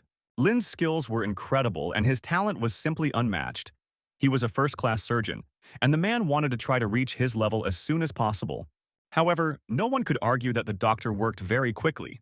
Terence thought, this plan included maintaining the functioning of the vascular network and at the same time reducing the time of the operation itself, which meant the chief surgeon had to work not only with high speed, but also with high precision. Before that, he flew around the world to find the right surgeon. Operations of this level are fast and precise. They cannot be performed by ordinary 30-year-old doctors from some local clinic. They have too little experience for this. It turned out that doctors all over the world are about the same, perhaps only a little better. Terence managed to meet with many famous surgeons, but they refused the operation which was planned by another doctor, especially since they had enough of their own work, and they did not need money. The director really made the right choice in choosing Dr. Lin. The hero said that if they finished this part, the vascular system would be ready. He has made the first of 2 vascular channels, and he only needs to make the second one. Suddenly, Lin felt a strange feeling. He asked Terence to check the vessels while he changed his gloves and washed his hands. The doctor watched Lin leave, noting to himself that he paid so much attention to detail. The hero thought he had only recently read the research and therefore understood how much attention this operation required. The feeling he got when he touched the forceps indicates that the gloves are worn out. Studies show that when heart surgery takes less than 3 hours, gloves tear 30% of the time, and during 5-hour operations they tear 65% of the time. Also, if you do not wash your hands during this time, a huge amount of bacteria will accumulate on your hands, which can lead to undesirable consequences if the gloves are torn. Many hospitals want their surgeons and assistants to change gloves every 4 hours. But there are those clinics that require changing gloves every hour and a half, and they must avoid all possible risks. Soon, Lin returned. Terence reported that he checked everything. The vessels were working fine apparently. Everything went quite well. Then Lin decided to remove the clamp and take a look at them. He saw that the blood was flowing well and the stitches were holding up well. Larry, along with the other doctors, were quick to praise Lin for a job well done. The system reported an increase in the level. The tendon can recover by about 75%. For an operation of such complexity, this is very good. And if the recovery and all procedures are carried out correctly, then this percentage will be even higher. But for Farley's level of stress, even this may not be enough. Then Lin said they needed to make another vascular channel. Everyone present was in shock. Terence tried to stop him. The work done was enough, they could finish the operation earlier. It would be even better for Farley's body. He understood that if the operation was completed so early, it could be said to have been successful. But if he continued and made another vascular channel, the result could be disastrous. Lin wasn't sure if this was enough. The capacity of these vessels could be compared to the blood circulation in 2 fingers. Tobias wondered, in theory, if they continued to increase the strength of the tendon, it might impact how they deal with problems with the bones and muscles around them. It was like an army. A standard amount of supplies could ensure survival, but only an excess amount would give the ability to attack. Lin said they need to make sure there is enough blood flow. That's their top priority. So if doctors are worried about complications, they can worry about that later. At first, all the doctors were shocked by this statement, but Tobias announced that the operation was continuing. When the hero received consent, he immediately began to carry out his plan. Lin asked to wipe his sweat, but the nurse noticed that he wasn't even sweating. However, she realized that it was Lin's hair that had escaped from under his cap and was tickling his face. All the observing doctors were amazed. They didn't think that Dr. Lin was so stubborn. He even argued with Tobias. He had no doubts about himself at all. Then one of the doctors said that Lin was currently installing a second vascular channel. The men thought to themselves that they would have been sitting over this procedure until the next day. But Lin handled everything so quickly. Something was bothering the hero. Sweat kept appearing on his forehead. This had never happened before. Suddenly, the system alerted him to an alarm. The mission completion rate was falling percentage by percentage. Lin then asked to check the patient's physiological status. Terence looked at the screen and said that everything was normal. The patient was fine. At first, Lin couldn't believe his ears and looked at the data on the screen himself. The indicators were indeed all right, but he had a bad feeling. Lin thought about whether he could stop the surgery right now to keep the regenerative capacity of the Achilles tendon at a higher level. Restoring 70% of its function would not allow the treatment to undergo high-intensity training. But it would be more than enough for everyday life. Lin could still change the plan to the one Tobias had made, but he had other goals. But Farley didn't want conservative surgery, otherwise he wouldn't have waited so long for it. Changing the original plan would mean that Lin had panicked. And besides, there was no evidence that other plans would be more effective. Then the hero said that they should continue. High-level Achilles tendon repair, or finger replantation, it doesn't matter. With his experience points, the most important thing is restoring blood circulation. Since there is a lack of information, he will have to rely only on his theoretical knowledge. Farley wants to return to the big sport. Lin could not let his dreams go up in smoke. Meanwhile, the function of the Achilles tendon has dropped to 55%. You can forget about intensive training and competitions. Farley will experience problems even in everyday life. For a sports center of medicine and orthopedics, such a result is simply a mockery. Then the hero decided to check the patient's indicators again. When Terrence said everything was fine, Lin thought, statistics don't prove anything. In situations where the system can't identify the problem, he could only trust his own judgment. Postponing the operation by 1 or 2 hours could not have greatly affected the outcome. The only possible misstep could be that the alternative vascular channel that Lin created caused harm to the patient. Since he has to guess, he is almost certain that it is all due to side effects of the vascular canal. Soon, Lin announced that the vascular canal was complete. At this point, the system announced that the mission's progress was increasing. Farley's Achilles tendon was severely damaged, and the part that had to be cut off was actually the size of a thumb. But with a tendon in that condition and so many old injuries, getting 85% function back would be an incredible achievement. If you look at the vascular capacity chart, 85% is great. But even so, there will still be a risk of re-rupture with excessive loads. But at least Farley will be able to return to the world of big-time sports. 85% is not the final result. The status of completion is still growing, so it's time to finish this operation. Lin reported that the second blood channel was ready, time to put in stitches. Terrence looked at the guy in surprise. He didn't seem to be worried at all. The hero replied that he felt that everything would be fine and that he would put in the stitches himself. Soon the stitching was completed. All that remained was to bandage the patient's leg. The hero then asked what Dr. Tobias's professional opinion was.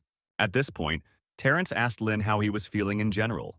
The hero replied that he felt as if he had just been awarded a prize. The doctors in the observation room watched in amazement as the operation ended, and the nurse reported everything that was happening in a chat dedicated to Lin. Shortly after the operation, Tobias approached Lin and asked him not to relax, as he would later write a report to the director of the sports bureau. Lin replied that if it was still a long time, he would prefer to have another operation. Terrence was in shock.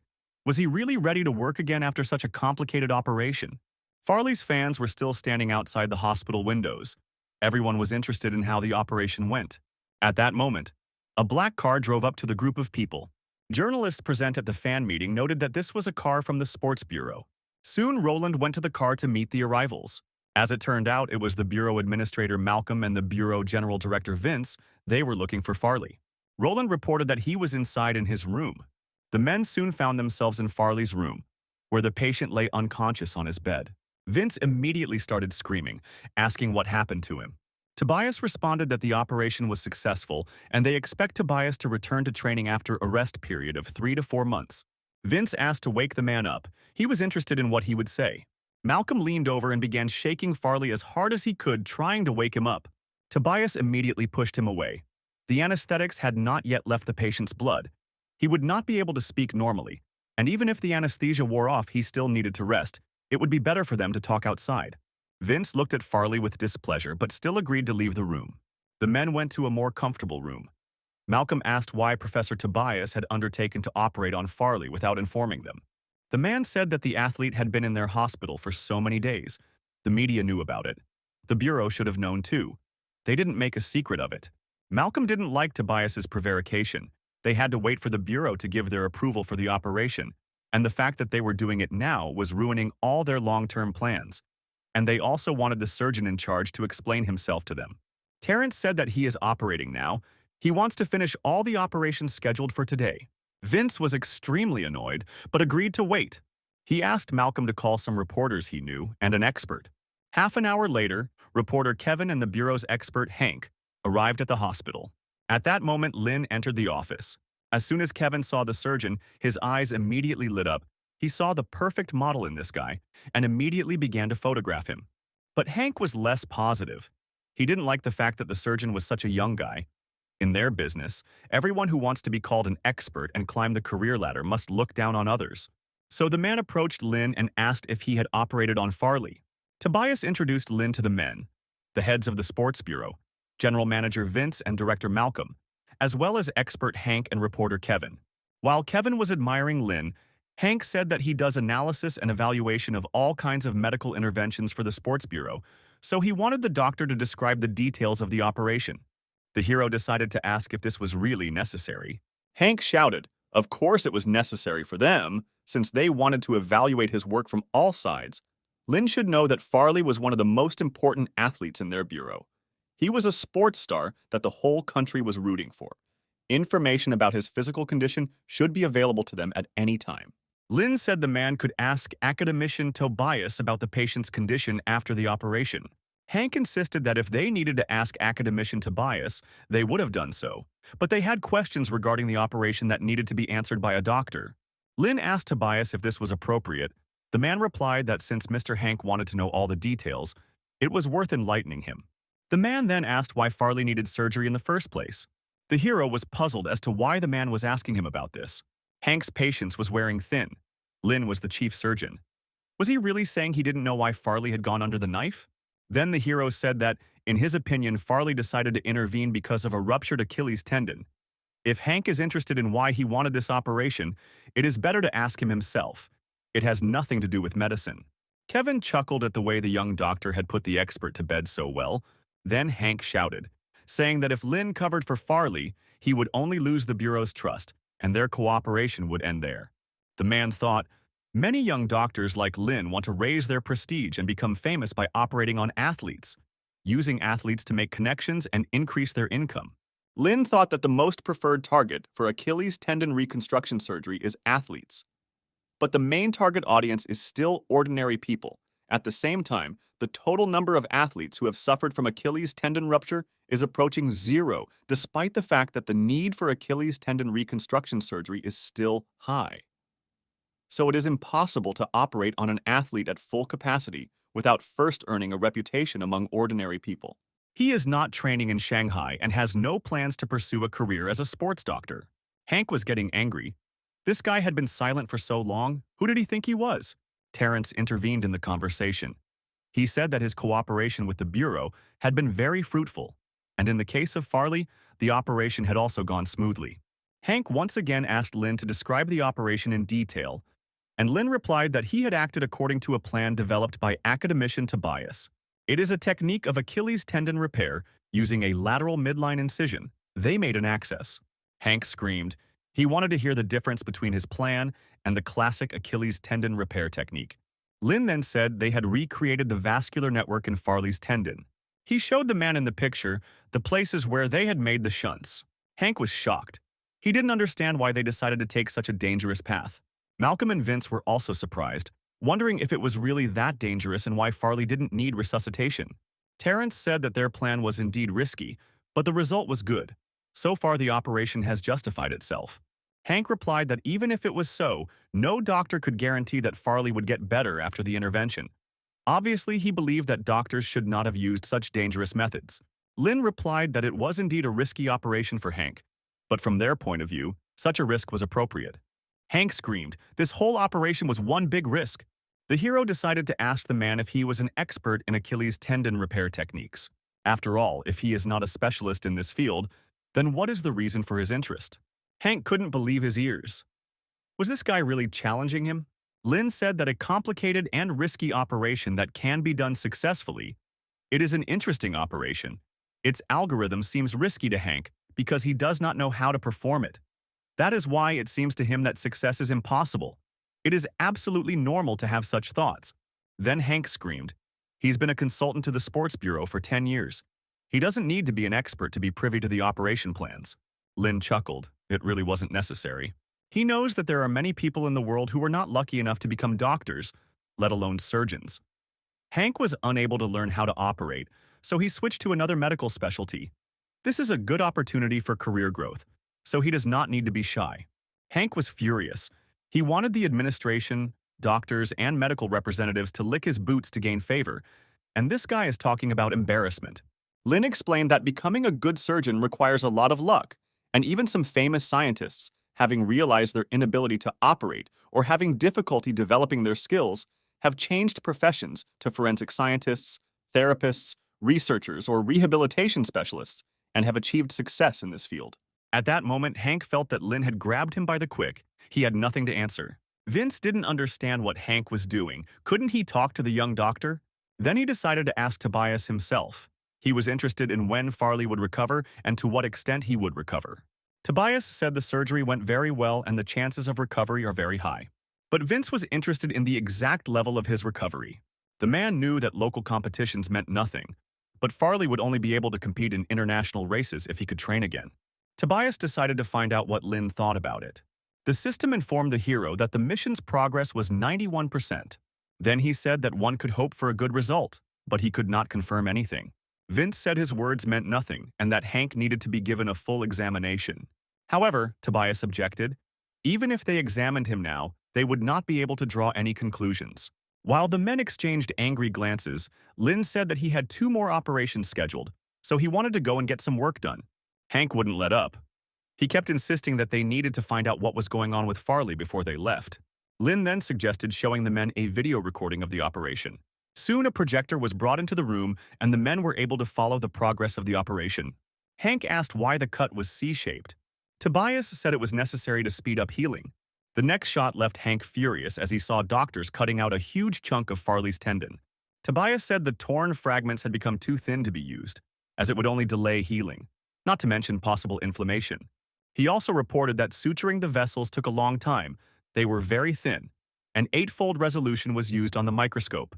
Suddenly, Hank noticed that the shunt was made very carefully. Lin's posture during the operation was confident and his movements were fast. For such a surgeon, such a plan was really not bad. Then he asked if the continuous blood supply method really worked. Terrence said Farley's blood supply was now excellent, and his temperature and other parameters were normal. Hank could only admit that this was a very good thing. Apparently, Farley had a chance to become completely healthy. Lin then asked if he could go to his surgeries already. Tobias smiled and put the young doctor down. Kevin watched him go. Did this guy really enjoy operating that much? When the hero left, Tobias asked if the gentleman reporters would like to gather material for an interview and take a look at the demonstration room to see Dr. Lin in action. Soon the men came into the observation room to watch Lin at work. He performed the operation as gracefully as if he were playing the piano. Tobias said that if Hank had any questions for Dr. Lin, he could press the red button and ask them. He then asked if there were any other patients in the hospital with ruptured Achilles tendons who could be brought in for surgery. Lin said that they were done with Farley and now they had to go back to Manhwa. If there were no more Achilles tendon rupture patients left today, then he didn't know if he would have a chance to practice again.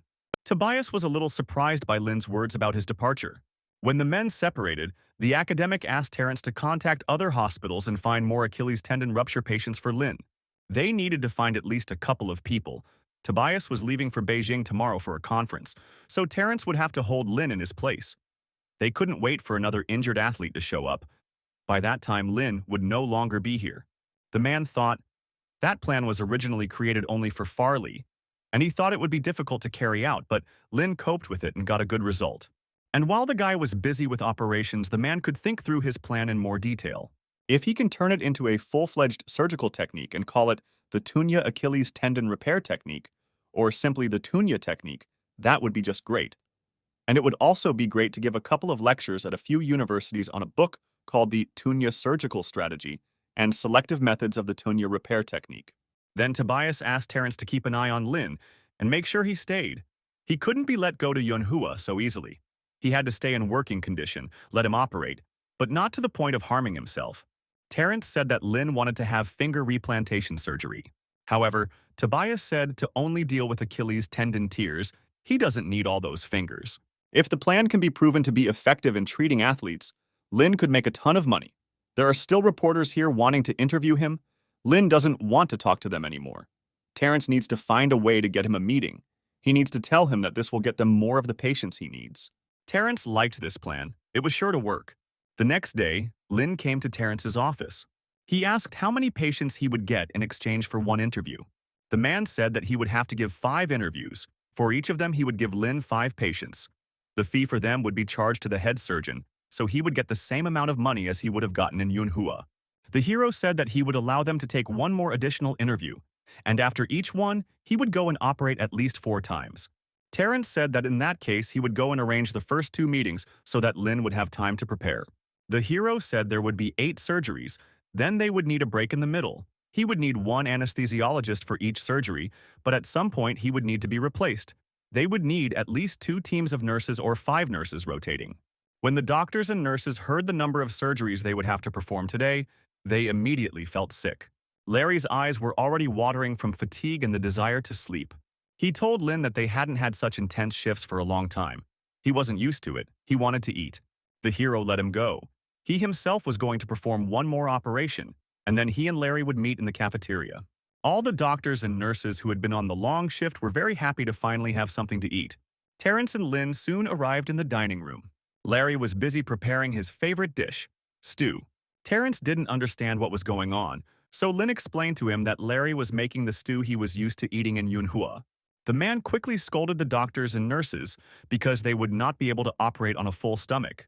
They would feel sick after eating pork ribs when they cut the muscles. Then the doctors unanimously declared that they would lay down their lives for Dr. Lin as long as they had this wonderful meat. Terrence let out a tired breath and hit the wall. These guys couldn't be fixed. Soon, Lin returned to operations, and without noticing, he had already collected 20 chests. Then he decided to open them all at once. Among a pile of energy serums, there was a chip with the skill of microscopic technique of epidural anastomosis at the master level. Lin told Larry that they would need to meet in the staff room tomorrow morning. The man thought he had misheard, and the doctor meant the day after tomorrow, since they had spent the entire day performing surgeries, and he needed rest. The hero understood that Larry and the nurses did not have the energy serum, which is why they were so exhausted. That's why he agreed to take a break, because there are not endless patients either. When Lin returned to his room, he found out that in all of Shanghai there were only 2 patients with Achilles tendon ruptures per day. If you add in patients from neighboring cities and counties, he can operate on about 20 to 33% of fresh ruptures per day. For a city that has dozens of level 3 hospitals, this is clearly not enough. As it turned out, Lin slept until noon. When he woke up, he headed to the hospital where Terrence was waiting for him. He said that Lin had worked all day yesterday, and the man was worried that he might overwork himself. Then the hero smiled and said that he was not tired at all. Terrence said that they had received a notice from the accounting department. The money for the operations had been credited to Lin's account in accordance with the rules of their center. 9 Achilles tendons would be about 1,000 yuan, but that was still a lot. Lin said he had not received any notice and now he would like to talk about the interview, but Terrence said he was in a sticky situation. The hero asked if this was connected with the debt in the form of patients he had not operated on yesterday. Terrence said that Lin was unlucky today, but Lin didn't let him finish. He said that in that case he would book a ticket to MANHUA and fly out tonight, and that he would like to make an informal round of patients before leaving. Terrence hurried to stop the guy, but the hero did not understand what he should do here. The man thought he had seen many doctors who reasoned logically. Usually they asked for a raise or a TV subscription, good food, good drinks, and good service. Some even demanded awards and publications, and usually they all left with nothing. But he had never met a doctor like this. He didn't just ask, he demanded more patients, but his threats were meaningless. The man stood up from his chair and said that today he could give Lin 5 new cases of Achilles tendon rupture. That was the limit of his capabilities. Lin agreed, saying that if there are no more Achilles tendon patients left, a man could look for those with finger or flexor tendon injuries and not necessarily limit himself to that. Terrence promised to make the calls, and so the work in the operating room was in full swing from morning until night. Lin said another operation had been completed. Larry asked why he had so little energy compared to him. Lin chuckled and said that there were no more patients left, so they needed to go on rounds. The men went up to the 15th floor, and suddenly Larry heard strange sounds. They came from the ward. He told Lin that it was suspicious because there was no one in that room. When the men opened the door, they saw a bunch of people in the room, drinking and having fun. Farley was behind them, with Harry standing next to him. Lin said that they showed up for a round. Farley said that his friends had come to visit him. They had been fooling around all this time. That's why they were late, all because they hadn't seen each other for a long time. The system informed Lin that the mission was 91% complete. The hero was surprised. Could it really be that in a few days the progress of recovery had only increased by 1%? It seemed that neither the operation nor the care could affect this.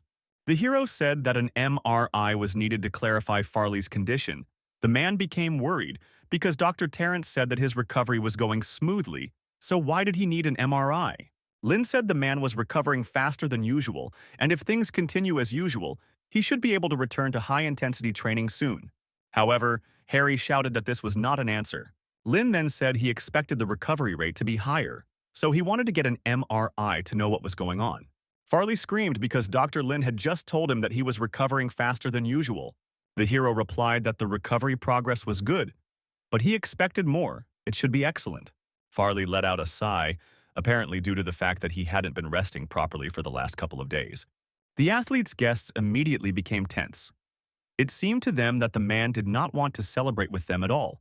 Lin replied that they, as doctors, just want to provide qualified medical care and peace to the patient. First, they will do an MRI and then draw conclusions. Farley then shouted at his friends to listen to the doctor and turn off the music. Soon, when the rounds were completed, Lin was about to head to Terrence to beg for more patients. Soon, the men came to the room of one of the patients. She soon had to go to surgery, but she decided to eat. Larry hastened to say that you can't eat before surgery. The patient was a discus thrower from the Beijing City team. Her name was Susan. She said she was just enjoying the aroma of the fruit, and she also asked Dr. Lin to examine her for other injuries. She said she constantly feels discomfort in her neck, and the doctor says it's all cervical spondylosis. Then the hero offered to stretch the woman's neck. He understood that Susan had to use her cervical spine a lot to throw the discus. After 3 minutes, the girl felt that her neck was completely fine, and now she was absolutely sure that Dr. Lin could handle her tendon. She said she needs to be as fit as a fiddle by the National Games next year, and if she doesn't win any awards, she'll have to quit the sport. But she didn't want to leave. She can't return to her hometown. She's already old and won't be able to get married. Susan even suggested simply cutting off her leg so that she could at least get to the Paralympic Games. Lin said the woman's Achilles tendon was only torn, so the damage was not too serious, and thanks to their strategy, she would only need 4 months to recover. If there are no problems, they will perform the operation tomorrow morning. The next day, Susan was taken into surgery where Terrence felt Lin had made the opening incision too long. The hero said the edges of the woman's tendon were a little nervous. It would be safer if they increased the access a little. The men saw that the tendon was not completely torn. Everything was fine. Lin said the Achilles tendon had to be cut first. Terrence wanted to help him, but the hero said he would do it himself. He remembered the previous location of the vessels so that he would be able to touch them as rarely as possible while he was cutting the tendon. Most of the vessels that were damaged last time could be saved. He could reduce the complexity of reconstructing the vascular network by avoiding small vessels. So this time, he would create a similarly complex vascular network, but with a larger number of vessels. Terrence was surprised that this guy really memorized the location of all the vessels. Lin said that was impossible. He only remembered the ones surrounding the Achilles tendon. After some time, the hero announced the end of the operation. He said the woman's progress would be better than Farley's. All the doctors were incredibly happy with such a good prognosis. Then Tobias thought, 2 consecutive cases of using the plan ended in victory.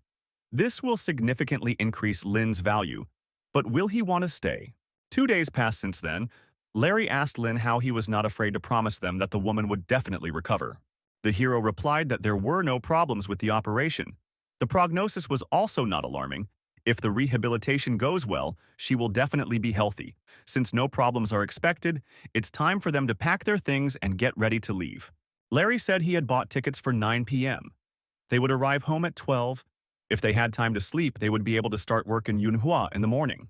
Lin thought he was currently the only surgeon who had successfully used the Tobias plan. Tunya would always want the best as long as he practiced surgery, which meant he could leave the sports medicine and orthopedic center without fear of being replaced. Besides, all the beds here were over capacity. Lin was embarrassed to admit it, but he even reserved spare beds for patients.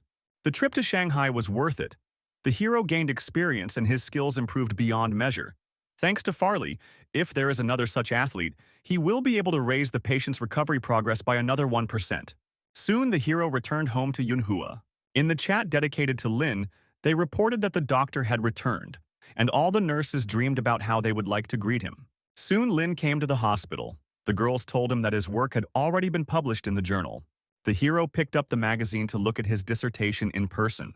The nurse said that the doctor was simply amazing. He already had 2 publications. The other doctors were perplexed. This girl was clearly sucking up to Lin. Suddenly, the reception desk received a call, and the doctor said that a level 3 emergency had occurred and that the intensive care unit needed to be prepared. Lin immediately dropped the magazine and ran to the ward. He knew that emergencies were divided into levels. Level 1 was extremely dangerous cases, Level 2 was dangerous cases, and Level 3 was relatively serious cases in which at least 3 people were seriously injured or killed. When the hero entered the corridor, he saw Dr. Chandler on the floor. The man was very scared at first, not expecting to see the guy here. He then asked how much money Lin had received in total for his work in Shanghai, and the hero replied that he had received just under 200 yuan, and then asked what the emergency was. Chandler said that some robber was running away on the wrong side of the road and crashed into a sedan. 3 people died on the spot, and the robber himself was injured and will be here soon. Lin asked if there was anything they could do to help, but the man said he was definitely out. At that moment, Josh ran up to the hero and called Lin to him to see the patient. As the men walked towards the exit, Josh said that he had recently seen Lin on the Shanghai news. The hero said that they questioned him for 15 minutes but showed only 3 seconds. It was very boring. Then the director said that the patient they were transporting was a robber, but Lin already knew about it. Josh explained that he robbed an adult toy store and then killed the driver of a compact car along with his mother-in-law and father-in-law. The police were also on their way here. His leg was seriously injured, but his vital signs were normal. He asked if Lin really wanted to participate in this. The hero replied that he would definitely operate on the man. Josh was afraid that a young man like Lin would have a different opinion on the matter. Josh himself used to be a military doctor, and when they received an order to treat someone, even from the enemy side, they had to obey. Then one doctor said that treating enemies at least creates a good image in public, and it is better to shoot criminals on the spot and not waste medical resources on them. Josh chuckled.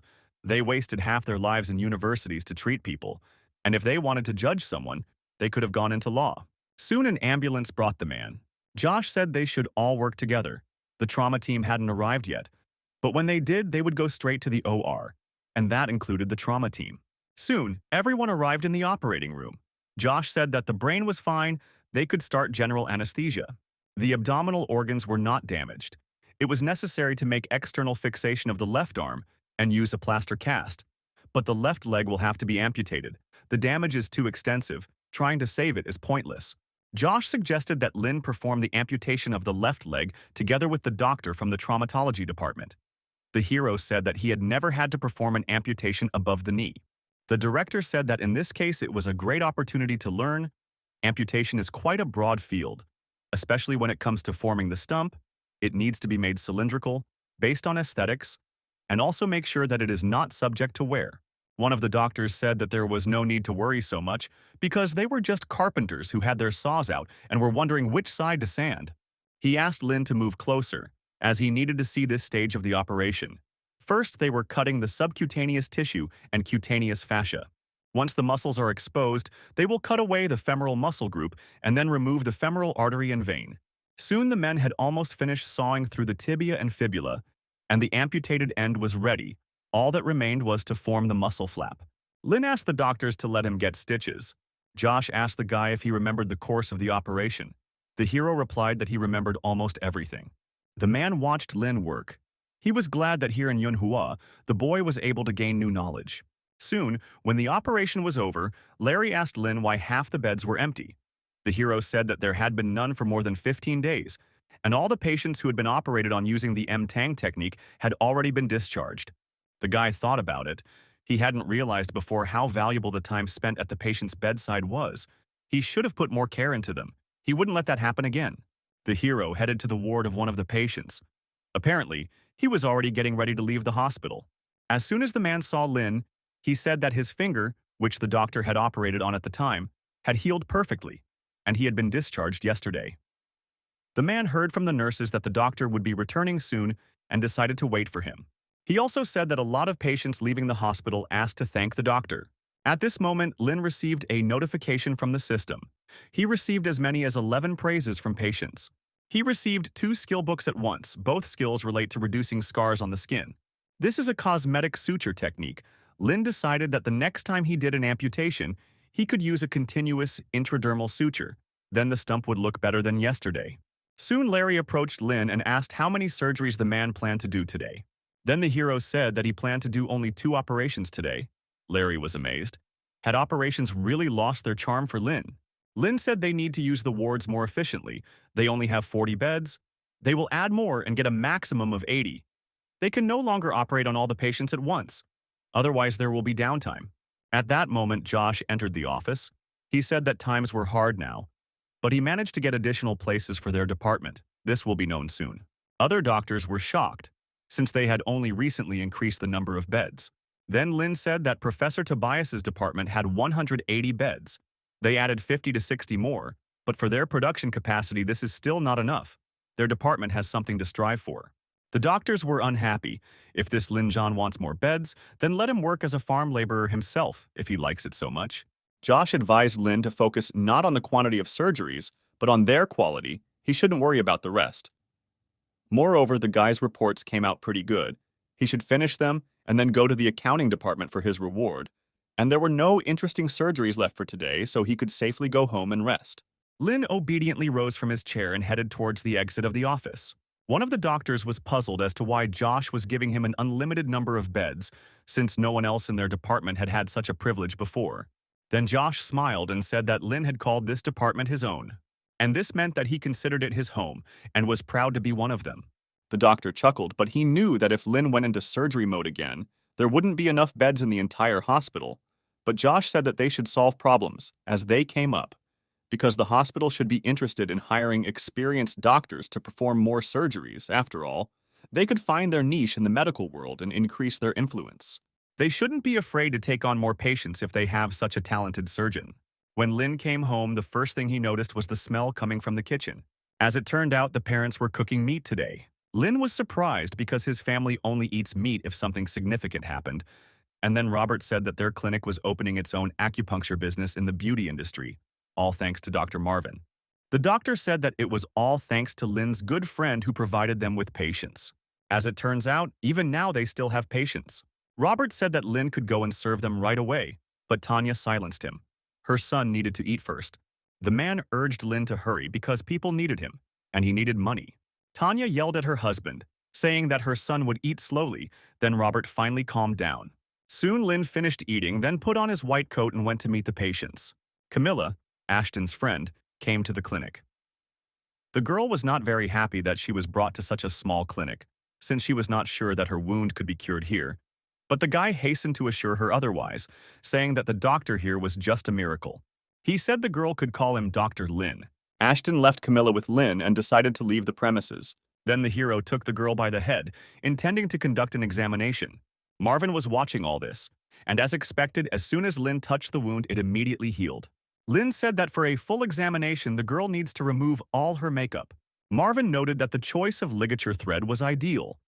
And although the cosmetic suture technique is not particularly complicated, it still takes about 3 years to learn how to sew correctly. Suddenly, he noticed that Lin had already started stitching the wound without discussing it with the client or asking Marvin if the thread would suit her. Then Marvin was even more surprised. As it turned out, Lin finished the subcutaneous stitches in just 3 seconds. The hero decided to choose a different thread, since a thinner thread is needed for an intradermal suture. Marvin noted that now he works very smoothly, but at first he acted lightning fast. Everything was stitched without a hint of a scar. Robert walked into the room, proud of how well his son was doing. Marvin agreed. The work was indeed excellent, Doctor. Lin truly came from a family of doctors. Robert said that Dr. Marvin had been working so hard lately, so it was decided to call Lin to stitch up some of the man's patients when he was home, and Marvin would be able to go home early and get some proper rest. The man thought Lin's skills had long since gone beyond the ordinary, if only he could learn his technique. Then he said that he would stay here in case his help was needed, since he was not eager to go home early. He was not that tired, and extra shifts were not a problem for him. Robert was very happy with this answer, realizing that Marwan was willing to work overtime. Lin told the patient that she might feel tightness on her face. He had to create it to firmly match the edges of the wound. In this case, the scar would be smaller, but the girl still needed to be more careful when caring for her skin. Marvin added that Dr. Lin had just used a very special and extremely complex technique, and there was no doctor in Yunhua who could do something like that. Lin wondered if he had done everything correctly. The skin surface would heal better under the mechanical scar. The variation in recovery progress could be about 31%. Marvin continued, saying that the method Lin used to hide the loss of the skin area seemed to be better than a transplant. Lin asked Camilla not to wet or touch the wound, and to remove the threads in time. He then asked Edith to put a bandage on the girl. Once everything was ready, Camilla asked the doctor to add her as a friend on one social network so that they could more easily contact each other if something happened to the wound. However, Lin said he does not add regular patients as friends. The girl was offended, considering it discrimination, but Lin explained that there was no reason why ordinary patients should contact him. If he had transplanted 3 fingers to the girl, it would have been a different matter. The next day, Lin returned to the hospital. Larry and Unity prepared for him the duty reports and assignments for the last couple of days. Sitting down at the computer, Lin noted that Unity had very detailed reports. The girl said that while she was busy with reports, Larry was busy cooking. At that moment, Josh entered the office and said that an important patient was flying to them by helicopter and that it was time for them to go see him. The hero then got up from the table and headed towards the landing pad. Soon, Clyde also arrived there and asked which insurance company sent a helicopter to them this time. But Josh doubted it was the insurance company. Clyde said that such a pleasure costs from $30,000 to $40,000 per trip. Moreover, rich people always take insurance with full coverage of all expenses. But he was interested in what happened to the patient. Then Josh said that she had abdominal pain, as well as external injuries. Clyde wondered if it would be funny if it turned out to be just food poisoning or her period, but it was better than a volvulus or appendicitis, because the more advanced the case, the more dangerous. For those who can afford to arrive by helicopter, a misdiagnosis can be a great excuse to create a national scandal. But if it is just a fly blown out of proportion, the doctor can become a laughingstock in the eyes of management and senior colleagues. Soon a helicopter appeared over the men's heads, landed on the platform, and soon a patient emerged from there. It was Valerie, a young girl and the 7th daughter of a wealthy second-generation family. Her assistant, Ollie, immediately helped the girl onto the gurney. Clyde noted that the girl was dressed very richly. Her entire image consisted of things from famous expensive brands. The girl herself looks quite refined thanks to her facial features. Josh heard the man's words and ordered him to watch his language. He was extremely infuriated by such a dismissive attitude towards the patient. He spoke of her as if she were a commodity. Then Clyde hurried to approach Valerie, since he was her attending physician. He asked where exactly the girl was having pain. Valerie said that she had a severe stomach ache and that she had also injured her arm. Clyde chuckled, assuming that the girl had simply been cutting fruit with a knife and had hurt herself. Valerie replied that it was not a knife but a screwdriver. Then the man said that he would scan the wound a little later, and now he asked the girl to describe her stomach pain. She said that she felt bloated. She told me that I ate oysters in Paris. Then there were meat dumplings, red wine, dessert, more Italian cheese and fish. In Turkey, she ate meatballs with vegetable broth. In the evening, 5 or 6 portions of Bavarian sausages during the flight. They were very tasty. Clyde chuckled. So the girl visited 3 countries in 2 days and then returned to China. While the man was wheeling her around on a gurney, the girl noticed Lin standing nearby, and her cheeks immediately turned red. Valerie pointed her finger at the guy and said that she wanted this doctor to take care of her. The smile on Clyde's face immediately disappeared. He looked gloomily at Lin and said that he would debride the wound a little later. The girl looked at Lin lovingly and introduced herself, explaining the meaning of her name. Lin smiled and also introduced himself to the girl. Valerie approached him and began to recite romantic poems that she had recently read in one of the books. Clyde was shocked, even when he was trying to get his wife. He didn't use as many techniques as this girl is using now. He stated that the patient could not wait any longer. She needed to go to the procedures, and they would discuss poetry later. Valerie was soon taken to the hospital. Clyde still couldn't understand how Lin could get a girl in a Chanel dress to talk to him about Chinese poetry. And now, she wanted him to heal her. The man said that the doctors from the surgical department needed to conduct a consultation. Valerie's assistant didn't understand why this was necessary. Then Clyde said that the ultrasound machine was already turned on, but they were still not allowed to perform the diagnostics. Then Ollie asked to bring a female doctor to conduct the examination, because the girl would have to undress for the ultrasound. Clyde chuckled in displeasure, but still went to look for a female doctor, and at that time Lin decided to treat the girl's wound. Valerie smiled and extended her hand to the young man. Ollie ordered Lynn to be careful so that the girl wouldn't be left with any scars. But Valerie immediately cut her off, and the assistant had to go out the door. Soon the procedure was completed and the girl's finger was treated. Lynn then said that she should now wait for the female doctor the girl had asked for. Then Josh said that the girl's wound would be better stitched up, and Valerie was incredibly glad that she would spend some more time with the doctor. He was courageous, natural, and handsome, knew how to carry himself, and was naturally talented. Perhaps in ancient times they would have met under different circumstances. Soon Lynn said that he had put in the stitches and the nurse would take care of the rest. Valerie tried to stop the doctor, but he silently left the room. The girl chuckled to herself. He simply had to visit her later, and then they would see each other again. However, time passed, and Lynn still did not come to visit the girl. Ollie said that it had indeed been a long time. The girl could have asked the pilot to fly in earlier to pick them up from here. Valerie said her parents went to Australia to see green pastures, and now she wanted to learn all the languages in the world. Her desire to fly home had already evaporated. Ollie was surprised. Was Valerie really that eager to show off her intelligence in front of Dr. Lin? If it was necessary for her studies, she would have immediately obtained everything necessary and reported to the girl's parents, but instead, she sent people to find out everything about Lena. As it turned out, he was single, and all his qualities were top-notch. If you think about it, Dr. Lin is a handsome man, and even a doctor, he is not so bad, but still does not measure up to the lady. So Ollie decided not to report him for now. Otherwise, she would only ruin her relationship with Valerie. What if he becomes a rich heir and reminds his assistant of all her dirty deeds? Ollie then said that Valerie didn't have to communicate with the doctor in poetry, but the girl thought that he liked the poems she mentioned. Then the assistant said that the doctor, apparently, just liked talking to the girl. At first, Valerie was happy, but then she suddenly thought that there was no such thing as love at first sight. Lin clearly had a lot of fans, and he didn't even look at the girl after he finished work. Ollie said that his superiors were there at the time and he had no choice, which gave Valerie some hope, and she asked what the girl had learned from her investigation. Ollie said that Lin is quite a talented surgeon and has already appeared in several news broadcasts. His family owns a small clinic. Valerie was afraid that this meant she would have to live with her future mother-in-law, and what if she had a bad temper? Ollie felt uneasy. It was the first time she had seen the lady so agitated. She said that she hadn't figured it out yet, and besides, Valerie didn't have to live with her. She could buy a house and live separately, because the girl's family owned several houses in Manhwa. And anyway, it was too early for her to think about getting married. She suggested that they discuss everything thoroughly first. Lin's family bank account had about a couple $100,000. Lin's account had about 100,000 yuan. His monthly income had recently reached 50,000 yuan, and he also owned a used Volkswagen Jetta. Valerie was glad that 50,000 yuan was a lot for an intern. Lin was a great guy.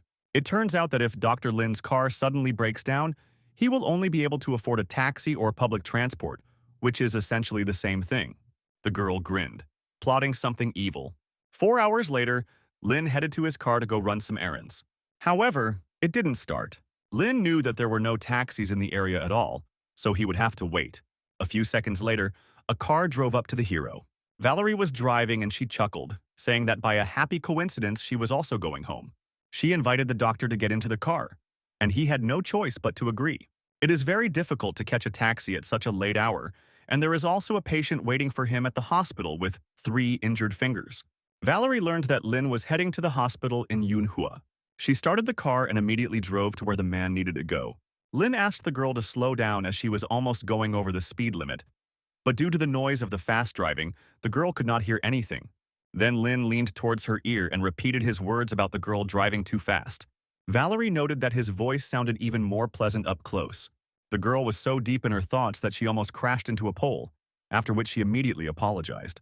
She said that she had already earned about 10 yuan from online searches trying to find out about Lena, and since she had recovered, they could go out to lunch with that money.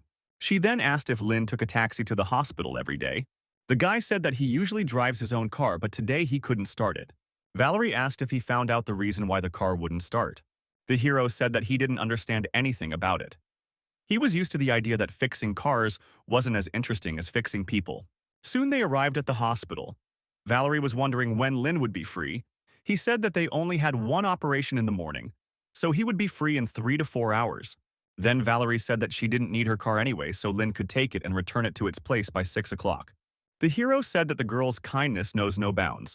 Valerie smiled, realizing that she had completely different motives, and then asked Lin to add her on WeChat just in case. As soon as he puts the car in place, he will send her a message, and if she is free, then they can even go somewhere. She explained that during this time she would have to drive another car so that the company would pay her a lot of money. The hero didn't believe that it was really possible to make money on something like this, but Valerie replied that it didn't matter. In any case, she would gain experience in driving. Lin decided that, in this case, he would make an exception and add the girl on WeChat. When everything was ready, Valerie looked after Lena with love, happy that she had at least gotten a little closer to him. Soon, Lin arrived for the operation, assisted by Larry and Unity. 3 hours later, the operation was completed. The girl could not even imagine that one day she would participate in a finger transplant operation. However, the principle behind finger replantation, vessel suturing, and intestinal suturing was the same. Larry wanted to object that these were completely different things, and then a small argument began between them. One of the doctors tried to calm them down, since it was now time to take the patient out of the operating room and notify his relatives. He then asked Lin if he was going to stay late at the hospital today, but the hero replied that there were no more free beds, and if they continued operating, they would have nowhere to put the patients. Then everyone involved in the operation decided to go somewhere to eat barbecue after work. Larry suggested going to Xiao's restaurant, maybe even invite other doctors along. Lin asked how many people and vehicles they would have. The doctor said that if there were less than 10 people, he and Lin would be driving. But the hero said that his car had broken down, so he would call a taxi. Lin wrote Valerie a message that he was not going home yet. Instead, he was going to lunch with his colleagues, so he did not need a car, in response to which the girl asked him to wait for the driver. When everyone came out to the parking lot, an expensive car was already pulling in. Doctors were perplexed. Do taxi drivers really drive such beautiful cars now? When the car pulled up to the doctors, everyone saw that there was a girl sitting behind the wheel. It was Valerie. She asked everyone to get into the car. Lin was surprised. Could it really be her again? Valerie said she happened to be driving past the hospital, so she decided to stop by and take the boys to dinner. Suddenly, one of the doctors remembered that this girl had been taken to the hospital by helicopter yesterday. After some deliberation, it was decided that Dr. Lin would sit in the front and everyone else would sit in the back. The hero was wondering where the Rolls-Royce that the girl had driven in the morning had gone. Suddenly, Unity asked what this story was about the Rolls-Royce. Valerie chuckled and said it didn't matter at all. She then asked Lin if they were going to the barbecue restaurant because it was so popular. At that moment, Lin received a call from Dr. Chandler, who asked everyone to return to the hospital immediately. As it turned out, a public incident occurred, and there could be a big resonance. Valerie hurried to turn the car around and headed towards the hospital. She asked if she could join in and watch the operation, but Lin couldn't promise that. Then Valerie said it didn't matter. She just wanted to be close to Lin. She didn't need special treatment. She suggested just imagining that she went into the hospital to get a bandage. Soon, everyone returned to the hospital. The doctors hurried to put on their white coats, and Lin immediately asked Chandler what had happened this time. The man chuckled when he saw that the lovely Lady Lena, who had arrived by helicopter, could not bear the separation and came with him. He then said that there had been an attempted hijacking. There were casualties, the city's attention was now focused on the incident, and they could only wait for an ambulance and guess at the details. According to the latest news updates, at least one person was killed and 4 were injured. An ambulance from the district hospital has already arrived at the scene. They will provide first aid, but it will take a long time before the helicopter arrives. There are patients with serious bleeding. The head of the department hopes that Lin will take care of this. The hero asked if they had enough blood for transfusions. It will be able to limit blood loss, but patients with severe bleeding will still need transfusions if even 2 victims have the same blood type, and Manhua may not have enough supplies for everyone.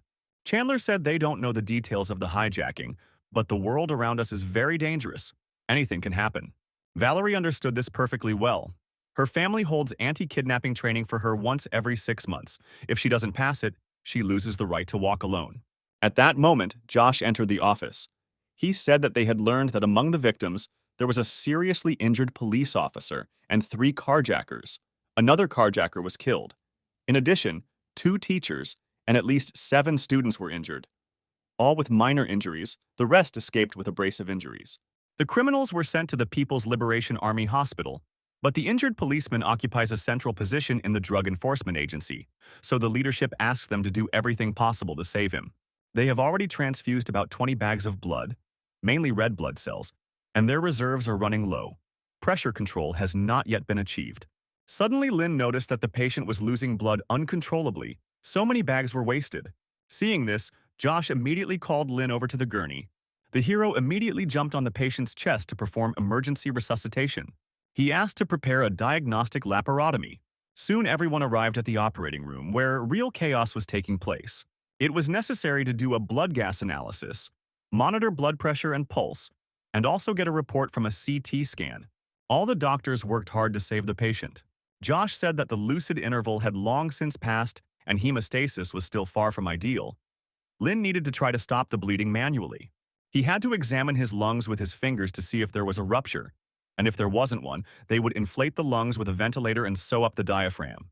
Lin soon reported that no breaks were found. Josh instructed the emergency room staff to intubate and inflate the lungs. The 9th and 10th ribs needed to be aligned. A drain needed to be placed in the closed chest cavity, and Lin needed to examine the abdominal cavity. Lin reported that the incision here is 1 centimeter.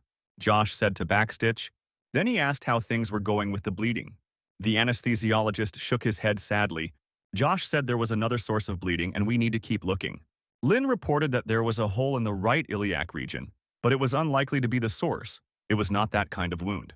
The director said that they would sew up what Lin had just found. Then they needed to pass it on to the radiologist so that he could work with the images faster. They needed to find this source. Lin asked to give him a little more time.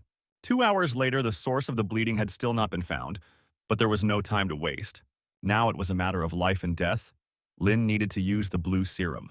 He drank it, and all his skills were increased by 1 for 2 hours. Lin also obtained 3 legendary skills: stopping bleeding with bare hands, finger replantation, and Achilles tendon restoration.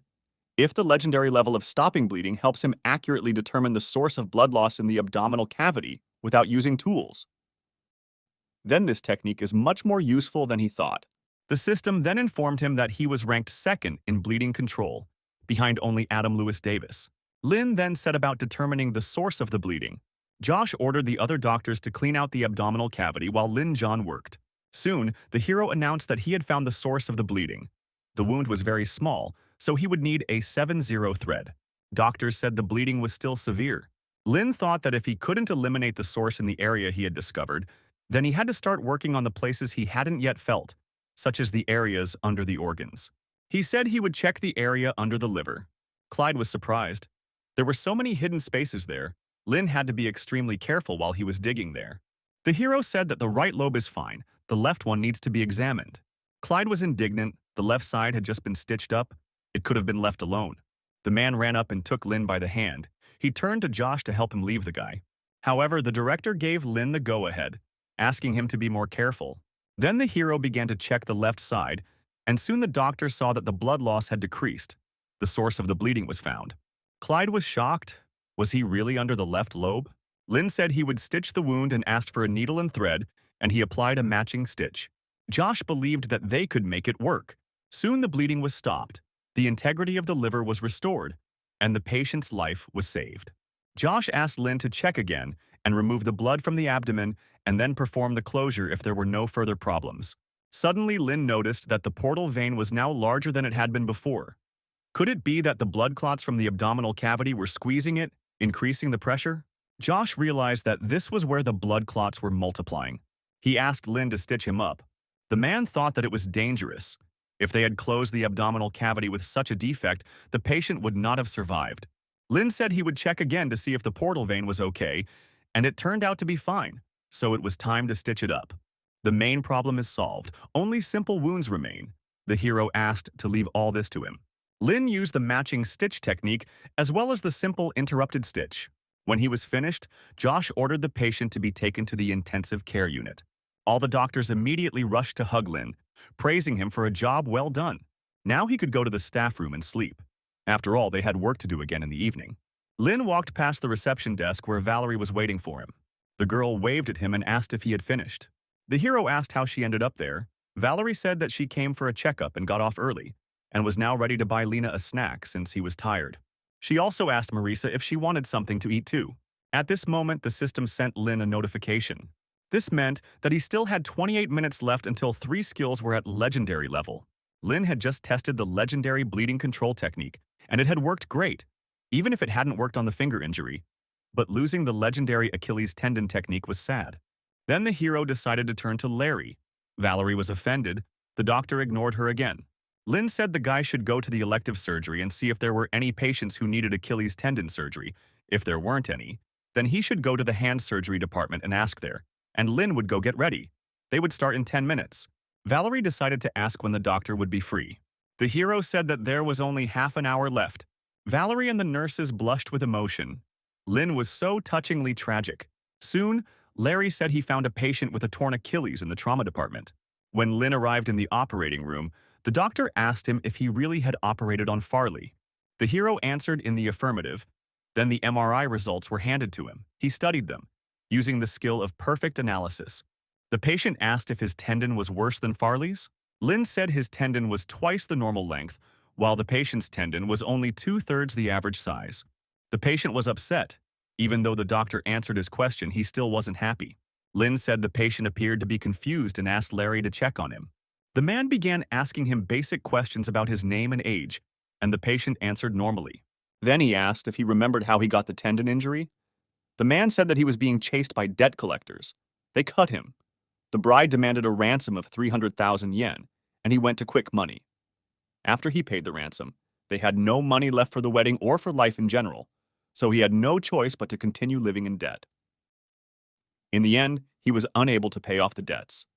They came for him, they chased him, and he ran. In the end, he fell down the stairs right on his foot. Lynn then asked if his tendon was actually injured as a result of the fall and not the knife injury. He then said that the patient had deliberately given them false information. Now he was wondering if it was even possible to give him a general anesthetic. Maybe they should ask the neurologist to come and see if he had any contraindications. But the doctor said that there was no need for that. Instead, they should give him a regional anesthetic so that they could talk to him. However, Lynn said that general anesthesia was needed, the error in his information was too great, he could easily lead them in the wrong direction. He then used the legendary Achilles tendon repair technique, and 18 minutes later the suture was complete. All the doctors and nurses present were in shock. Could he really have done it in less than 20 minutes? Meanwhile, Valerie and the other nurses were discussing Lynn at the reception. The girl was happy about how wonderful the staff at this hospital was. Marissa said that not only is the staff great here, but even the medical representatives come to see Dr. Lin often, whether they have business with him or not. Then Valerie realized that this was the shortcut to the guy's heart. She picked up the phone and called someone. The girl asked to buy a pharmaceutical company with medical representatives. It would be better if she did business in Manhua City. Valerie chuckled. That way she wouldn't have to pretend to be a patient or a driver. Soon, at a meeting of medical workers, it was announced that from that day on, Ms. Valerie would be the new chairman of Yunli Medical Company. The girl asked who was responsible for running the business in the company. Everyone immediately looked at the girl with freckles, Elaine. She thought she was the top manager, but apparently she wasn't trying hard enough. Judging by the tone of the new boss, she was going to fire her. Elaine walked up to Valerie, bowed politely, and introduced herself.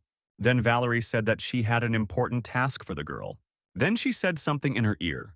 2 days later, Elaine came to Valerie with a report. She reported that everything went well. She handed Valerie the phone, which had an open chat room with Lynn's fans. The girl was happy. Having first-hand information was an impressive step towards world domination. She thanked the girl for her excellent work and then sent her to the finance department to get money. She was going to buy her phone back and give her 13,000 yuan on top of its value. Valerie was very happy. Now the real fun would begin. For the next 2 weeks, Lynn tried to perform an average of 2 surgeries per day.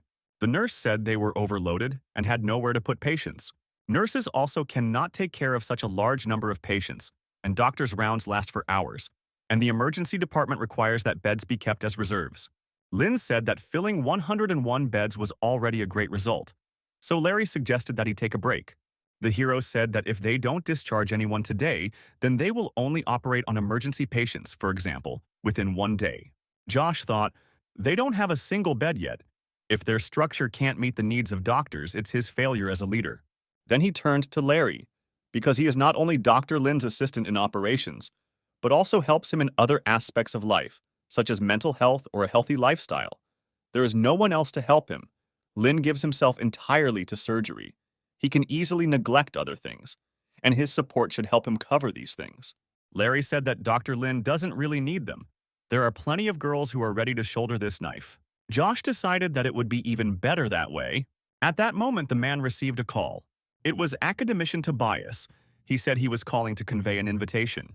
The Sports Medicine Center is very grateful to Dr. Lin for helping him, which required him to rearrange his schedule. This time, they are organizing an international conference to exchange experiences. And Dr. Lin was chosen as a guest speaker, and Tobias hoped that Josh would allow him to come. Besides Farley's operation, 15 days ago a video was released of Lin, operating at MANHUA Hospital. Tobias watched it and was shocked. Lin is more than worthy of the position of speaker. Even questions from foreigners will not be a problem. Josh thought that even though traumatology was time-consuming, it would be nice if Lin participated in the conference. Then he gave his approval for the guy to go to Shanghai. Meanwhile, Lin was walking through the hospital corridors. Even after all this time, the operating room was still full of people. Suddenly, the system informed him of several awards at once. Lin wondered what such a gift was for, since no one had been discharged today. Lin's patients said that they had completely recovered in these 15 days, and everyone thanked the doctor for his excellent work. Lin decided to open all the chests at once. He suddenly noticed that their light was different from normal. But could an ordinary treasure chest unlock a rare skill? As it turned out, it was the skill of a perfect tracheotomy, one of the most useful skills in emergency surgery and resuscitation. However, there are not many chances for a young doctor to practice in China, so Lin decided to test his progress as a surgeon. The system reported that his scalpel skill is currently ranked 765th in Yunhua City, and his bow grip is ranked 558th. Lin knew he needed more practice, but since he had no patience, maybe he should practice on a piece of meat. Suddenly, a policewoman was brought into the hospital on a gurney. Her name was Chelsea. She was injured, but begged them to save her dog first. The nurse asked her not to move or she would lose more blood. The vet from the station was on the way. Chelsea insisted she was fine despite her leg wound. The girl screamed that her dog, Kashtan, was also injured. He's only 2 years old. But he has already saved 3 people. This time he smelled drugs and was attacked. Then Lin said that he would take care of the dog. The system informed him that for saving the police dog, he would receive 6 standard treasure chests. Suddenly, Chelsea passed out and her dog was almost in a coma. Lin asked to take the patient away and he would take care of the dog. He needed a tracheotomy. Soon the dog was brought into the operating room. Lin asked if they were sure they were using the right anesthetic. The doctor said that propofol could be used for animals too, thanks to industrial chemistry and Roger James, but it needed to be combined with another drug. The anesthesiologist who has a dog said it was midazolam, which is a mixture of sodium chloride, disodium edetate, benzyl alcohol, and sodium hydroxide, but first the dog needs to be examined and given oxygen. Lin performed auscultation and percussion on the dog. He soon reported that the dog was taking 14 breaths per minute, but he did not know what the norm was for dogs. The nurse looked it up on the internet and it said that the norm was between 10 and 30 breaths per minute. At this moment, Chandler, standing at the door, chuckled. Lin finally remembered that he was an intern and asked a question. Soon the doctors were ready to give the intramuscular injection, but the skin needed to be prepared. We need to shave off all the fur and quickly. The dog is already having difficulty breathing. The other doctors were surprised that the man was a veterinarian, but he said he was just friends with one of them. Soon, the nurse prepared the dog's skin for the injection. Lin announced the start of the operation. Chandler watched him closely. Respiratory failure and precoma are indications for emergency surgery, but emergency is when the ability to breathe independently is completely impaired. But was a tracheotomy really necessary? Such operations are fraught with complications, and even more so in the case of emergency surgery. He was afraid that Lin was hasty, but it seemed he was wrong. Soon the dog's breathing began to improve. Lin was good at everything, no matter how much others made fun of him. His skills were his main support. Then the hero said that the dog's life was out of danger and that the stitches had been applied. Chandler asked if Lin had done this before, and the hero said that he had just learned how to do it. The breathing problem is over, but there are still lacerations on the paws. Plus, the anatomically dangerous area behind the ears is damaged. Soon, Lin had taken care of all the problematic aspects. Chandler patted him on the shoulder and said that he would go and rest for now. The nurses were in despair. All the asepsis had gone down the drain. The head nurse would definitely scold them. Lin then decided to ask the system what the progress of his cutting skills was now. As it turned out, since the last query, the scalpel rank in Yunhua City has not changed. The bow grip has been moved down 1 position. Lin was dissatisfied. Did his rank actually fall after the successful operation? Once both Chelsea and Chestnut were cured, the girl and her police partner visited the doctors to express their immense gratitude. The man represented their patrol unit and wanted to express his deepest gratitude to Manhua Hospital and its emergency surgery department. The doctors worked selflessly for the common good. Without complaining about the difficulties and proving their concern for people in trouble, they not only helped Officer Chelsea, but also saved the life of the officer's police dog, Chestnut. At that moment, journalists were photographing their meeting. Josh thought that this was a chance for Lin to show off, but the guy was so gloomy. If he doesn't like this kind of work, we'll have to let him go to Shanghai for good. When the meeting was over, Josh called Lin and Unity to his office. He wanted the girl to accompany the doctor to Tobis's conference. The hero was not against it, but he was worried about the number of invitations. Josh said their department would cover all the costs of the flight. It was not safe for Lin to go alone. Unity sat silently, looking depressed. Josh said her job was to follow Lin to the International Sports Orthopedics Conference and bring him back safely. Unity must not let anyone fool him. She must make sure that Lin returns. Then her task will be completed, but if he does not return, then the girl may not return either. Soon, Lin and Unity arrived at the bus stop, where a car soon pulled up. Farley came out from there. He was glad to finally meet Dr. Lin. The man offered to take the doctor to the hotel. Unity immediately stood in front of Lin. Covering him with her body, she asked what organization Farley worked for. The man took a few seconds to process the girl's question. He said that he was a track and field athlete. Lin decided to break the awkward situation and said that he could take them to the hotel. When the men arrived at the room, Lin asked Farley what business he had with him. The athlete said he had recently completed a rehabilitation program and was even able to run on the track again. He wanted to take part in the upcoming competitions, but did not know what the consequences would be if he ran at full strength. He was also interested in Tobias's opinion, but what Dr. Lin had to say was much more important to him. The hero said that he had not done much research in the field of sports medicine, and all his assumptions could only be based on MRI images. Farley said he had brought them with him and offered to let the doctor look at them. Lin thought about it. Even though it happened at the moment of using perfect skills, he still remembered the details. He said that if Farley wants to give his best in the future, it would be better to postpone the next competition. His tendon is generally healthy, but the recovery process is not yet complete. The risk of injury still remains, so the risk of rupture is still significant. All Farley needs to do is not to overload his Achilles tendon with intense training. If it ruptures again, the damage will be much more serious. It will mean the end of his sports career. Farley thanked the doctor for the explanation and shook his hand. He said he didn't need the car yet. Lin could keep it and the driver if he wanted. But first he should rest from the road. After the man left, Lin thought that it was still early enough that he should visit the sports medicine center. Soon, he and Unity arrived at the right place. The hero said that the girl did not have to go with him. However, the girl did not want to leave him alone, even though she was already tired. At that moment, the nurses informed Lin that Dr. Terrence had invited him into the operating room. The hero headed to the right office, despite Unity trying to stop him. When Lin came into the operating room, Terrence said the chief was out today, but he knew the guy would be there. Today they will be dealing with hip replacement. He invited Lin to take part in the operation. Lin was very happy. Hip replacement in traumatology is the pinnacle of art. The surgical access must be very large, the prosthesis is huge, and the surgical period is long, so the surgeon needs all his skill. In Manhwa, such operations are rare. Terrence knew that Lin had never performed such operations before, so he offered to be his assistant. The hero was incredibly happy that he could take part in such an operation, even as an assistant. Terrence was pleasantly surprised. This was so unlike the all-powerful Dr. Lin. But then he calmed down and said that he needed to use a suction device for the fluid first. Soon the operation began, Terrence thought. Even though Lin was acting as an assistant, he was not relaxed at all. He was very dedicated to the cause. Soon the doctor said that they were finished.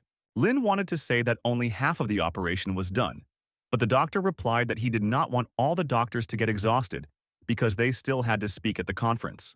When Lin left the operating room, he decided to look at the schedule of operations. There were very few of them. At that moment, a nurse walked past him. She couldn't believe that it was really Dr. Lin. Then the girl wrote about the doctor's arrival in the general chat, and soon all the nurses came running to greet him. The man said that he had only arrived today. The nurses tried to find out from him why he had arrived. While Unity was watching everything that was happening, she saw a threat in all this and decided to intervene. She stood between the nurses and Lin and said that this was confidential information. The nurses were clearly unhappy to see this strange girl here. Then Unity took Lin by the arm and led him away, saying that he had worked too hard today and they still had to write reports, so they needed to go. The nurses were clearly upset that the doctor left so soon. When Lin was alone with Unity, he asked if Director Josh had asked him to write the report. The girl didn't know what to answer, and then said that she was just going to write it herself, and Lin could just scribble a few lines. The hero asked to wait for him, as he wanted to buy a can of cola. At that moment, a dog approached him. It was Chestnut, the same police dog he had recently operated on. Chelsea soon approached him, unaware that the doctor was also in Shanghai. She was very glad to see Lin. Now that all the problems were behind her, he seemed very nice to her. The hero asked if her wound had never healed. The girl said that it was almost over. Only running was a little painful, but if you slow down, then everything is fine. They were lucky to get to their hospital. Chestnut recovered even better than the girl. Chelsea thanked the man from the bottom of her heart for saving her and the dog. At this moment, Unity again sensed danger and rushed to protect Lin. She stood between him and Chelsea, frowning at the girl. Chelsea decided not to escalate the conflict, so she said that it was time for her to go to her shift and said goodbye to the doctor. Unity suggested that Lin return to the hotel. When Lin got to his room, he decided to order delivery because he was hungry. However, before he even had time to call there, a man came to his room and said that Lin's order had arrived. He said that his choice was included in the gift system from their store. All that was left for Lin to do was sign. As it turned out, the order included a whole box of the most delicious food. Unity was surprised. Did Dr. Lin really order that much? Lin invited the girl to eat with him. Unity really liked all the dishes. Then the hero said that he apparently won some kind of prize. Apparently, fortune smiled on him today. The girl noted that she felt as if she had experienced a sense of déjà vu. At that moment, she heard someone approaching their room. Unity immediately remembered Josh's words about her not having to return without Lin. And now, when she saw the silhouette of the girl in the blue suit, she was really scared. She couldn't let the stranger take Lin away. As it turned out, it was Valerie, and by another coincidence, she ended up in the same hotel as Lin. Unity immediately covered Lin with herself to protect him from the girl. Valerie said that they had already met at the hospital, so the girl could relax. Lena was curious about what brought the girl here. She said that she was helping a family with one of the businesses. When she learned that an order had come from Mr. Lena, she decided to check if the stars had aligned. The hero said that he never managed to place an order, but the girl somehow found out his number. Then Valerie replied that they had been running a delivery service for a long time. She just checked Lin's phone number. Then she decided to ask what the doctor's schedule was today. He said the sports medicine center had nothing planned today, so he was just planning on playing mobile games. Valerie decided to ask him what he was playing. Lin said that he often plays Kings of Glory now, and then asked what her rank was. The girl immediately jumped up from her chair, saying that she had not played very much, but now she remembered urgent matters and decided to leave. Standing near the elevator, she thought that games were her Achilles' heel. She didn't have time to play, but Lena must be interested in something else. Valerie then decided to call the mysterious Dr. X, as she needed advice on a medical matter. The next day, the girl came to the hotel to meet Dr. Lin. She said that she wanted to give him something very necessary. She followed the advice of her friends and asked the man not to be afraid. Valerie said that the Educational Foundation had allocated funds to several universities, and she had applied for Lin to obtain a qualification that would give him the right to engage in educational research activities. But everything had to be under the auspices of institutes and healthcare institutions that met the requirements. Lin didn't understand what was going on here, and then the girl opened the doors of the room and invited him to see for himself. Inside, there was a table covered with a thick white cloth. Lin and Unity couldn't believe their eyes. Was it really a corpse? Valerie said she had made arrangements with someone at the sports medicine center to reserve the dissection room, and now Lin could use it. Unity was incredibly happy with such a gift. Only every 10th clinic in China can afford to dissect corpses, and human bodies as a teaching aid are much more useful for understanding. Even the first 100 operations cannot compare with this. Soon the doctors started the operation. They were very happy because they would finally be able to learn how to work with a corpse. Lin thought about it. He had a poor understanding of the anatomy of the lower limb. His work on the Achilles tendon, according to Tobias's plan, could have been even better if he had at least a few dissections under his belt beforehand. There is no need to talk about knowledge of anatomy in general. The structure of the circulatory system and nervous system of the whole body is something that he has yet to study. Unity said she would focus on a specific area, and so the doctor spent the entire night dissecting. The next morning, Tobias returned from Beijing. Roland met him. The international conference was already open, and the academician asked if Lin Zhang was ready. Roland said the guy went into the dissection room last night and never came out. Tobias wondered if he really had a corpse with him. He needed to call him urgently so that he would come here faster to prepare for the conference. Roland went to the dissection room to report the academician's return and that he was already waiting for Lin. The hero opened the door. His entire robe was covered in blood. He said that the man had come here just in time. Lin grabbed Roland's hand and pulled him inside, asking if he could lend him his body for a while. The man agreed, but was puzzled as to why Lin had asked him to stay. The hero placed his hands on the man's neck and after a while, declared that his cervical vertebrae were fine. Then Unity suggested giving another example for comparison. Lin continued his work, examining key areas of the corpse's neck, trachea, and thyroid gland. Roland knew that the conference had already started, so he had to hurry Lin up. He said that the academician had arrived, and with him were the patients with Achilles tendon ruptures. They were waiting for Lin to operate on them on camera. They were part of the conference, so he should prepare. However, the hero said that the patients should wait until he finished with the corpse. He thought to himself that the man clearly didn't understand the value of corpses. When everything was ready, Lin headed to the operating room. Terrence said the patient is a 27-year-old competitive fencer who was injured while walking his dog when attacked by a neighbor's husky and has limited mobility in his lower limb and pain in his right Achilles tendon. An MRI confirmed a ruptured right Achilles tendon. There was no information in the records about the presence of old injuries. Then Lin decided to proceed with the operation.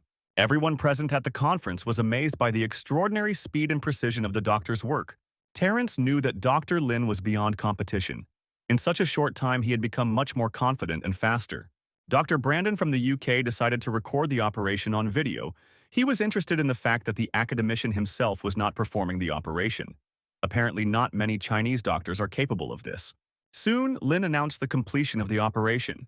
Terrence was shocked. The operation took much less time than the last time. It seemed to him that Lin was a complete star, but his progress was terrifying. When the hero came out of the operating room, he saw Brandon, the same blonde guy, taking pictures of him. Suddenly, Chelsea appeared in the hallway and said that filming was prohibited in this area. Brandon immediately put his phone down and Lin asked what the girl was doing here. Chelsea said she was sent to patrol the area. The next moment, Tobias came out of the conference room with the rest of the people. He needed to introduce Lin to them. He introduced the hero to Dr. Gayford, Dr. Cadilla, and Dr. Brandon. He then introduced Lin to them, saying that he was one of the most outstanding young doctors in China and that he was very talented in finger transplants and Achilles tendon surgery. Tobias deliberately didn't mention his experience at MANHUA because he doesn't have a formal contract with them yet, meaning he's still an intern, so he can work at any hospital in the future. At that moment, Brandon burst forward, pushing aside everyone in his path. However, Dr. Cadilla from the Mayo Clinic's trauma department was faster, taking Lin's hands in greeting. She handed him her business card. The girl hoped that the doctor would one day be able to visit their clinic, where he would be able to learn a lot. Everyone else looked at Lin in amazement. Did he really just get an invitation to the very Mayo Clinic, which is the leader in modern traumatology? Lin looked at the business card with confusion but thanked the woman. Chelsea was watching all this happen. She thought that this foreigner was trying to seduce Lin, and the policewoman intended to stop it. She whispered to Chestnut, ordering him to distract the doctor.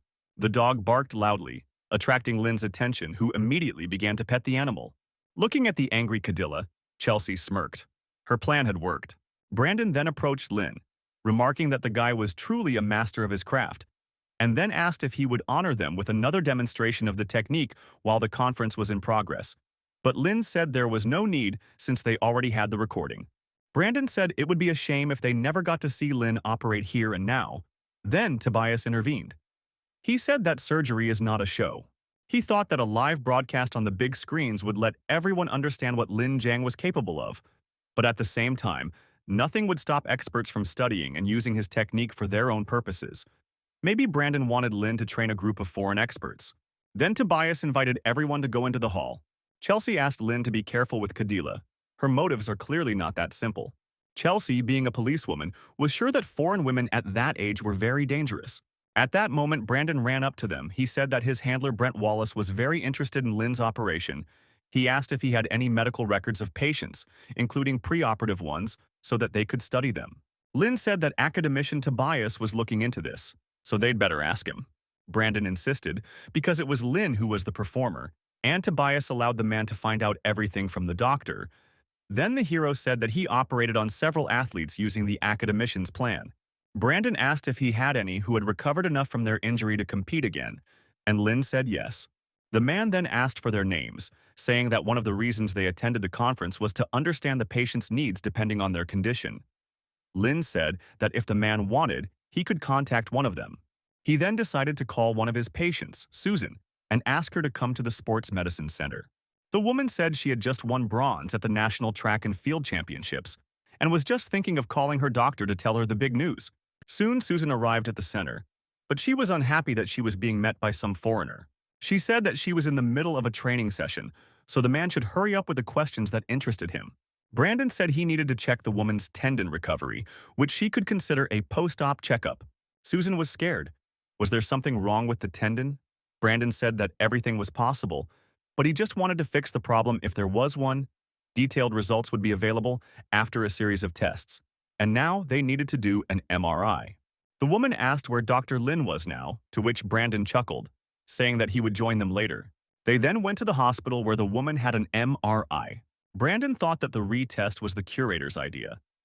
In the field of sports medicine, Achilles injuries are the most problematic and controversial. You can't be sure of anything. You need to know more about Tobias's plan. Soon, the results of the examination were ready. Looking at them, Brandon was shocked. This was no longer just a good recovery, the degree of healing was surprisingly great. He then asked Terrence if it was true that Susan no longer competed. The doctor said that as far as he knew, the National Track and Field Championship that Susan mentioned was considered the largest competition in China. Brandon thought, in that case, the result is simply brilliant, but maybe it was the patient's physiology. Then he decided to find out about Lin's other patients. Terrence gave him MRI scans of 3 other athletes Lin had operated on, with the exception of Farley, and Brandon noted that these results corresponded to the same degree of recovery, and that it was paradoxically good.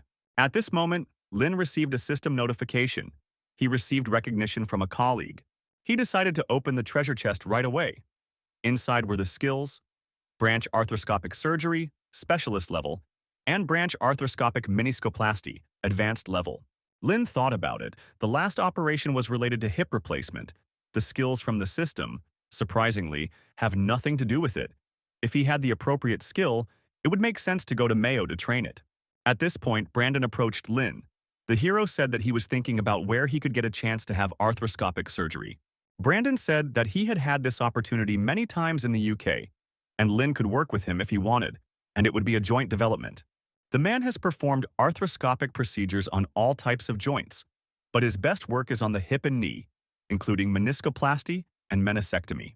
Meniscus injuries are not uncommon in sports, and if Lin was in his country, he should pay attention to this.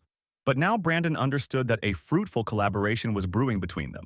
Terrence, who was watching all this, noted that this did not look good. This man was sent here by his teacher to lure Lin to him. He then decided to intervene in the conversation, reminding Lin that he wanted to do hip replacement surgery. The hero said that it was too complicated and he had not yet mastered it completely. Terrence said that it is complicated, but once the doctor understands the basics, he will be in demand everywhere. At the moment, hip diseases are very common. If Lin learns to perform endoprosthetics, then this will play into his hands in the future. It is worth spending a couple of years on training. The man thought that the trauma department was also known as the rich man's department, due to the huge funding for hip replacement surgery, but he couldn't say it outright with this foreigner hanging around. Lin replied that he wanted to learn arthroscopy, or at least tracheotomy first. He really needed the opportunity to try them out, and he thought to himself that MANHUA Hospital would be the best place for arthroscopy. He also said that the conference lasts only 3 days and no more operations are planned for it. Terrence said they don't have any patients for tracheostomies right now, but they can still find someone for Lena to do arthroscopy. Brandon asked if he could join in the surgery. Lin said he could also do the meniscoplasty. Terrence said he would find suitable patients for him from other hospitals and refer them here. And Brandon had a couple of patients with Achilles tendon injuries in mind. Terrence asked the man if he really wanted to send Lin to the UK to operate on someone there too, to which Brandon replied that if the doctor was not comfortable changing locations, it did not mean that the patients could not come themselves. Mr. Wallace performed extra high-quality Achilles tendon surgeries, but he was also amazed to see the progress of the athlete's recovery. If Lin could prove a high success rate of the technique, it would give him a good opportunity. Terrence knew this man knew how to make an impression, but he couldn't give up. He then asked Lin not to worry. He would be able to find 2 Achilles tendon injury patients for him within the country. Brandon offered to help with the live broadcast. Soon, everyone arrived in the operating room. The broadcast had already begun. The patient needed an Achilles tendon repair, and in such a short time, that was all Terrence could find. Brandon, meanwhile, was talking to the camera about how he was broadcasting live from Shanghai.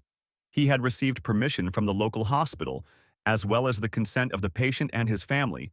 The man showed all the documents directly to the camera.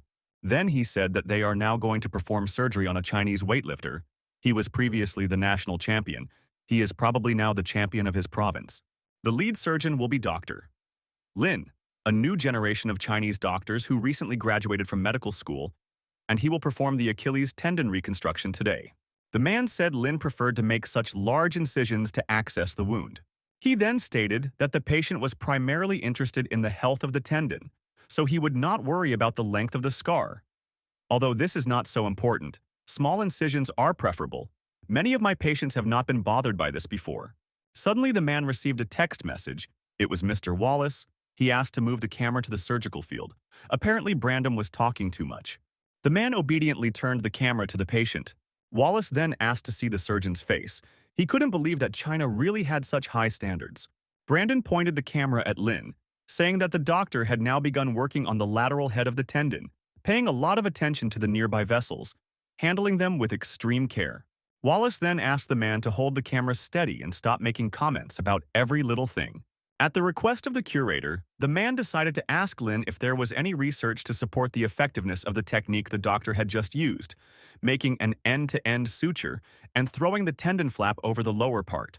The hero said that someone did the same thing, experimenting on rabbits.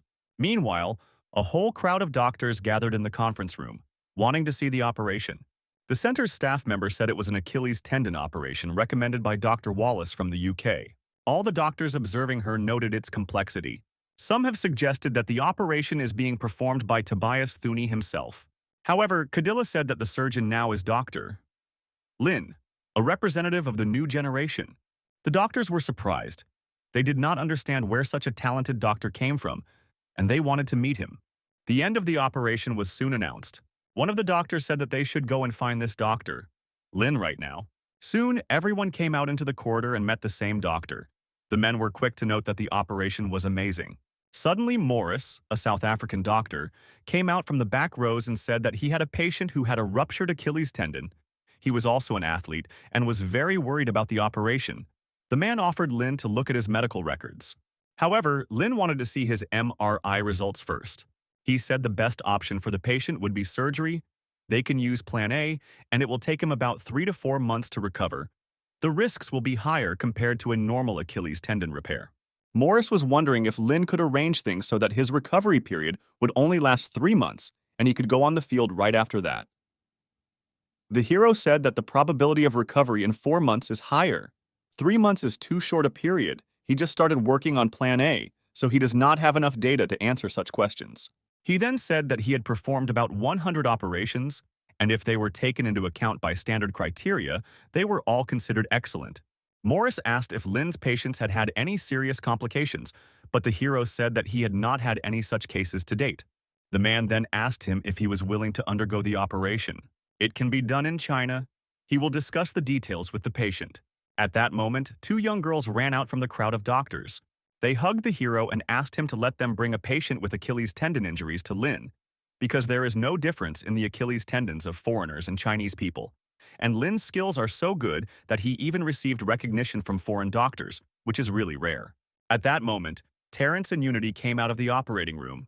As soon as the girl saw the women standing near Lin and hugging him, she immediately rushed towards him. Unity pushed the girls away from the hero and covered him with her body. The girls were upset. All their plans were disrupted by some strange girl. Terrence advised Lin to agree. The operation could be performed at their center or at MANHUA Hospital. Then, Lin said that if the patient arrived in China before the end of the conference, he would perform the operation here. Otherwise, he would go to MANHUA. Morris promised to arrange everything immediately. Terrence also asked Lin to talk to Tobias and let him break the news for him. This way, everyone will know that foreigners have traveled many miles to seek medical help from Lin, and after this, the doctor will gain real fame. Lin understood that after this he would be able to use the hospital beds left by academician Tobias. Soon the patient from South Africa was brought to China. Lin was surprised at how quickly he was brought here, but it was good news. It would allow them to conduct the consultation faster. Roland said it was a classic Achilles tendon rupture, and there was some muscle atrophy as well. Based on the data provided, the patient was healthy and had no other illnesses, so Lin asked if they would really publish the news after they cured this patient. Terrence said that the hero can be sure of that. Roland whispered to him something about a plan of operation for Damon. Then Lin stood up from his chair, saying that they would work according to the usual scenario. The man was soon taken into surgery, but he cried constantly. The doctors looked at him in bewilderment, not understanding what was happening. Terrence tried to calm Damon down, saying it was a simple operation and they were the best tendon repair team in the world.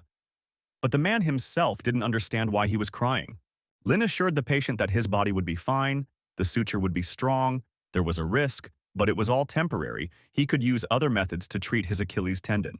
Damon said that any method would work for him if his tendon healed, and then thanked the doctor. Suddenly the system sent him a notification. Lin had not even started the operation yet, but he received a treasure chest for the patient's sincere gratitude. Inside was the experience of 100 feet dissection and the experience of regional anatomical dissection.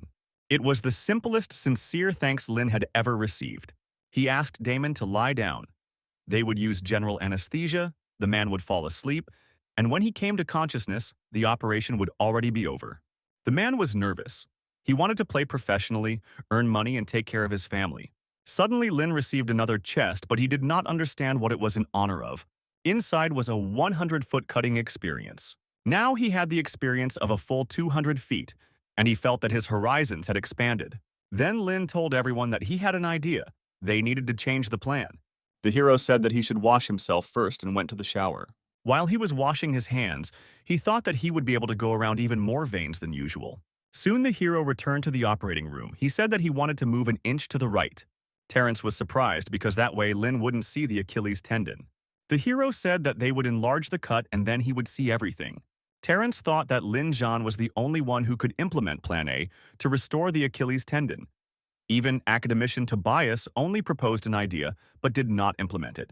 He was calm and confident, but even so, today's consultation was completely unacceptable for an experimental operation.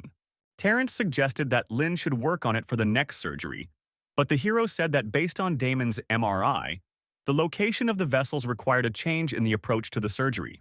Then the man agreed and soon everyone got to work. Doctors began to expose the Achilles tendon. Blood loss was 45 milliliters, which was less than that of the previous patient. Everyone watching the operation was surprised. The blood loss from the incision with the traditional method is from 5 to 6.7 ounces, and now the blood loss from the limited incision is 2.4 ounces. Cadilla said that compared to the traditional method, the blood loss allowed was minimal. Was this really the theoretical basis for Plan A? To reduce blood loss and increase the suture strength on the Achilles tendon. Lin suggested that the patient be given a reinforced suture. Unity noted that the speed and smoothness of the operation was beyond words. Terrence couldn't believe that Lin had actually preserved so many blood vessels, a level that only doctors with 50 years of surgical practice could achieve. Soon, Lin announced the end of the operation. Everyone present was amazed at how well the operation went. After some time, Damon came to in his room. Morris informed him that the operation was successful. The man was incredibly happy that he would be able to play and earn money again. At that moment, the system sent Lin a notification. He received 3 chests at once for one person.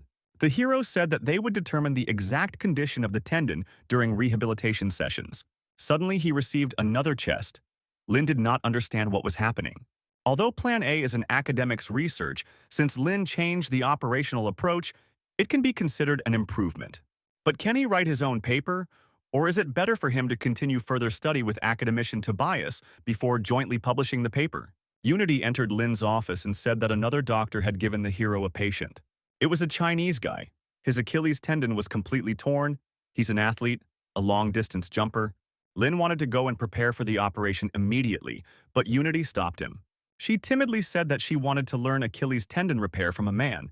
She also wanted to become a surgeon, And although her operating skills were not so good, she would try to improve and study hard. The hero smiled and gave the girl the go-ahead. But first they had to go and have surgery. After the operation was completed, Morris gave interviews to several media outlets. Journalists wondered why people would travel so many miles just to get medical care in China. They wanted to know how men would rate the skill of Chinese doctors. Morris and Damon both agreed that Dr. Lin could always be trusted. This statement caused crowds of people to start rushing to the sports medicine center, all of whom wanted to be operated on by Dr. Lin. Among the crowd was the medical representative Huang. Fortunately, he didn't need Lin as much as these people did. When he visited academician Tobias and told him that he knew Dr. Lin, he asked Juan to stay with him, and now he had to go to the hero's hotel. Lin was in the room. He opened the door for the guy, but was surprised why Juan was there at all. The hero said that he could actually go straight to director Josh since he couldn't help him in Shanghai. However, Juan said he came here to deliver a minimally invasive surgical stapler for the Achilles tendon. Lin initially thought he was joking, but the man said that academician Tobias had asked him to give him an important document. When the hero opened the letter, he couldn't believe his eyes. Did Tobias really write this? Juan said that with the help of a minimally invasive surgical stapler, the results of his surgery will be improved. But the hero did not listen to him. He was thinking about the letter. 3/4 of its content was devoted to Tobias's plan, and the remaining quarter to Lin's improved version.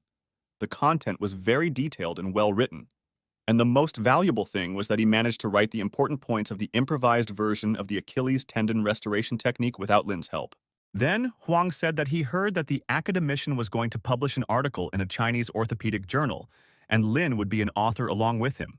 He congratulated the young doctor on having such a great opportunity to make his name known. At that moment, Terrence entered the room. He knew that Lin had not yet left, and brought him good news. The hero asked if this was another scheduled patient. Juan realized that he was out of place here, so he apologized to the doctors and hurried out of the room. Terrence then handed Lin a paper, saying that they were not rushing into the operation this time. This was Lin's payroll that Terrence had taken specifically for him from the finance department. This was his income for the last month. There should be 5 things in a month: wages including donations, health insurance, unemployment insurance, and so on. But his current status has not yet been confirmed, so the finance department cannot report on it. Then Lin said that he couldn't be transferred here. He was going to work at Manhua Hospital. Terrence wanted to say that there was no need to rush into a decision, but the hero stood his ground. The orthopedic and sports training center was not right for him.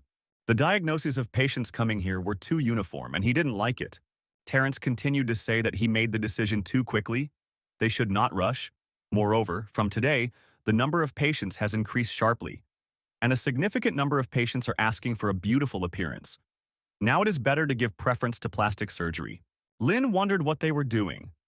And then Terrence said that since Lin had successfully performed surgeries on Farley and Damon, who were both athletes, the rest of the patients were also mostly athletes. The hero said that the key point is to reduce the impact of the operation on the appearance of the legs, pay attention to blood loss, further reduce the impact on muscle tissue. The main thing is to see the MRI before making a plan. Terrence was shocked when Lin heard about a specific case. It was like he was in another world, so the doctor decided that it was better for him to leave so as not to worry him. He said goodbye to Lin and said that he would return to the Orthopedic and Sports Medicine Center. They would see Dr. Lin when he was ready. Soon after, Lin got ready and headed out into the street. And as soon as he had taken just a few steps, a joyful chestnut immediately rushed at him. Shortly after, Chelsea ran up to them and apologized for the dog pestering Lin. The dog runs away as soon as it is let off the leash. Suddenly, she received an alert on her phone. Someone was approaching them very quickly, and she would have to block their actions. The girl called her dog so that he would not delay the doctor. But suddenly, Chelsea hit a rock and fell, flying straight towards Lin. Suddenly, a male silhouette appeared in front of the hero. The man intercepted the girl, preventing her from falling. As it turned out, it was Josh.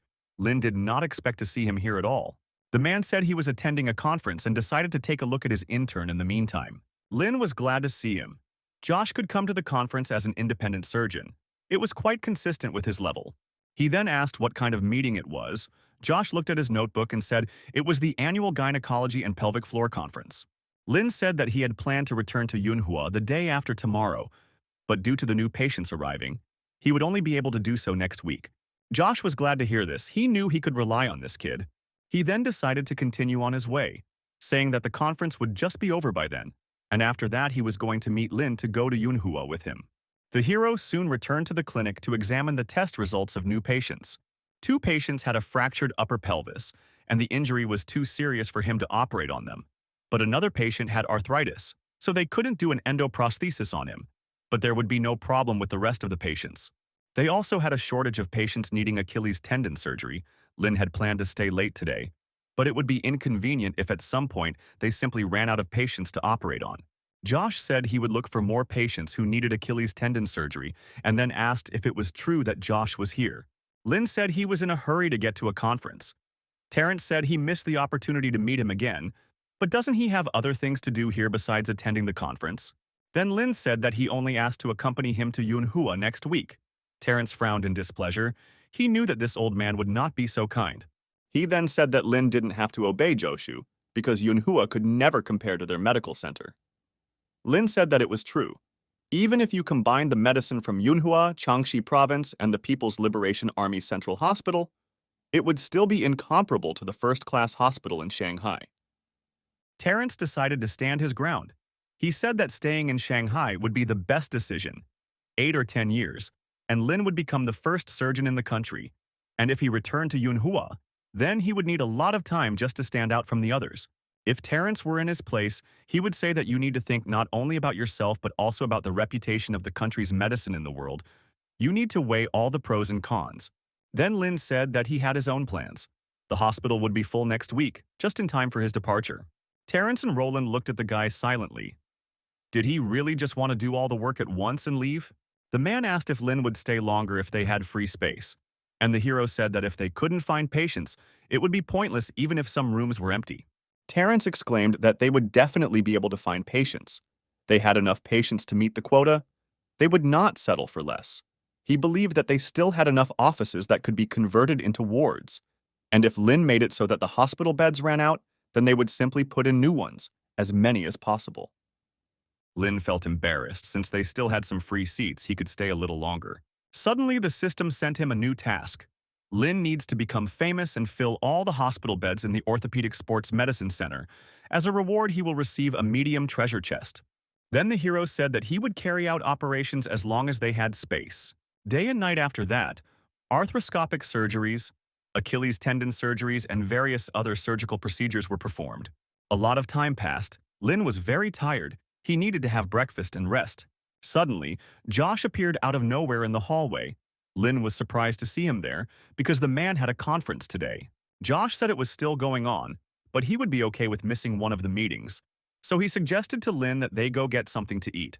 When the men came to the cafe, the director decided to show him something cool. The directors gave Josh this thing at the conference, but it will be more useful to Lin. It's a complete tracheotomy kit. From the instruments to the disinfectors, all from Germany. These instruments are of incredible quality. But Josh hasn't performed tracheotomy surgeries for a long time, so he wanted to give them to Lin. The hero was surprised. Was a tracheotomy kit really given out at a conference on gynecology and pelvic problems? Josh decided not to answer. He just needed Lin to take the kit, and he would return to the conference. The hero noticed that the man hadn't even finished his breakfast.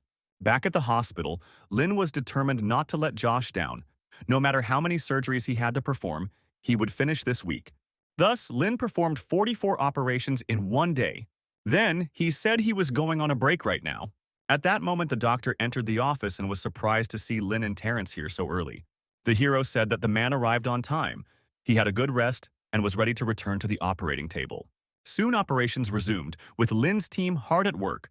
Thus, in 2 days, they performed 80 operations. When Lin left, the center's employees came to complain to the head doctor. Lin Jiang had performed 80 operations in 2 days and had no plans to stop. Such a pace frightened them. The man himself thought that his limit was 40 operations. He never suspected that he was still working. All the wards that were designed for 2 or 3 people now contain from 4 to 6 beds. At this rate, they won't have enough space even with the new hospital beds. The nurse told the man that all of their nurses had been working a lot of overtime lately, and that this would need to be taken into account in their bonuses. Otherwise, they would stop caring for new patients if management started increasing the number of beds again. The head doctor said he wouldn't forget. They would definitely pay for everything. And he also asked if they could add a few more beds. The girl said that their storage rooms were starting to empty. But they could do what other hospitals do, that is, put beds in the corridors, increasing the number of beds by 200. That would give them 400 beds. And if the man remembered correctly, the doctors only needed 50 beds to sleep in each day, so they could let Lin fill the other 350. The nurse said that 400 beds were too many. They wouldn't have enough patients for even 300 of them. Once the new rooms are ready, they will be able to increase the number of beds to 500, which will be enough for their hospital to rise in the overall ranking of clinics. Then the man asked the girl to take care of it. They needed to hire someone to organize their empty storage rooms. Soon, a girl came to Terrence. It was Elaine. She is a representative of the medical company Yunli, selling pharmaceuticals. She asked what their expansion requirements were. Terrence said they wanted new, high-quality premises, the sooner the better, and he hoped the price would be reasonable. Elaine said that they would provide them with fast and quality service at a fair price. 3 days later, everything was ready. Terrence was shocked. The quality was amazing, and despite the tight deadlines, it was clear that a decent amount of investment had been made in the equipment. The nurse said that they checked the materials for waterproofness, took some of them for verification, everything matches. But such materials cannot be bought for the money they paid, but this is not their problem. Terrence was sure that now that they had 500 seats, Lin had to stay. The hero was pleasantly surprised by the head doctor's abilities. He was able to add so many new places. But then he will have to be serious and work hard. All of Lin's assistants noted that it became even more difficult for them to work than it was before the renovation. One of them decided to give up and fell asleep standing right next to the operating room. Everyone was shocked. Did Lin really not care what would happen to his assistants? He just didn't notice them, completely immersed in the process. On the 6th day of operations, Lin has only 15% of the mission left to complete, and he only has 1 day left to do so, and then the week will be over. After all, it wasn't just about the mission, but also about his promise to Director Josh. As it turned out, Lin managed to complete all the operations in 1 day. The beds were filled to the brim, and he received his medium chest. The nurse at the center said that they had used all the beds they had, and that 400 nurses were needed to serve 500 patients 24 hours a day. Otherwise, secondary care would be out of the question, and even replacing saline would be nearly impossible.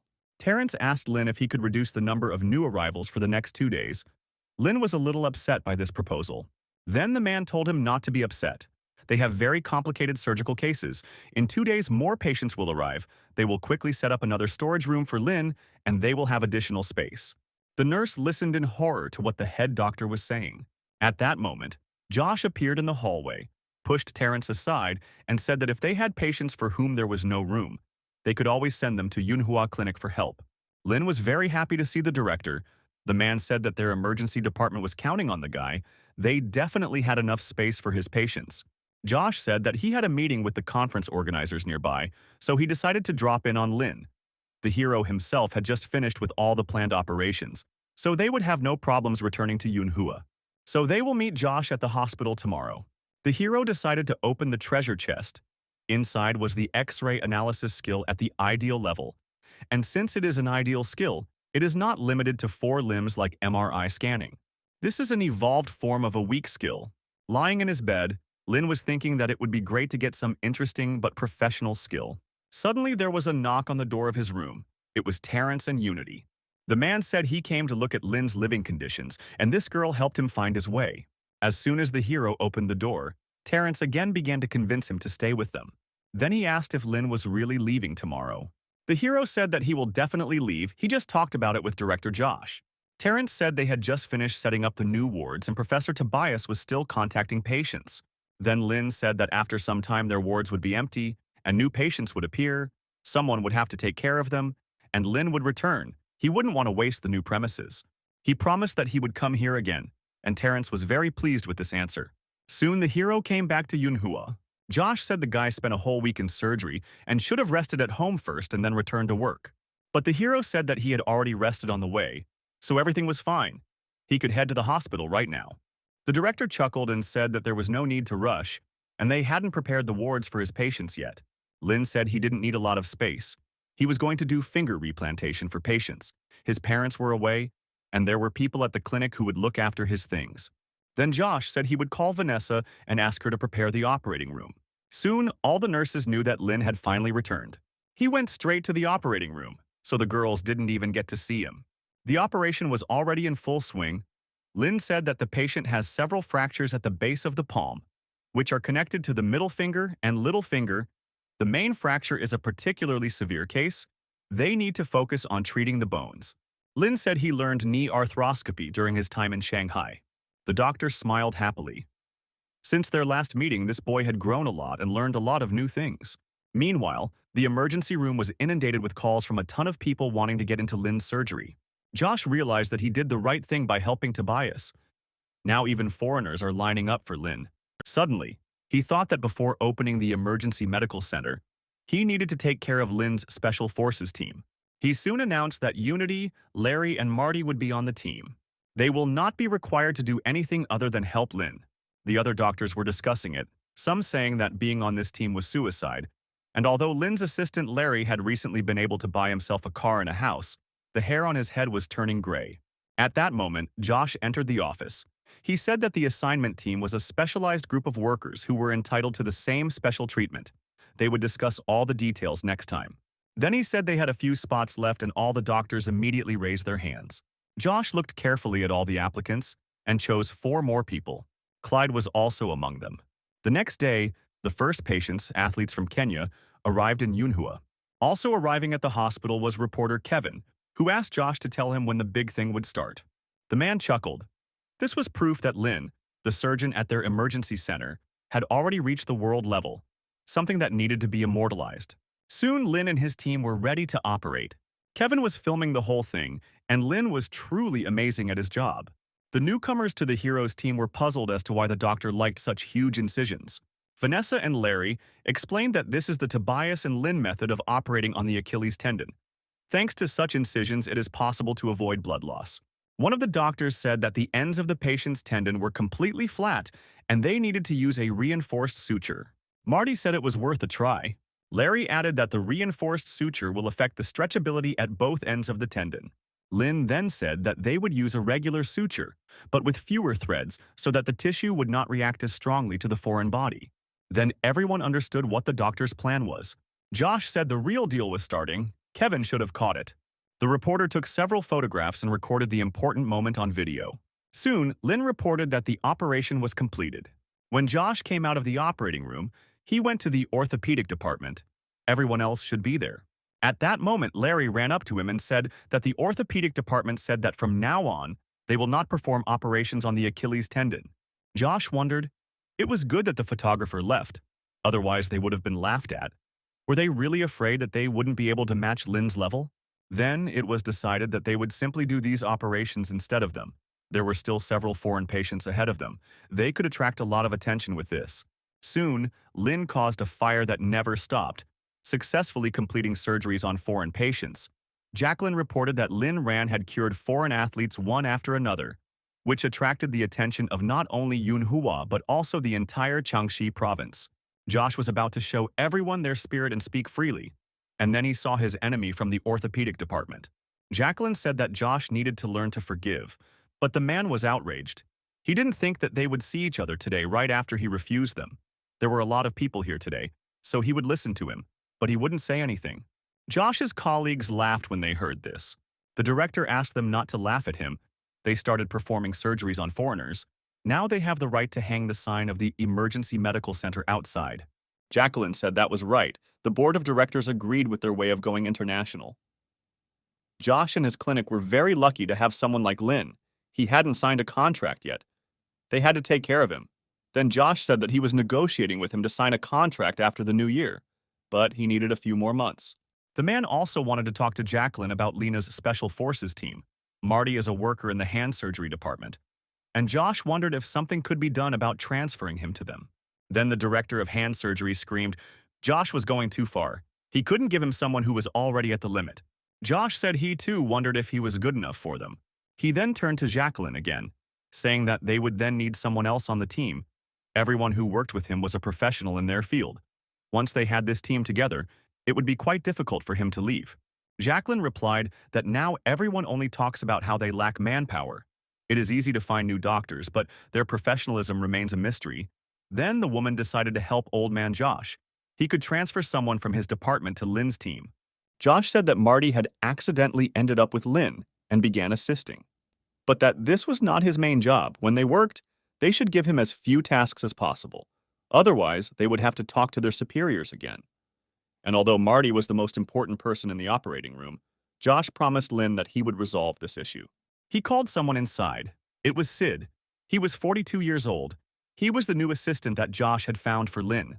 The director said that Sid had been transferred to them from the hospital, and most of the cases he had worked on were a good fit for Lynn's team. Sid said he was a quick learner and took his job seriously. Lynn could rely on him. No matter how difficult it was, he would do his best. He could also take overtime. He had to go through a divorce this year, so he needed the money. He could work all night to make his colleagues work easier. Lynn said that in that case he could go and look at their equipment now. They would meet in the operating room at 3 o'clock at night. Sid said the doctor could count on him.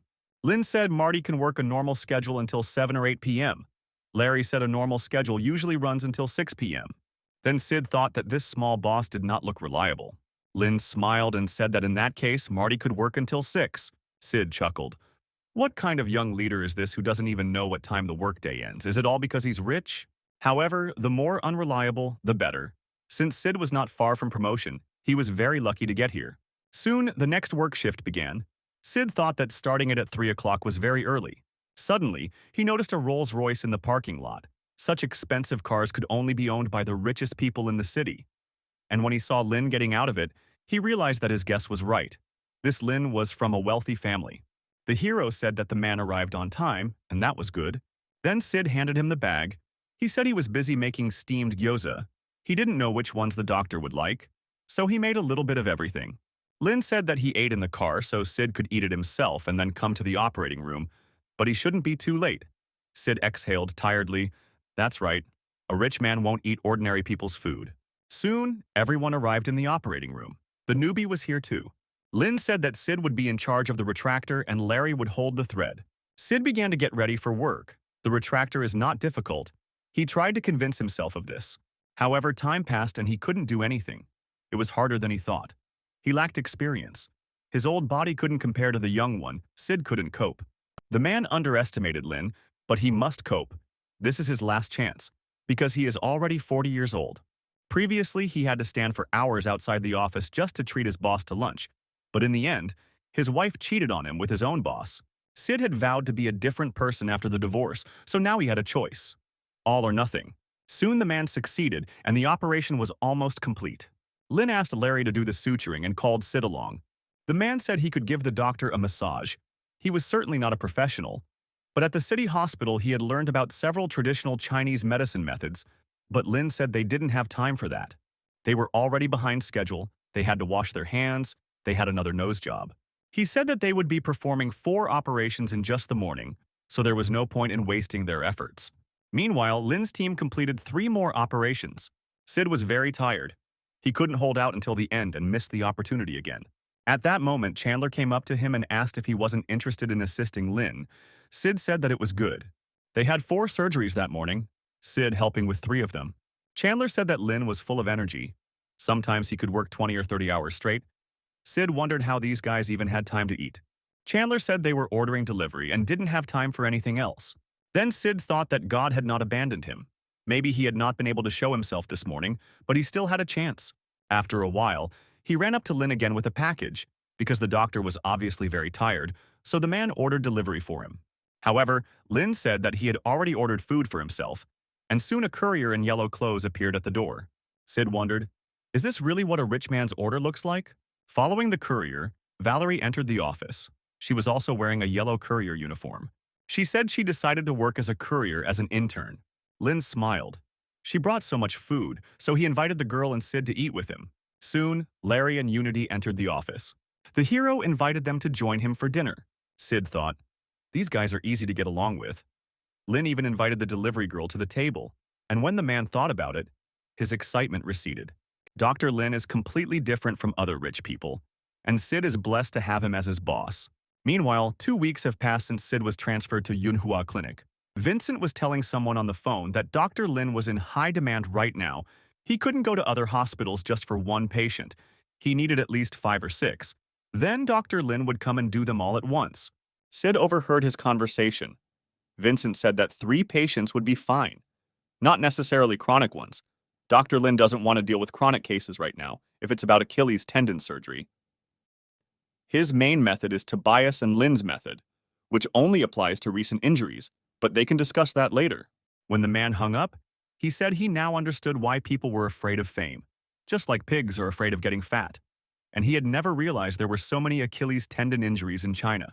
Soon, Lin and Unity entered the office. Vincent said they have 3 or 4 patients in Yiyang County who want Lin to operate on them tomorrow. The hero said that in that case they would be done for today. They needed to rest, and Unity could go with him tomorrow. Then Sid asked the doctor if he could join in too, not as an assistant, but just as an observer. Vincent looked at Lin and said that there would be no problem with that. Then the hero said that now they would go round the patients together and go to rest. All the patients were very happy to see their doctor, and so the hero received chests again and again for his sincere gratitude. Sid thought that it was really a blessing to follow a leader like Dr. Lin. It should help him to be in a good condition tomorrow. The next morning, the man came straight to Dr. Lin's home. He introduced himself to Tanya as her son's colleague and said he would like to make breakfast for Lin. Tanya wondered when her son had managed to get such a colleague, but it would help her save her strength. He seemed like a good person. After a while, the food was almost ready. The woman was pleasantly surprised by how well Sid cooked. Soon Lin came into the kitchen. He did not expect to see his assistant here and asked what he was doing here. The man said that they had a business trip coming up, so he decided to get some work done while they were still there. Sid showed everyone a whole pot of hot food. It was time for breakfast. Robert was very pleased when he saw the steamed lamb buns. Sid said that Dr. Lin liked his meat fattier, so he made these buns for him. He was used to cooking. People from the city hospital really found the steamed buns helpful for hangovers. Lin said that Sid didn't have to fuss so much. He should eat with the others. Moreover, he cooked all night. He needed to regain his strength for the trip. Sid said there was no need to worry so much. He had breakfast before leaving the house, and now he was full of strength and energy. Apparently, he was just very excited about the upcoming business trip. Lin said that when they finished breakfast, they would go to the airport, where they would meet Doctors Unity and Vincent. Soon all the doctors met in one place. Unity noted that Dr. Sid seemed very kind, so she asked him to help with Dr. Lin's tracheotomy kit, which the principal had given him. Sid thought about it. He hadn't thought about it. They were such a close-knit group. When everything was ready, the doctors went to Shuchen. After some time, they arrived at their destination. They were met at the airport by Wilbur, director of the orthopedic department of the Shuchen People's Hospital. Vincent said that his presence was not as important as Dr. Lin's. Wilbur then quickly apologized and came over to shake Lin's hand. However, he didn't understand how he could communicate with someone who was 30 years younger than him. Sid thought, Doctor? Wilbur is so polite to his elders, but he can't find anything to talk about with Dr. Lin. Then he decided to say that they should head to the operating room, because the patients were already waiting for Lin. Soon the operation began, and the staff at Shuken Hospital were surprised by the large incisions Dr. Lin was making. They didn't understand how he was going to sew it up. Meanwhile, 5 hours had passed, the operations were completed. Wilbur said that he did not believe it until he saw it with his own eyes. Lin's skill was truly impressive. Everyone watching was shocked.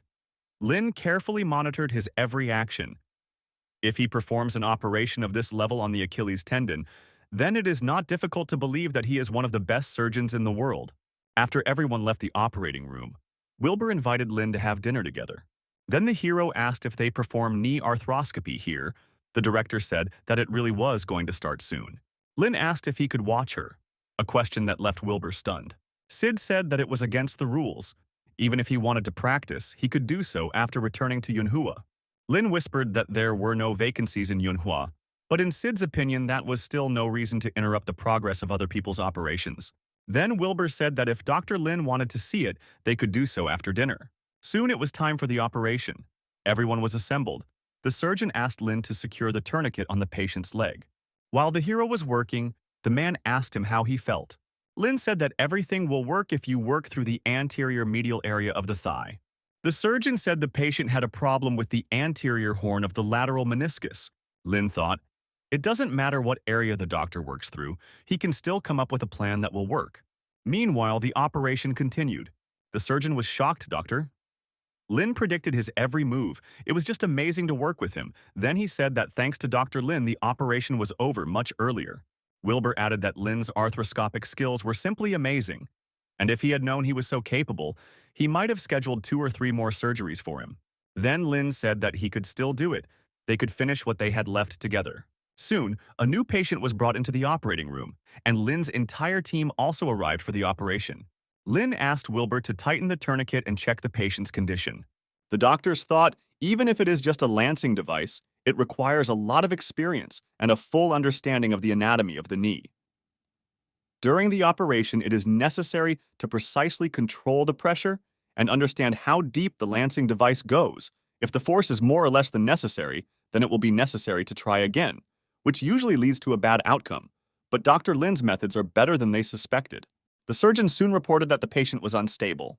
The hero said they could save about 0.7 centimeters of his natural meniscus. 15 minutes later, the forecast was still not good. However, Lin announced that the operation was complete, which left everyone shocked. When everyone left the operating room, Wilbur began to reason, "Doctor, Lin works very quickly. They will focus on such operations and contact him so that he can perform them." And the man was also interested in how much a doctor gets for arthroscopy. Sid thought that this was a control question for him. Maybe Dr. Lina didn't care about the price for his work, but as his subordinate, he couldn't just decide how much his work was worth. The price for the operation speaks about the status and professionalism of the surgeon. He couldn't name a price that was too low. He would rather have a higher price tag. But what if he made it so that Dr. Lin couldn't make any money at all? Who would bear the consequences then? Then Sid decided to let Lin answer the question himself. He asked Wilbur if he wanted the doctor to continue performing arthroscopic surgeries for them, and the man said they would like to collaborate. Sid decided to tell them that Dr. Lin would be free for a couple more days because there were no vacancies in Manhua. He said that someone else recently invited Dr. Lin to their place to perform some operations, but the doctor refused, all because they have more patients to offer. Perhaps Wilbur thought that Dr. Lin was still so young, and that was true. He wanted to gain experience. The number of patients was what worried him most. Then the director understood everything. Apparently, quantity matters. He promised to contact the patients, and then he and Dr. Lin would discuss the price personally. Sid exhaled. He managed to get out of this situation, but he hoped that next time the man would not put him in such a difficult position. After Sid followed Dr. Lin, he not only received money for his work, but also gifts, along with good treatment from other clinics. He felt like he was promoted. It was a happiness to be alive, to be a doctor. It was incomparable to working in a city hospital. Sid's life was becoming more and more interesting. After Lin finished with the patients at Shuchen Clinic, he returned to Yunhua. Sid managed to get to his shift on time. Dr. Lin is an employee, so he is always on the go. His workday starts in the middle of the night. He is so hardworking. He definitely had no appetite when he came back. He also had to work in the clinic, so he was definitely hungry. It seems he will need a nutritious breakfast. When Larry arrived at the hospital, Sid was already hard at work preparing Lena for the next day. The man chuckled. He knew Larry went shopping in the middle of the night. He must have become a regular customer by now. But why shouldn't he send a messenger for these pig hooves? Why do everything himself? Larry said that the hooves had to be carefully selected. If he trusted someone else to do it, even a very good batch might have a couple of bad ones. In any case, he didn't feel much stress while doing it. At that moment, Lin entered the office and the men hurried to greet the doctor. Sid said he made an omelet for him. Since Lin hadn't had breakfast, he happily ate the man's dish. The omelet turned out great. He immediately wanted more. Larry asked the doctor not to overeat. He needed to leave room in his stomach for the pig's trotters. Several days passed since then. Something strange was happening in Shuken Hospital. One of the patients who had recently undergone surgery decided to walk down the corridor by himself. The doctor immediately ran up to him to stop him. He asked who gave him permission to get out of bed. The patient was surprised that he needed permission. He didn't just get out of bed, but had already managed to visit the toilet. The doctor was shocked, because the man had undergone arthroscopy a few days ago, but the patient thought it was a minimally invasive operation. Couldn't he have recovered in a couple of days? The doctor asked the man to sit down. He needed to check his condition. It seemed there were no problems, but it would be better to do an X-ray to make sure. An hour later, the doctor came into Director Wilbur's office to look at the X-ray results. The patient was expected to return to normal within 3 or 4 days. It was the meniscus that Dr. Lin was working on, and it turned out that there was almost no pressure and the border was smoothed out. The doctor also brought with him the patient's previous X-rays. Wilbur said it looked like the meniscus was completely deformed. Then the director became interested in what happened to the rest of Lin's patients. The doctor said that he had already collected the information in one folder. Wilbur looked at the information. It was amazing. Lin is really a professional. It was such a great job. His operations are like art. Then the director wondered if it was possible to cure the meniscus of the previous head physician with the skills of Dr. Lin. After some time, the man was sent to the pond where the previous head doctor was fishing. He said that he did not want to be treated by foreigners, so Wilbur looked for a suitable doctor for him in China. And now he is here to say that he found someone. The old man said that he only fell once. It was nothing serious. Wilbur insisted that the head doctor William needed to take his health seriously. Maybe his knees weren't so badly damaged now, but he couldn't let it go. Otherwise, the consequences would be irreversible. The man had found an excellent doctor for him, but he was very young, so Wilbur wasn't sure that the head doctor would like it. William said there was nothing wrong with being young. He himself started working when he was 15. Wilbur said that this man had recently operated on Farley and had a report on foreigners who had been treated in the country recently. After looking at the pictures, William noted that this young man had great potential. Then the doctor said that there was another problem. He was 23 and still an intern, but William said that it didn't matter as long as he had the skills. There was no need to follow rules or regulations. But didn't he do finger replants and Achilles tendon surgeries? Wilbur said he may also perform arthroscopy on the meniscus. Then William finally agreed. He said we should ask Lin to come and examine him. Wilbur said he would send an invitation to the doctor immediately. However, William replied that there was no need for that. He would personally go to MANHUA clinic. An ambulance soon arrived at the hospital. Josh wondered what kind of patient was this that required the attention of all the leaders immediately after an emergency was declared. William was wheeled out of the car in a wheelchair and smiled at the doctors who greeted him. Jacqueline hurried to greet the man. When Josh recognized the man as the CEO, he immediately smiled. William said he heard that Dr. Lin was very good at knee arthroscopy, so that's why he came. Josh shook the man's hand, saying that Lin had performed over 100 knee arthroscopic surgeries, and the success rate was very high. Jacqueline suggested doing an examination first. As far as she knew, Lin was very good at reading MRI images. William smiled and agreed to go along with the plan. Josh decided to tell Lin everything while the CEO was conducting an examination. At this time, the hero was busy with the operation. He asked the man what was the matter. Josh said that there was a patient at the VIP clinic. He asked the guy to do an arthroscopy of his knee joint. The hero immediately got ready to go to the right place. However, Josh stopped him. First, he had to pay extra attention to this patient. For example, he can make the process longer so that the patient feels valued. He can't just say that he will perform the operation immediately after meeting the patient. When everything was ready, Lin went to the patient. Many doctors had already gathered in his room. William noted that Dr. Lin was very young, and then said that he could stand up, but his knees hurt when he stood up.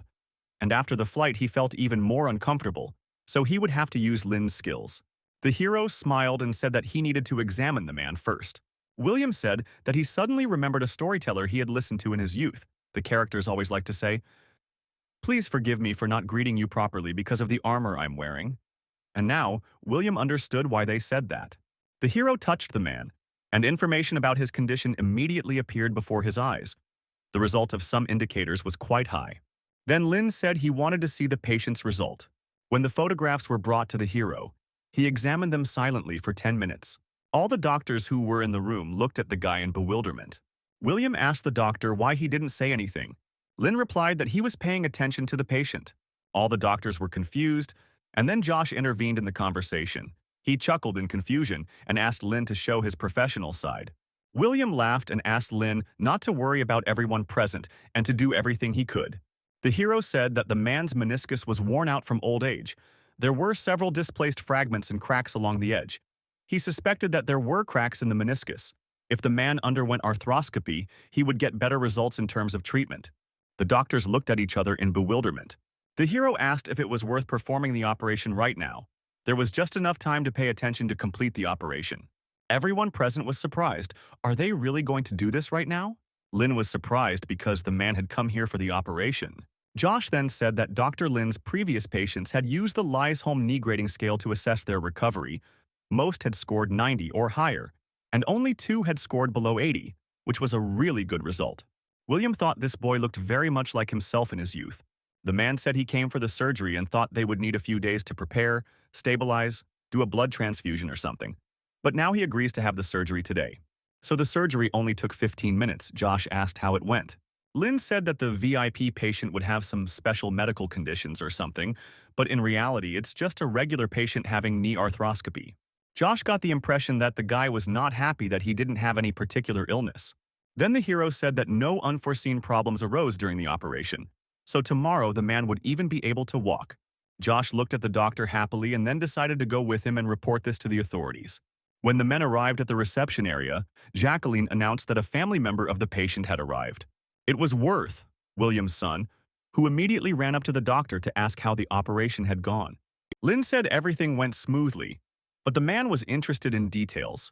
Then the hero said that, provided that the meniscus was preserved, he restored it, the anterior and posterior processes, as well as the shape of the body of the meniscus are now in good condition. He also returned the meniscus to its original thickness. The edges are also very stable. Worth had absolutely no idea what the doctor was talking about, but his flow of words was unstoppable. Then he asked him to slow down a little. Jacqueline intervened in the conversation. She said that all of his father's indicators were normal, so he shouldn't worry too much. It would be better to wait until tomorrow and see all the details. She then turned to Lin, telling him that he had nothing to worry about for the next few days. Josh said he was solely responsible for Chief William's recovery. After some time, the doctor came to the man, who had already regained consciousness. He said it was time for them to start rehabilitating. Lin asked me to do 10 simple knee-bending exercises.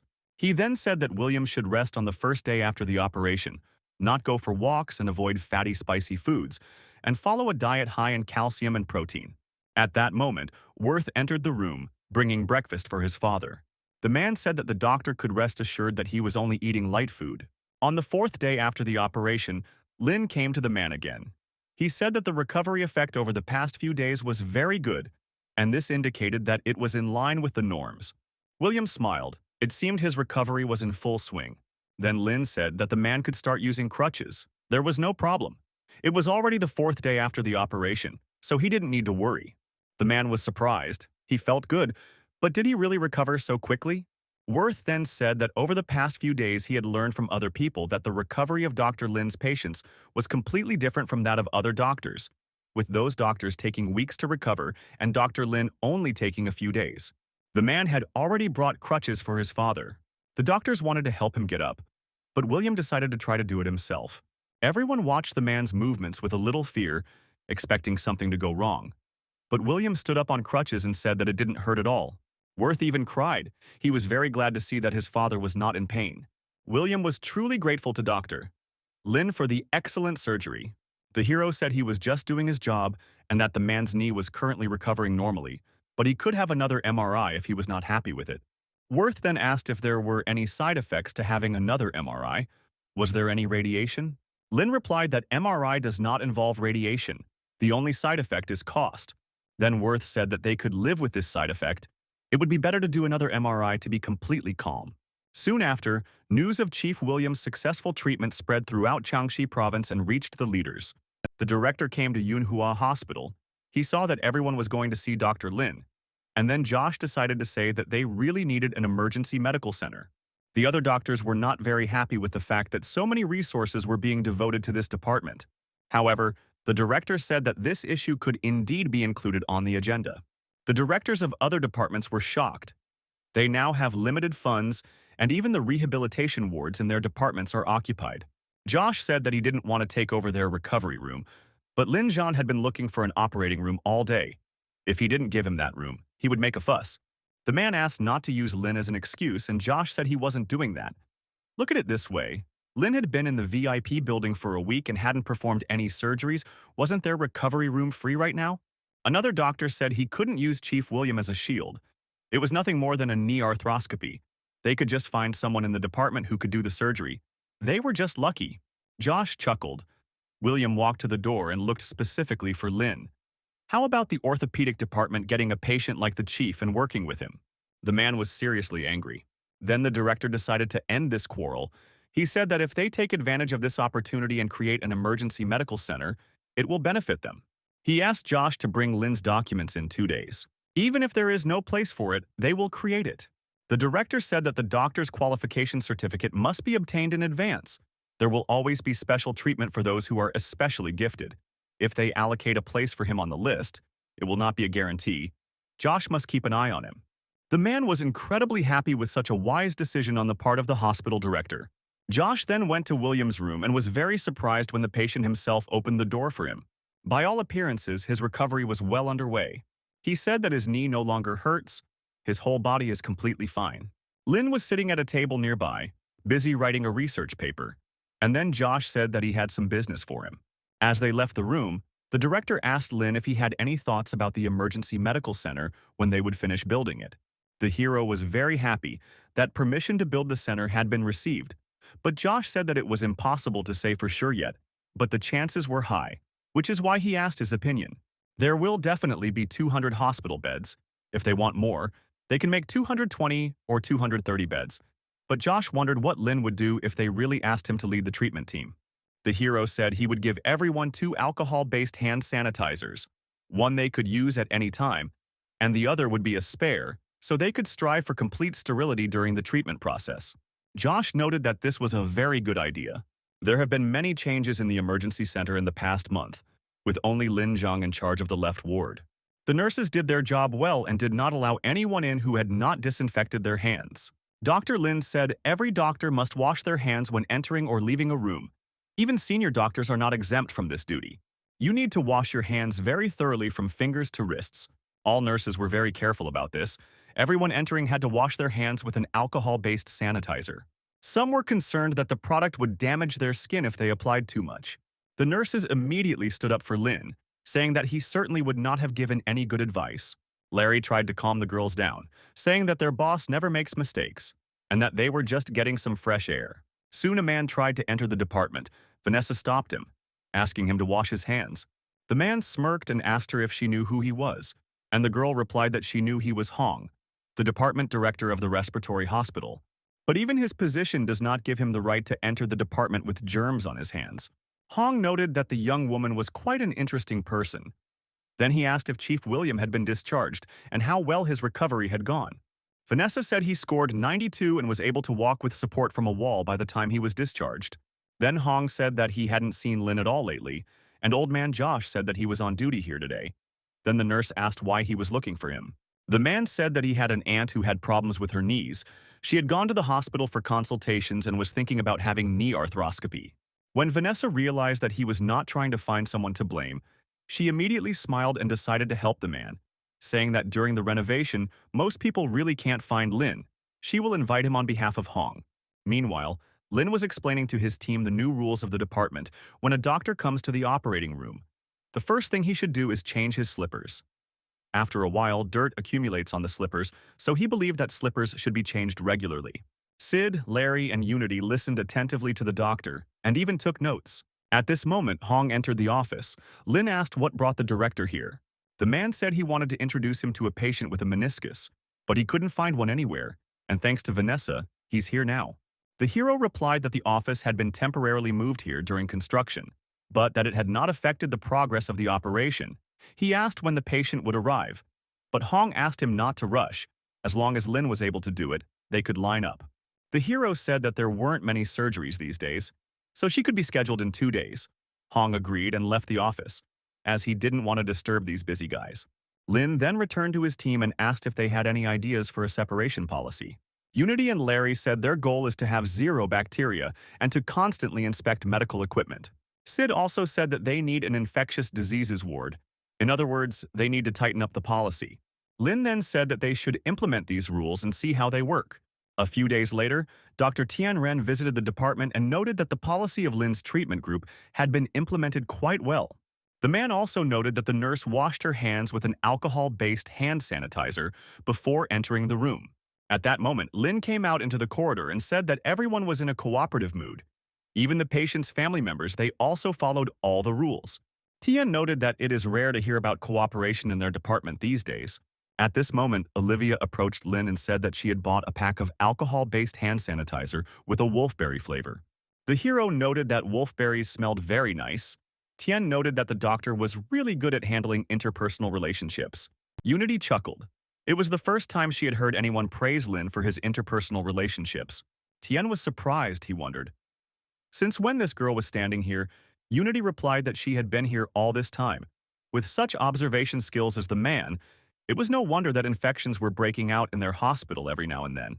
The last time the infection occurred was in March in the gynecological department. Tian then said that nosocomial infections occurred from time to time. It was almost impossible to completely get rid of them. Most often they were airborne diseases, such as those caused by lung bacteria in large, high-class hospitals. It was a constant problem, and no matter the hospital's rating, they could not completely prevent the spread of bacteria. He then asked Dr. Lin if he knew that a pneumonia infection rate below 10% was considered normal, and the hero replied in the affirmative. Then Tian suggested that they work together. He said his team could be involved in fighting the infection in Lin's group. The hero remembered Sid's words that they needed an infectious diseases ward.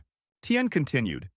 He said that Dr. Lin's standards for infection control are obviously higher than those of ordinary departments, and they can help the emergency department improve its standards for infection control. Let it be an experiment, and both sides can benefit from it. Since their infection control criteria differ, the medical supplies they use also differ. Then Sid ran up to the men, asked Dr. Lin to give him a minute, and asked Tian if they really wanted to work in Lin's treatment group. In that case, they should listen to what Dr. Lin says. Sid approached the boss and said that their infection control measures were very good, and they didn't need the infection control department. It was impossible to let them take over. The most appropriate method of cooperation would be to ask the infection control department to listen to what they were telling them. Then Tian shouted. He said that nosocomial infections are the responsibility of the infection control department. How is it possible for them to listen to the treatment group? Sid said that the infection control department listened to the treatment teams all along. What they did was procedural work at most, and when policy was implemented, none of the doctors and nurses listened.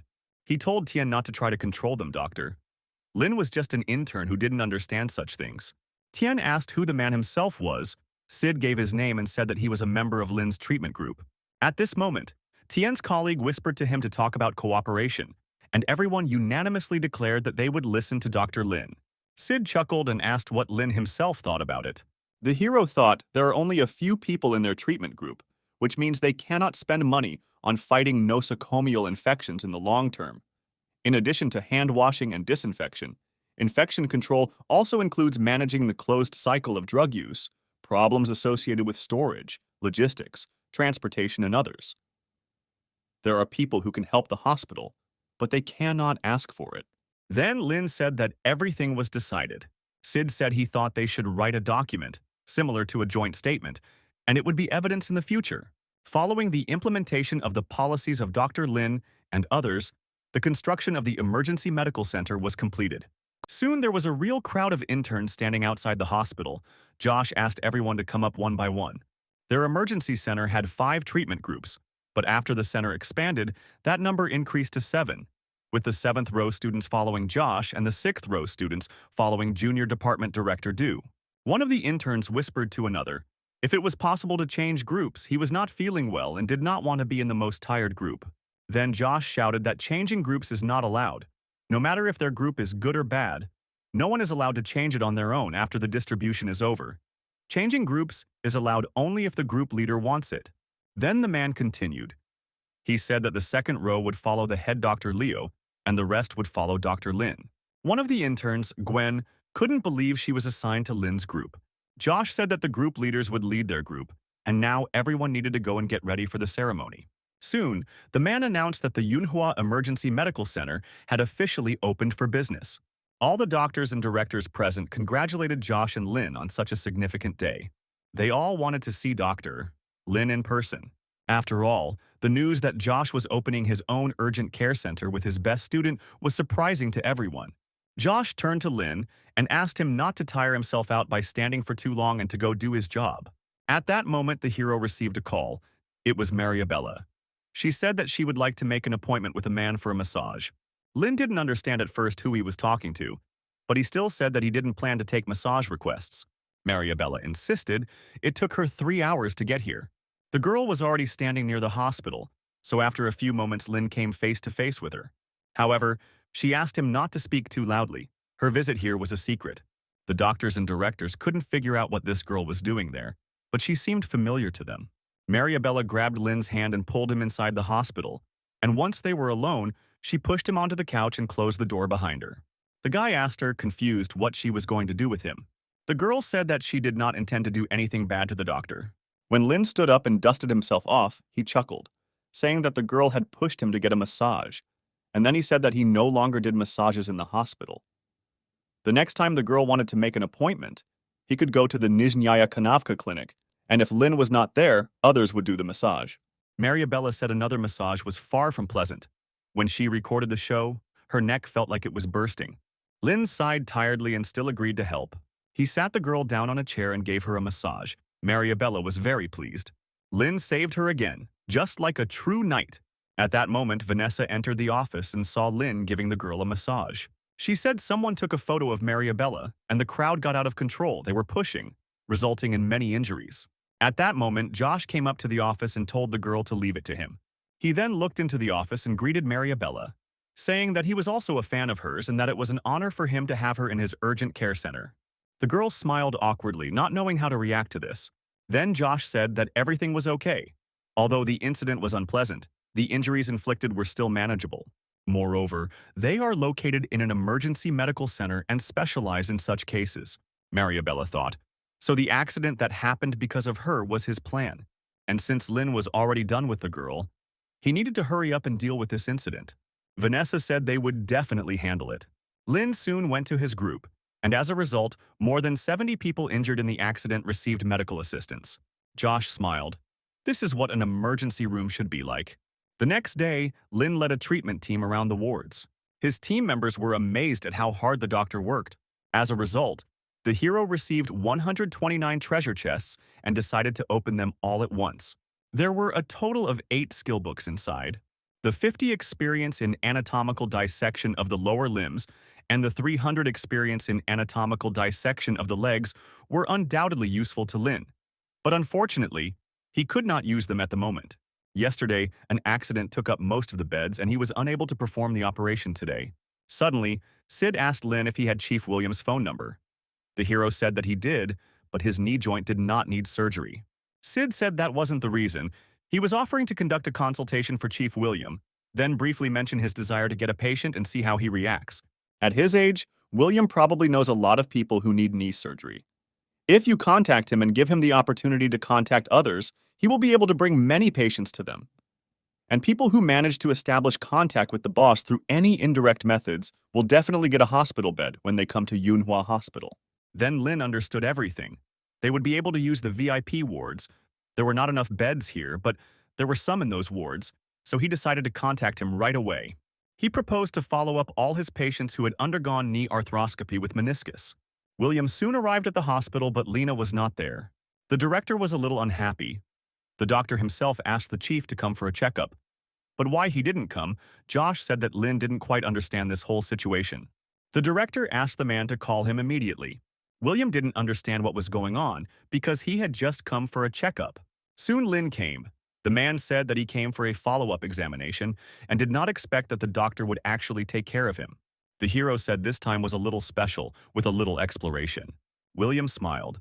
He had done a lot of research and knew there were a lot of things that needed attention. Very few doctors these days were willing to do follow-up tests. The hero said the meniscus repair was going great. No problems with it. Then William said that this time he brought a friend. He also wanted to examine his knee. After a while, a man came out of the crowd. It was the retired head of the personnel department, Chen. He looked exhausted. The hero said that he only knows how to do meniscoplasty. Then Chen said that his meniscus was damaged. He had already consulted a doctor about this. Lin said that in that case they would do some scans first, and Chen was indignant. Didn't the doctor want to look at his previous scans? They were only taken 3 months ago. Lin said the man would have to undergo surgery and he could not make a decision based solely on the images taken 3 months ago.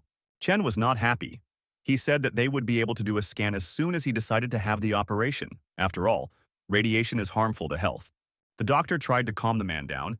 He said that Dr. Lin was just worried about his health. But Chen stood his ground. He said that the MRI took too much time and he didn't like it. The doctor said that it was actually not that long.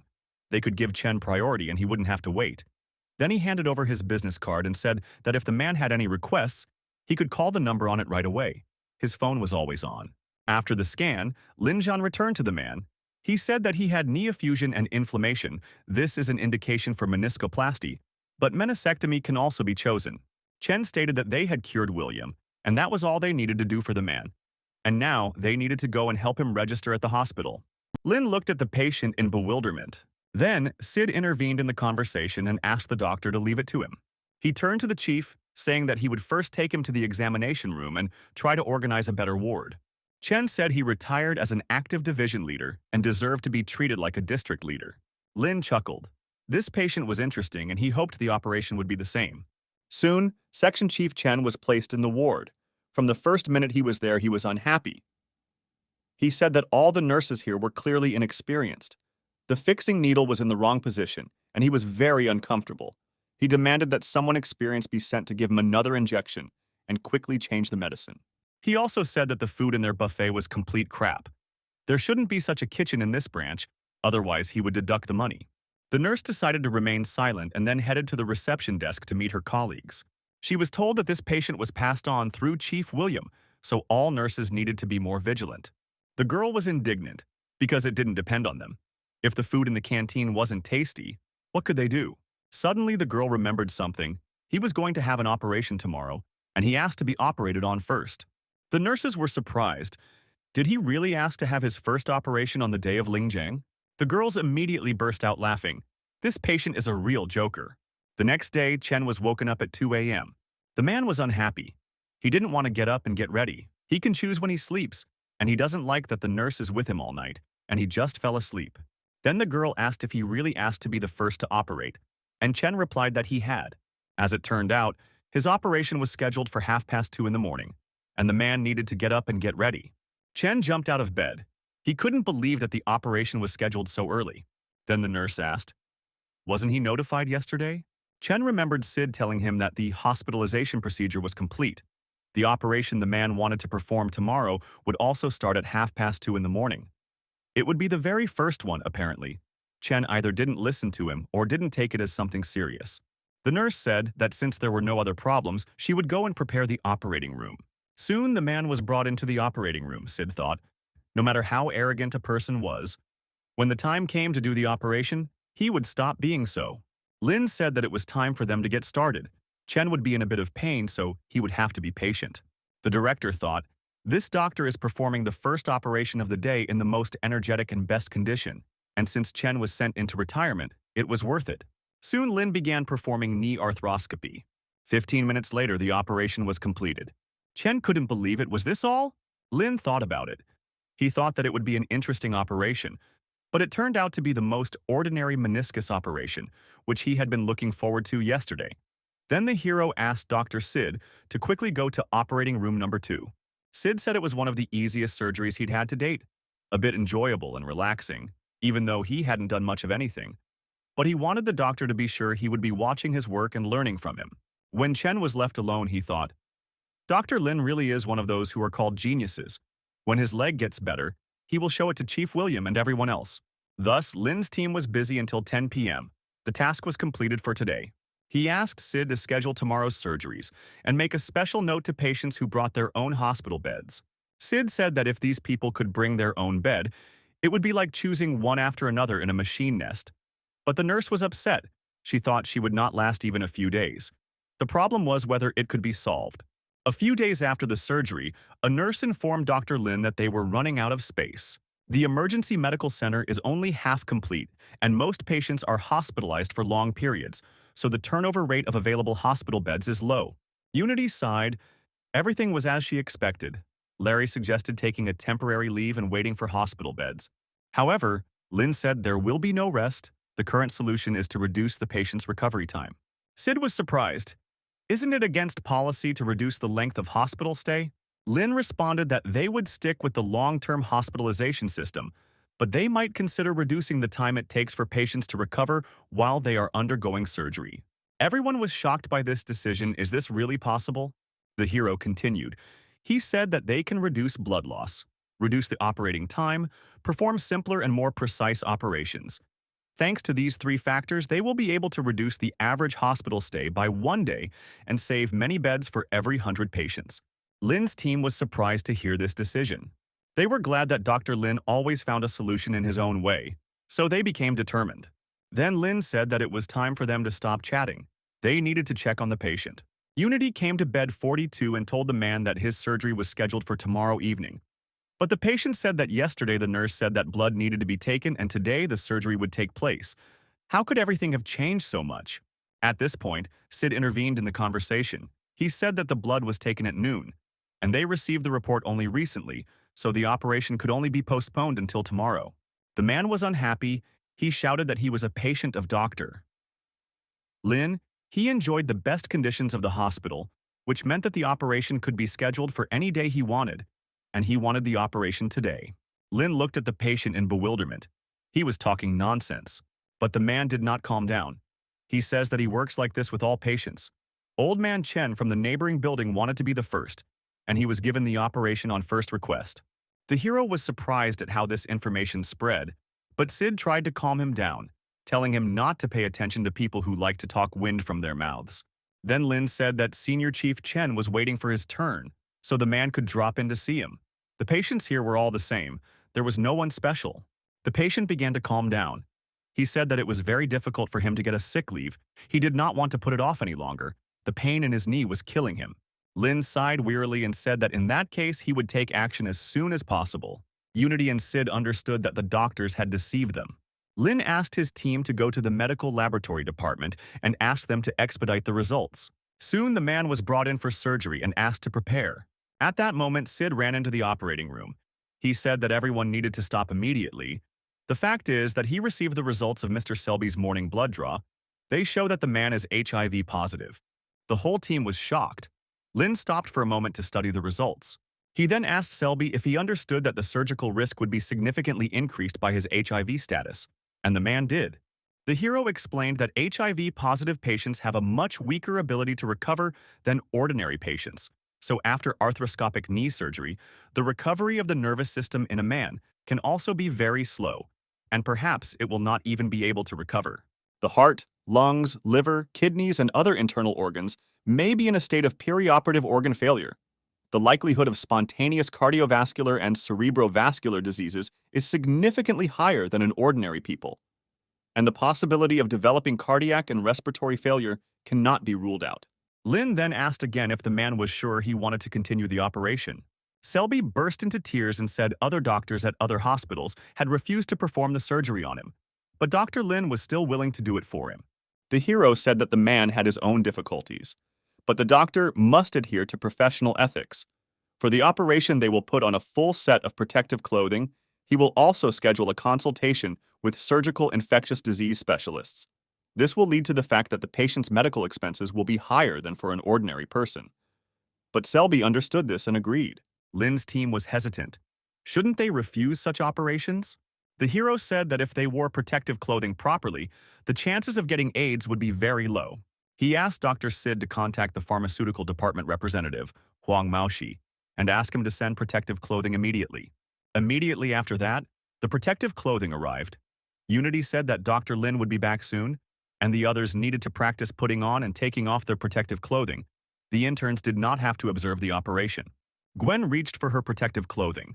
However, she forgot to wash her face first.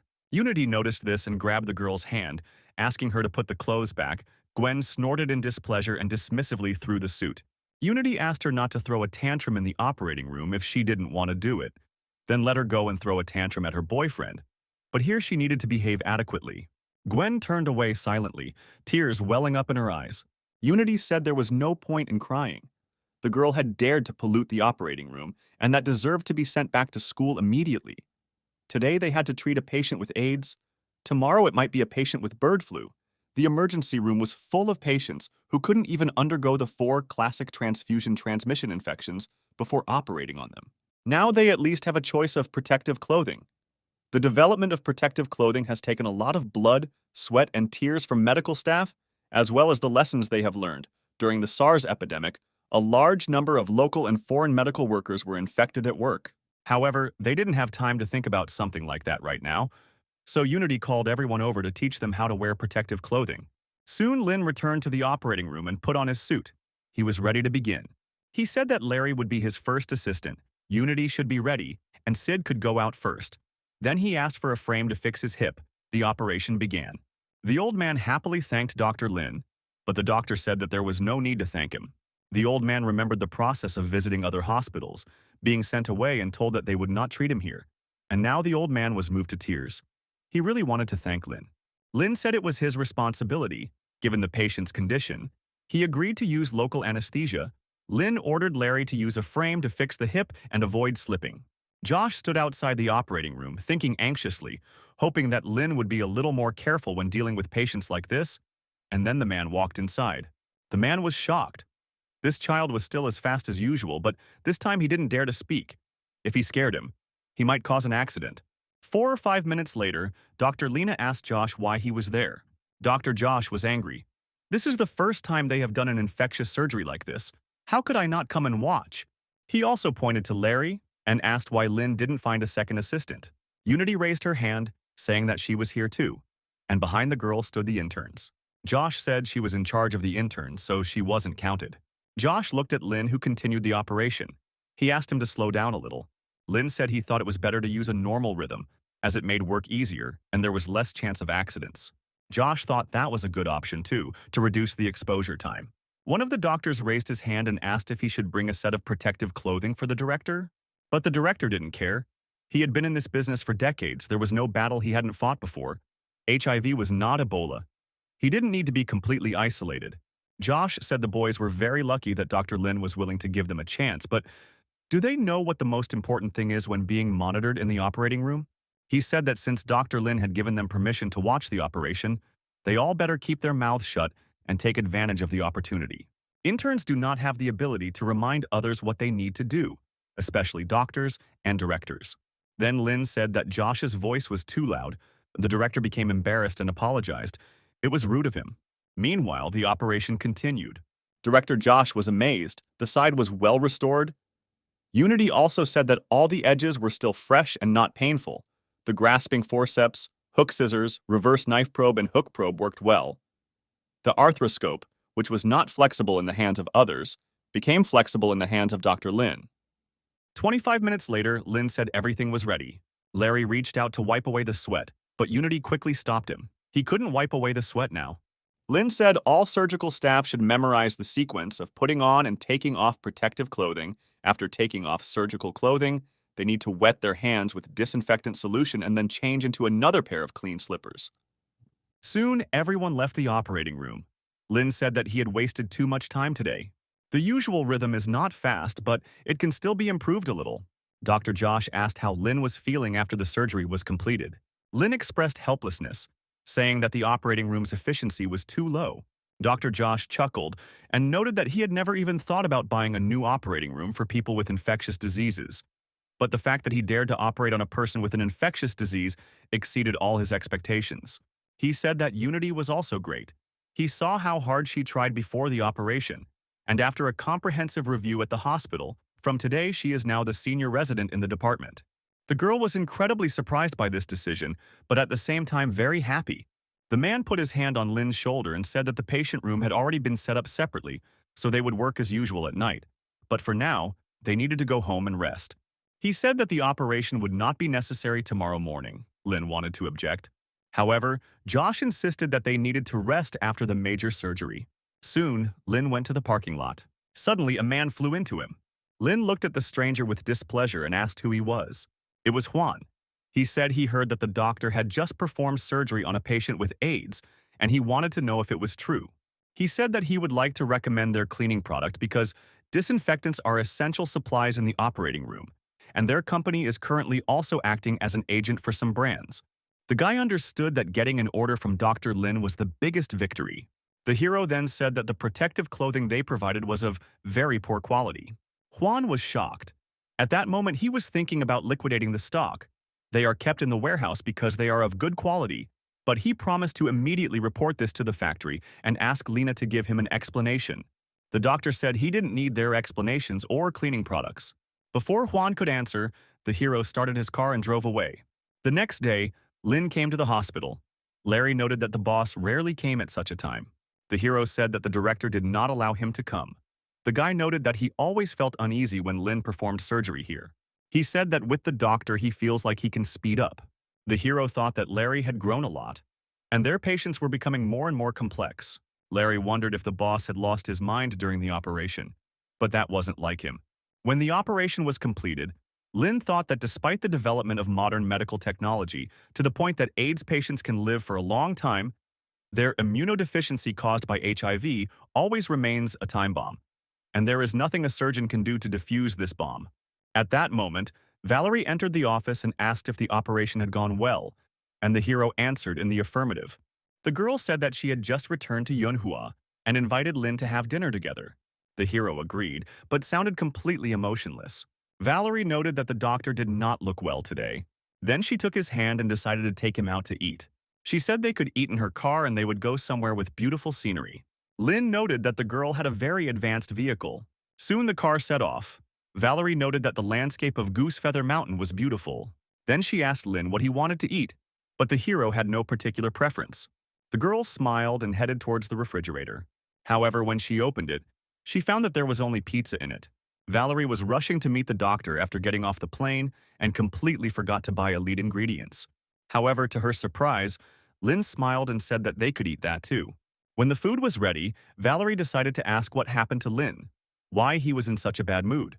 The guy said he worked hard to treat and save lives, but just 2 days ago he discovered that some patients could not be cured. The girl said that he shouldn't think like that. She suggested that he listen to a story from her childhood. When Valerie was little, she always wanted to have a deer like Bambi, but her father said deer were too dangerous and gave her a horse, which she named Bambi. When the girl was 16 years old, Bambi had an accident. Her father helped bury her in a mountain stream on their family ranch. It was very hard and sad. And then one day Valerie ran out into the street and started playing. Then she went to a mountain stream and saw a deer in front of the horse's grave. She made friends with him. Valerie didn't know if it was Bambi's reincarnation, but at that moment she felt very calm. Now the girl wanted to say that life goes on in different ways. Lena should not take too much responsibility on her shoulders. Even the best veterinarians and zoologists could not save Bambi. Her father said that there is always a limit to human capabilities. At this moment, Lin thought about her words, because it was true that a person had opportunities, but they were limited. Then he stroked the girl on the head and thanked her for her support. Valerie looked at Lin lovingly. Had he finally touched her? The next day, Lin came to the hospital. Chandler was looking for him. He said that Lin was looking for patients with appendicitis, and today they had a patient with this disease. Lin reflected that the advent of full appendectomies signified the creation of modern scientific surgery, and the development of appendectomy was the result of advances in research in the field of modern scientific surgery.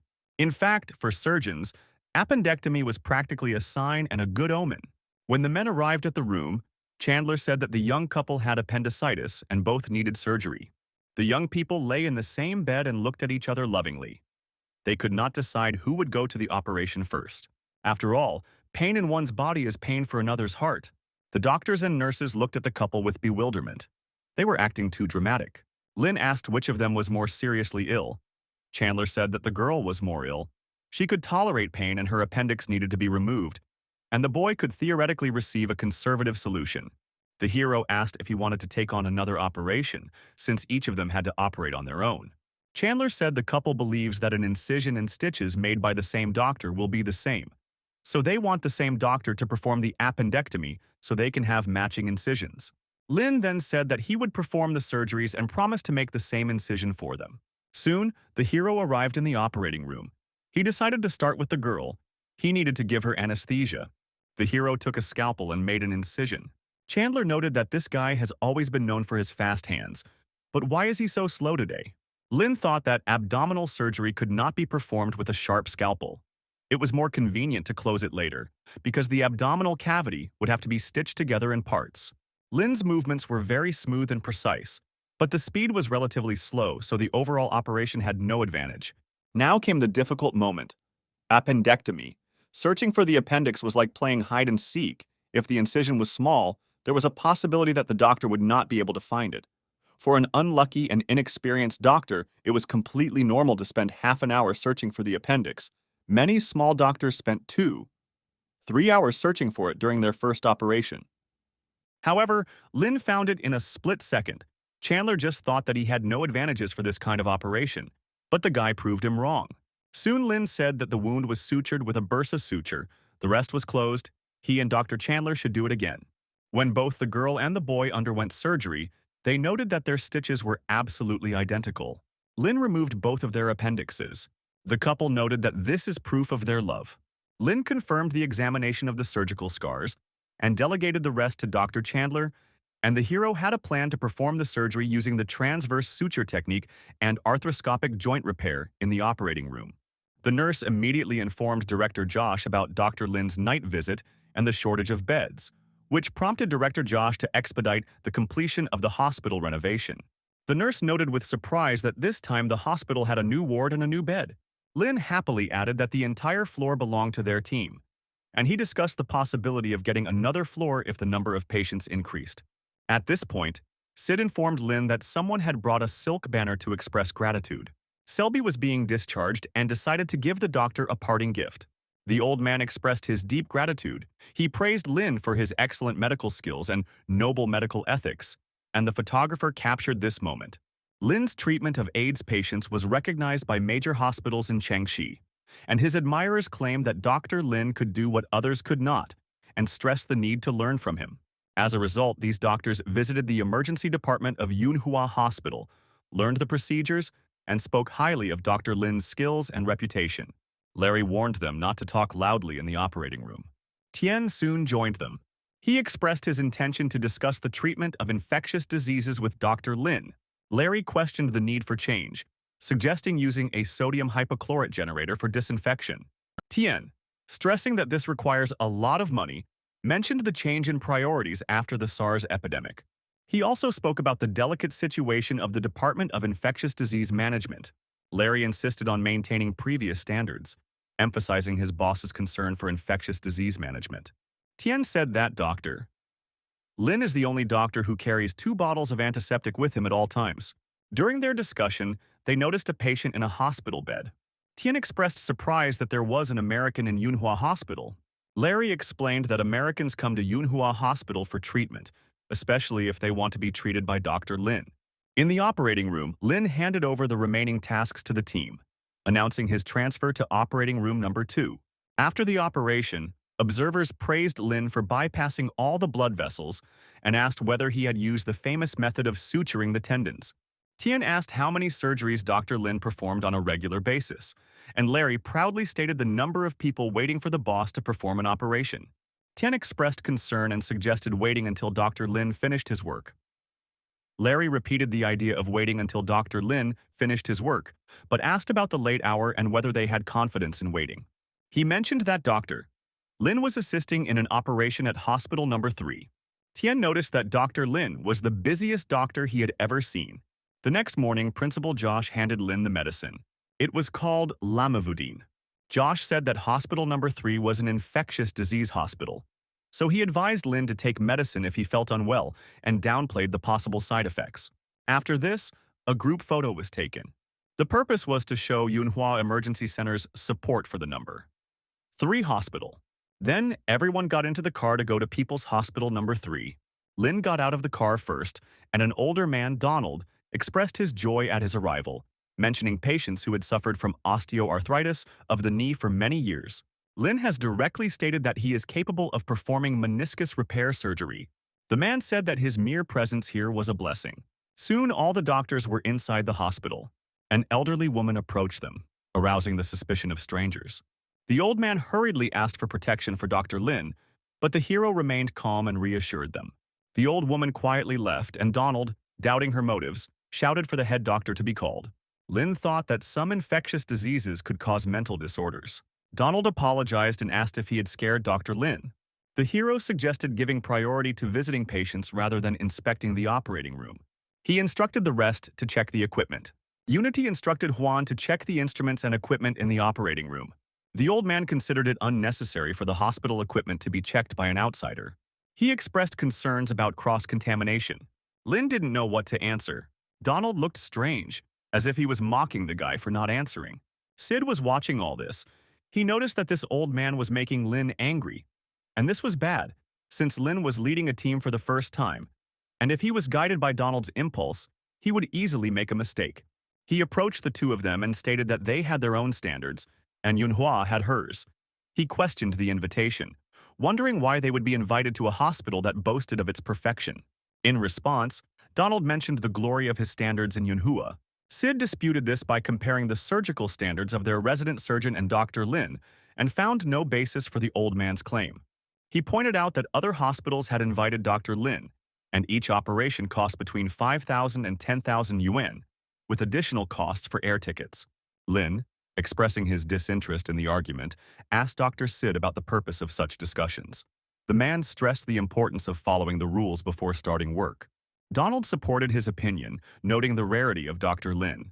Sid said that even Director Josh hesitates to seek treatment at their hospital, emphasizing the exceptional presence of Dr. Lin. Not interested in the verbal exchange, Lin prepared to head to the clinic. The hero, having seriously examined the images together with Dr. Sid, activated the master-level magnetic resonance imaging technique. He suggested sending these two people for an MRI first. He said their symptoms were not suitable for arthroscopic meniscus repair surgery. Donald agreed that the specialist had quickly determined a treatment plan and expressed hope for the upcoming surgery. Meanwhile, at Yunhua Emergency Center, Director Josh reported that Lin could not return due to the support of the No. 3 hospital, so he suggested that Larry perform the surgery for the patient with the flexor tendon injury. Larry was initially extremely surprised. Was he really going to perform the M-Tang technique on his own? Then, Director Josh encouraged him by citing his experience overseeing 300 cases of flexor tendon repair. At that moment, Larry's determination was ignited. Meanwhile, in another operating room, Dr. Lin was trying to keep each case under 30 minutes, focusing on clearing out the old patients that had accumulated in hospital number. Moondrams.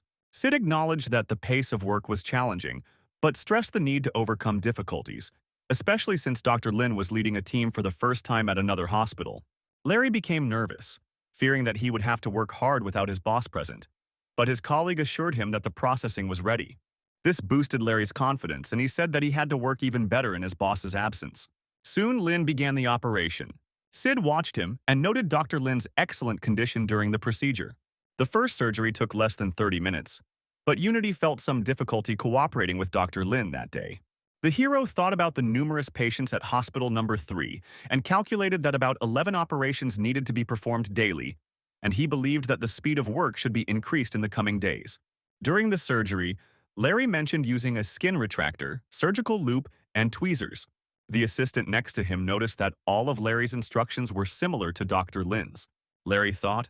At the very beginning, the boss taught him only to do a hook jerk. And in the end, Lin turned from a teacher and boss into a support and backbone of the treatment team. Larry recalled Lin's explanation of the cross-suture method, also known as the multiple tendon suturing method. He emphasized the use of 3 sets of nylon sutures to suture the tendons, stating that this method was superior in strength to the Kessler method and the double suture method, and that it did not cut off the blood supply to the back of the tendon. Larry, reflecting on the key points conveyed by the boss, described the latter suturing method as a technique and as a suturing method. It was used specifically for the flexor tendons of zone 2 of the hand. It had a narrow scope of application, affecting only 15% of the area of the hand. But it showed remarkable results. Therefore, the difficulty was significant. All these thoughts were in Larry's head even before he picked up the needle. Then he asked to be given a new set of tools. Larry went on to mention that his boss always advised avoiding blood vessels when doing nerve sheath anastomoses, emphasizing that it was important not to damage blood vessels during surgery. Finally, the operation was completed. Larry himself was amazed that he was able to perform the operation on his own with the M-Tang technicians. The intern chuckled, expressing surprise at Larry performing the operation on his own. Suddenly, a new achievement table appeared in front of Lin. The hero noted that these were Larry's achievements. He successfully completed the last method of suturing. Then Lin asked the system to open the treasure chest. Artificial respiration, considered an essential technique in modern emergency medicine, was now among Lin's skills.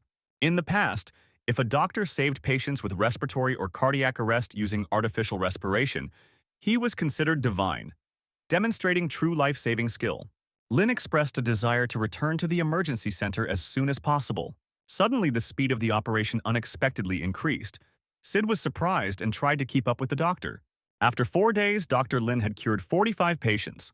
Donald expressed gratitude on behalf of patients and their families, acknowledging the challenges of emergency medicine.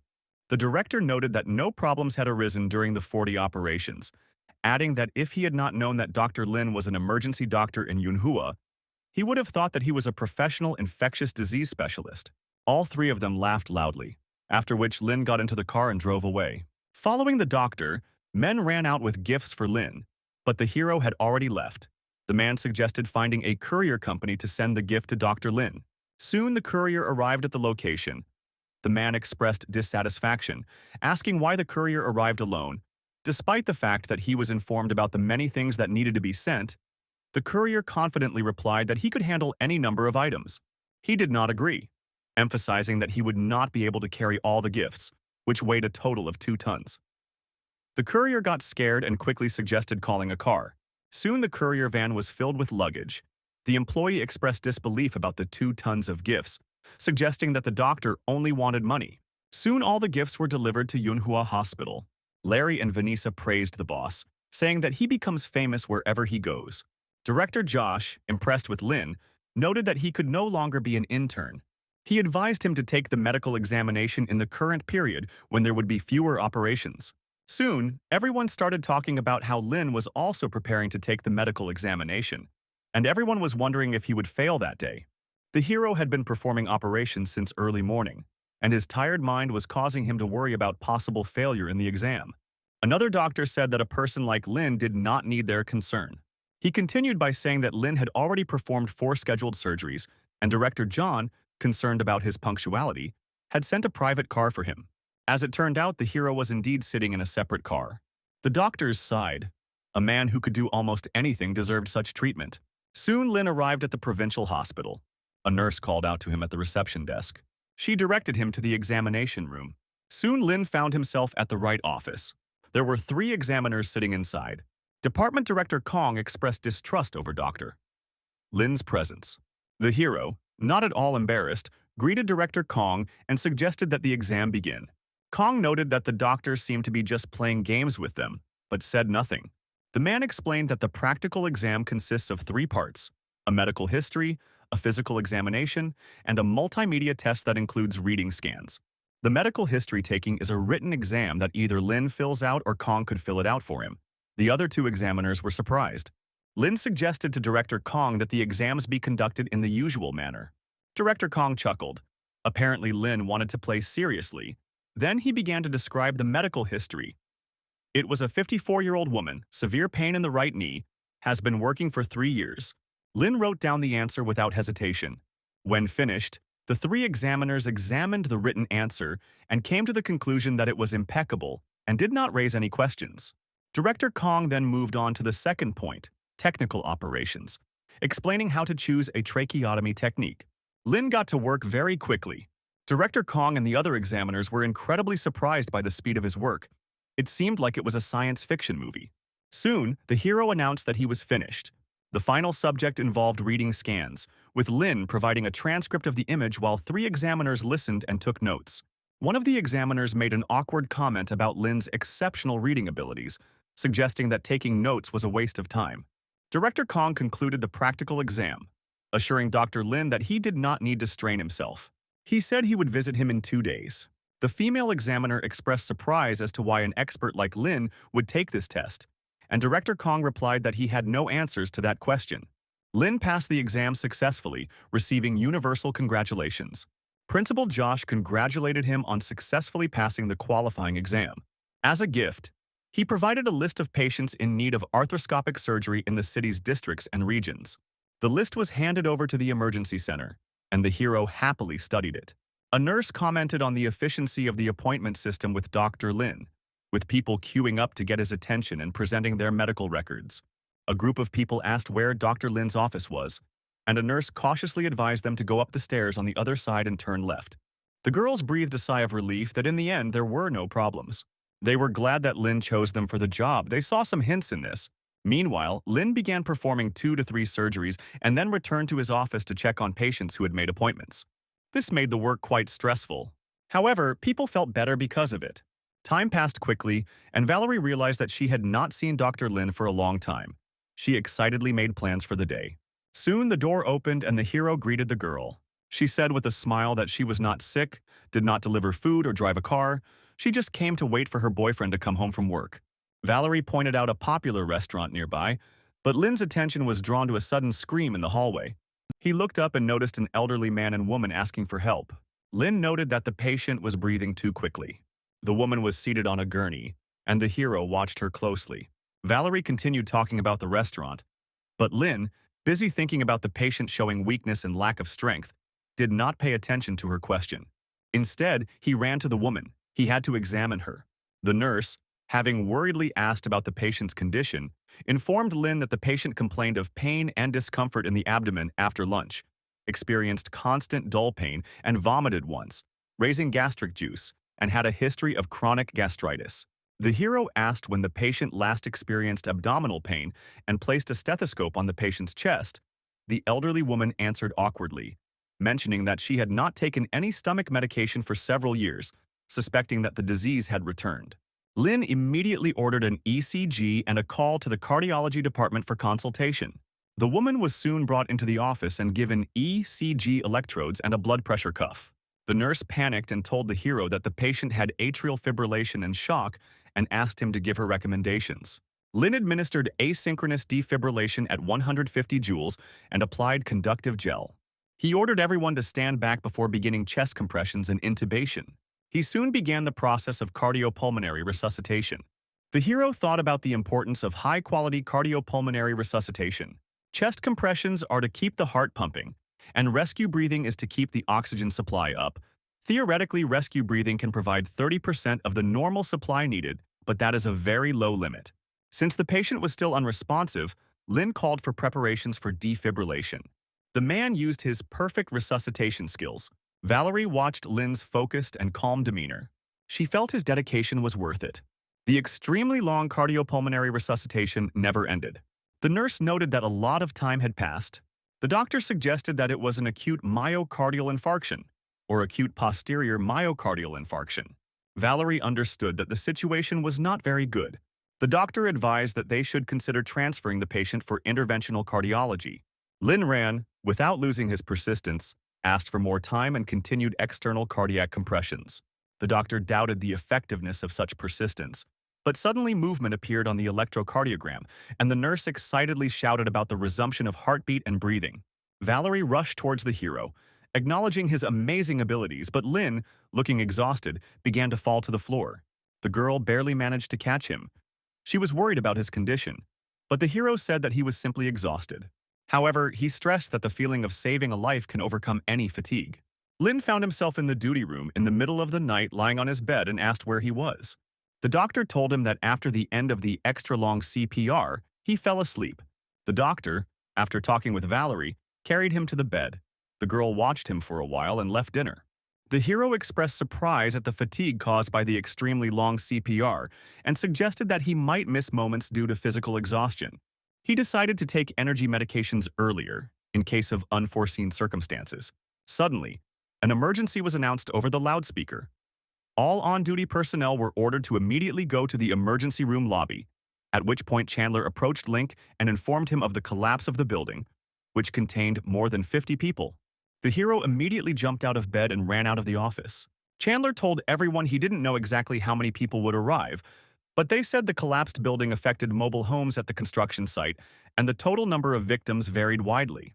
In the first group of wounded sent to the hospital, there were 12 people, 4 of them were seriously injured, and 8 were seriously injured. Everyone urgently needs to put on surgical gowns, gloves, and protective clothing. They don't have time to wait for the results of the 4 classic tests for transfusion-transmitted infections. They couldn't wait for the others to arrive. Time depended on them.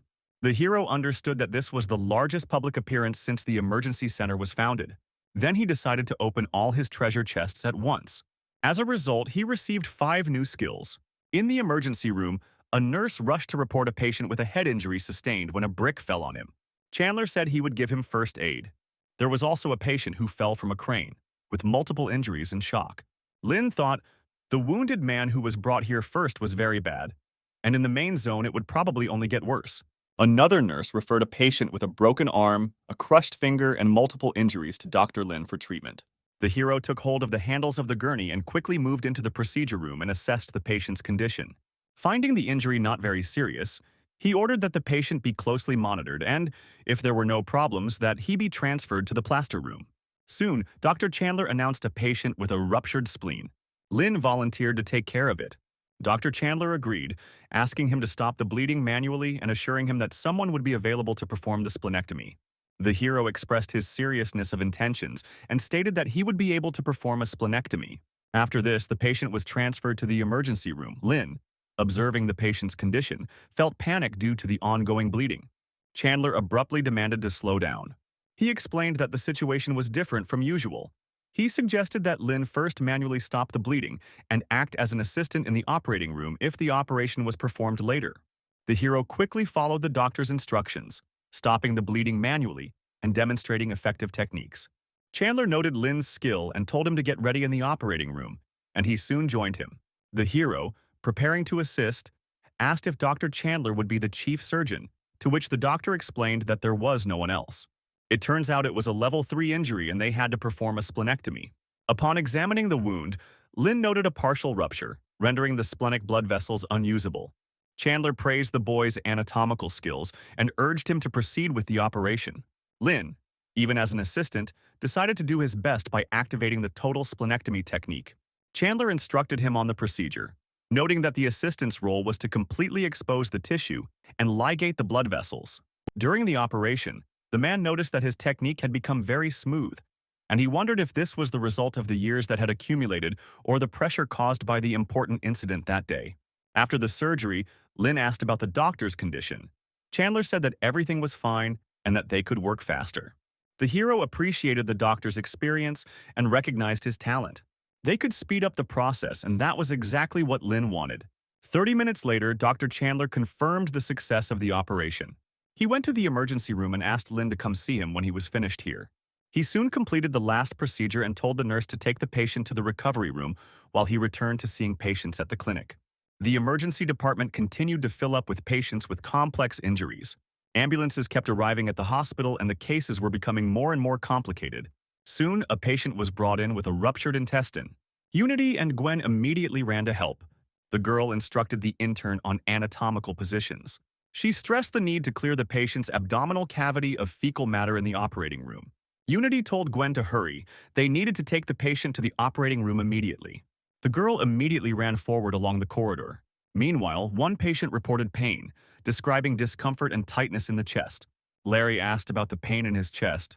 He then reassured the old man, saying that the pulse was stable, and decided to perform an electrocardiogram. Lin noted that the guy does his job well. Soon, the nurse reported that one of the patients had suffered a 5-minute cardiac arrest, cyanosis, dilated pupils, no aortic pulsation, and no autonomous breathing. Lin focused on the patient's critical condition, considering brain death as a possible cause. Realizing that the patient was in critical condition, Lin immediately ran to him. The nurse quickly brought the defibrillator, connected the finger electrodes, and charged the battery.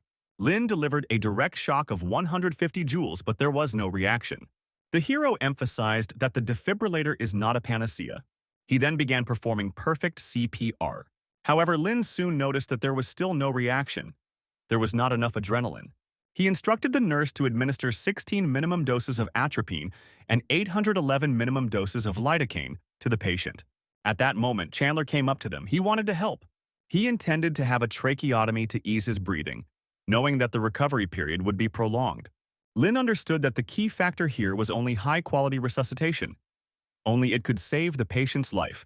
At this time, the patient's wife arrived at the hospital and became hysterical, realizing that her husband, the father of her 9-year-old son, was not regaining consciousness.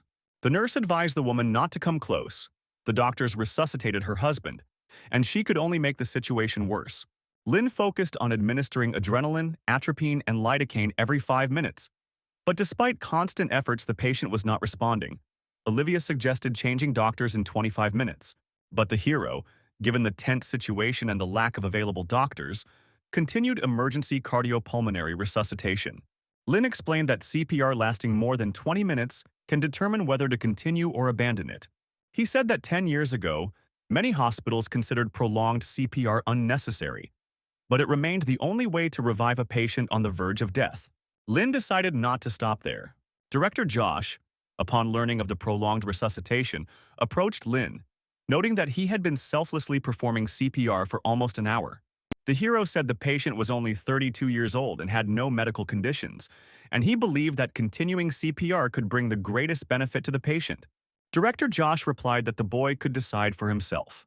Larry looked at Lin Ran and noticed that his expression was the same as before he lost consciousness last time. So the guy decided to offer his help.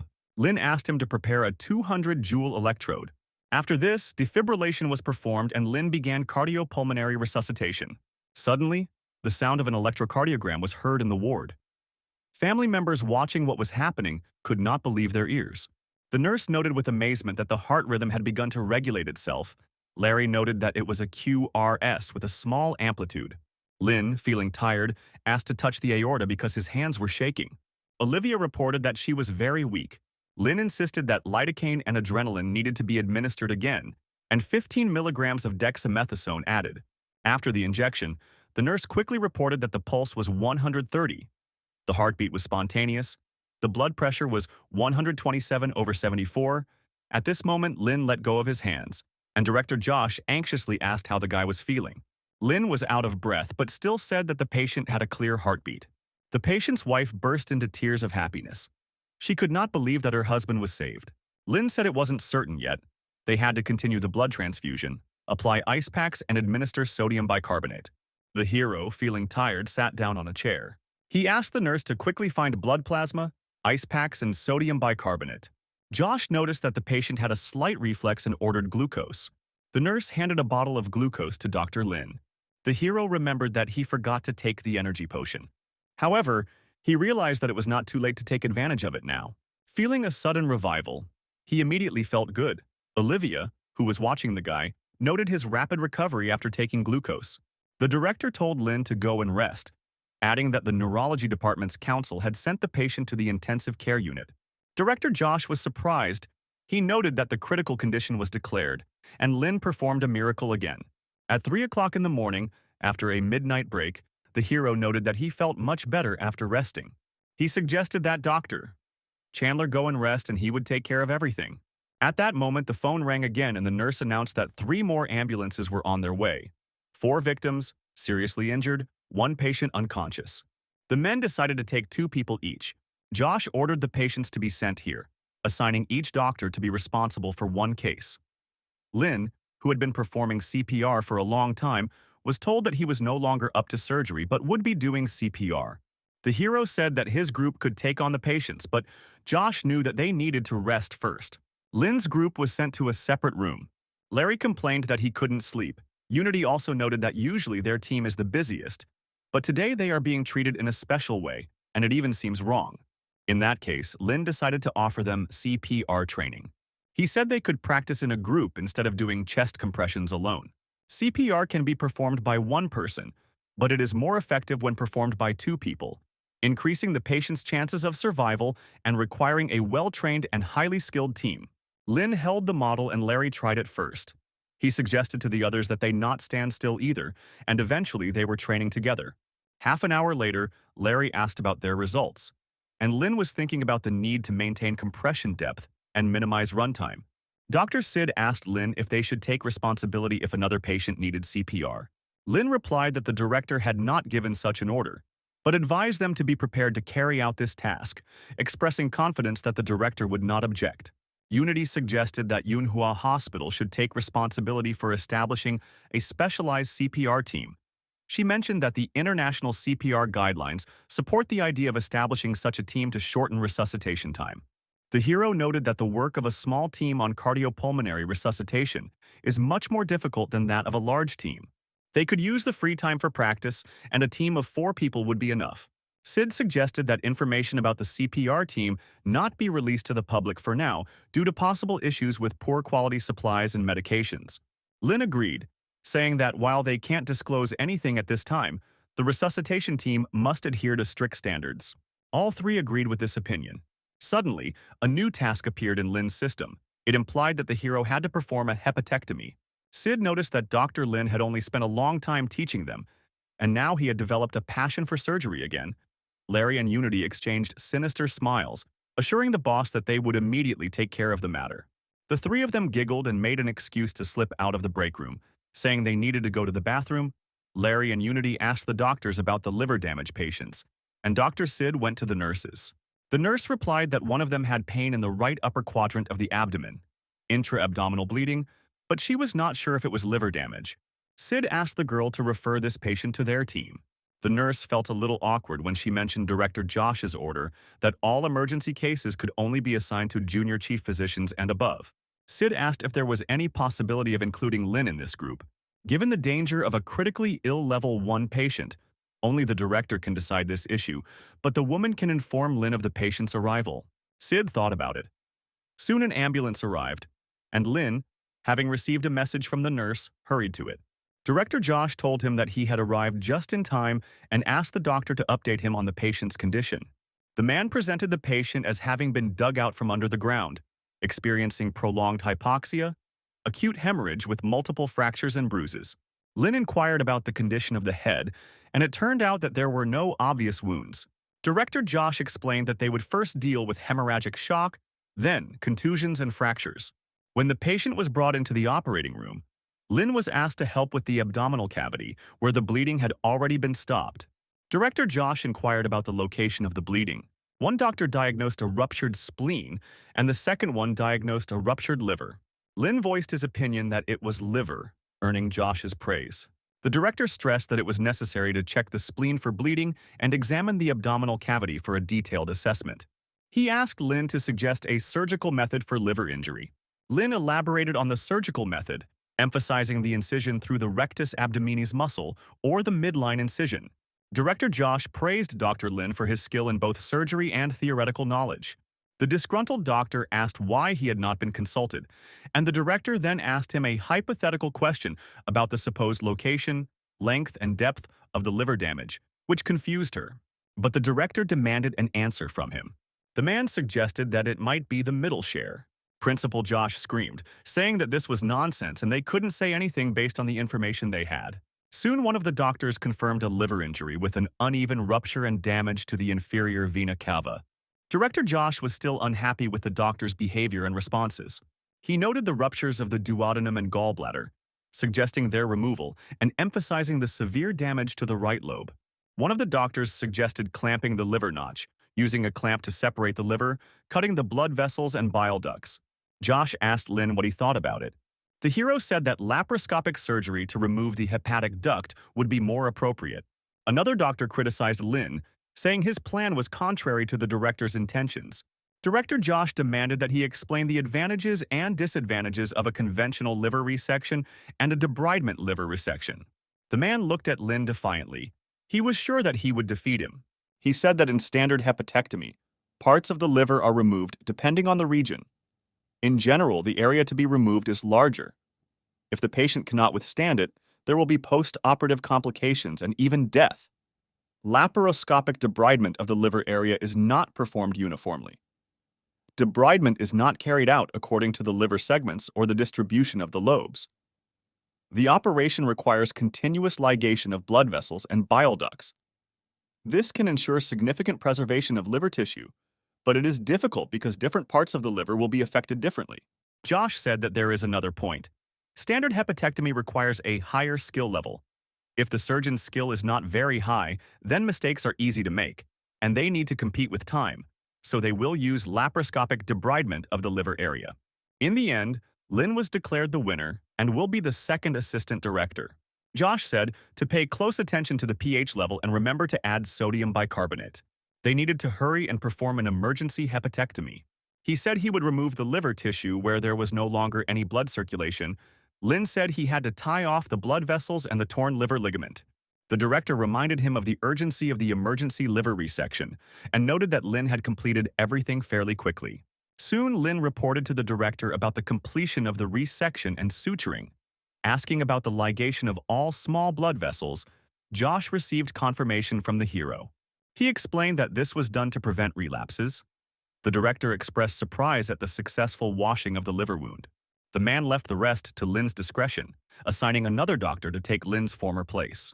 With the director's approval, Lynn began the operation. He quickly stitched up the last hepatic portal vein, and the director nodded with satisfaction. Meanwhile, the phone rang in the operating room and Josh asked the nurse to pick it up. The caller, an elderly man, reported a 26-year-old patient with a ruptured liver who had already lost 10,000 milliliters of blood. Josh said it was too much, and that their blood bank would definitely run out of supplies, but Lynn showed interest in the conversation. Director Josh has decided to accept the patient. They will coordinate. One of the doctors was unhappy. These lower-level hospitals are just reckless and disregard human lives. They sent the patient away when they can no longer handle him themselves. Josh asked Lynn to come pick up the patient later. They would try to finish everything within 30 minutes. The hero began to hurry due to the patient's critical condition. Josh praised him for his promptness. He asked the others to go after the patient and he would contact them later. Lynn noted that with a director-level assistant, the operation became even easier. 20 minutes later, Lynn completed the surgery, saving the patient's liver thanks to his suturing technique. Josh then asked Lynn to pick up a patient sent from another hospital. After the patient arrived in the emergency room, Director Josh checked with the nurse about the amount of blood loss, which was 371 ounces. In order not to delay the patient, Lynn took him to the operating room, and Director Josh stayed behind to wait for the patient's relatives to obtain the necessary signatures. On the way to the operating room, Lynn called all members of his team to help. After receiving the call, everyone came to the operating room, but instead of immediately preparing for the operation, Lynn continued to wash his hands, which confused Larry. Unity said they couldn't do anything until the patient's family signed a consent form. Soon Lynn came over and inquired about the patient's condition. The patient's condition was critical, but the bleeding in the abdominal cavity continued. The hero asked if the patient's family had signed, but there was no answer. Sid said he intended to call and check, and soon he reported that the patient's family had agreed to sign the form. Lynn resolutely ordered the abdominal cavity to be opened, but as soon as the stomach was opened, blood immediately gushed out. Larry, who had never seen such a severe condition with so much blood, doubted whether it was worth sucking out the blood, so he ordered Unity to take gauze and then the blood. As soon as the hero took the gauze, Larry was amazed again. He saw that the patient's abdomen was filled with blood and his liver was ruptured. Despite the gauze application, it seemed ineffective, so Lynn told Larry to increase the pressure and temperature in the drainage machine. The timely delivery of blood bags allayed Lynn's fears, and he quickly inserted his hand into the abdominal cavity to find the bleeding site. While Lynn was dealing with the bleeding, the door to the operating room opened again, and Director Josh entered to ask about the situation in the operating room. The hero said he had already used the Pringle maneuver to cut off the blood flow. The blood loss was decreasing, but the liver condition was now very bad. They would not have time for a regular right hemihepatectomy. Josh thought, right hemihepatectomy should not have been considered. The patient could not wait even 15 minutes. The director decided to assess the possible damage to the hepatic vein. But before he could finish his statement, Lynn said that he would begin to separate the right half of the liver. He soon reported that the round and false ligaments of the liver had been separated. Josh began to discuss the next course of action, but Lynn again did not wait for him to finish, forestalling his words. Lynn soon reported that he had removed necrotic tissue from the patient's liver. Lynn demonstrated a deep understanding of proper surgical procedures, leaving Director Josh amazed at the level of knowledge he had acquired at the university. Upon reaching the patient, Director Josh realized that the liver resection had been completed in less than 5 minutes. Lynn called Unity to help stitch up the wound. He stressed the need to ligate all exposed internal structures to stop the bleeding. Josh, who was standing nearby, offered to help, and Lynn asked him to prepare hemostatic gauze spikes. The director agreed with a smile. He thought that this was exactly the emergency medical center he had dreamed of. With a combined effort, the remaining procedures were quickly completed, with Larry monitoring the patient's condition, confirming stabilization. Lynn instructed the director to stitch up the wound. The man noted that although the wound was significant, they had already stopped the bleeding as much as possible.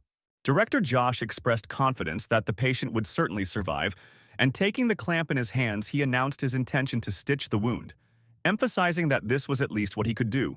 Larry leaned toward Lynn's ear and quietly noted that Director Josh had been acting strangely for some time now. While they were whispering, Director Josh finished stitching up the patient's wound and then called Lynn over to join him in explaining the surgery to the patient's family. When the operating room door opened, the patient's family, unable to hold back their tears, burst into uncontrollable sobs. The patient's father staggered toward Lynn and Director Josh, who supported him and motioned for Lynn to remain calm.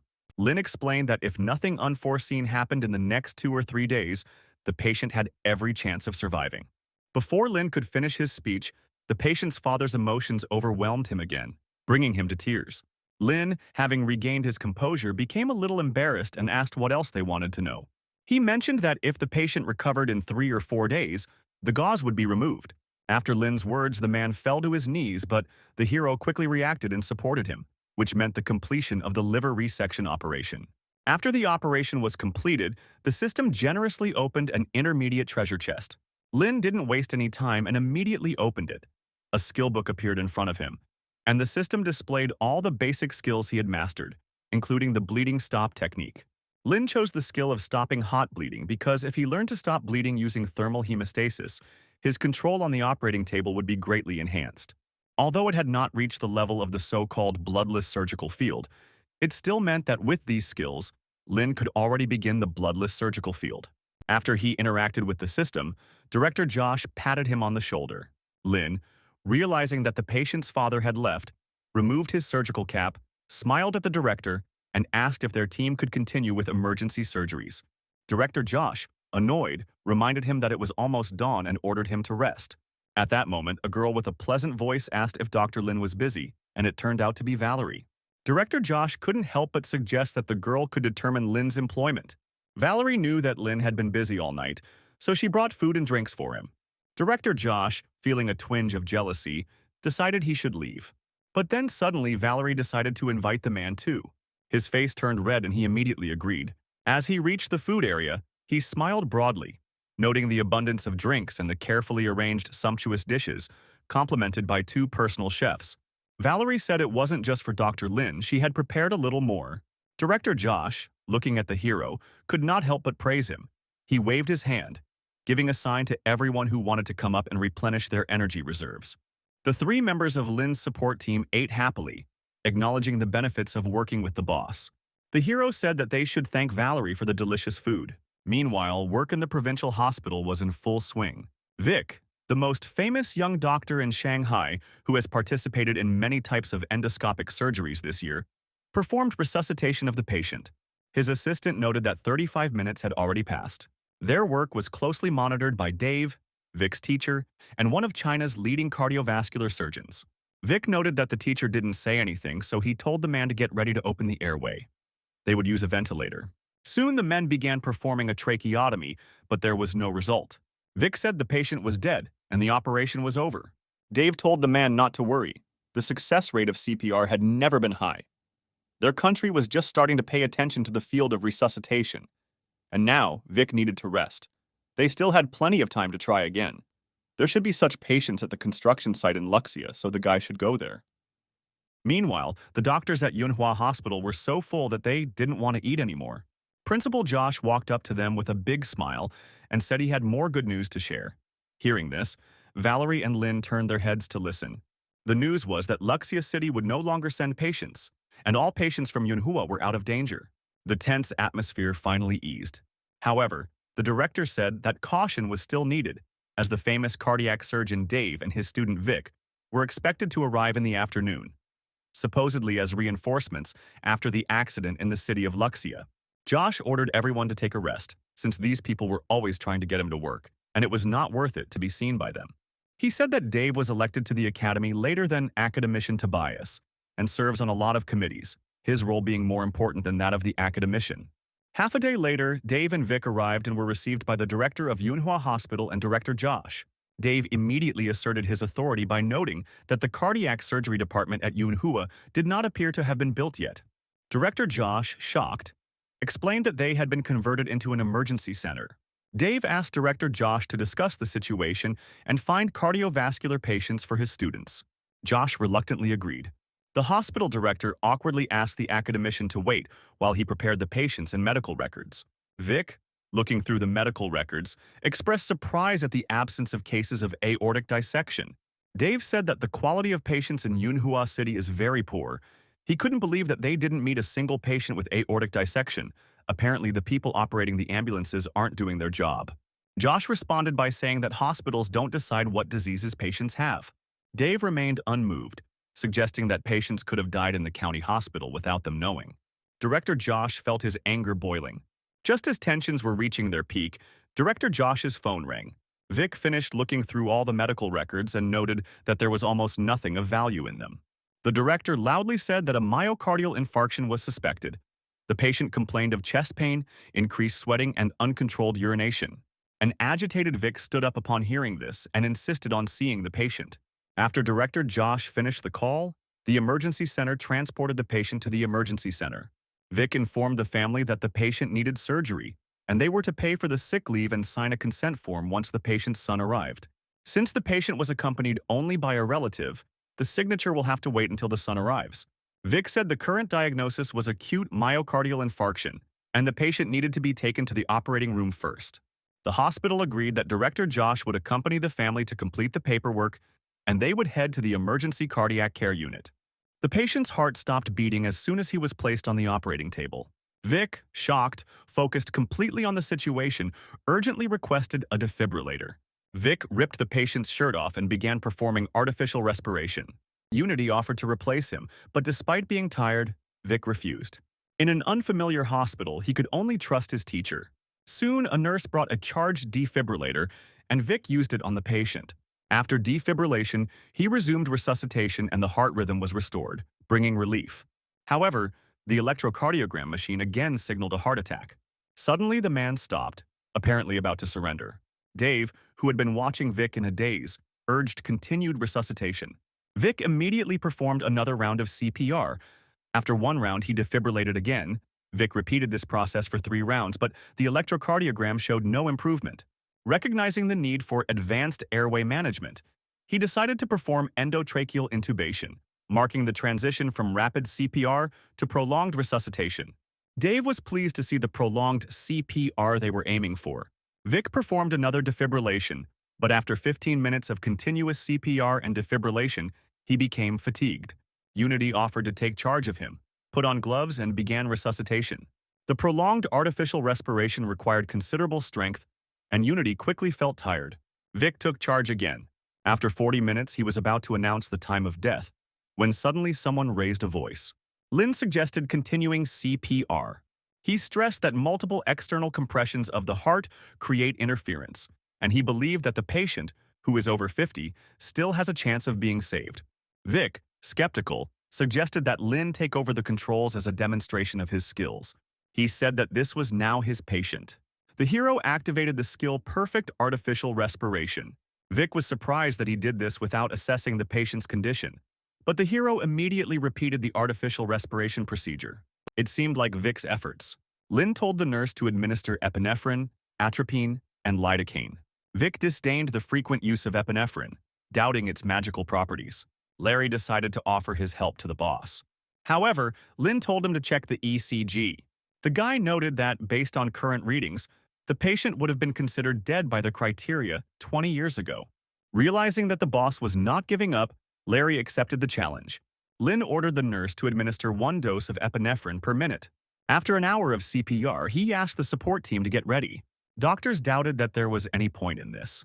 Even though Vic thought this approach was pointless, Lin remained determined. As he tried to leave, Dave intervened, urging patience and suggesting that a miracle might happen. Vic felt helpless in the face of his teacher's optimism. Dave said that believing in the ability to perform a miracle was more important than actually performing it. Doctors said that last time Lin performed CPR for more than an hour, he is quite experienced at it. The nurse added that people in the ward were shocked, as it is rare to see a patient with a good prognosis after resuscitation. Family members outside the operating room expressed concern about the patient's prolonged instability. Eventually, the patient's son fell to his knees, unable to contain his emotions. Lin continued to organize defibrillation and administer epinephrine.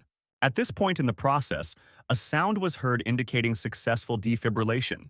The team, including the nurse, smiled with delight when they saw sinus rhythm on the ECG. Lin breathed a sigh of relief while Dave and Vic looked at each other incredulously, trying to believe that a miracle had actually happened. The next step involves continuous monitoring of carbon dioxide levels, which highlights the importance of effectively protecting the brain at low temperatures.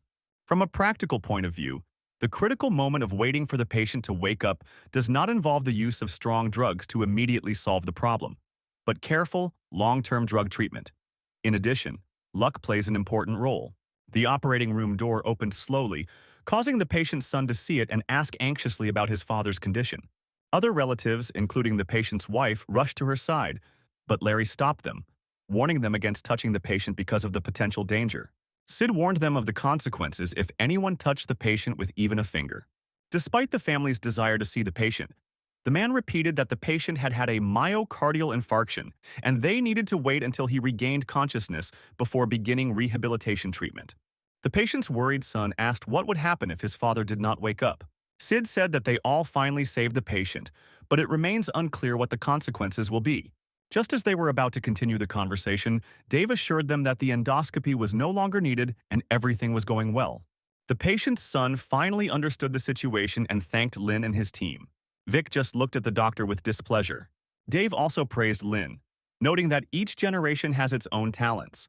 Early the next morning, Dave and Vic checked on the patient who had been undergoing prolonged CPR. The patient was breathing evenly and his urine was clear. His chance of survival was 80%. After the examination, they inquired about Lin's whereabouts and learned that he had most likely completed the operation and returned to his office.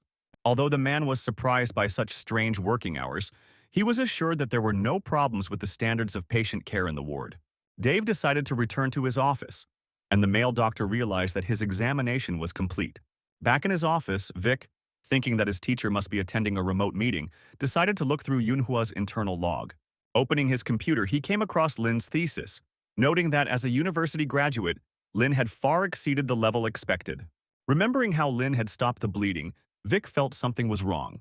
According to information received from the nurse the day before, Lin had experience in performing prolonged CPR. The patient was in the intensive care unit, and his recovery was in full swing. Based on this, Vic concluded that Lin would definitely write the dissertation. If this had been a dissertation on extended cardiopulmonary resuscitation, Vic would have had a hard time not publishing his first paper. Determined, he decided to visit Lin's patient in the emergency room. In a rush, Vic asked the medical worker to provide the patient's full medical record, and after a moment's hesitation, the man handed him the records. Vic studied the notes carefully and discovered that he needed bunk number 7. Reaching the bed and making sure the man's vital signs were relatively stable, he quietly asked the patient a simple arithmetic question. The man looked at the doctor and asked if he was checking to see if my brain was working properly. He expressed his disinterest in calculations and complex mathematical problems. The health worker warned the patient not to speak in that manner, but Vic said he did not mind the conversation as long as the patient could communicate. Next, Vic turned again to the patient he had examined the day before. Examining him now, he noticed that the patient's pupils had narrowed, and the electrocardiogram was normal. After asking what medications the patient was taking, the nurse told him all the details but was suddenly interrupted by someone's voice. It was Unity, who ordered the nurse to urgently check the patient next to her. Unity, noticing Vic, asked if he was still busy with their patient. Vic responded calmly, stating that he was very interested in the patient's recovery, as he had participated in the rescue efforts the day before. He left, asking Unity to let him know if anything happened. After Vic left, Unity reminded the nurse to immediately report any events involving the patient and gave clear instructions not to discuss medication details with Dr. Vic in their absence. Having dealt with this issue, Unity hurried to Lin's office. She expressed her suspicion that Vic was writing a dissertation on prolonged cardiopulmonary resuscitation and might refer to their case. Lin remained calm, acknowledging that cases of prolonged artificial respiration were rare, and the likelihood that Vic would refer to one was small. Unity, becoming agitated, doubted Lin's calmness and that he could accept this situation. Lin suggested that Unity contact the administrative department and ask them to block Vic's hospital internet account so that he would not be admitted to the intensive care unit in the future. The hero also mentioned that his dissertation is almost ready. This pleased Unity, who at first thought it was about arthroscopic surgery. Lin had already completed a dissertation on extended mechanical ventilation, but acknowledged the need for revision and preliminary publication. Unity said that while the content was rich, the dissertation lacked detail and the writing style was somewhat crude. After hearing Unity's analysis, Lin agreed to include more references in the work. Unity offered her assistance, expressing her intention to check and improve the dissertation in order to thwart Dr. Vic's plans. To perfect their dissertation, Unity and Lin spent the entire night refining their initially disorganized dissertation on artificial respiration. Returning to the office, Vic found that his attempt to log into Yuna's online account had been blocked. He received an error notification and it made him very angry. He accused Lin of blocking the account and password, which Lin openly admitted to. Vic spoke about his plan to write a dissertation on Lin's resuscitation, emphasizing its positive impact. He said he planned to give the hero the opportunity to read and correct the scientific work after completion. Vic said that Lin was only wary because he hadn't seen the research paper yet, and after reading it, he wouldn't be worried. Despite receiving a draft full of praise, Lin showed no interest. Vic insisted, believing that this was an opportunity for Lin to become famous, but Lin remained indifferent. Vic eventually took the project away, arguing that his own dissertation would not be harmed. Lin wondered if work was only for fame and applause. Then why would he need it? Vic was furious that the doctor was not showing any interest. He said that even if Lin wanted to write his own scientific paper, his article would not affect it. He expressed confidence that the dissertation could open up new perspectives. However, at that moment, Unity entered the office and rejected this idea. Vic, still reluctantly, stressed the importance of considering different points of view. But Unity reported that they had already finished working on the dissertation the previous evening. Vic left, suggesting that Lin read the dissertation before making a decision. The girl took the dissertation, asking if it was Vic's work. Lin confirmed this, and when asked if it was well written, he replied that it was quite good. Unity, with some hesitation, read the dissertation carefully and, when finished, gave an objective assessment, acknowledging the quality of the data. However, the hero said that his research is still considered someone else's opinion. Soon the doctors decided to head to the procedure room. On the way there, Unity reminded Lin of the need to publish the theses he had written as soon as possible. Lin expressed concern that Vic would discover their dissertation if it was posted immediately. Suddenly they heard a child crying, and Lin hurried to find out what was going on. As it turned out, the 3-year-old child accidentally scratched the skin on his leg while playing. Lin noticed that the child had blood running down his legs, although such a small wound should not have bled so much. He took the child's shoe off and asked the father how long ago he had cut himself. And the father, worried, replied that it had been 2 or 3 hours. Sensing something was wrong, Lin immediately began applying alcohol to disinfect. While checking the child's physical condition, he noticed that during the examination the child was crying louder. The child's father, noticing this, reminded the doctor that he needed to be more careful. The hero said that the child may have intussusception, a telescopic distension of the intestine. Lin instructed Unity to report this to the pediatric department and set up an air enema machine. The doctor bandaging the child hesitated for a moment. Then Lin turned around, urging him to take action quickly. The bespectacled doctor, dismissing the need for an ultrasound, decided that Lin was talking nonsense when he said that modern medicine was not metaphysics. The nurse brought in the ultrasound film, expressing disdain for such comments towards Lin. As it turned out, the ultrasound confirmed the intussusception. When the doctor in glasses saw the image, he felt awkward. Lin studied the ultrasound image, noting that the severity was not too serious. He told Unity to start the enema. After the enema, Unity informed the baby's father that the baby should not eat anything for 8 hours. The father, grateful, continued to praise and thank Lin, who replied that he was glad the child was okay. Suddenly, Chandler informed the hero that a patient had arrived with liver damage sustained as a result of a traffic accident. Lin then decided to prepare for liver resection surgery. The assistant helped him put on a surgical gown and provided information about the patient. Dr. Chandler appointed Lin as the primary surgeon in the event of a liver rupture. Lin examined the patient's condition and instructed the doctor to temporarily stop the bleeding. The doctor opened the vein and warmed the blood, emphasizing that it was necessary to stop the bleeding immediately. Lin then asked him if he could transfuse blood into the patient, and the doctor agreed. Opting for a hands-free blood transfusion, Lin cut the patient's wound with a scalpel, causing the accumulated water to spill out. He ordered a tourniquet to be tied, which initially caused Chandler concern. However, Lin assured him that it was possible to operate without an operating field. During the operation, Professor Harvey from the University of Traditional Chinese Medicine arrived to observe the patient, as he was an acquaintance of his. After greeting each other, Dave and Professor Harvey headed to the operating room where Lin was performing the surgery. The professor was amazed by Lin's operation, watching him separate the liver with his hands and cut it off directly. Expressing his surprise, Professor Harvey questioned the doctor's reckless approach, noting that even liver resection has a high mortality rate. He hurriedly asked Dave if they could change the chief surgeon. But Dave explained that Dr. Lin's liver resection operations were famous in Manhwa, and no one could do it better. Hearing this, Professor Harvey refrained from further words and decided to observe. During the surgery, Lin discovered that the patient's liver was fragile, making it difficult to suture, and Chandler noted that it was a large variant of fatty liver. Lin reported that the main operation had been completed and all that remained was to put in stitches. Dave and Professor Harvey found it hard to believe how quickly the operation was completed. Lin continued by stating that the liver had been resected, the abdominal wounds had been repaired, and the liver suturing had also been completed. He instructed Chandler to close the abdomen if there was no problem with the stains. The man smiled and got to work. Professor Harvey recognized Chandler and thought that, if he checked everything, then everything was fine. Then the man decided to find out more about Dr. Lin. After finishing work in the operating room, Lin was called over by a man. He handed him a business card and introduced himself, and expressed a desire to observe other operations, ensuring that it would not affect anything. Lin accepted the card and emphasized that he was following hospital rules. Professor Harvey assured him that this would not be a problem since he, Dr. Chandler, and Director Josh were acquainted. Lin then took him into the operating room for an appendectomy. He quickly gave instructions to the man and went into the operating room. Soon, the hero performed ideal hemostasis and appendectomy simultaneously. Harvey was amazed that the laparoscopic surgery was done in a hurry. He would have definitely scolded the doctor if he had been his student. The man saw that Lin had reached a bloodless surgical field. The probability of this was less than 1%. Professor Harvey observed several operations and decided to explore the possibility of new collaboration with MANHUA. A few days later, while in the operating room, Professor Harvey asked the nurse about Lin's arrival time.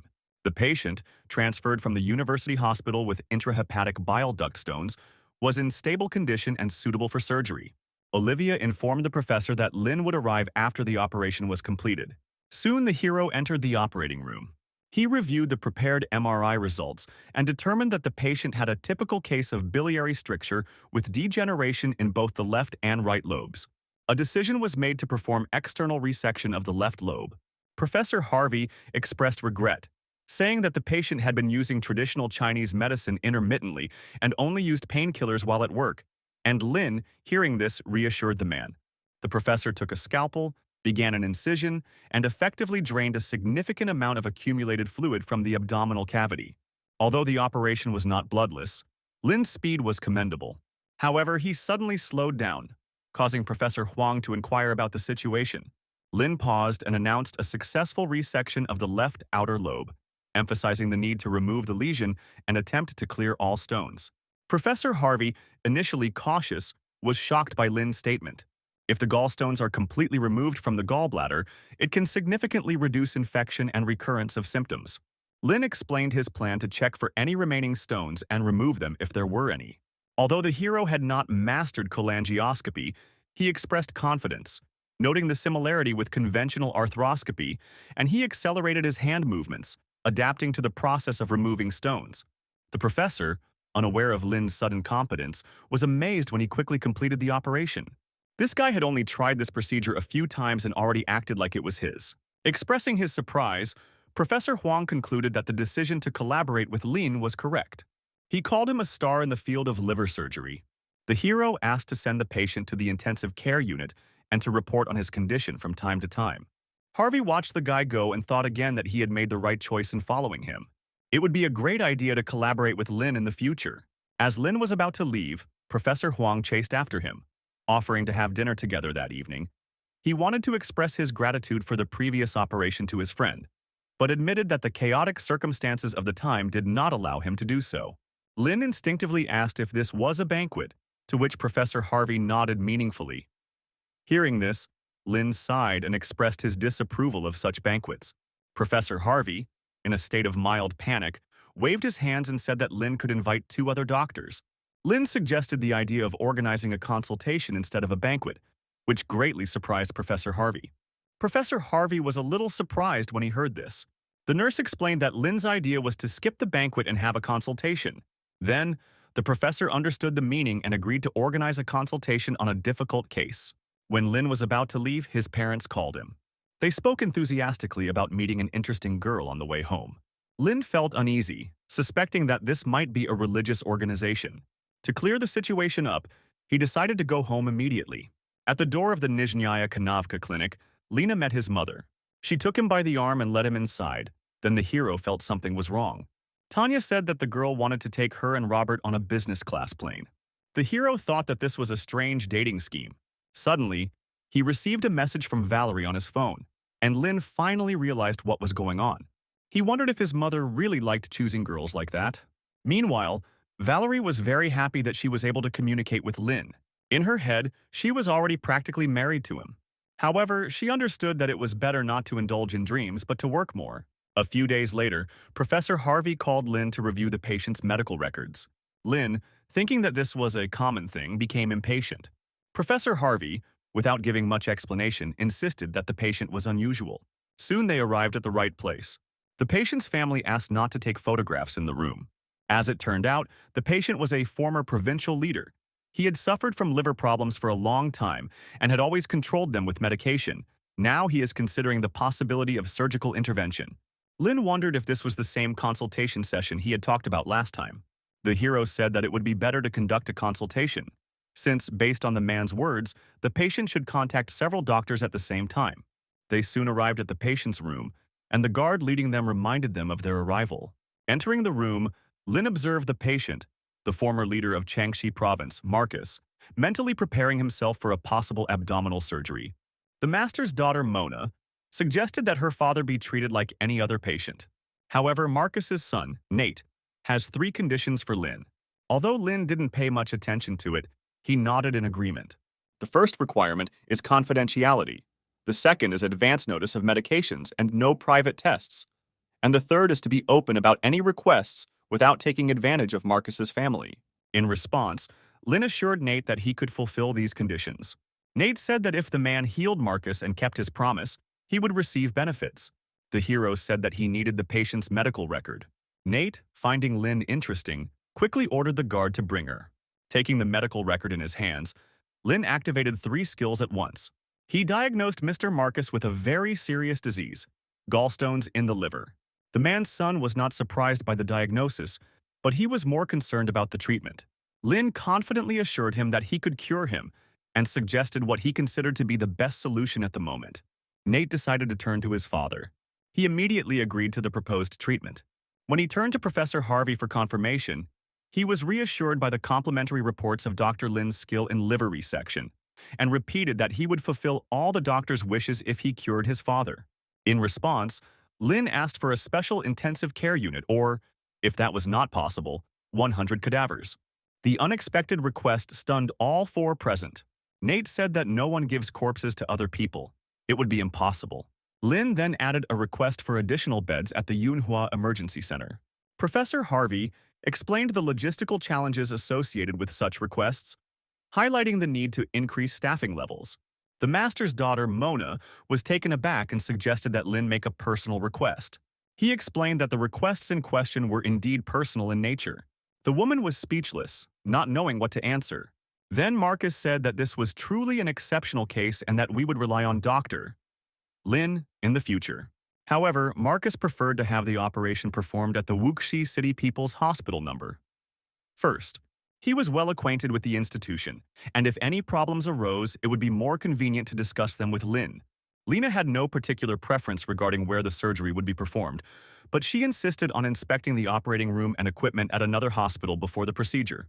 Marcus immediately decided to ask Professor Harvey to accompany Lin for an initial examination. Wuxin City was a large city, smaller in size than Yunhua City in Changxi province. The hospital director asked Lin to give his opinion on the necessary additions or changes. Since this was the newest and best-equipped operating room, Lin had no problem confirming its suitability. The director of the First People's Hospital, Ralph, said that the doctor could ask them for help at any time. Lin paused briefly before saying that Marcus's condition was quite complex, and the equipment available was a bit lacking. Despite the hospital director's willingness to purchase everything necessary, Lin advised against purchasing new equipment due to possible optimization and calibration issues.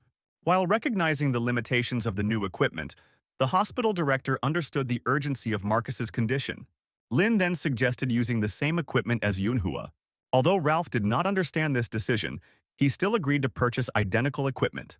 Lin also sought help from Yunhua staff, emphasizing that being familiar with a support group helps him work more successfully. However, logistics and Marcus's physical condition made the trip to Yunhua difficult, and Professor Harvey intervened, stating that Marcus would not be able to withstand the 400-kilometer journey. The hospital director was reluctant to compromise, but expressed hope that Dr. Lin would perform additional surgeries at their hospital when he brought the team here. Lin agreed to perform several more operations.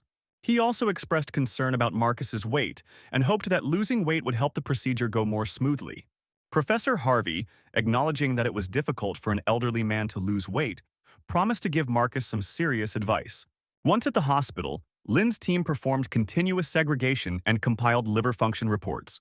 A week later, the nurse came to the director with urgent news. She reported that there were no more beds in the hospital. Fortunately, the director announced that Dr. Lin would no longer perform any surgeries. After equipment calibration and preparation, Marcus's surgery was scheduled for the following day.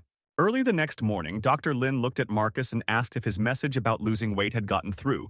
Professor Harvey confirmed that weight loss efforts had been made, although Lin did not feel a significant difference. Marcus happily announced that he had lost 2 kilograms. Lin informed Marcus and his family that the surgery would take place at 7 a.m. the next morning. The next morning, Lin and the team donned surgical scrubs and headed into the operating room. As they were leaving, a figure rushed past from behind. Larry headed towards the place where the figure had disappeared, and when he reached the corner, he discovered that the man hiding behind the door was Marcus. Soon Lin came over and told Marcus that he couldn't eat until the operation. Marcus admitted that he was feeling hungry due to his attempts to lose weight, and so he only ate a small portion of cookies. Lin sighed resignedly, and as a result, the operation was delayed for 2 hours. 2 hours later, the operation officially began. In the observation room, Professor Harvey informed Lin that the procedure would be carried out under close surveillance, with multiple audio and video recordings. When Lin picked up a scalpel and made an incision in the abdomen, the audience was amazed that the internal structure was mostly fat, making the operation difficult. Larry noticed the blood and asked if an electric knife was needed, but Lin declined, saying that gauze was sufficient. After activating the hemostasis technique, Lin took the gauze. Marcus's son foresaw the difficulties associated with recovery from surgery. Mona, looking at her father with tears in her eyes, sought reassurance. Nate advised her to trust Dr. Lin. Dr. James, Marcus's former physician, mentioned the risks associated with opening the abdomen, but said there were no concerns at this time. Mona approached Dr. James for confirmation that her father's surgery was going smoothly, and the man assured her that everything was going smoothly. The abdomen was opened to expose as much of the surgical field as possible, and Lin instructed an assistant to adjust the light to the 4 hepatic veins. James predicted that the abdomen had been opened and the next step would be to block the blood flow. Lin performed the operation flawlessly. When the blood flow was cut off, he started the timer. After several checks, he confirmed that the stones had indeed been removed from Marcus's body. The operation astounded the doctors watching in the observation room, with all the stones successfully removed within minutes. Marcus's children initially thought something had gone wrong, but Lin's experience had already ensured that he would win this surgical game. After completing the operation to remove the stone, Lin ordered the assistant to stop the bleeding. Larry reminded himself that he needed to suck it in for a few more minutes, and his expression showed that he was having a hard time. Lin admitted that the retractor was the most challenging aspect of the surgery. After a series of procedures, Dr. James stated that the operation was a success. Marcus's children were stunned and asked for confirmation. The doctor unconditionally confirmed the success. However, Nate and Mona found it hard to believe. Lin then instructed Larry to flush the area with saline and aspirate. After hearing Lin's instructions, Professor Harvey decided that Larry would do the stitches. He urgently broadcast over the loudspeaker that Lin should put in the stitches himself. The hero wondered if there had been a misunderstanding. He recalled Professor Harvey's earlier emphasis on the need for careful suturing, especially the last suture, which had to be beautifully done. Then he thought that Larry had used up all his energy, and closing the abdomen of a fat man was a difficult task. Having realized the complexity and limitations of the assistant's capabilities, Lin realized that he had to cope with it himself. When he inserted his hand into Marcus's abdomen and felt a sticky texture and noticed fat on his gloves, Lin called Professor Harvey again and emphasized that Marcus needed to continue losing weight. Tight sutures can lead to overfilling of the fatty tissue and potential complications such as abscess formation and infection. Lin activated his master-level suture interruption skill and completed the suturing. He didn't expect that suturing the obese person's belly would bring him so much pleasure. Soon, the hero reported the completion of the operation. He took off his gloves and went to wash his hands. Marcus's daughter happily informed the family that the operation was over. Nate turned to Lin. The hero also confirmed the success of the operation. The man inquired about possible post-operative problems. The hero said that the patient's main problem was his advanced age and obesity, and his liver health was also a concern, but they successfully dealt with this problem. Nate asked what they should do now. Lin then assured him that if no new problems arose, the patient would soon be discharged. Then Nate asked what reward the doctor wanted. However, the hero said that he still needed to return to Yunhua. Today, he had to perform another operation. After that, he left without looking back. Professor Harvey and Dr. James found Lin to be a pure physician, a rarity in their practice. The nurse told Lin that there would be no more operations and the hospital wards were full. Hearing this, Lin decided to prepare to return to Yunhua. The nurse suggested staying a few more days, mentioning the hospital's guest houses and offering the opportunity to book a table through WeChat. But Lin was not interested in hospitals and cities that had no wards or operating rooms. The girl told the doctor not to rush back, because they had prepared a meeting for him early in the morning. Professor Harvey hurried over to him, saying that they had something to discuss. He said news of Marcus's successful surgery spread widely, attracting the attention of friends who sought his medical help. The system immediately informed the hero about a new task. He asked Professor Harvey what condition these potential patients were in. He said the patients in this social circle were similar to Marcus, some in lower positions. Lin wanted to get detailed information about their health status, and then the professor said that most of them had gallstones in their livers. Lin wondered if, while mild cases had limited potential for improvement, more severe conditions were considered easier to treat. After careful consideration, Lin agreed to serve them. But all the beds in the hospital were occupied, so Professor Harvey suggested going to hospital number 2. The next day, Lin, while reviewing the patient's X-ray, said that attention should be paid to the possible thinness of the patient's venous walls and that care should be taken during the operation to avoid overstretching, emphasizing the level of meticulousness required to achieve an ultra-high standard in surgery. The inevitability of a blood vessel rupture was recognized, and Larry was tasked with assessing the size of the rupture. The man said that if it was small, he should press on it with his fingertips to stop the bleeding and report it to the chief surgeon. Lin then asked Unity what they should do. The girl said that it is worth aspirating the flowing blood, applying a stitch, and continuing the operation. In case of large ruptures, a Satinsky clamp can be used to fix the rupture. Larry was surprised. This girl really was the emperor of theories. Lin nodded in agreement. He said the goal was not to change the 67-year-old patient's age by 37 years, but to minimize the damage.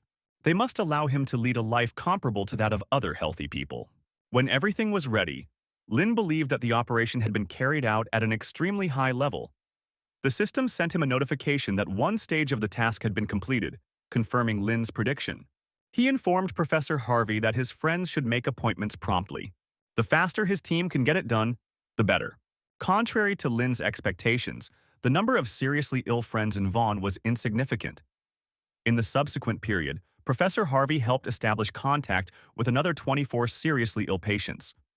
Despite effective cooperation, the system still did not mark the task as completed. 17 operations did not reach the super high level. Puzzled, Lin decided to visit the department, collect patient feedback, and analyze the situation, meticulously recording the post-operative condition of each patient. Lin spent the night comparing and studying the materials collected in the ward during the day. After visiting hospital number 2, 24 patients were found to have various conditions, which were divided into 2 types of prognosis. The first type included patients in a stable condition who were about to be discharged from the intensive care unit and whose surgical results could be considered master-level liver resections, close to ideal. The second type requires further observation, extended over several more days. There was a possibility that the liver resection surgery had reached a stable level. If Lin's hypothesis is correct, he will be able to use medicine to improve his skills and perfect the liver resection technique. Lin intended to call Larry and check on his charge. However, he realized that he was not in the office and immediately asked Dr. Sid to check the patients. Watching Lin deep in thought, the doctor hesitated whether to disturb him, but finally decided to ask if he could leave today. Lin, with some suspicion, asked why the man had decided to leave now, and Sid explained that his ex-wife had come to Yunhua and he needed to go back. Lin advised him to collect payment for the operation from Professor Harvey before leaving, if it was a matter of finance. Sid knocked on the door of Professor Harvey's temporary office. Assuming that Lin wanted to discuss something new, Professor Harvey welcomed him, but then Sid explained his personal situation, stating that he wanted to collect his fee for the operation. Acknowledging that payment was late, Professor Harvey agreed to the man's request and offered him cash. Since this was a special situation, Sid said cash would be fine. Harvey said that with that much money, the man would need security. Meanwhile, Dr. Sid's ex-wife, Cheryl, was anxiously waiting for him. Soon the man arrived at the meeting place. Cheryl was surprised to see her ex-husband. The doctor ordered the guards not to follow him. He then placed the suitcase of money on the ground and intended to give all the money to Cheryl for their son's education. Sid opened the suitcase and took out several wads of money, then handed them to Cheryl. The woman looked at the wads of money in shock, not knowing what to say. Sid said that despite their previous romance and divorce, the issue of their son remained a topic of discussion. Reflecting on Sid's transformation, Cheryl wondered if she had made the wrong choice. In the following days, the operating room at the hospital remained constantly active. Unity reminded everyone to be attentive and expressed her intention to remove the obstruction. Larry remained vigilant, watching the changes in the wound and making sure there was no bleeding. He checked it again, making sure that the stitches were very strong. And soon, Lynn reported to everyone that the blood vessels were fine and there were no other problems.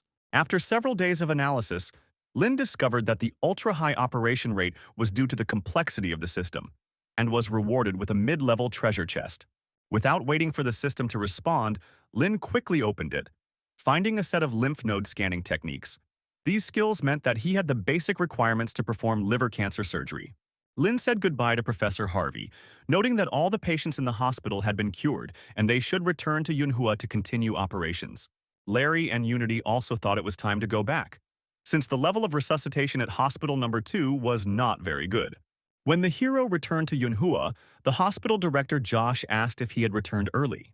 Lynn said that all the patients were treated there and eagerly asked Director Josh if they could perform liver cancer surgery.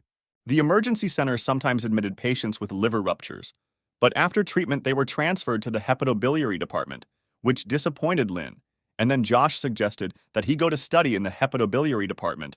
Lynn was surprised and could not believe it, but the director told him to let him arrange everything. The director of the hepatobiliary department, Hugo, seeing that Director Josh had come to visit their hepatobiliary department, immediately switched on the flattery mode. Josh waved his hand, indicating that this was not a visit. They had a patient who needed to use some equipment and tools. So they might also need an operating room and a hepatobiliary ward. Hugo quickly replied that it was not a problem. Josh turned around and happily said that if that was the case, he would call Lynn. Soon Lynn was in a wheelchair, and Larry wheeled him to the hepatobiliary unit. Josh's eyes widened when he saw the guy in such a state, not understanding what had happened. He mentioned that he had fallen accidentally, assuring that he had already taken care of it and that it would not affect the operation. Director Josh, arms crossed, stated that minor injuries should not deter him and praised him. Then he checked his watch and announced that the patient should arrive soon. Lynn instructed Larry to drive him to the examination room, and Director Josh followed him. In the hospital bed lay a patient named Jan, who had been referred by Mr. Marcus. Director Josh motioned to Lynn and introduced him, saying that he was the man's attending physician. Jan's wife turned her head and asked if this was the same doctor, Lynn, who performed the surgery on Marcus. Lynn quickly assured her that it would not affect the operation and asked if Yang knew about his condition. The woman confirmed that her husband knew, noting that he was in a good mood and confident. Lynn thought about the situation with a serious expression. Despite the early stage of cancer, he had mastered the technique of lymph node scanning and liver resection at the master level. But cancer removal surgery was never easy. At best, it could only prolong the patient's life for a few more years. Seeing Lynn's serious behavior, Yang decided to test him a little. He asked the doctor if he was afraid to perform an operation on him, which resulted in his leg being injured. Lynn explained that it was just an accident and the splint and bandage were put on to speed up healing. The patient's wife was touched to hear this and thought that this was indeed a real doctor whom Mr. Marcus had recognized. Lynn requested all the MRI scans, assuring him that the quantity didn't matter, but he wanted them all. Yan's wife was stunned. There were over 1,000 documents here. Did Dr. Lin really have to read them all? The hero explained that he would take them to his office to study. Returning to the office, Larry asked what the percentage of reliability of the operation's results was. Lin calmly noted that it was difficult to determine, emphasizing that everything possible should be done to reduce the likelihood of relapse. Director Josh agreed, stating that this was Lin's first liver cancer surgery. They should find a reporter to record the level of the doctors at the urgent care center. On the day of the operation, the reporter Josh called arrived on time. The director immediately brought the reporter to Lynn's operation. Many doctors had already gathered in the examination room. Lynn effectively directed the operation in the operating room. The chief surgeon could not help but admire Dr. Lynn's skill in liver resection. Watching the tense reporter, director Josh began to get irritated and urged him not to just watch, but rather to take pictures. The reporter took a photo of Lynn's injured leg, causing Josh to sigh wearily. Meanwhile, Lynn entered the patient's abdominal cavity and personally compressed the liver. Notably, the patient's liver cirrhosis in this area was severe and required division. Director Josh, overcome with excitement, gestured to Lynn, urging the reporter to capture the moment, and declared it a display of professionalism. And the reporter quickly began photographing the surgical team. Lynn carefully placed the severed liver segment on the tray provided by the nurse. Hugo, while acknowledging Lynn's skillful resection technique, noted some clumsiness in controlling the extent of the resection and suggested using a smaller forceps, but he refrained from making the suggestion given Josh's apparent approval. The man then delicately broached the subject, asking Lynn if he was going to reduce the incision area a little more. Lynn explained that with the current extent of the resection, the liver would have difficulty recovering. Although part of the resected liver may regenerate, excessive removal may result in slow regeneration, making it difficult for the patient to adapt to the intensive care unit and possibly leading to death. Hugo, while emphasizing the need to clear out cancer cells, advocated cutting off a little more, although he admitted that this was his personal habit. Larry, stunned by the situation, watched the director's sudden transformation. The reporter kept taking pictures of people in the operating room. Director Hugo criticized Lynn, stating that he was completely unqualified as a chief surgeon. In response, Lynn angrily stated that the director's experience was outdated and not relevant to the new era. Nobody wanted to give in. This caused the nurse to intervene and emphasize the need to continue the operation.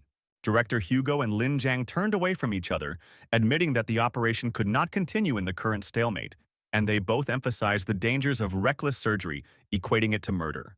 In the midst of this confrontation, the nurse suddenly screamed, announcing that the patient was showing no signs of life. The patient's son anxiously demanded help to bring his father back to life. Director Josh looked at the reporter and questioned the need for photography. The reporter hinted with a smile that the news of the brilliant doctor's fall would be explosive. Director Hugo repeated his advice to Lin, emphasizing that without further cuts, achieving the desired effect would be difficult. Lin quickly decided to cut back a little more. The reporter smirked. He definitely couldn't miss this story. Hearing about the change in the work scenario, Lin abandoned his recklessness and began to separate the liver. Lin said he accepted Hugo's offer. The reporter looked at what was happening with disappointment. Hugo couldn't believe his ears. Did the star doctor Lin Jian just accept his offer? When Director Josh walked into the operating room, the atmosphere was surprisingly calm, causing him to hold back the curse words he was about to utter. Director Hugo asked why Josh came to the operating room. Director Josh had no choice but to say that he had come to advise Lin to be more meticulous in his work. Acknowledging Director Josh's strictness, Director Shaw assumed that he had come to instruct Lin to listen to his advice. Despite Director Josh's strict demeanor, he could not be faulted in this regard. Dr. Lin's meticulousness surpassed that of other doctors, reaching the pinnacle of surgical precision. At least in this operation, he far surpassed Director Hugo, demonstrating true mastery. Lin ordered 2 more bags of blood to be taken.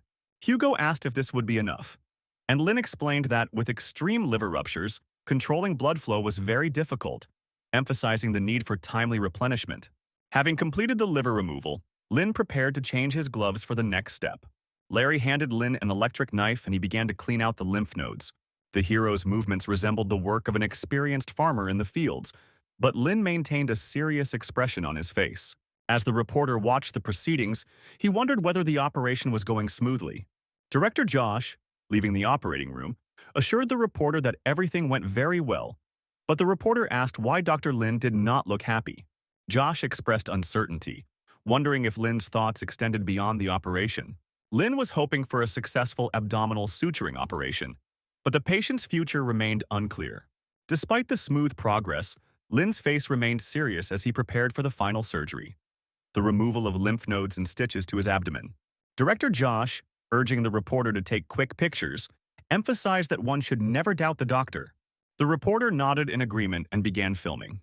The director suggested that if the reporter wanted to know Lin's thoughts, he should interview him personally. And the reporter, showing genuine interest, approached Lin after the operation and introduced himself. However, Lin, without looking back, declared that he would not accept any interviews that day. Despite the reporter's persistent questioning, Lin did not respond and simply left. The reporter didn't understand why Dr. Lin was in such a bad mood. Could it be that the operation had gone wrong? The hero, with a serious expression on his face, replied that the operation had gone well, but the recurrence rate for liver cancer was very high. After quickly writing down the information, the reporter asked if the doctor was really that worried about the patient. And the hero, with his head down, thought about how surgical resection was not a solution to liver cancer.